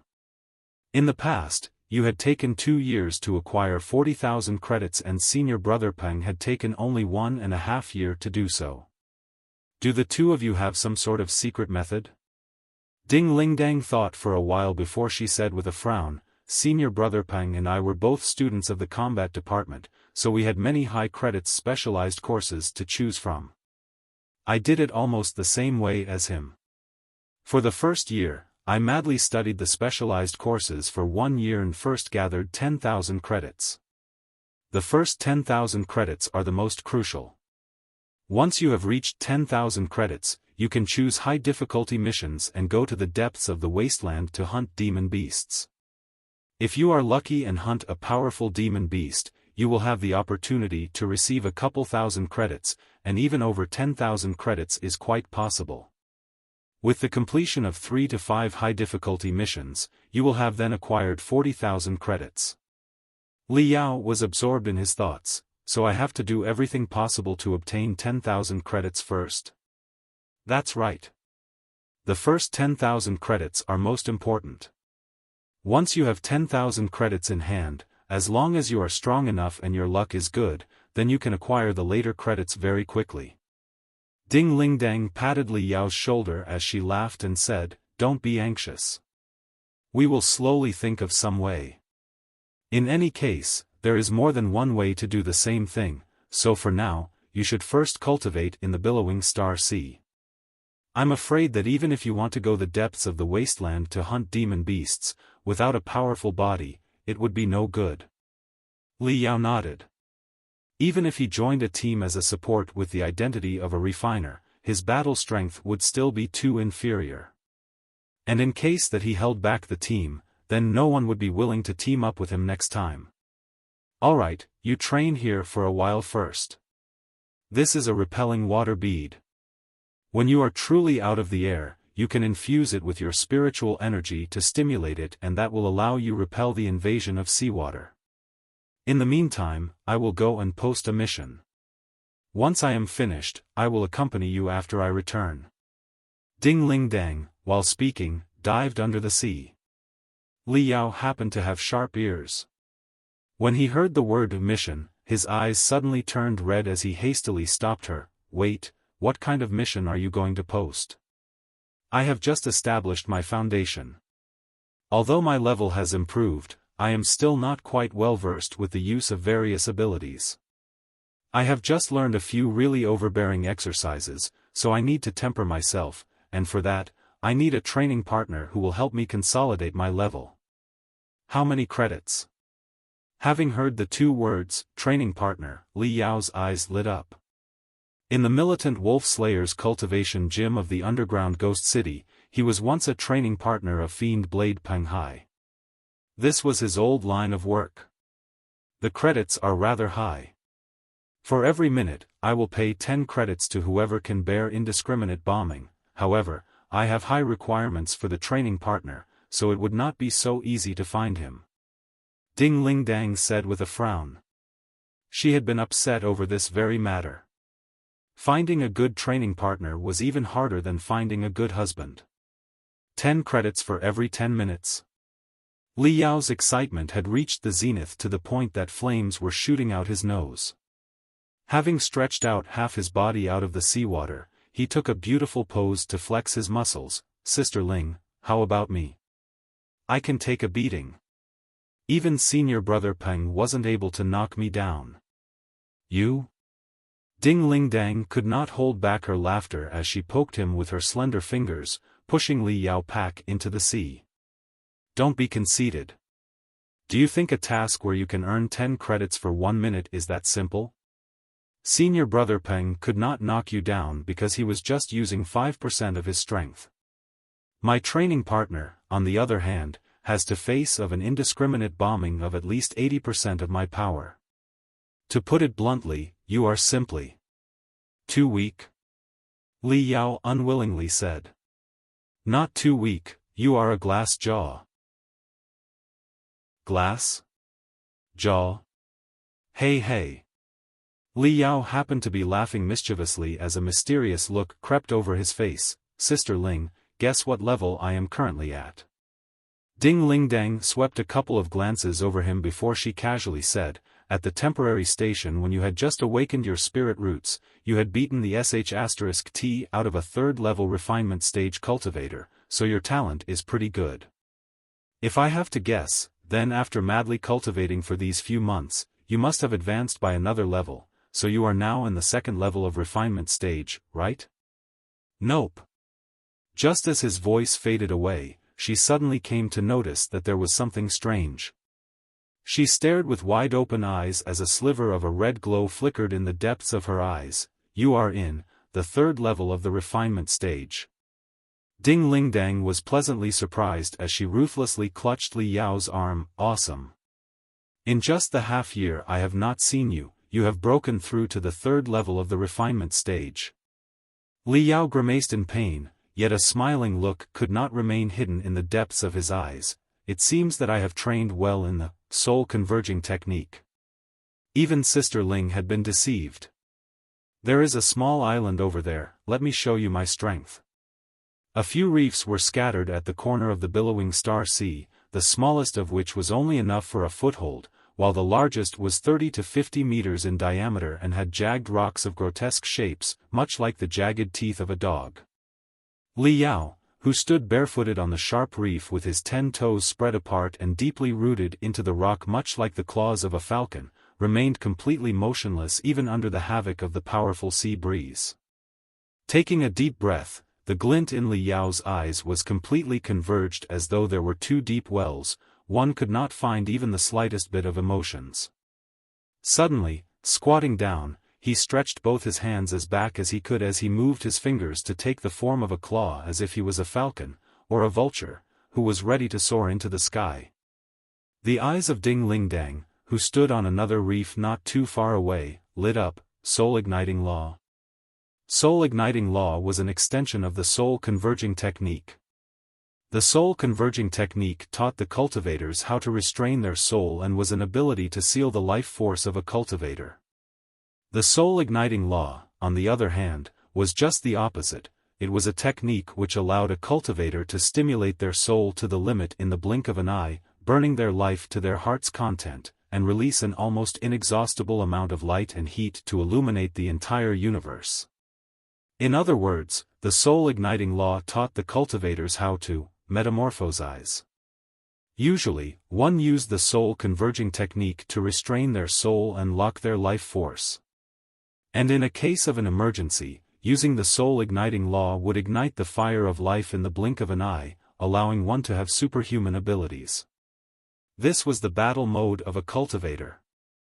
Ding Ling Dang was inexplicably excited in her heart. She was simply more excited than when she had just learned a soul-igniting law in the past. And just like the soul-converging techniques, the soul-igniting laws was a collective name. There were hundreds of prevailing soul-igniting laws in the heaven origin sector. The soul-igniting law Li Yao was cultivating was called Soaring into Heaven in One Leap. The principle of this soul-igniting law was to imagine yourself as a falcon imprisoned in iron chains in the depths of a mountain valley. While the other birds were freely flying in the sky amidst the clouds and playing along with the winds, the falcon which had been locked by iron chains could only stretch its neck and silently look at just a small piece of the sky from the desolate valley. The iron chains locking it were very tight, deeply embedded into its flesh and blood. The falcon could not flutter its feathers in the least. Over the years, it remained completely motionless, no more than like a piece of rock. The iron chains seemed to have imprisoned the falcon's spirit.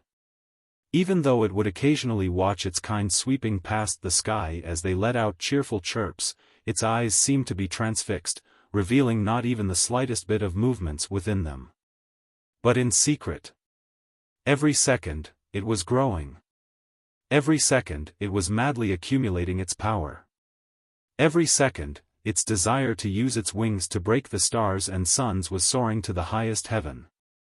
Finally, one day, when it had accumulated enough power, the falcon fiercely flapped its wings, breaking the iron chains and blasting the shackles imprisoning it as it let out a sharp cry which resounded throughout the heaven. As it soared into the sky with one flap, raising a hurricane that spanned over tens of thousands of kilometers, it became the king of all falcons. Soaring into the sky in one leap. Becoming the king of falcons in one go. Li Yao's pair of eyes, which were completely calm and serene like a still, ancient well, suddenly flickered. The look in his eyes that remained dim, in just 1/10 of a second, became as sharp as a falcon's. A large amount of spiritual energy surged out from his every pore and took the form of feathers, the light gray feathers, whose edges sketched out gilded edges, gave off an impression of a shocking power slumbering within. Caw! Caw! Caw! From next to Li Yao came sounds that were as sharp as a falcon's screeches. These were the sounds from the sudden expansion of spiritual energy, which produced ripples and friction in the air, leading to sounds like that of a raging storm. Fourth level of the refinement stage. Ding Ling Dang simply couldn't believe the scene before her eyes. Her pair of pretty eyes flickered with perplexion as she muttered, mobilization of energy taking a form, you can actually simulate the beginning step of the creation of heaven and earth. This state can only be possible at the fourth level of the refinement stage, yet you can actually do this? How long has it been since you have awakened your spirit roots? Ha ha ha. Li Yao, who got praises from Ding Ling Dang, felt as if he had just eaten honey in his heart. The little image of an expert he had somehow created, in the blink of an eye, was destroyed with his unbridled laughter. That's right, I am in the fourth level of the refinement stage. What do you think? Is it enough to fight with you? Over these few months, apart from frantically absorbing the theoretical knowledge in the heavenly refining tower, he would also run left and right amidst the ruins while carrying several tons of wrecked magical equipment. Meanwhile, his computation speed soared to the limit as he drew multiple modification plans. In addition, he was the only pampered child of the refining department, so various resources were left for him to use. Just the crystals he used were 10 times of that of any ordinary freshman. Under such frantic cultivation, he finally broke through to the fourth level of the refinement stage 3 days ago. In a few months, you, from an ordinary person, had suddenly turned into a 4th-level refinement stage cultivator. You are even faster than me. My insight is truly good. In just one glance, I had picked a purebred horse like you from the mules. Ding Ling Dang self-complacently praised herself before once again ridiculing. However, the fact remains the same. In front of an early-stage building foundation stage cultivator, you, a 4th-level refinement stage cultivator, are a glass jaw. No, don't you see how cool my form is? Li Yao remained unconvinced. With the shake of his pair of arms, the feathers created out of spiritual energy sparkled. What's the use of a cool form? Ding Ling Dang disapprovingly said. The refinement stage is altogether divided into 13 levels. From the 1st to the 5th level, it is collectively known as low level, the 6th to the 10th is intermediate level, the 10th to the 13th level is high level, and above high level is peak stage. In the early stage of the refinement stage, spiritual energy can only be drawn into a virtual form. It just looks good and doesn't have any battle force. Amidst combat, I can blast your spiritual energy feathers away with just the poke of my finger. Not to mention.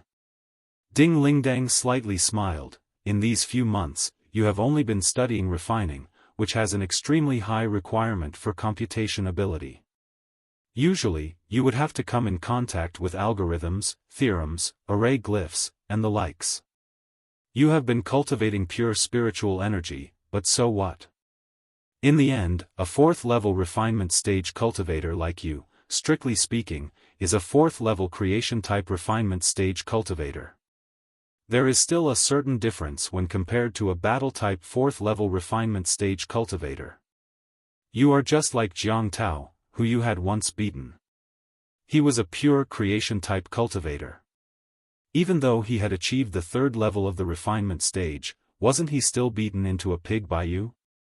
This statement completely calmed Li Yao down. After having thought about it carefully, he realized Ding Ling Dang was right. Over the course of these few months, his computation ability had fiercely increased, enough for him to draw his spiritual energy into a form. A majority of the virtual form he had forcibly stimulated came from relying on his computation ability, which was simply unable to be utilized during combat. When he thought of this, he could not help but get a bit discouraged and, even more so, a bit unwilling. If he could act as a good training partner for Ding Ling Dang, then he could get 10 credits in 1 minute, 100 in 10 minutes, and 600 in 1 hour. Of course, holding on for 1 hour was just a pipe dream. During an exchange between experts, life and death were a matter of seconds, even more so with Ding Ling Dang, who specialized in killing within seconds. Even a Herculean bear devil would be unable to stand against her for a minute. If I could persevere for 3 to 5 minutes, I can have 30 to 50 credits. Simply practicing twice a day will allow me to have a few thousand credits in a month. If I pass the specialized courses, then just maybe, I will be able to accumulate 10,000 credits by the end of the first semester. This way, I will have a whole semester next year, then I can go to the Wasteland and hunt for the remaining 30,000 credits. Having thought of this, Li Yao's eyes flashed with a sliver of resolution as he stressed each and every word while seriously looking at Ding Ling Dang. Sister Ling, please give me a chance. I want to. Even before he could finish, a red light suddenly flashed past his eyes. He felt as though a high-speed crystal train had fiercely crashed into his stomach. While spewing blood, Li Yao, like a kite with a broken string, flew back and even broke 20 to 30 reefs before falling flat among the reefs. For 10 seconds, Li Yao's entire body was paralyzed, he could not move an iota. And the drilling pain of his stomach felt as though it jolted into his heart like lightning bolt one after another, simulating each and every cell along the nerves. Each second felt like a year. Those 10 seconds were as hard as 10 entire years. What the hell? After 10 seconds, Li Yao barely regained the ability to speak. His voice sounded incomparably hoarse. Meanwhile, he felt like he had been hit by a meteor. Ding Ling Dang jumped over in an unhurried and unperturbed manner. Parting her slim and slender legs, she, without the slightest bit of modesty, sat on his stomach. Rip.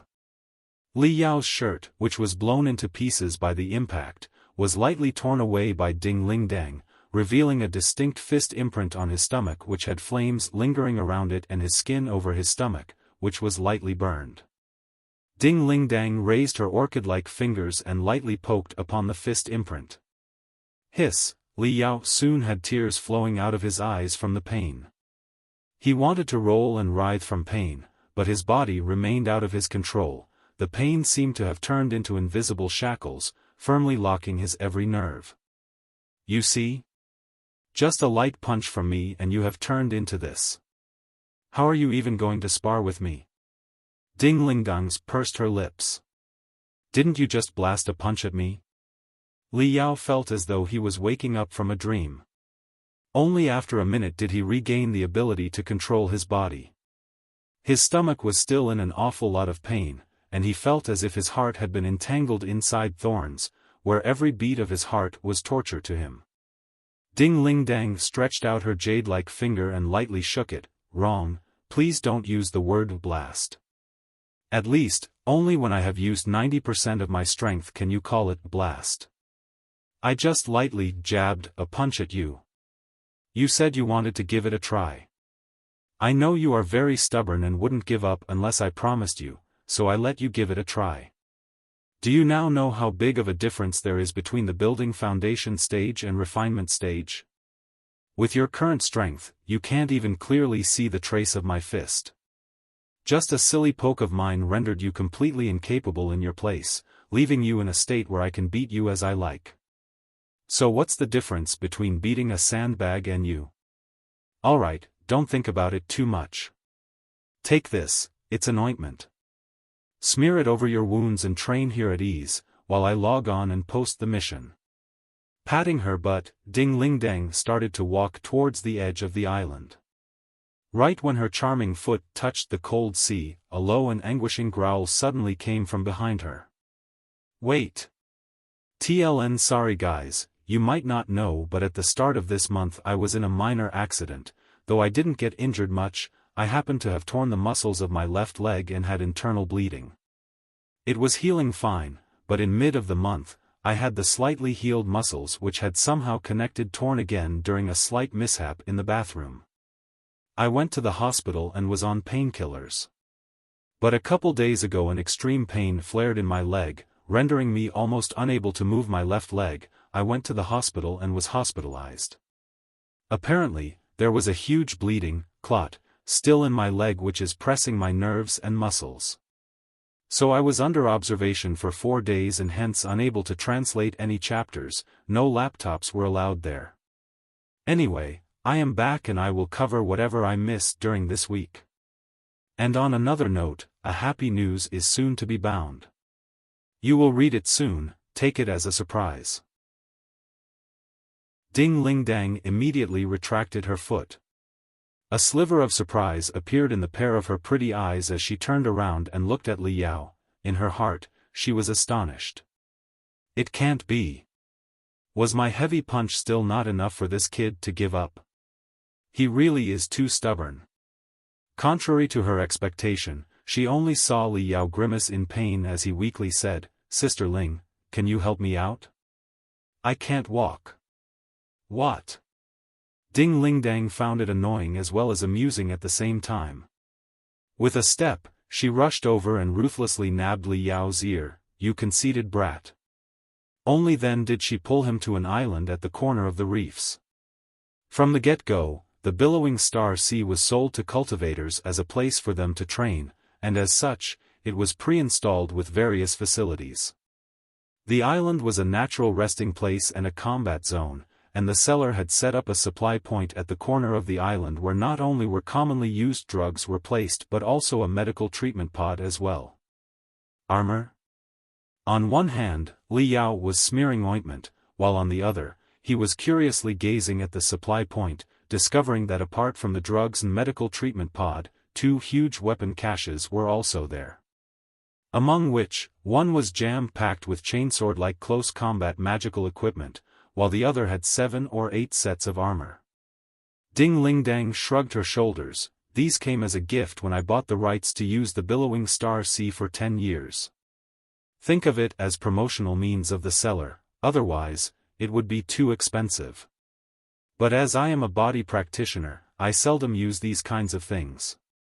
If you are so interested, you can play with them as you like. Li Yao seemed to have thought of something. Sister Ling, what if I wore 3 to 5 pieces of armor? Wouldn't I be able to withstand your heavy punches? Ding Ling Dang scoffed, you are so wrong. If you wore a couple pieces of armor, your defenses would indeed increase, but what about your speed and reaction? The higher the defense of the armor, the heavier they would be. You would have to carry a couple 100 pounds or even over 1,000 pounds. Let alone quickly dodging my attacks, you wouldn't even be unable to walk, I might as well hit wooden poles. That might not be necessarily true. Li Yao was still very confident in his own capacity. He would often go to the floating mountains of the combat department to observe the training of the combat department students. Over there, he discovered that a majority of them painstakingly trained their offense and defense, but in regards to carrying heavy weight, such as squatting and so on, they don't train enough. In comparison, he, in order to modify first-generation Tai'e furnace, had to carry several tons of wrecked magical equipment and run on the rugged ruins every day. Day after day, carrying such maddening training, his capacity to carry heavy weight happened to be absolutely outstanding and even better than a majority of the combat department senior students. A mere few 100 pounds of armor was simply nothing for him. Without further ado, Li Yao first wore a piece of light armor crafted from a black ice crocodile skin. Following that, he once again donned a chain armor completely crafted from metal and another set of turtle armor refined from a star-spotted turtle's shell. Finally, he hung over 100 pieces of demon beast bone spikes above the turtle armor. Li Yao wore a complete set that weighed 400 to 500 pounds, and when he walked, a jingling noise could be heard coming from his entire body, head to toe. It was completely horrendous. Huff. Li Yao did 2 squats, jumped up and down a couple of times off the jagged rocks to check if it was all right. Donning so many layers of armor together was still not half as heavy as the crafting furnaces. His speed had only fallen by 20%. Ding Ling Dang coldly looked at him as she yawned and lazily said, "A while ago, when you weren't even wearing the armor, you couldn't even see from where my punch was coming from. Now that you have worn a couple 100 pounds of scrap, your reaction would be even slower. Isn't that nothing more than a wooden stake placed on the ground? You know, I can blast this armor with a few punches and kicks before beating you into a pig. This is simply not going to help me in training anyway." A mysterious smile crept over Li Yao's face as he confidently said, "Give me half a minute. After that, you can attack again. I guarantee, it will absolutely be nothing like before." Oh. Ding Lin Dang was surprised for a moment. Noticing Li Yao's he got it all worked it out appearance, it gave off the impression that he wasn't joking and got her interested as she said to herself, could it be that this kid still has some trick left in his sleeve? Alright, you have your half-minute. However, let me warn you, if it is going to be just like before where you can't even take a hit and can't stand for even half a second, then I will not give you a third opportunity. Li Yao, of course, had a trick. Li Yao's expression turned serious as he became calm and focused. His computational ability, like an invisible tide, continued to expand within his brain. One by one, algorithms, formulae, theorems, and array glyphs flashed past his mind as lines of light, one after another, continuously expanded, collided, blended, and intertwined together to create an abstruse and complex crafting furnace blueprint. Lube-dub, lube-dub, lube-dub, lube-dub. His heartbeat was getting slower and slower, but as a matter of fact, his brain cell activity was increasing. 110%, 120%, 130%. Li Yao had entered the super perceptive state. His pupils contracted till they seemed as though they were black tips of a nail. He somewhat provocatively smiled at Ding Ling Dang, simply wanting to bend his finger in an aloof manner and gesture for Ding Ling Dang to come when suddenly, the reef not far away from him appeared to be empty. Ding Ling Dang was nowhere to be found. Li Yao felt his scalp tingle as a trail of goosebumps went down his back, his entire spine felt as though it had been immersed in an ice-cold water. Meanwhile, his brain cell activity, in the blink of an eye, broke through to 150%, and in response, his computation ability frantically soared, breaking past every limit one after another. Behind me. On the right. 3 meters. Target approaching at high speed. This conclusion was not that he saw or perceived, it was completely derived from 200% brain cell activity of super perceptive state by Li Yao. Move 37 mm towards the left while turning 36.7 degrees counterclockwise. There is a 56% chance that I might be able to avoid the attack. Within 1/10 of a second, his brain issued a command that was as fast as lightning. However, his body was like an old bull pulling a broken cart. From his teleneurons to every strand of his muscle, they were all slow to process the commands madly issued by his brain.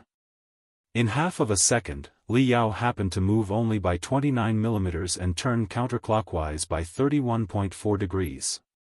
Whiz! As if a high-speed crystal train had brushed past his body, setting off a superstorm, Li Yao felt a cold feeling seeping through his waist which was followed by a burning sensation. When he lowered his head, he noticed that 3 to 4 layers of the armor on the right side of his waist had been torn away by the edge of Ding Lingdang's punch. So terrifying. Li Yao was tongue-tied. If he was even 1/10 of a second slower in dodging, her punch would have truly struck him. Even if he was protected by 4 to 5 layers of armor, he could have possibly been sent flying away from the impact and rendered unconscious on the spot. Now, he had a deeper understanding of the fierceness of Ding Ling Dang, this terrifying dragon in a human form. However, he didn't know that Ding Ling Dang was 10 times more surprised than him in her heart. Using her big toes, she beautifully stood upon a sharp reef not so far away. Her cheeks happened to be slightly puffed up, and a lump had even appeared upon her glabella from frowning as her face was filled with perplexity. She could not understand how Li Yao had a quicker reaction than before even though he was bearing a couple 100 pounds of armor. However, since her childhood, she had never been someone who liked racking her brain. If she encountered any unreasonable problem, then she would rather use her fists than her brain. Ding Ling Dang let out a long howl, whereupon the bells tied around her ankles burst forth with clear and melodious rings.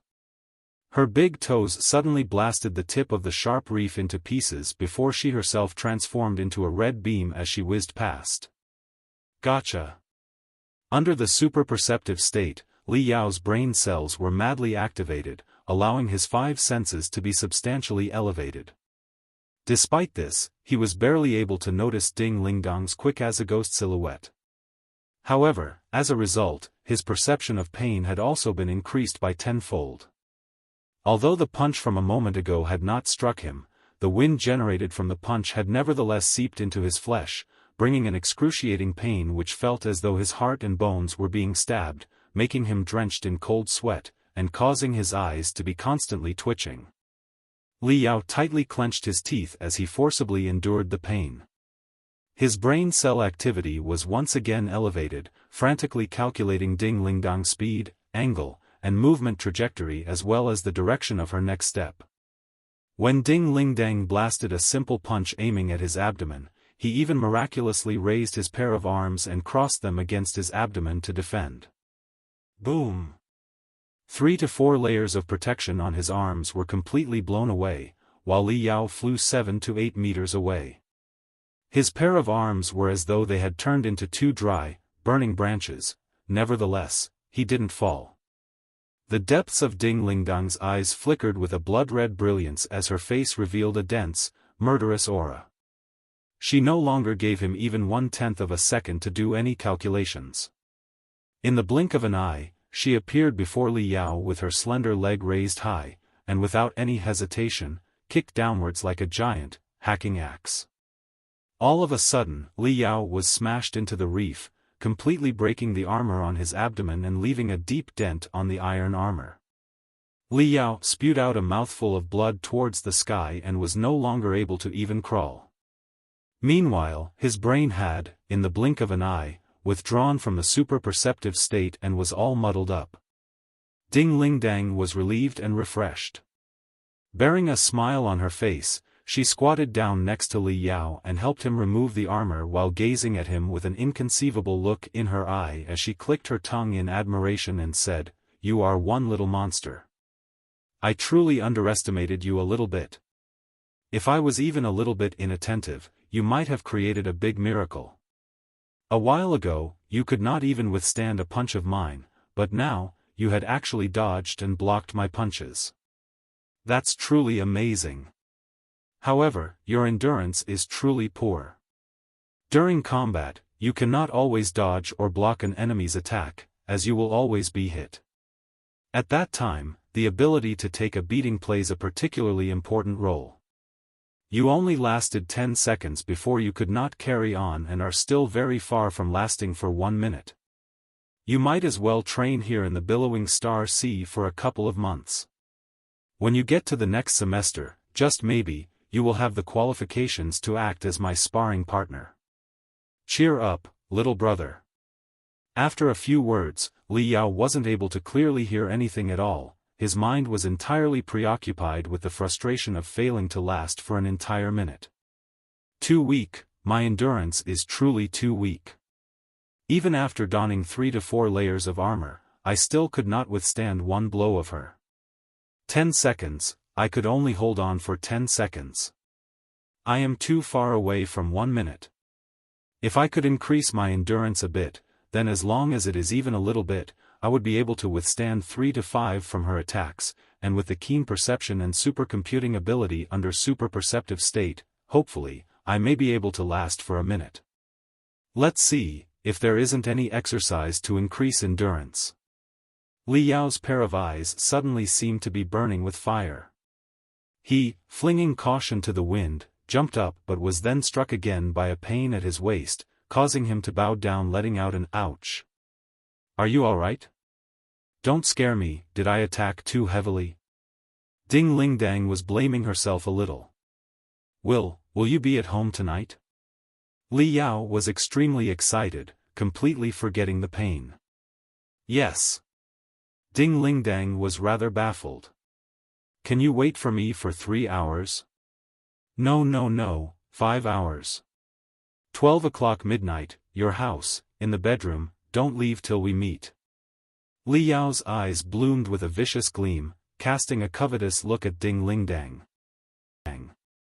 Having left Ding Lingdang's house, Li Yao, at a lightning-fast speed, rushed right away to the floating mountain of the combat department and immediately dived into the super-perception cabin. Entering the super-perceptive state, brain cell activity, 331%, limit reached.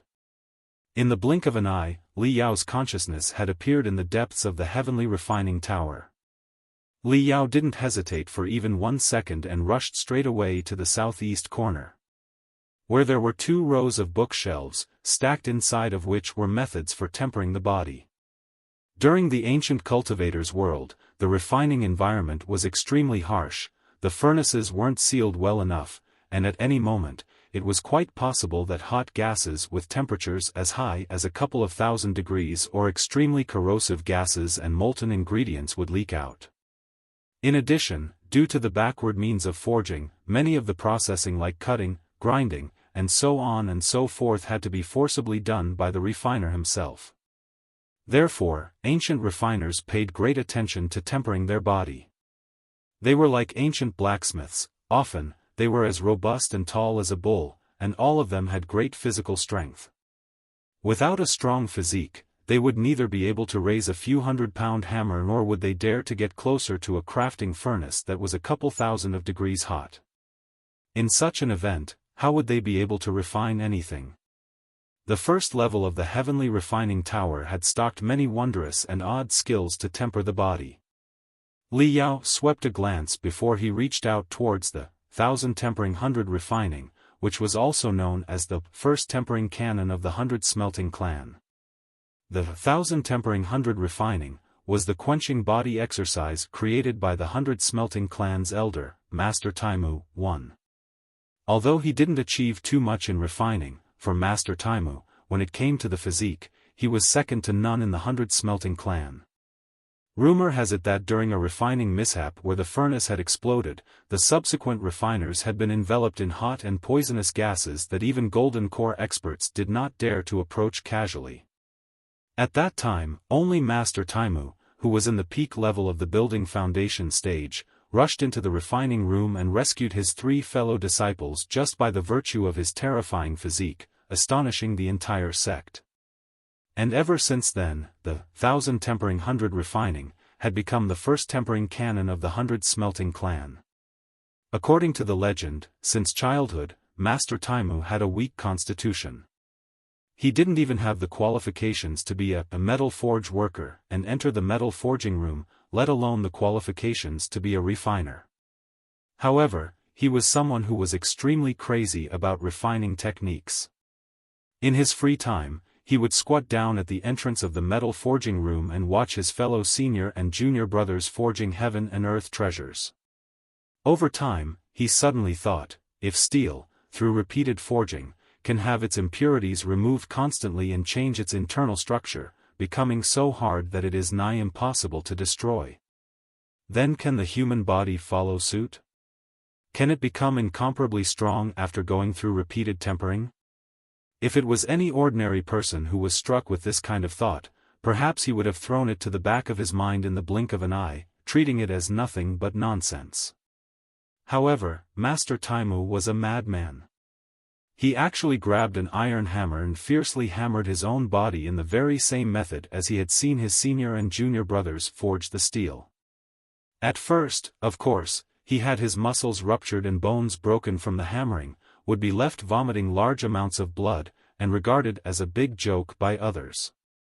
Fortunately, the 100 smelting clan wasn't some ordinary sect of Jianghu. They had wondrous pills and miraculous panaceas, so besides some pain and injuries, the rest could be treated.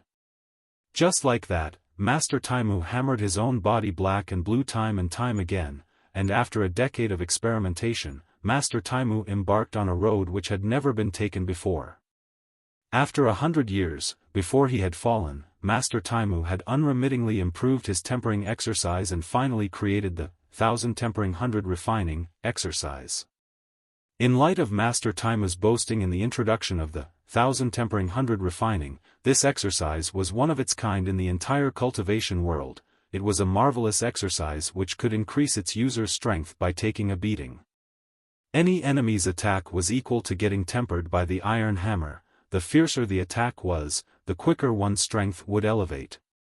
Once the exercise had been cultivated to the highest level, one's flesh and blood would turn as indestructible as heaven and earth material, an indestructible body which even the gods won't be able to destroy. Although he was undoubtedly boasting, even Master Tai'e himself had also not achieved an indestructible body which even the gods won't be able to destroy, and had nevertheless fallen.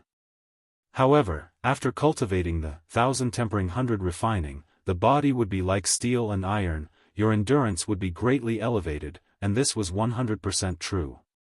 Should I cultivate this exercise? Li Yao muttered to himself. As the first tempering cannon of the 100 smelting clan, it was obvious the 1000 tempering 100 refining was not so easy to train. He would need to spend a large amount of time and energy. If it was just for earning a few credits from Ding Ling Dang, then it was seemingly not worthwhile. He might as well finish modifying the first-generation Tai'e furnace a bit earlier and craft some magical equipment so that he could exchange them with his fellow students for credits. However, the first-generation Tai'e was a small-scale crafting furnace and its production capacity was extremely limited. And not to mention, he was also a beginner who was learning refining for the first time. Even if he was somehow successful in refining at every attempt, how many magical equipment could he craft? Besides, others would not necessarily trade with him. The institute had naturally provided some open channels to the public so that the students could have a variety of traditional magical equipment at very low credits, which was enough for their day-to-day training needs. These traditional magical equipment had all been continuously improved by the major sects over the course of 100 years, and the final form was the condensed from the blood and effort of countless experienced refiners. Li Yao was not at all confident that he could suddenly craft a magical equipment that could compete and transcend traditional magical equipment. In the end, it still comes down to me going to the depths of the wasteland to hunt demon beasts. With the first-generation Tai'e crafting furnace, I can only craft some comparatively special magical equipment for my own use. However, at the very least, I still need to get stronger so that I would not be dragging the team behind. Although cultivating, 1000 tempering 100 refining, will not increase my offense strength, it would greatly improve my endurance, which is equal to increasing my survivability in the battlefield. Even if I was attacked by a demon beast, I would not end up dead just from its one attack. But for a refiner, is it enough? Li Yao, who grew up in the magical equipment graveyard laden with crisis everywhere, had always deeply felt a sense of insecurity in his heart. Although he dreamt of becoming a refiner, he had never thought that he could protect himself just by relying on magical equipment. And having exchanged blows with Ding Lingdang twice, it had, even more so, made him realize how big of a gap there was between him and a true expert. With my current strength, even if my entire body is covered in magical equipment, I would still be completely suppressed when facing an early-stage building foundation stage cultivator. And in the depths of the wasteland, demon beasts who are even stronger than early-stage building foundation stage cultivators can be found everywhere. For the future, I must get stronger. At the very least, I have to first improve my endurance. When he thought of all this, Li Yao, with all his concentration, entered the world of the 1000 tempering 100 refining.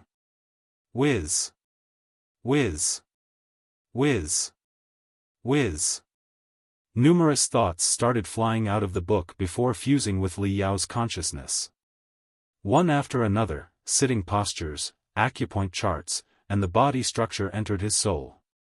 The key point of the 1000 tempering 100 refining lied in the 3 layers: internal, central, and external. The internal layer meant the insides of the body. One needed to thoroughly comprehend the internal structure of 99 different kinds of heaven and earth treasure and consider oneself as these 99 heaven and earth treasures, imagining oneself to be going through forging and expelling all kinds of impurities from within the body so that the body structure would become denser. The central layer referred to the surface of the body.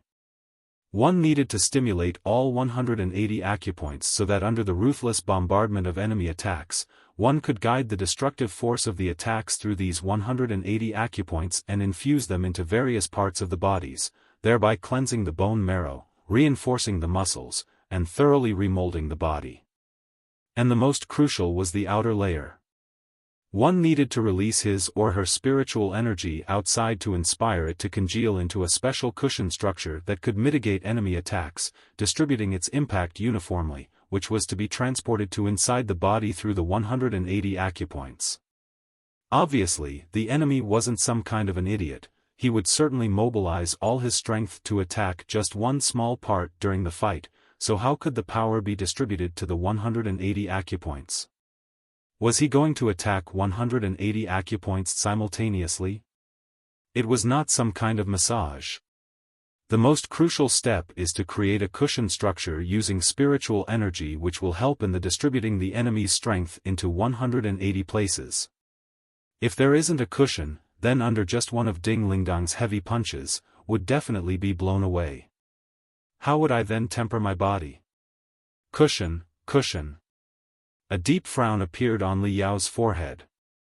He discovered that the cushion structure proposed by Master Tai'e was too complicated. To his surprise, he would have to stimulate the spiritual energy out of his body and congeal it into tens of thousands of small, spring-like air masses all around the body. When bombarded by the enemy's punch, these tens of thousands of spiritual energy springs would be dispersed. Not to mention dispersing the energy into 180 places, it was quite possible to disperse them into 1,800 places, and naturally, the destructive force would be mitigated to the lowest point, which was not only insufficient to cause injuries but could also be used to cultivate.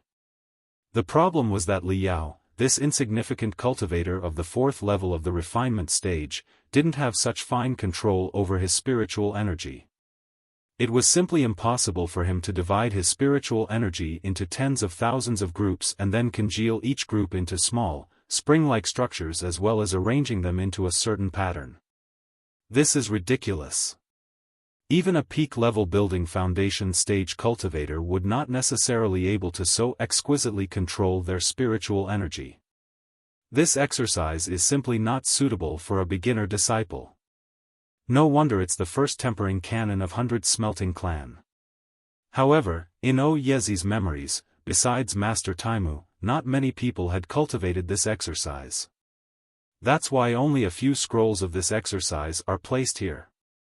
That's not right. How did Master Tai'e cultivate it in the beginning? Supporting his cheek with his arm, Li Yao pondered for a long time before he thought of one possibility. I suppose, at the very beginning, Master Tai'e practiced in accordance with the Golden Bell Cover, Iron Skin, and 13 Taibao Brutal Training. 2. Later, he accidentally created this exercise and became a true master of a generation. And when he was writing the exercise, he, in order to leave his name down in history, could naturally not reveal the truth. Otherwise, if he honestly said that his 1,000 Tempering 100 Refining was born out of Golden Bell Cover and Iron Skin, then where would the style be in that?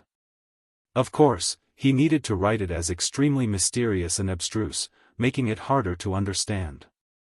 Only then would it show that he was an extraordinary and refined cultivator. This could also be considered as a bad habit of ancient cultivators.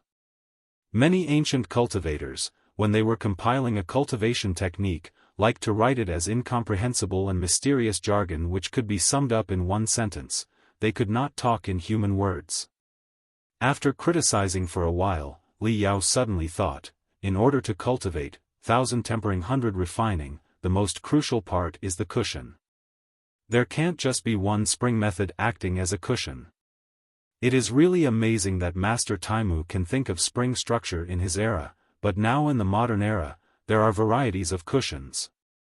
Li Yao was a refiner, and the cushion was one of the very important concepts in refining.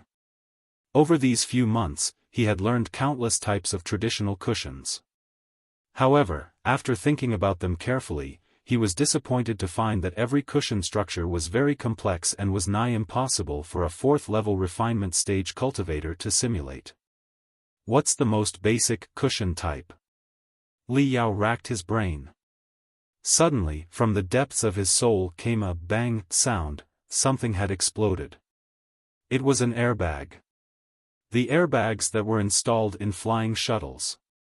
Flying shuttles were extremely fast, so if any accident occurred, it was highly likely for its rider to lose his or her life. So the sect who manufactured flying shuttles had a large number of airbags installed in the shuttle. Usually, they were deflated, but in the event of a collision, they would inflate in the blink of an eye, inflating to 100 times of its original size, providing a vital cushion to the passengers. TLN 1. Tai'e literally means iron wood. 2. Golden Bell Cover, Iron Skin, and 13 Taibao Brutal Training are ancient martial arts of China, which focuses on the body. One would not be harmed by knives and swords if one has mastered these exercises. Late at night, 11:55 p.m. Ding Ling Dang, who was sitting cross-legged on the bed, stared right at a big and tall boy and kept on shouting, "Duan Ziyu, luckily, I have always regarded you to be a firm and unyielding man. I can't believe that I would be requesting a little help from you, for you to be my sparring partner. Can't you give me a thrashing for 30 to 50 minutes every day? You are not going to be unfaithful to a friend, right?" The boy called Duan Ziyu had his face turn ashen from fright as he secretly complained in his heart. Although he was a senior student who was about to graduate and had reached the 9th level of the refinement stage, how could he be an opponent of Ding Ling Dang, this wild dragoness.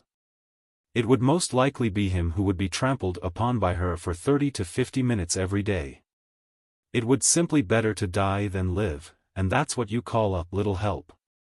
Professor Ding, since I have joined the Iron Fist Club, you have been the Iron Fist Club's president and have overseen our brothers and sisters' training. Every day, you had taken a lot of care of us. So, I truly respect you as a senior and I very much want to help you. But, it just so happens that I have teamed up with several fellow students and have taken a task to hunt demon beasts in the depths of the Wasteland. I think, it will take 1 month, no, 3 to 5 months, no, for a year or so. I will not be in the institute. I am truly unable to be your sparring partner, I am extremely sorry. Hey! It seems someone is calling me. I'm sorry, Professor Ding. Duan Ziyu quickly logged out of the spiritual crane messenger. A year or so? Why don't you just say 8 or 10 years? Ding Lingdang was unable to restrain her anger. Having kicked away the crystal processor, she took out a fan and vigorously started fanning. Her face was laced with brooding, which she was unable to vent, as her towering chest heaved up and down. For finding a good sparring partner to be this hard, it was truly out of her expectation. Sparring was a very difficult task.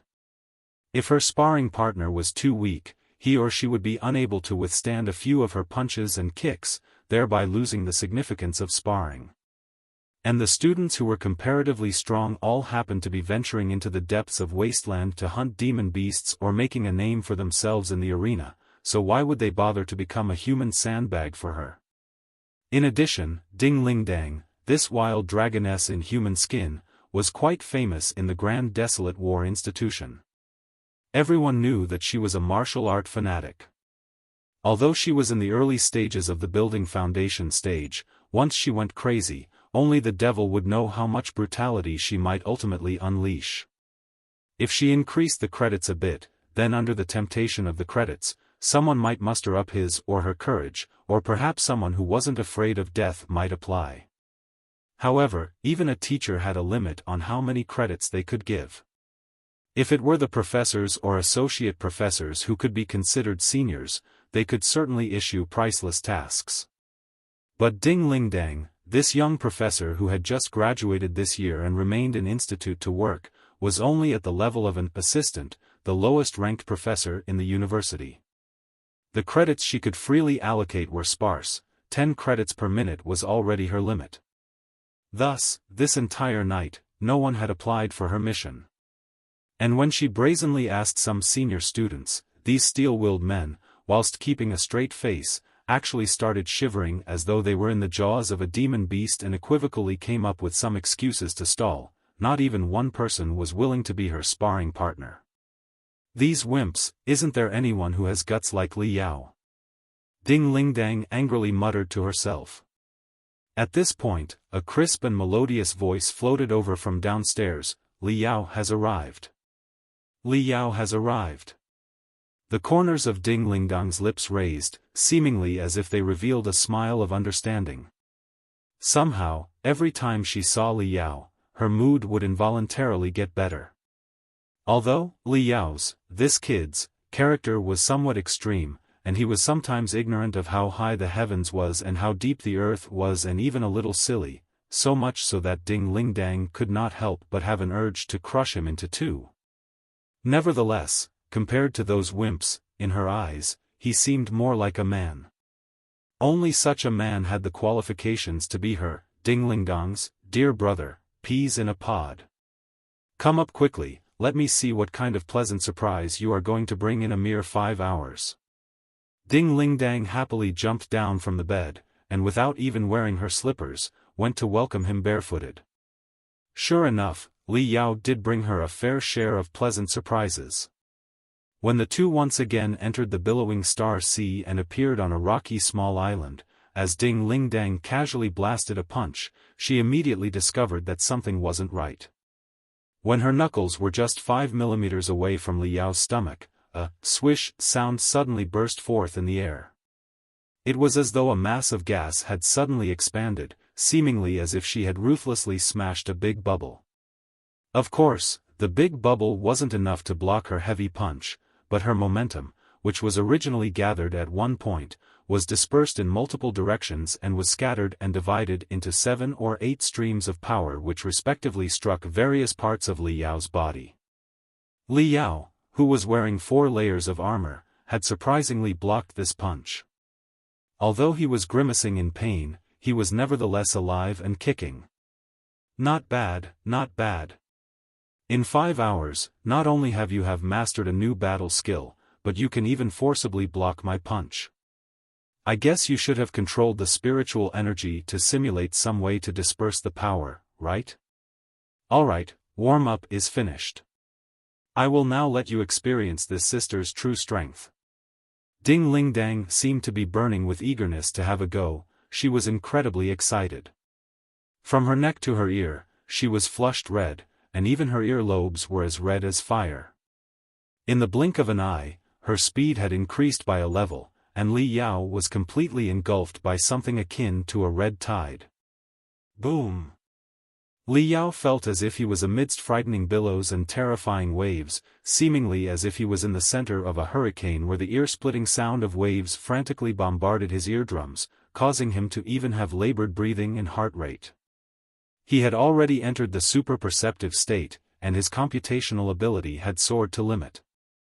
Not only was he calculating Ding Lingdang's speed, angle of attack, and the possible location where she was going to appear, but more importantly, he was also controlling his spiritual energy to form small airbags in front of him one after another, which exploded in a timely manner before Ding Lingdang's punches struck the target. To do all this, the computational ability required was much higher than that needed for modifying the first-generation Tai'e furnace. Li Yao felt as though his every brain cell was on fire. Every second, countless crystal bombs were exploding in his brain. However, what was even more difficult to endure was the pain, which was so severe that even a minute fraction of it could not be described in words. The principle of 1,000 tempering 100 refining was to distribute the enemy's power and stimulate one's 180 acupoints. This kind of stimulation would bring its user an unimaginable amount of pain that any ordinary person would not be able to endure. Under the super-perceptive state, Li Yao's neurons were highly perceptive, thus the pain he felt was 10 times sharper than usual. With the two things superimposed, it brought him a feeling of hovering between life and death, which let alone ordinary person, even an ordinary cultivator would not necessarily be able to endure. Hiss! Li Yao's pair of eyes turned crimson. He was so overwhelmed with pain that he wished to die. He forcibly emptied his brain and cut off the connection between his nociceptors and his brain while silently meditating. I am a piece of iron, I am a piece of steel, I am not afraid of pain, I am not afraid of pain. This pain is nothing, nothing, nothing, nothing, nothing. Only with 1,000 tempering 100 refining would my body be indestructible to the point that not even a god can destroy. In these couple dozen seconds, the meditation had played its role. He truly didn't feel the slightest bit of pain. He had entered a profound intangible state where there was only a series of numbers continuously flashing in his brain. Ding Lingdang's each and every action was accurately broken down into speed, angle of attack, distance, and just right before the heavy punch was going to land upon him, he would always congeal a bubble out of spiritual energy. However, Ding Lingdang very soon understood the principle of dispersing her power using the spiritual energy bubble. She was a martial art genius and thus immediately came up with a way to break this. Her every attack was followed by 2 layers of powerful energy. The first layer of energy was as sharp as a needle and would first pierce the spiritual energy bubble, which was then followed by the true attack that could overturn mountains and seas. This change was simply out of Li Yao's expectation, and he was barely able to resist 2 of her next moves before having to surrender. Ding Lingdang's kick had blasted him 20-odd meters away, and the armor over his abdomen had been completely smashed, causing even his sternum to faintly crack. Hiss! Li Yao, who was lying flat on his back in the midst of broken stones, looked at the sky in frustration. It was as if he had returned to the days in the memories of O Yezi when he had been first ravaged by Titan using the 108 hands Chaos Gale Hammer technique. Ding Ling Dang, with a smile laced on her face, appeared before him. At present, the depression she had was swept away, she was completely refreshed, and her eyes were shining brightly as though she had just finished enjoying a scrumptious feast. And naturally, Li Yao was this scrumptious feast. Li Yao's hands and feet had completely gone numb and could not move even a bit. All he could do was ruthlessly stare at her with a face filled with grievance and unwillingness. Ding Ling Dang, who was smearing medication on him, said with a laugh, "Don't blame this sister for attacking with a heavy hand. Who asked you to come with such a strange battle skill, causing this sister to be eager to have a go and be unable to control myself? That's why you have been beaten to this. However, you are also not without any gains. Guess how long have you persevered? How long is it? Have I?" In the blink of an eye, Li Yao was enlivened as he immediately sat up.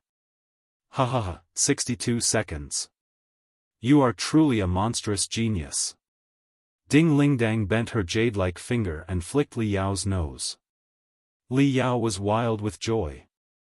God knows where he even got the strength to be able to actually jump 2 meters high in the air before he started to dance with joy. "I did it. I have truly persisted for a minute, I have earned 10 credits. Although it was just 10 credits, he felt so happy, seemingly as if he had gotten 100 credits. It was simply forcibly seizing 10 credits from the jaws of a T-Rex. Don't get excited. Let me tell you some bad news, you'll have to brace yourself. Ding Ling Dang's face was filled with a strange look. Although you had persisted for a minute, you have never registered for my task on the internet and neither have you filmed the entire spar, so this was not a formal spar and you won't be able to get any credits otherwise. With just the two of us here, wouldn't I be able to simply provide you 100 credits by saying that you have sparred with me for 10 minutes? The credit system is the foundation of the Grand Desolate War institution, thus every credit transaction has to go through rigorous reviews. Without any evidence, no one is able to arbitrarily send credits. Therefore, if you want to have the 10 credits, you have to first go to the net and receive the task, then start a video recording magical equipment, and then once again persist for 1 minute. Now I believe that you now have the qualification to be my sparring partner." What? It seemed as if Li Yao had been struck by lightning, his entire body was completely transfixed in a dancing posture, and for a long time, he did not recover from his stupor. His eyes constantly flickered with a sharp murderous gleam which was even sharper than a saber. "You mean to say I was beaten by you in vain?" "Technically, yes." "Then why didn't you say so at the start? How could I have known that you would have been so fierce and would be able to persist for so long? I believed that I would be able to wrap you up with a few kicks and punches. Oh my, really worthy of the cultivation genius unearthed by me, Ding Ling Dang. You are so different that those ordinary shrimp soldiers, especially in taking a beating. You, a man should not be so small-minded. How about I let you hit me for a minute to let you vent your anger, okay?" Ding Ling Dang started to act shamelessly. Li Yao was about to explode in anger. He had this hideous look on his face as he ruthlessly stared at Ding Ling Dang, seemingly as if he would swallow her in one bite. In contrast, Ding Ling Dang had a completely innocent look. Blinking her eyes for a long time, she finally could not hold in her laughter. She was laughing to the point that she was shaking and even tears were coming out from the corner of her eyes. "My dear silly brother, I am just joking with you. This island is the combat zone of the billowing Star Sea, so there is a hidden recording system at the corners that would automatically record videos of a fight. So as long as you have this videos, you can go online and complete the formalities and you will get the 10 credits." Li Yao was completely dumbfounded. He was stunned for a long time before he could ask, "Why did you lie to me?" Ding Ling Dang broke out into a laugher and replied, "Because I suddenly wished to see you get angry. Because you can't beat me and could only secretly sulk on the side. And then there's that look when you were ruthlessly staring at me, yes, this look you have now, the look when you are about to explode in anger, yet can do nothing. It is so cute. What the hell kind of thinking do you have? Li Yao completely could not understand her. Generally, doesn't an elder sister have this kind of mentality towards her younger brother? The feeling of wanting to bully him without reason. Ding Ling Dang replied as though it was right and proper. Li Yao narrowed his eyes and gritted his teeth. Younger brothers will grow up. Someday, when I am stronger than you, I will bully you in turn. Ha ha ha, that is impossible. Ding Ling Dang, while laughing, resolutely and decisively proclaimed. And if it comes true someday? Li Yao's eyes bloomed with a dangerous gleam which could be found in the eyes of a vulture. If it came true someday, then it's okay to bully this sister as you like. Ding Ling Dang said in a tone as though she was not at all concerned about this, she simply didn't place this in her heart. From this night on, Li Yao, in order to ruthlessly bully Ding Ling Dang someday, frantically started cultivating. In any case, he had already memorized various theories and classics by heart. All that was left was to continue to experiment with them and assimilate all kinds of obscure and abstruse theories through experience. It was like grinding a stone with water, it requires time and effort. These theories were something which needed a lifetime of study, so he could not rush it. Li Yao simply reduced the time he spent studying theories in the heavenly refining tower and spent a fair share of hours in the depths of the billowing star sea amidst the invisible undercurrents. While he was resisting the pressure in the billowing star sea, his brain would be madly operating to utilize the microparticle algorithm, solar corona 9 algorithms, mustard seed algorithm, to create air bubbles one after another. It was simply impossible to use a single air bubble to deal with Ding Ling Dang, this wild dragoness in human skin. Gradually, Li Yao's control over spiritual energy had reached a whole new level. He no longer simulated a single air bubble but instead a large air bubble that was lined with another air bubble which also had a set of 7 or 8 small air bubbles. Layer upon layer of air bubbles were superimposed to create something akin to an invisible armor which was firmly guarding his entire body. But even so, it was still difficult for him to gain any advantage while fighting Ding Ling Dang. Ding Ling Dang was a martial arts genius. The bubble formation which Li Yao had painstakingly spent time and effort to create was often broken by her as long as she came into contact with it for a couple dozen seconds. She was able to completely see through everything and was able to come up with ways to deal with it. Which was then immediately followed up with some purple sun palm, or rainbow punch, or golden lightning finger, or fierce tiger killer, or meteorite kick. She would shower him with 30 to 50 strange and marvelous skills. Even if Li Yao's weight-bearing capacity had once again increased so much that he could don 7 or 8 layers of armor alongside 2 shields crafted from pure steel, it was all to no avail. At most, he would stick for an extra 10 to 20 seconds before he was ruthlessly blown away. In the maddening training of the first 10 days, he never persisted for more than a minute and a half. The best result was 1 minute 29 seconds. Fortunately, for the first couple dozen seconds, Ding Ling Dang didn't clearly understand the structure of the air bubbles. Every time she blasted a punch, her power would be broken down to a couple dozen stream of powers which were infused into different acupoints using the 1000 tempering 100 refining. The 1000 tempering 100 refining was worthy to be the first tempering cannon of the 100 smelting clan. After grasping the abstruse principle of cushioning as well as forcefully enduring the inhumane pain, Li Yao discovered that his body was transforming at a speed visible to the naked eye. His body was getting stronger and tougher as though what was located underneath his skin wasn't some strands of muscles but a bunch of thick steel bars. And every time he was hit by Ding Ling Dang, his body would get stronger by a point, allowing him to endure an even stronger blow. Starting from the 11th day, he gradually reduced the number of layers of armor. From the very beginning with 7 to 8 layers of armor, he had slowly reduced to 4 to 5 layers, and then 2 to 3. Li Yao pleasantly discovered that along with the reduction of armor, his speed was rapidly elevating and his endurance, with the help of 1000 tempering 100 refining, was frantically improving. At best, under the wanton bombardment of Ding Ling Dang, he could hold on for an entire 2 minutes. On the 13th day, Li Yao, with the help of his crystal processor-like computational ability and his stronger body cultivated via 1000 tempering 100 refining, could occasionally withstand 3 minutes of Ding Lingdang's crazy attacks. Ding Lingdang was incomparably astonished by his transformation. She was also getting more and more satisfied with him being her sparring partner. Every day, the two would train once in the morning and once in the evening. Although Li Yao was completely suppressed, at the very least, he wasn't knocked out in a second and could also put up a struggle once in a while.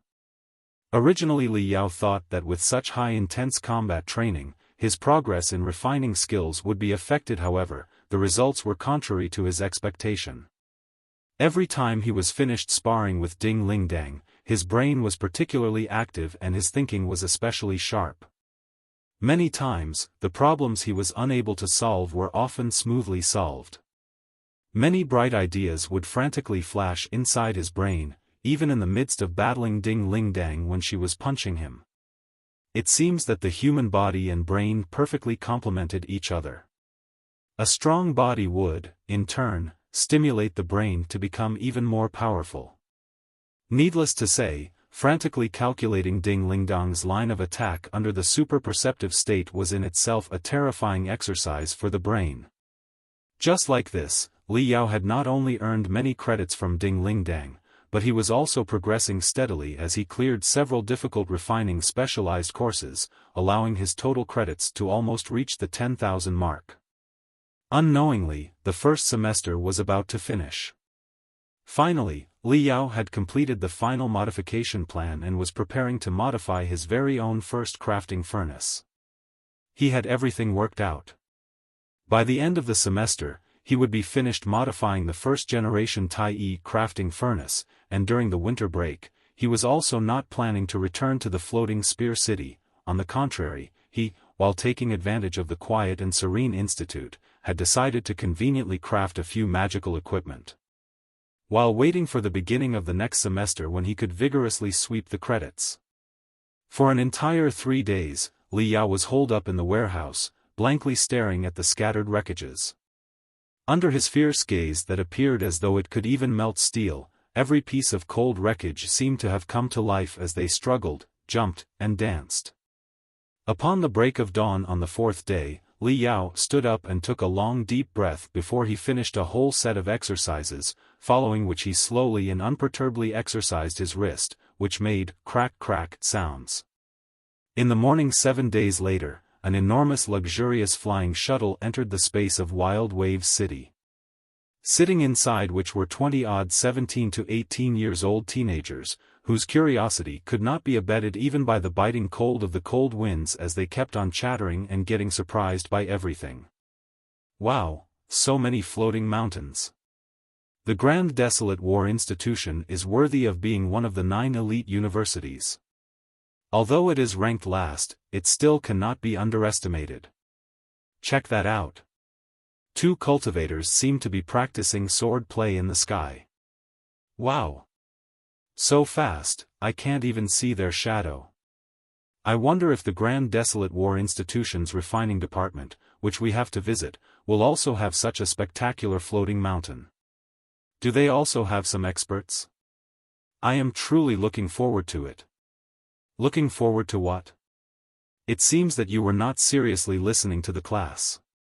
Let me tell you, the Grand Desolate War Institution's refining department is the worst department among the 9 elite universities.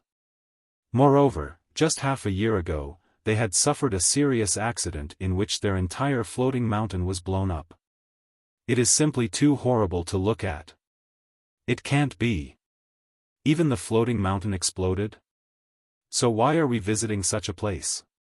Professor Jean Quan, you graduated from Deep Sea University this year, so you must be well informed regarding news of the refiners community. What's this all about Grand Desolate War Institution's refining department? Why must Elder Lay bring us to visit it? All the teenagers turned their gaze towards a corner at the forefront upon a young man who had a bit of proudful aura around him. These teenagers were all third-year student of the Empyrean Terminus Central High School. And the young man who had graduated from the Deep Sea University's refining department this year was Jean Quan, who was also an inner disciple of the Empyrean Terminus sect and also gave introductory courses in refining to the students. The Empyrean Terminus sect was relatively traditional. Since the time it was established, it had always focused on developing various kinds of crafting furnace as their main form of business and would rarely be involved in other fields.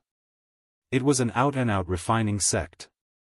A majority of the parents of Empyrean Terminus Central High School students were a member of Empyrean Terminus sect or at the very least staff employed by the various enterprises under the Empyrean Terminus sect.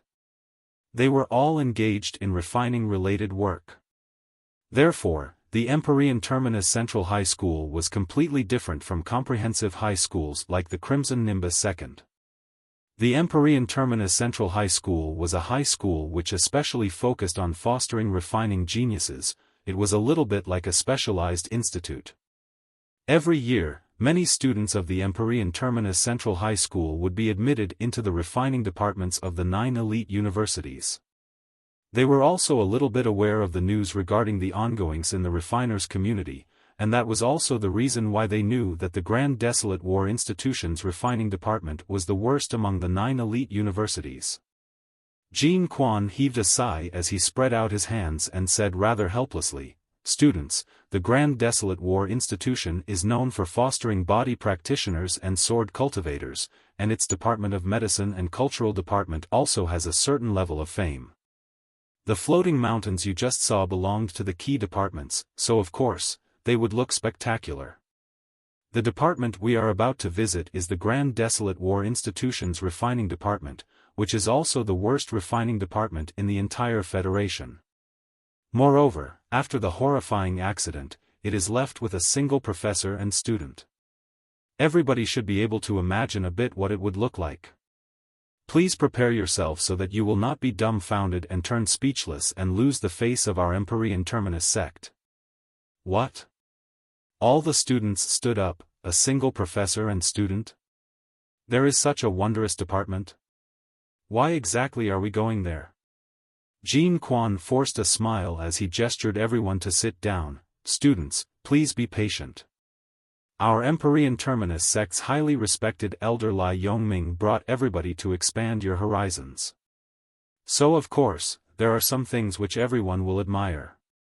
At the very least, there will be 3 things which you can't find in any other university. Everyone, please keep your eyes wide open or you might miss them. How can there be 3 things in the worst refining department of the 9 elite universities which cannot be found in any other university? Something that even the Deep Sea University does not have? Yes, even the Deep Sea University doesn't have it." Jean Quan's face was laced with a weird look while his eyes wore a smile. "Professor Jean, don't keep us waiting, please do tell."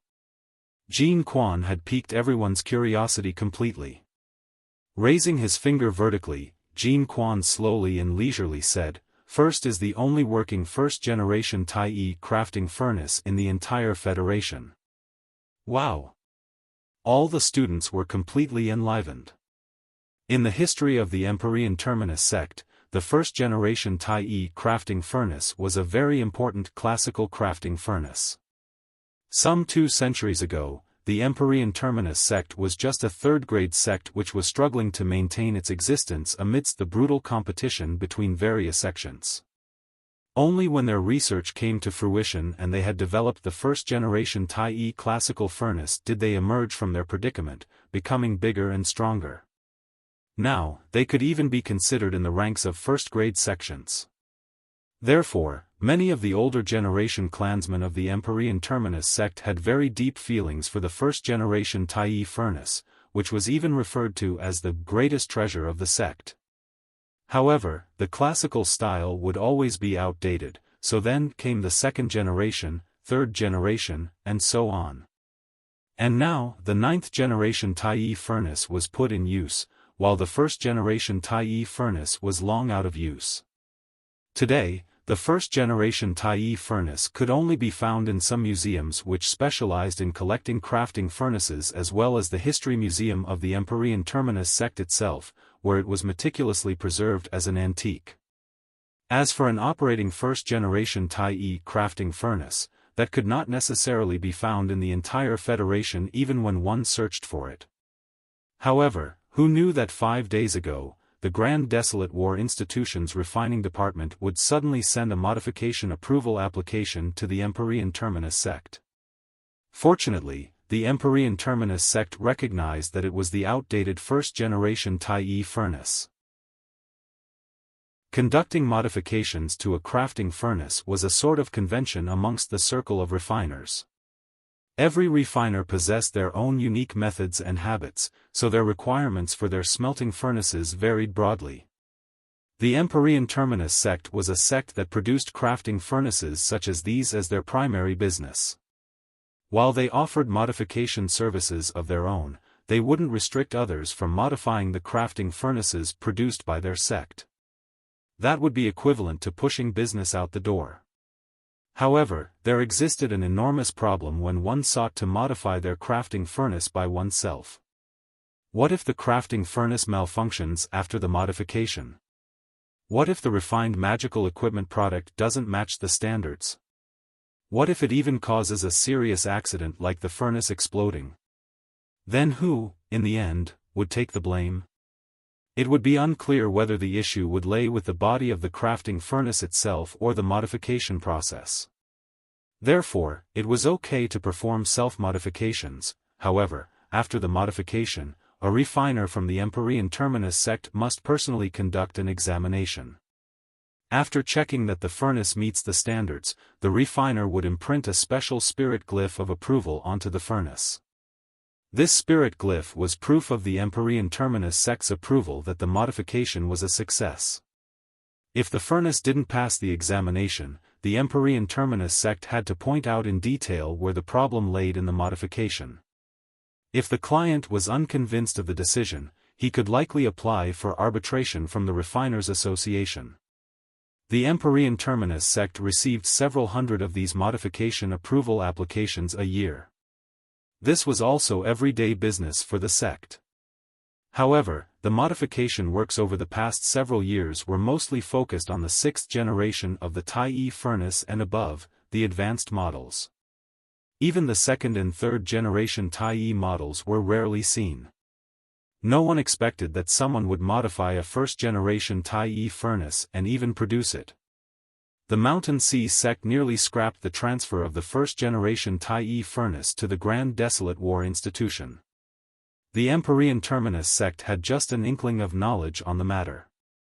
Last time they helped dig out the blueprints. However, at the time, the Empyrean Terminus sect, from top to bottom, believed that the Grand Desolate War Institution was buying them to study them for a bit, for the purpose of becoming educational materials used in courses such as Classical Structures of Crafting Furnaces.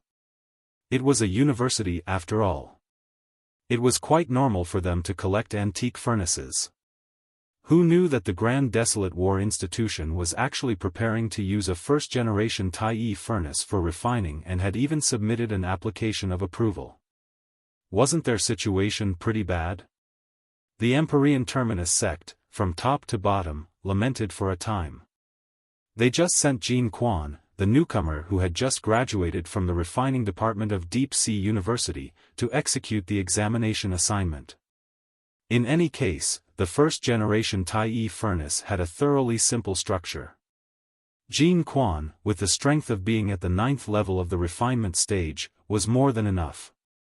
This matter had ended there, but somehow, the person with the oldest seniority, Elder Lei Yongming, had caught wind of this information. This old man turned 180 years old this year. Even though this old man had only cultivated to the middle stages of the foundation stage, his seniority in the sect was so much that he had looked after several elders as they grew up. He even clearly remembered what the elders looked like in their diapers. He naturally held a different position from the others. From the perspective of a refiner of the older generation like Lei Yongming, they had personally experienced the era when the first-generation Tai'e furnace had brought great splendor, so much so that they had even personally refined the components of the first-generation Tai'e before. The first-generation Tai'e had long since become a symbol in their eyes. Once this old man heard that there was actually a first-generation Tai'e put in production on this day, he was emotionally moved beyond control on the spot. Not only was he about to jump forth and go along with Jean Quan, he also wanted Empyrean Terminus Central High School to organize a batch of their top students to come along and take part. Quoting this old man's words, they had to let these little rascals experience for a bit just how difficult the older generation of the Empyrean Terminus sect had it, and yet, despite these difficulties, the Empyrean Terminus sect was able to refine magical equipment that were extremely durable and everlasting. They had to let these rascals know just how glorious it was to be a younger generation of the Empyrean Terminus sect. Jean Quan, as a new generation, naturally scoffed at the opinions of this old man. From his perspective, idle time would be better off spent organizing a tour over at Deep Sea University's refining department for the students. What was there to see at Grand Desolate War Institution's refining department, this damned place? But who said that this old man was a person of good standing and prestige? Even the elders didn't dare to utter a sound in face of Lei Yongming, so what choice did Jean Quan have? Well, if the old man wants to come, then he'll accompany him. In any case, things were fine as long as this old man roars with happiness. Currently, this old man had been invited by Professor Yuan Manchio of Grand Desolate War Institution's refining department to exchange some words. Jean Quan's temper became a bit agitated and impatient. He wasn't subtle, there naturally wasn't a need to conceal his thoughts from these half-grown kids. Speaking of which, the anti-gravity shuttle slowly entered the refining department of the Grand Desolate War Institution. Despite having done mental preparations ahead of time, the students were still stupefied by the scene of desolation before their eyes. My eyes aren't playing tricks on me, right? Let's not even talk about the floating mountain. Even this building is on the verge of collapse. Is this really one of the 9 elite universities? It's simply a sheet of ruin. A junkyard. Look! There's even a statue erected in the middle of the junkyard. It's a big jumbled mess. What the heck is it? The students fussed about loudly, venting the shock in their hearts as much as they could. Jean Quan laughed in contempt. He shot a sneer at the mystic skeleton battlesuit not far away. Fellow students, this is the second thing that you can absolutely not see anywhere else. It's a crystal suit. A crystal suit solely refined by the Grand Desolate War Institution. Crystal suit? All the students were stirred up. Everyone was a top student at Empyrean Terminus Central High School that wanted to one day grow on the path of refining. Naturally, they weren't unfamiliar towards large-scale magical equipment platforms like the crystal suit, and they knew the difficulty of refining a crystal suit. Even Deep Sea University's refining department would find it difficult to refine a new model of crystal suit. So the Grand Desolate War Institution's refining department also wants to refine a crystal suit? No wonder they had an accident. They are really too risky, too radical. The students gossiped all at once with wagging tongues. Jean Quan waited for the students to talk their fill before speaking leisurely. That's right. The crystal suit is an extremely complicated magical equipment system. Based on the level of the Grand Desolate War Institution's refining department, they're absolutely incapable of refining a true crystal suit, and yet, they recklessly and forcefully tried to refine it. You all have seen how the results went. It's a lesson. A profound lesson. Even if it is fine to defy the heavens when cultivating, one must wield an attitude of brandishing the sword, of slaughtering tigers and dragons, of slaying gods and annihilating Buddhas when walking on the road of cultivation. However, sometimes, manpower is exhausted. In the end, this isn't something that could be accomplished with recklessness. The consequences of overestimating one's capabilities are as severe as you see. Someone raised his hand. Teacher Jean, what's the third thing? Jean Quan sneered as his eyes glanced with a hint of cold intent. The third thing isn't a thing, it's a person. An ignorant and fearless mad amateur who doesn't know how high the heavens are and how deep the earth is. He is the sole student of the Grand Desolate War Institution's refining department. The bold, visionary words spoken by Li Yao back in Floating Spear City had long spread to Deep Sea University's refining department. Even though Jean Quan had already graduated, he had also heard the rumors. As a refiner who walked out of Deep Sea University, he naturally possessed extremely deep sentiments towards his alma mater and was brimming full of pride towards the 4 words, Holy Land of Refiners.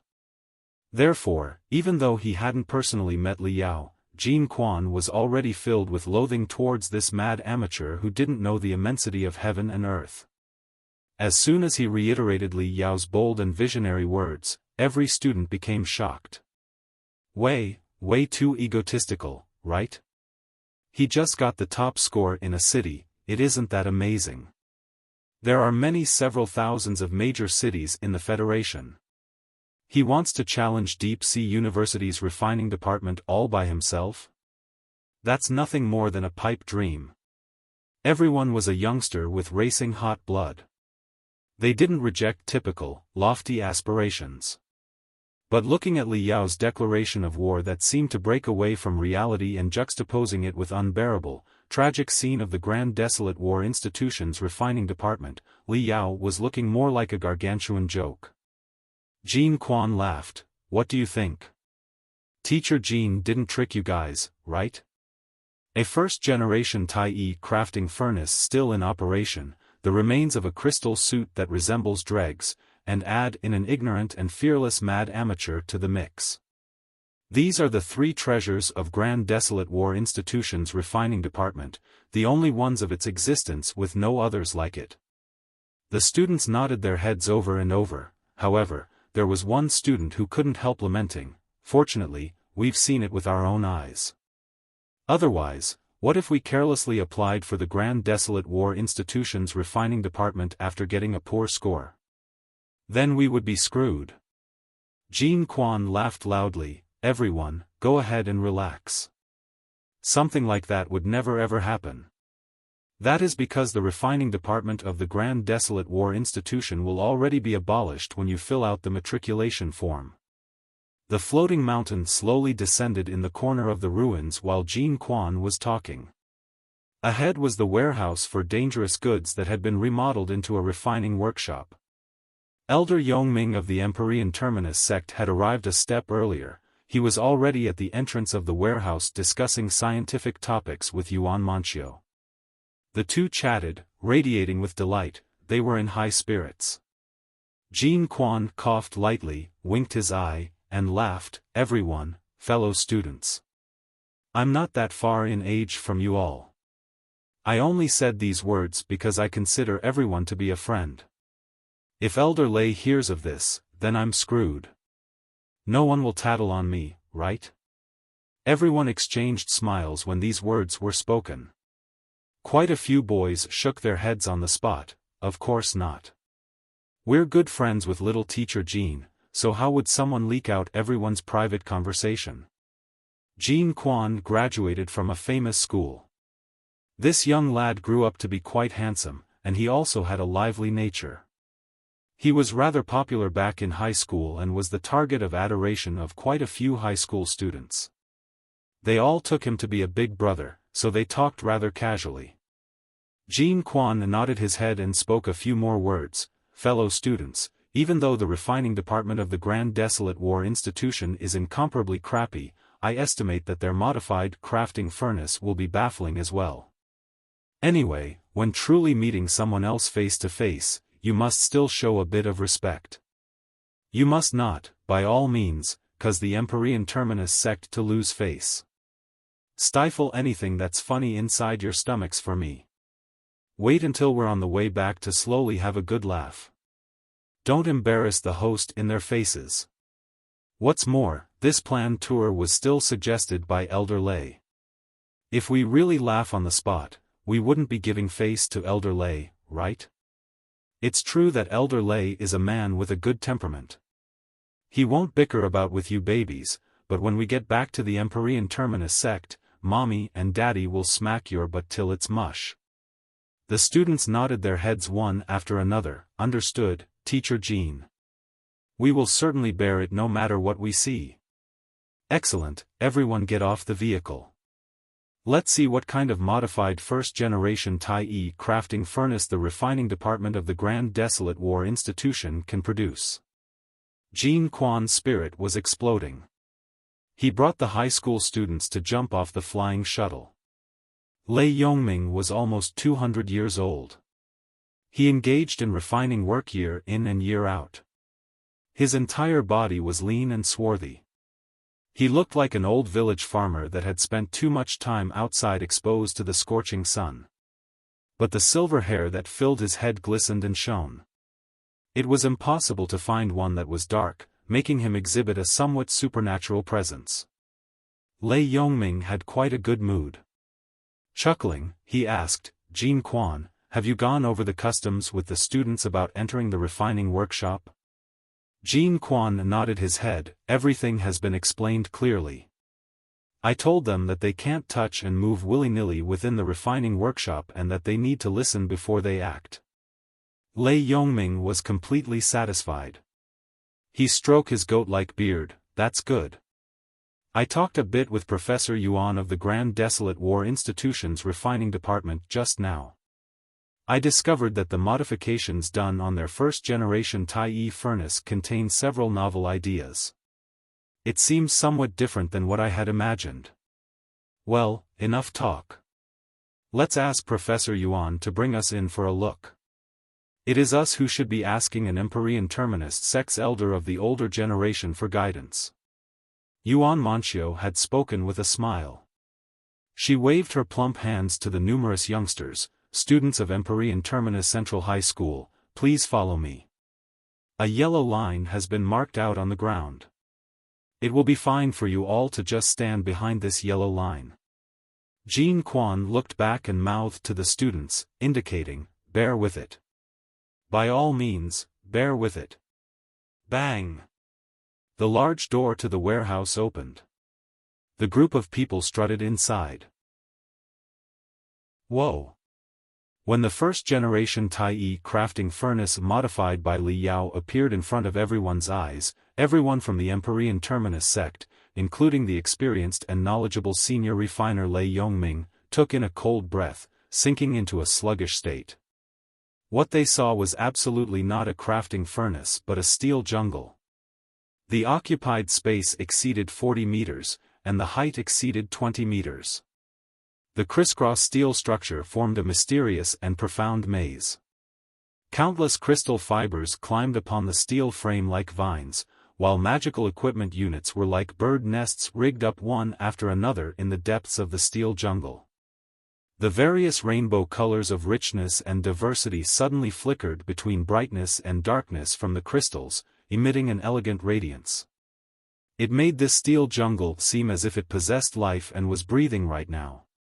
A rough scan would yield more than 30 magical equipment units, which far exceeded the design limits of the first-generation Tai'e furnace.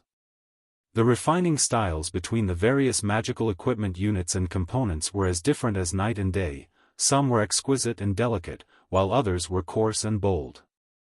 Yet, they were forcibly entwined together by crystal fibers, manifesting a sort of unbridled ugliness. Quite a few magical equipment units had radiator systems and gas conduction vents arranged around them that bubbled huge clouds of steam as it let out a humming cry.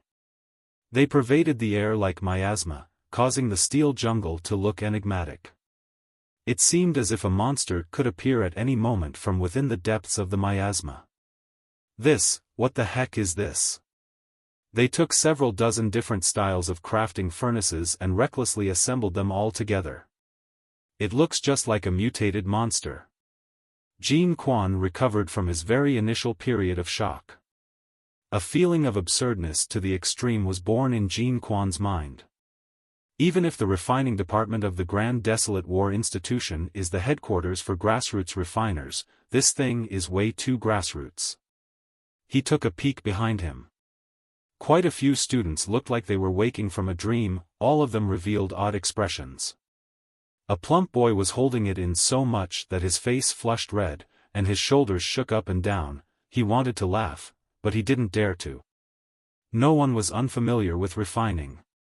They knew that things like magical equipment weren't something that one could take several powerful functioning units and piece together to create a completed form that was even more powerful. Inside laid the most important issue of compatibility and integration as a whole. The monster-level crafting furnace before their eyes was quite frightening at first glance and carried a lot of powerful magical equipment units. But despite the style and even the operational principles of these magical equipment being as different as night and day, they still carelessly assembled together. How would compatibility be handled? What about the flow of operation? Wouldn't a malfunction occur every 3 to 5 minutes? The shock within Jean Quan and all the students' eyes scattered when they tried to understand this point and was instead replaced by a faint hint of contempt. Fortunately, the students still remembered the instruction given out by Jean Quan. There was no one who laughed on the spot, it's just that their faces turned red one after another. They looked at each other in dismay, using gazes to exchange the ridicule they had in the depths of their minds. Only Lei Yongming, this elder, was unable to take his eyes off of it. He gazed into the depths of the steel jungle, seeming rather pensive as he mumbled, "Professor Yuan, this crafting furnace you all have altered, is rather complicated." Yuan Manqiu chuckled. She pulled up the performance parameters from a crystal processor and directed the hologram towards Lei Yongming and Jean Quan. "Please look you too.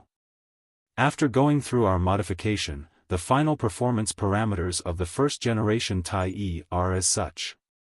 Old Lei Yongming skimmed over it with his eyes.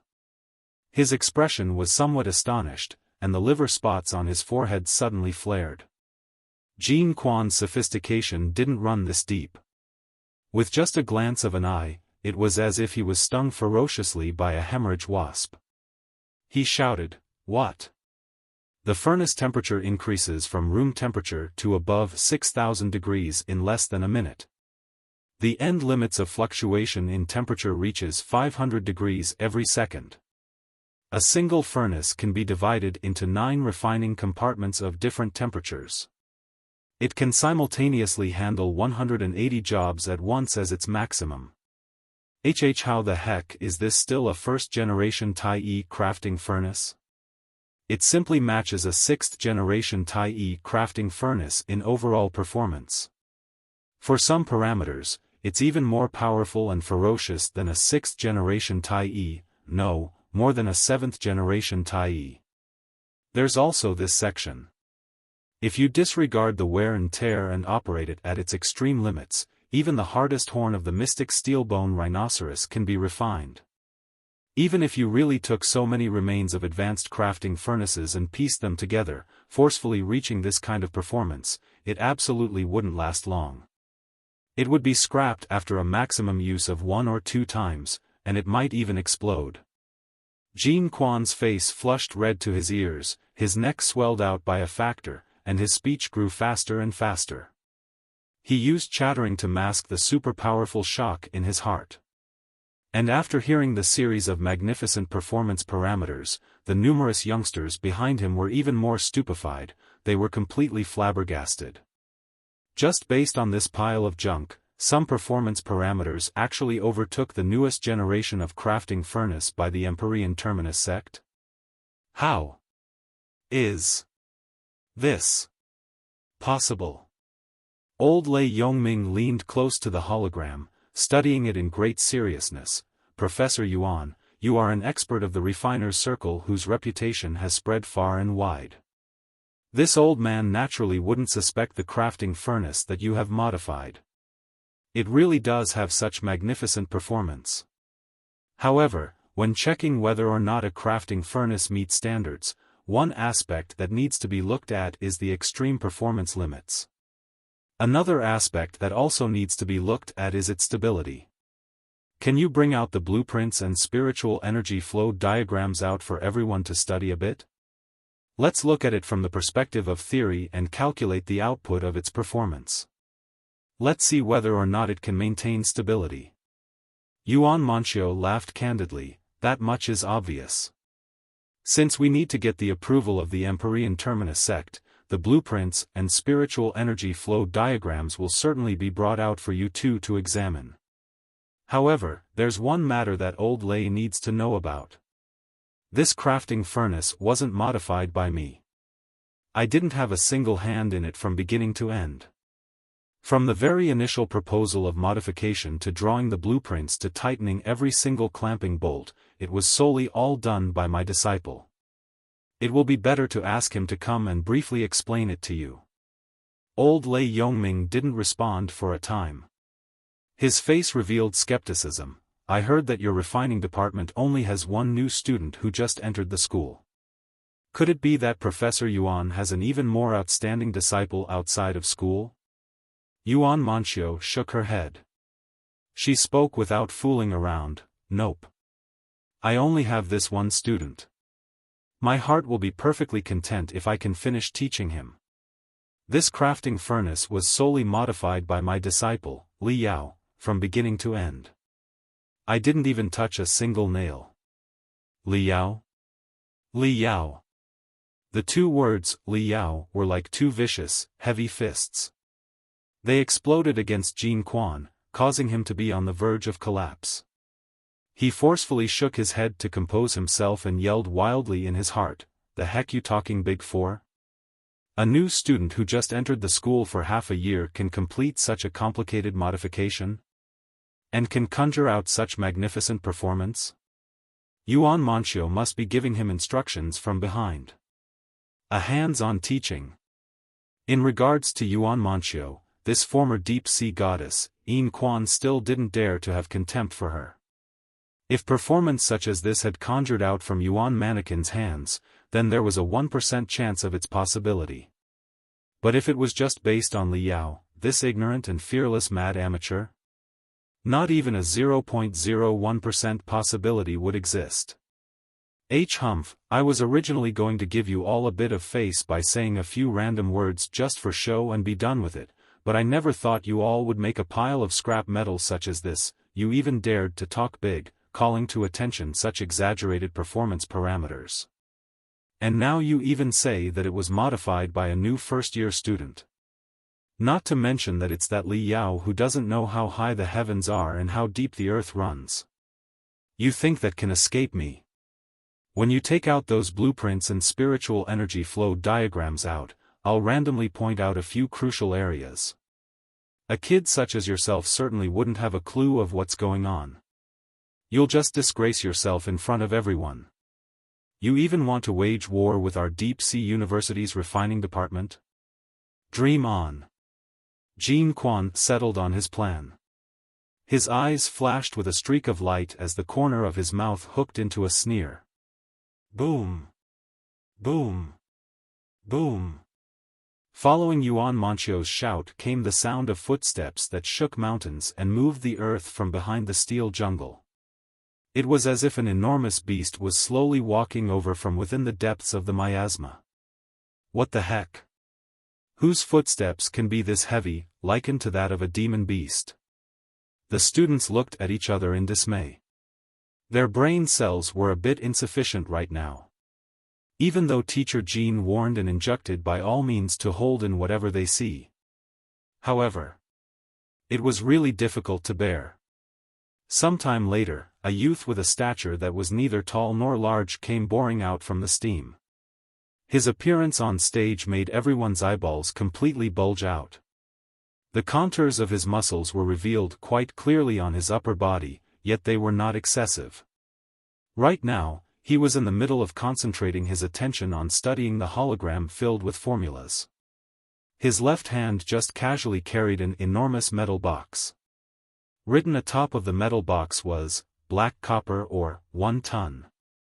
Black copper ore was the #1 most commonly used consumable resource when refining. It can aid in increasing the furnace temperature in a flash.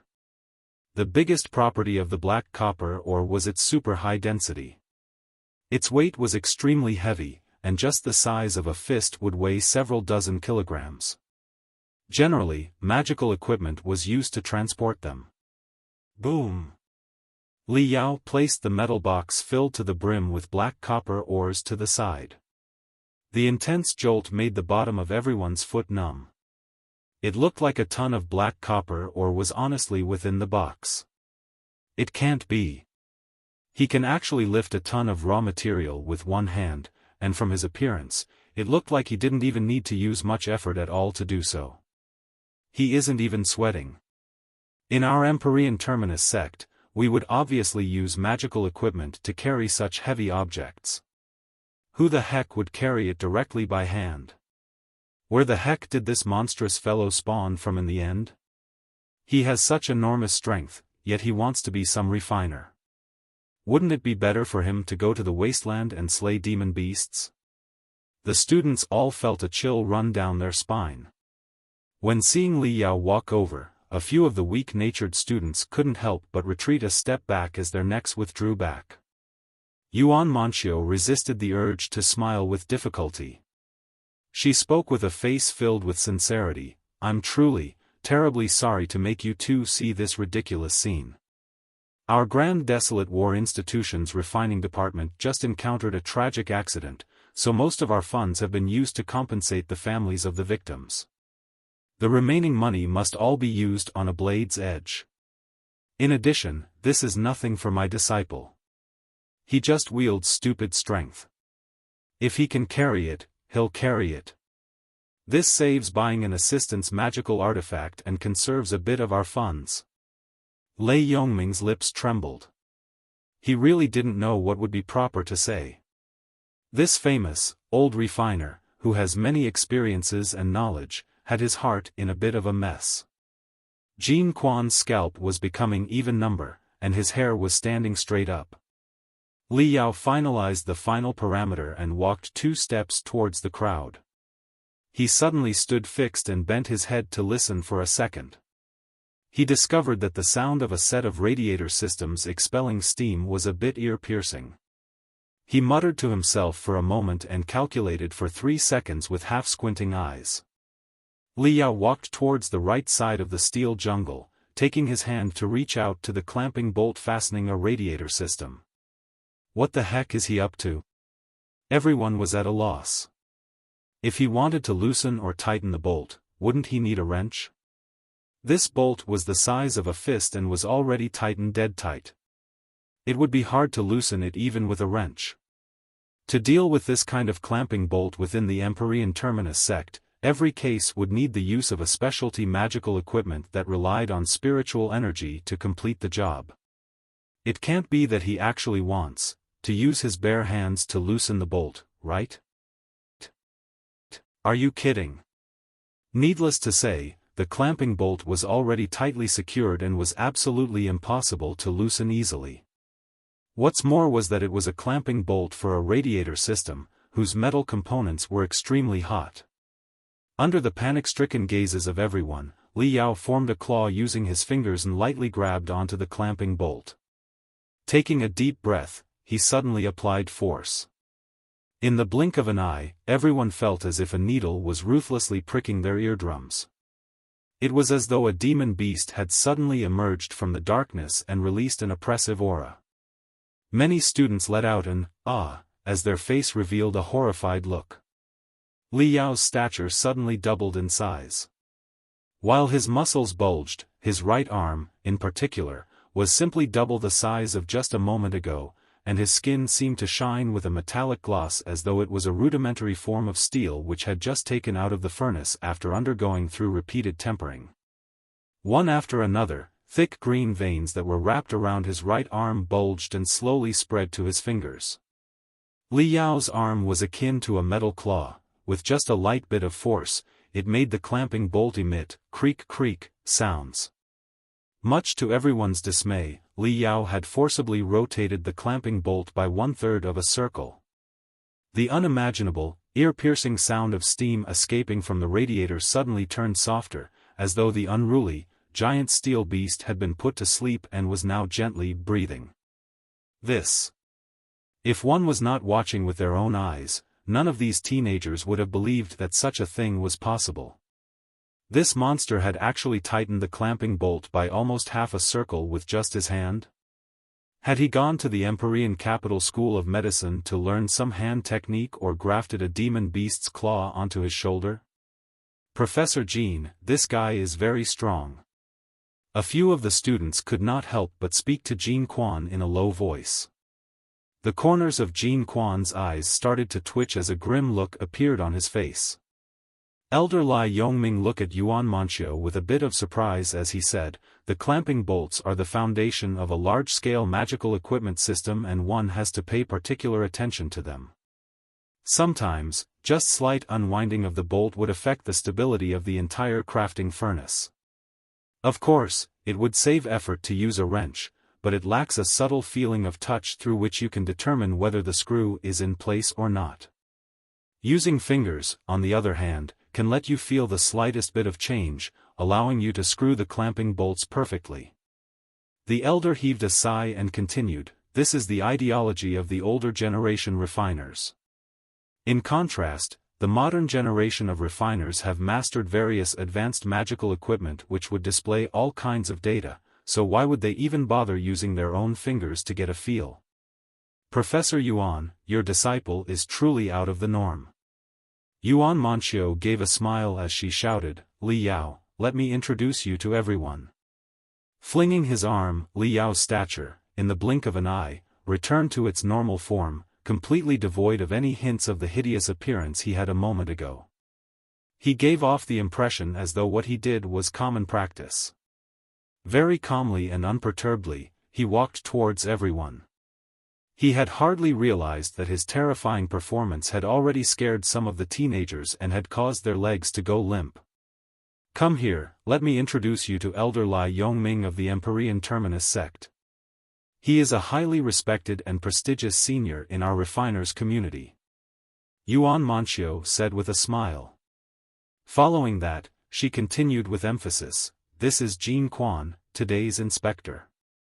Not only is he a top student of Deep Sea University who had just graduated this year, but he is also a direct disciple of Supernova Jiangshen. And as Jiangsheng is my junior brother, in terms of seniority, you two are also related by senior brother and junior brother relation. Today is a good opportunity to let your senior brother Jean give you some pointers." Li Yao's eyes immediately lit up.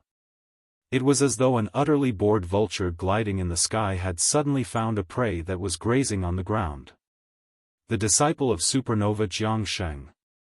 Jiangsheng was not only the leading figure among the younger generation in the elite faction of the refiners community, but he was also the one who had acted unscrupulously during the memorial ceremony in the Grand Desolate War Institution, which had deeply hurt Li Yao, causing Li Yao to have an urge to have a showdown with him.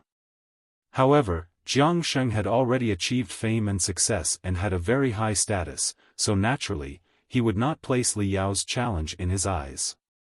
Therefore, he was first going to use this so-called senior brother Jean to actually determine how big of a gap there was after his half-year of painstaking study. Li Yao's eyes were suddenly set ablaze, and all of his 10 fingers were sliding twitching. He was completely excited. Jean Quan squinted his eyes. A cold look which seemed to be congealed out of the essence of ice picks appeared in the depths of his eyes. Crack. Crack. Crack. Crack. When the two met eye to eye, sparks seemed to be shooting in all directions. Even the teenagers from the Empyrean Terminus Central High School felt the oppressive atmosphere. It was as though two experts were in a confrontation, and murderous intentions seemed to be surging in the back. Wow, I wonder who is going to win between Professor Jean and this weirdo? Bullshit. Of course, it's going to be Professor Jean. Professor Jean was a top-grade student of Deep Sea University's refining department. No matter how powerful this weirdo is, this isn't some fight, so what's the use of being stronger? All the teenagers, one by one, broke into a discussion while secretly cheering for Professor Jean in their hearts. In their eyes, Jean Quan was the most powerful refiner. No one was his opponent, not to mention some muscle-brained weirdo. Junior brotherly, today, I, on behalf of the Empyrean Terminus sect, am going to inspect the first-generation Tai'e furnace. Let us first talk about work, and as for chatting in regards to camaraderie, let's hold on to it for later. Can I trouble you to show us the blueprints and spiritual energy flow chart? Let your senior brother teach you a thing or two. Jin Quan could not wait to let Li Yao make a fool of himself. Li Yao nodded as he frankly replied, but of course. But I wonder which part's blueprint does senior brother Jin want to see first? Which part? Jin Quan scoffed. The structure of the first-generation Tai'e furnace was quite simple. It only had a total of 100 or so blueprints, so even if it had gone through 6 or 7 modifications, it could be no more than 200 to 300. With Jin Quan's strength, simultaneously studying a couple dozen blueprints was simply nothing. It's alright for you to display all the blueprints and spiritual energy flow charts. I can look at them together, and it will also save some time, Jin Quan said in a slightly impatient tone. Are you sure? Li Yao was surprised for a moment. What's there to be sure about? In my Deep Sea University's refining department, simultaneously studying a couple blueprints is a basic skill, Jin Quan sneered. Li Yao nodded, and without saying another word, quickly entered a few keys on the crystal processor before he raised his wrist which pointed at the ceiling. Whoosh! As though a whole new world had burst forth from his crystal processor, over 1,000 golden streams of light soared into the air and continued to spread before they interlaced with each other, mapping out thousands of abstruse and complex three-dimensional blueprints as well as spiritual energy flow chart, giving off an impression of a golden sea of stars that was gradually revolving above everyone's head. The visual impact of the hologram put everyone in a trance for a moment. Everyone's face was glistening. Many students forcibly rubbed their eyes as if they had fallen into a magnificent dream. Senior brother Jin, all 1,995 modification blueprints as well as the 1,786 spiritual energy flow charts of first-generation Tai'e furnace are here. Please give me pointers. Li Yao said with bright and shining eyes. He could not wait to seek a bit of advice from the direct disciple of Supernova Jiangsheng. Jin Quan was dumbfounded. When he stretched his neck to look above, his mouth was wide open while his gaze became a bit blurry. Soybean-sized cold sweat freely trickled down his forehead, and very soon, his entire face was drenched in sweat. He felt like a lonely boat lost in an ocean of 3,000 or so three-dimensional diagrams. He felt like a mouse which had been placed deep within a maze facing a bunch of fork roads. Not to mention exiting, the mouse was not even aware of where east, west, south, and north was. Jin Quan was crazily shouting in his heart, so shameless, and yet, he says he didn't receive any help from Yuan Manqiu? If not for Yuan Manqiu, then how could this muscle-brained idiot personally draw such blueprints? Can a freshman who had not even been in the institute for over half a year draw 3,000 exquisite three-dimensional diagrams? Boasting also has a limit, otherwise, it is very easy to be trampled upon by others. Now let me bust you right here. In the blink of an eye, Jin Quan's countenance turned extremely serious. Jin Quan started muttering some incantation while his pupils slightly dilated and an azure radiance gushed out from the depths of his eyes, forming ring after ring surrounding his pupils. Azure Ringed Iris was a unique technique of the Deep Sea University's refining department which enhances the visual acuity as well as the analysis of complex three-dimensional blueprints. Whoosh! Whoosh! Whoosh! Whoosh! Whoosh! 5 rings surrounding the pupils of Jin Quan appeared while his eyeball quickly turned as he took a fleeting glimpse at tens of blueprints before he got a complete view of them. Gradually, the corner of his lips started to rise as a sliver of a confident smile appeared on them. Junior brother Li. Jin Quan, with a face beaming with a smile, said while drawing out his tone, let's take a look at blueprint number 109, in which the cooling tank you have depicted had clearly used the exquisite star structure proposed by Elder Binghe of Ice Dragon Castle as reference. There is too much deviation, the main cooling tank and the sub-cooling tank are too close, and the arrangement of the condensing tube is all also somewhat redundant. After all, a lot of coolants are highly toxic and corrosive, and different coolants will conflict with each other, so your arrangement is rather irregular. In the case the coolants of the two cooling tanks happen to mix together, then I am afraid a huge problem will follow. Jean Kwong heaved a sigh and sincerely said, although the cooling tank in the crafting furnace is comparatively less important and not so dazzling when compared to magical equipment units, it cannot be ignored. It is directly related to the success and failure of the quenching process. I think you should first think of improving the layout of the cooling tank. As for the other parts, there is no need to look further. Wow! A few high school students could not help but burst into praises. Professor Jean was too awesome, he had discovered such a huge problem so quickly. After a moment of surprise, Li Yao said with a frown, "Senior brother Jean, my cooling tank layout did not use the exquisite star arrangement at all, but rather the Mystic Spirit 7 transformations arrangement proposed by Taoist Master Scarlet Moon of Divine Magus Mountain 175 years ago." At first glance, the two arrangements indeed look somewhat similar, so it is pretty normal for even senior brother Jean to make a mistake. What? Even before the triumphant look on Jean Quan's face could vanish, it was completely solidified from shock. His first reaction was that it was absolutely impossible. But when he recalled the structure of the Mystic Spirit 7 transformations arrangement from the depths of his memories and carefully reviewed it, only then did he realize that he was truly mistaken. Whoosh! Suddenly, Jean Quan's face was completely flushed red. Even the most basic layout had confused him. This mistake could not be more rudimentary than any other rudimentary mistake, and that too in front of so many students. Jean Quan could already hear many students gasping in disbelief. Hesitatingly, he was about to speak, but in the end, didn't. However, it was Elder Lai Yongming who came forward and fired a question with his pair eyes which were radiating in a strange brilliance. You actually know an unconventional layout like the Mystic Spirit 7 transformations arrangement? Then do you also know that this layout has very serious flaws and is therefore discarded after being used for a few years? How did you solve those flaws?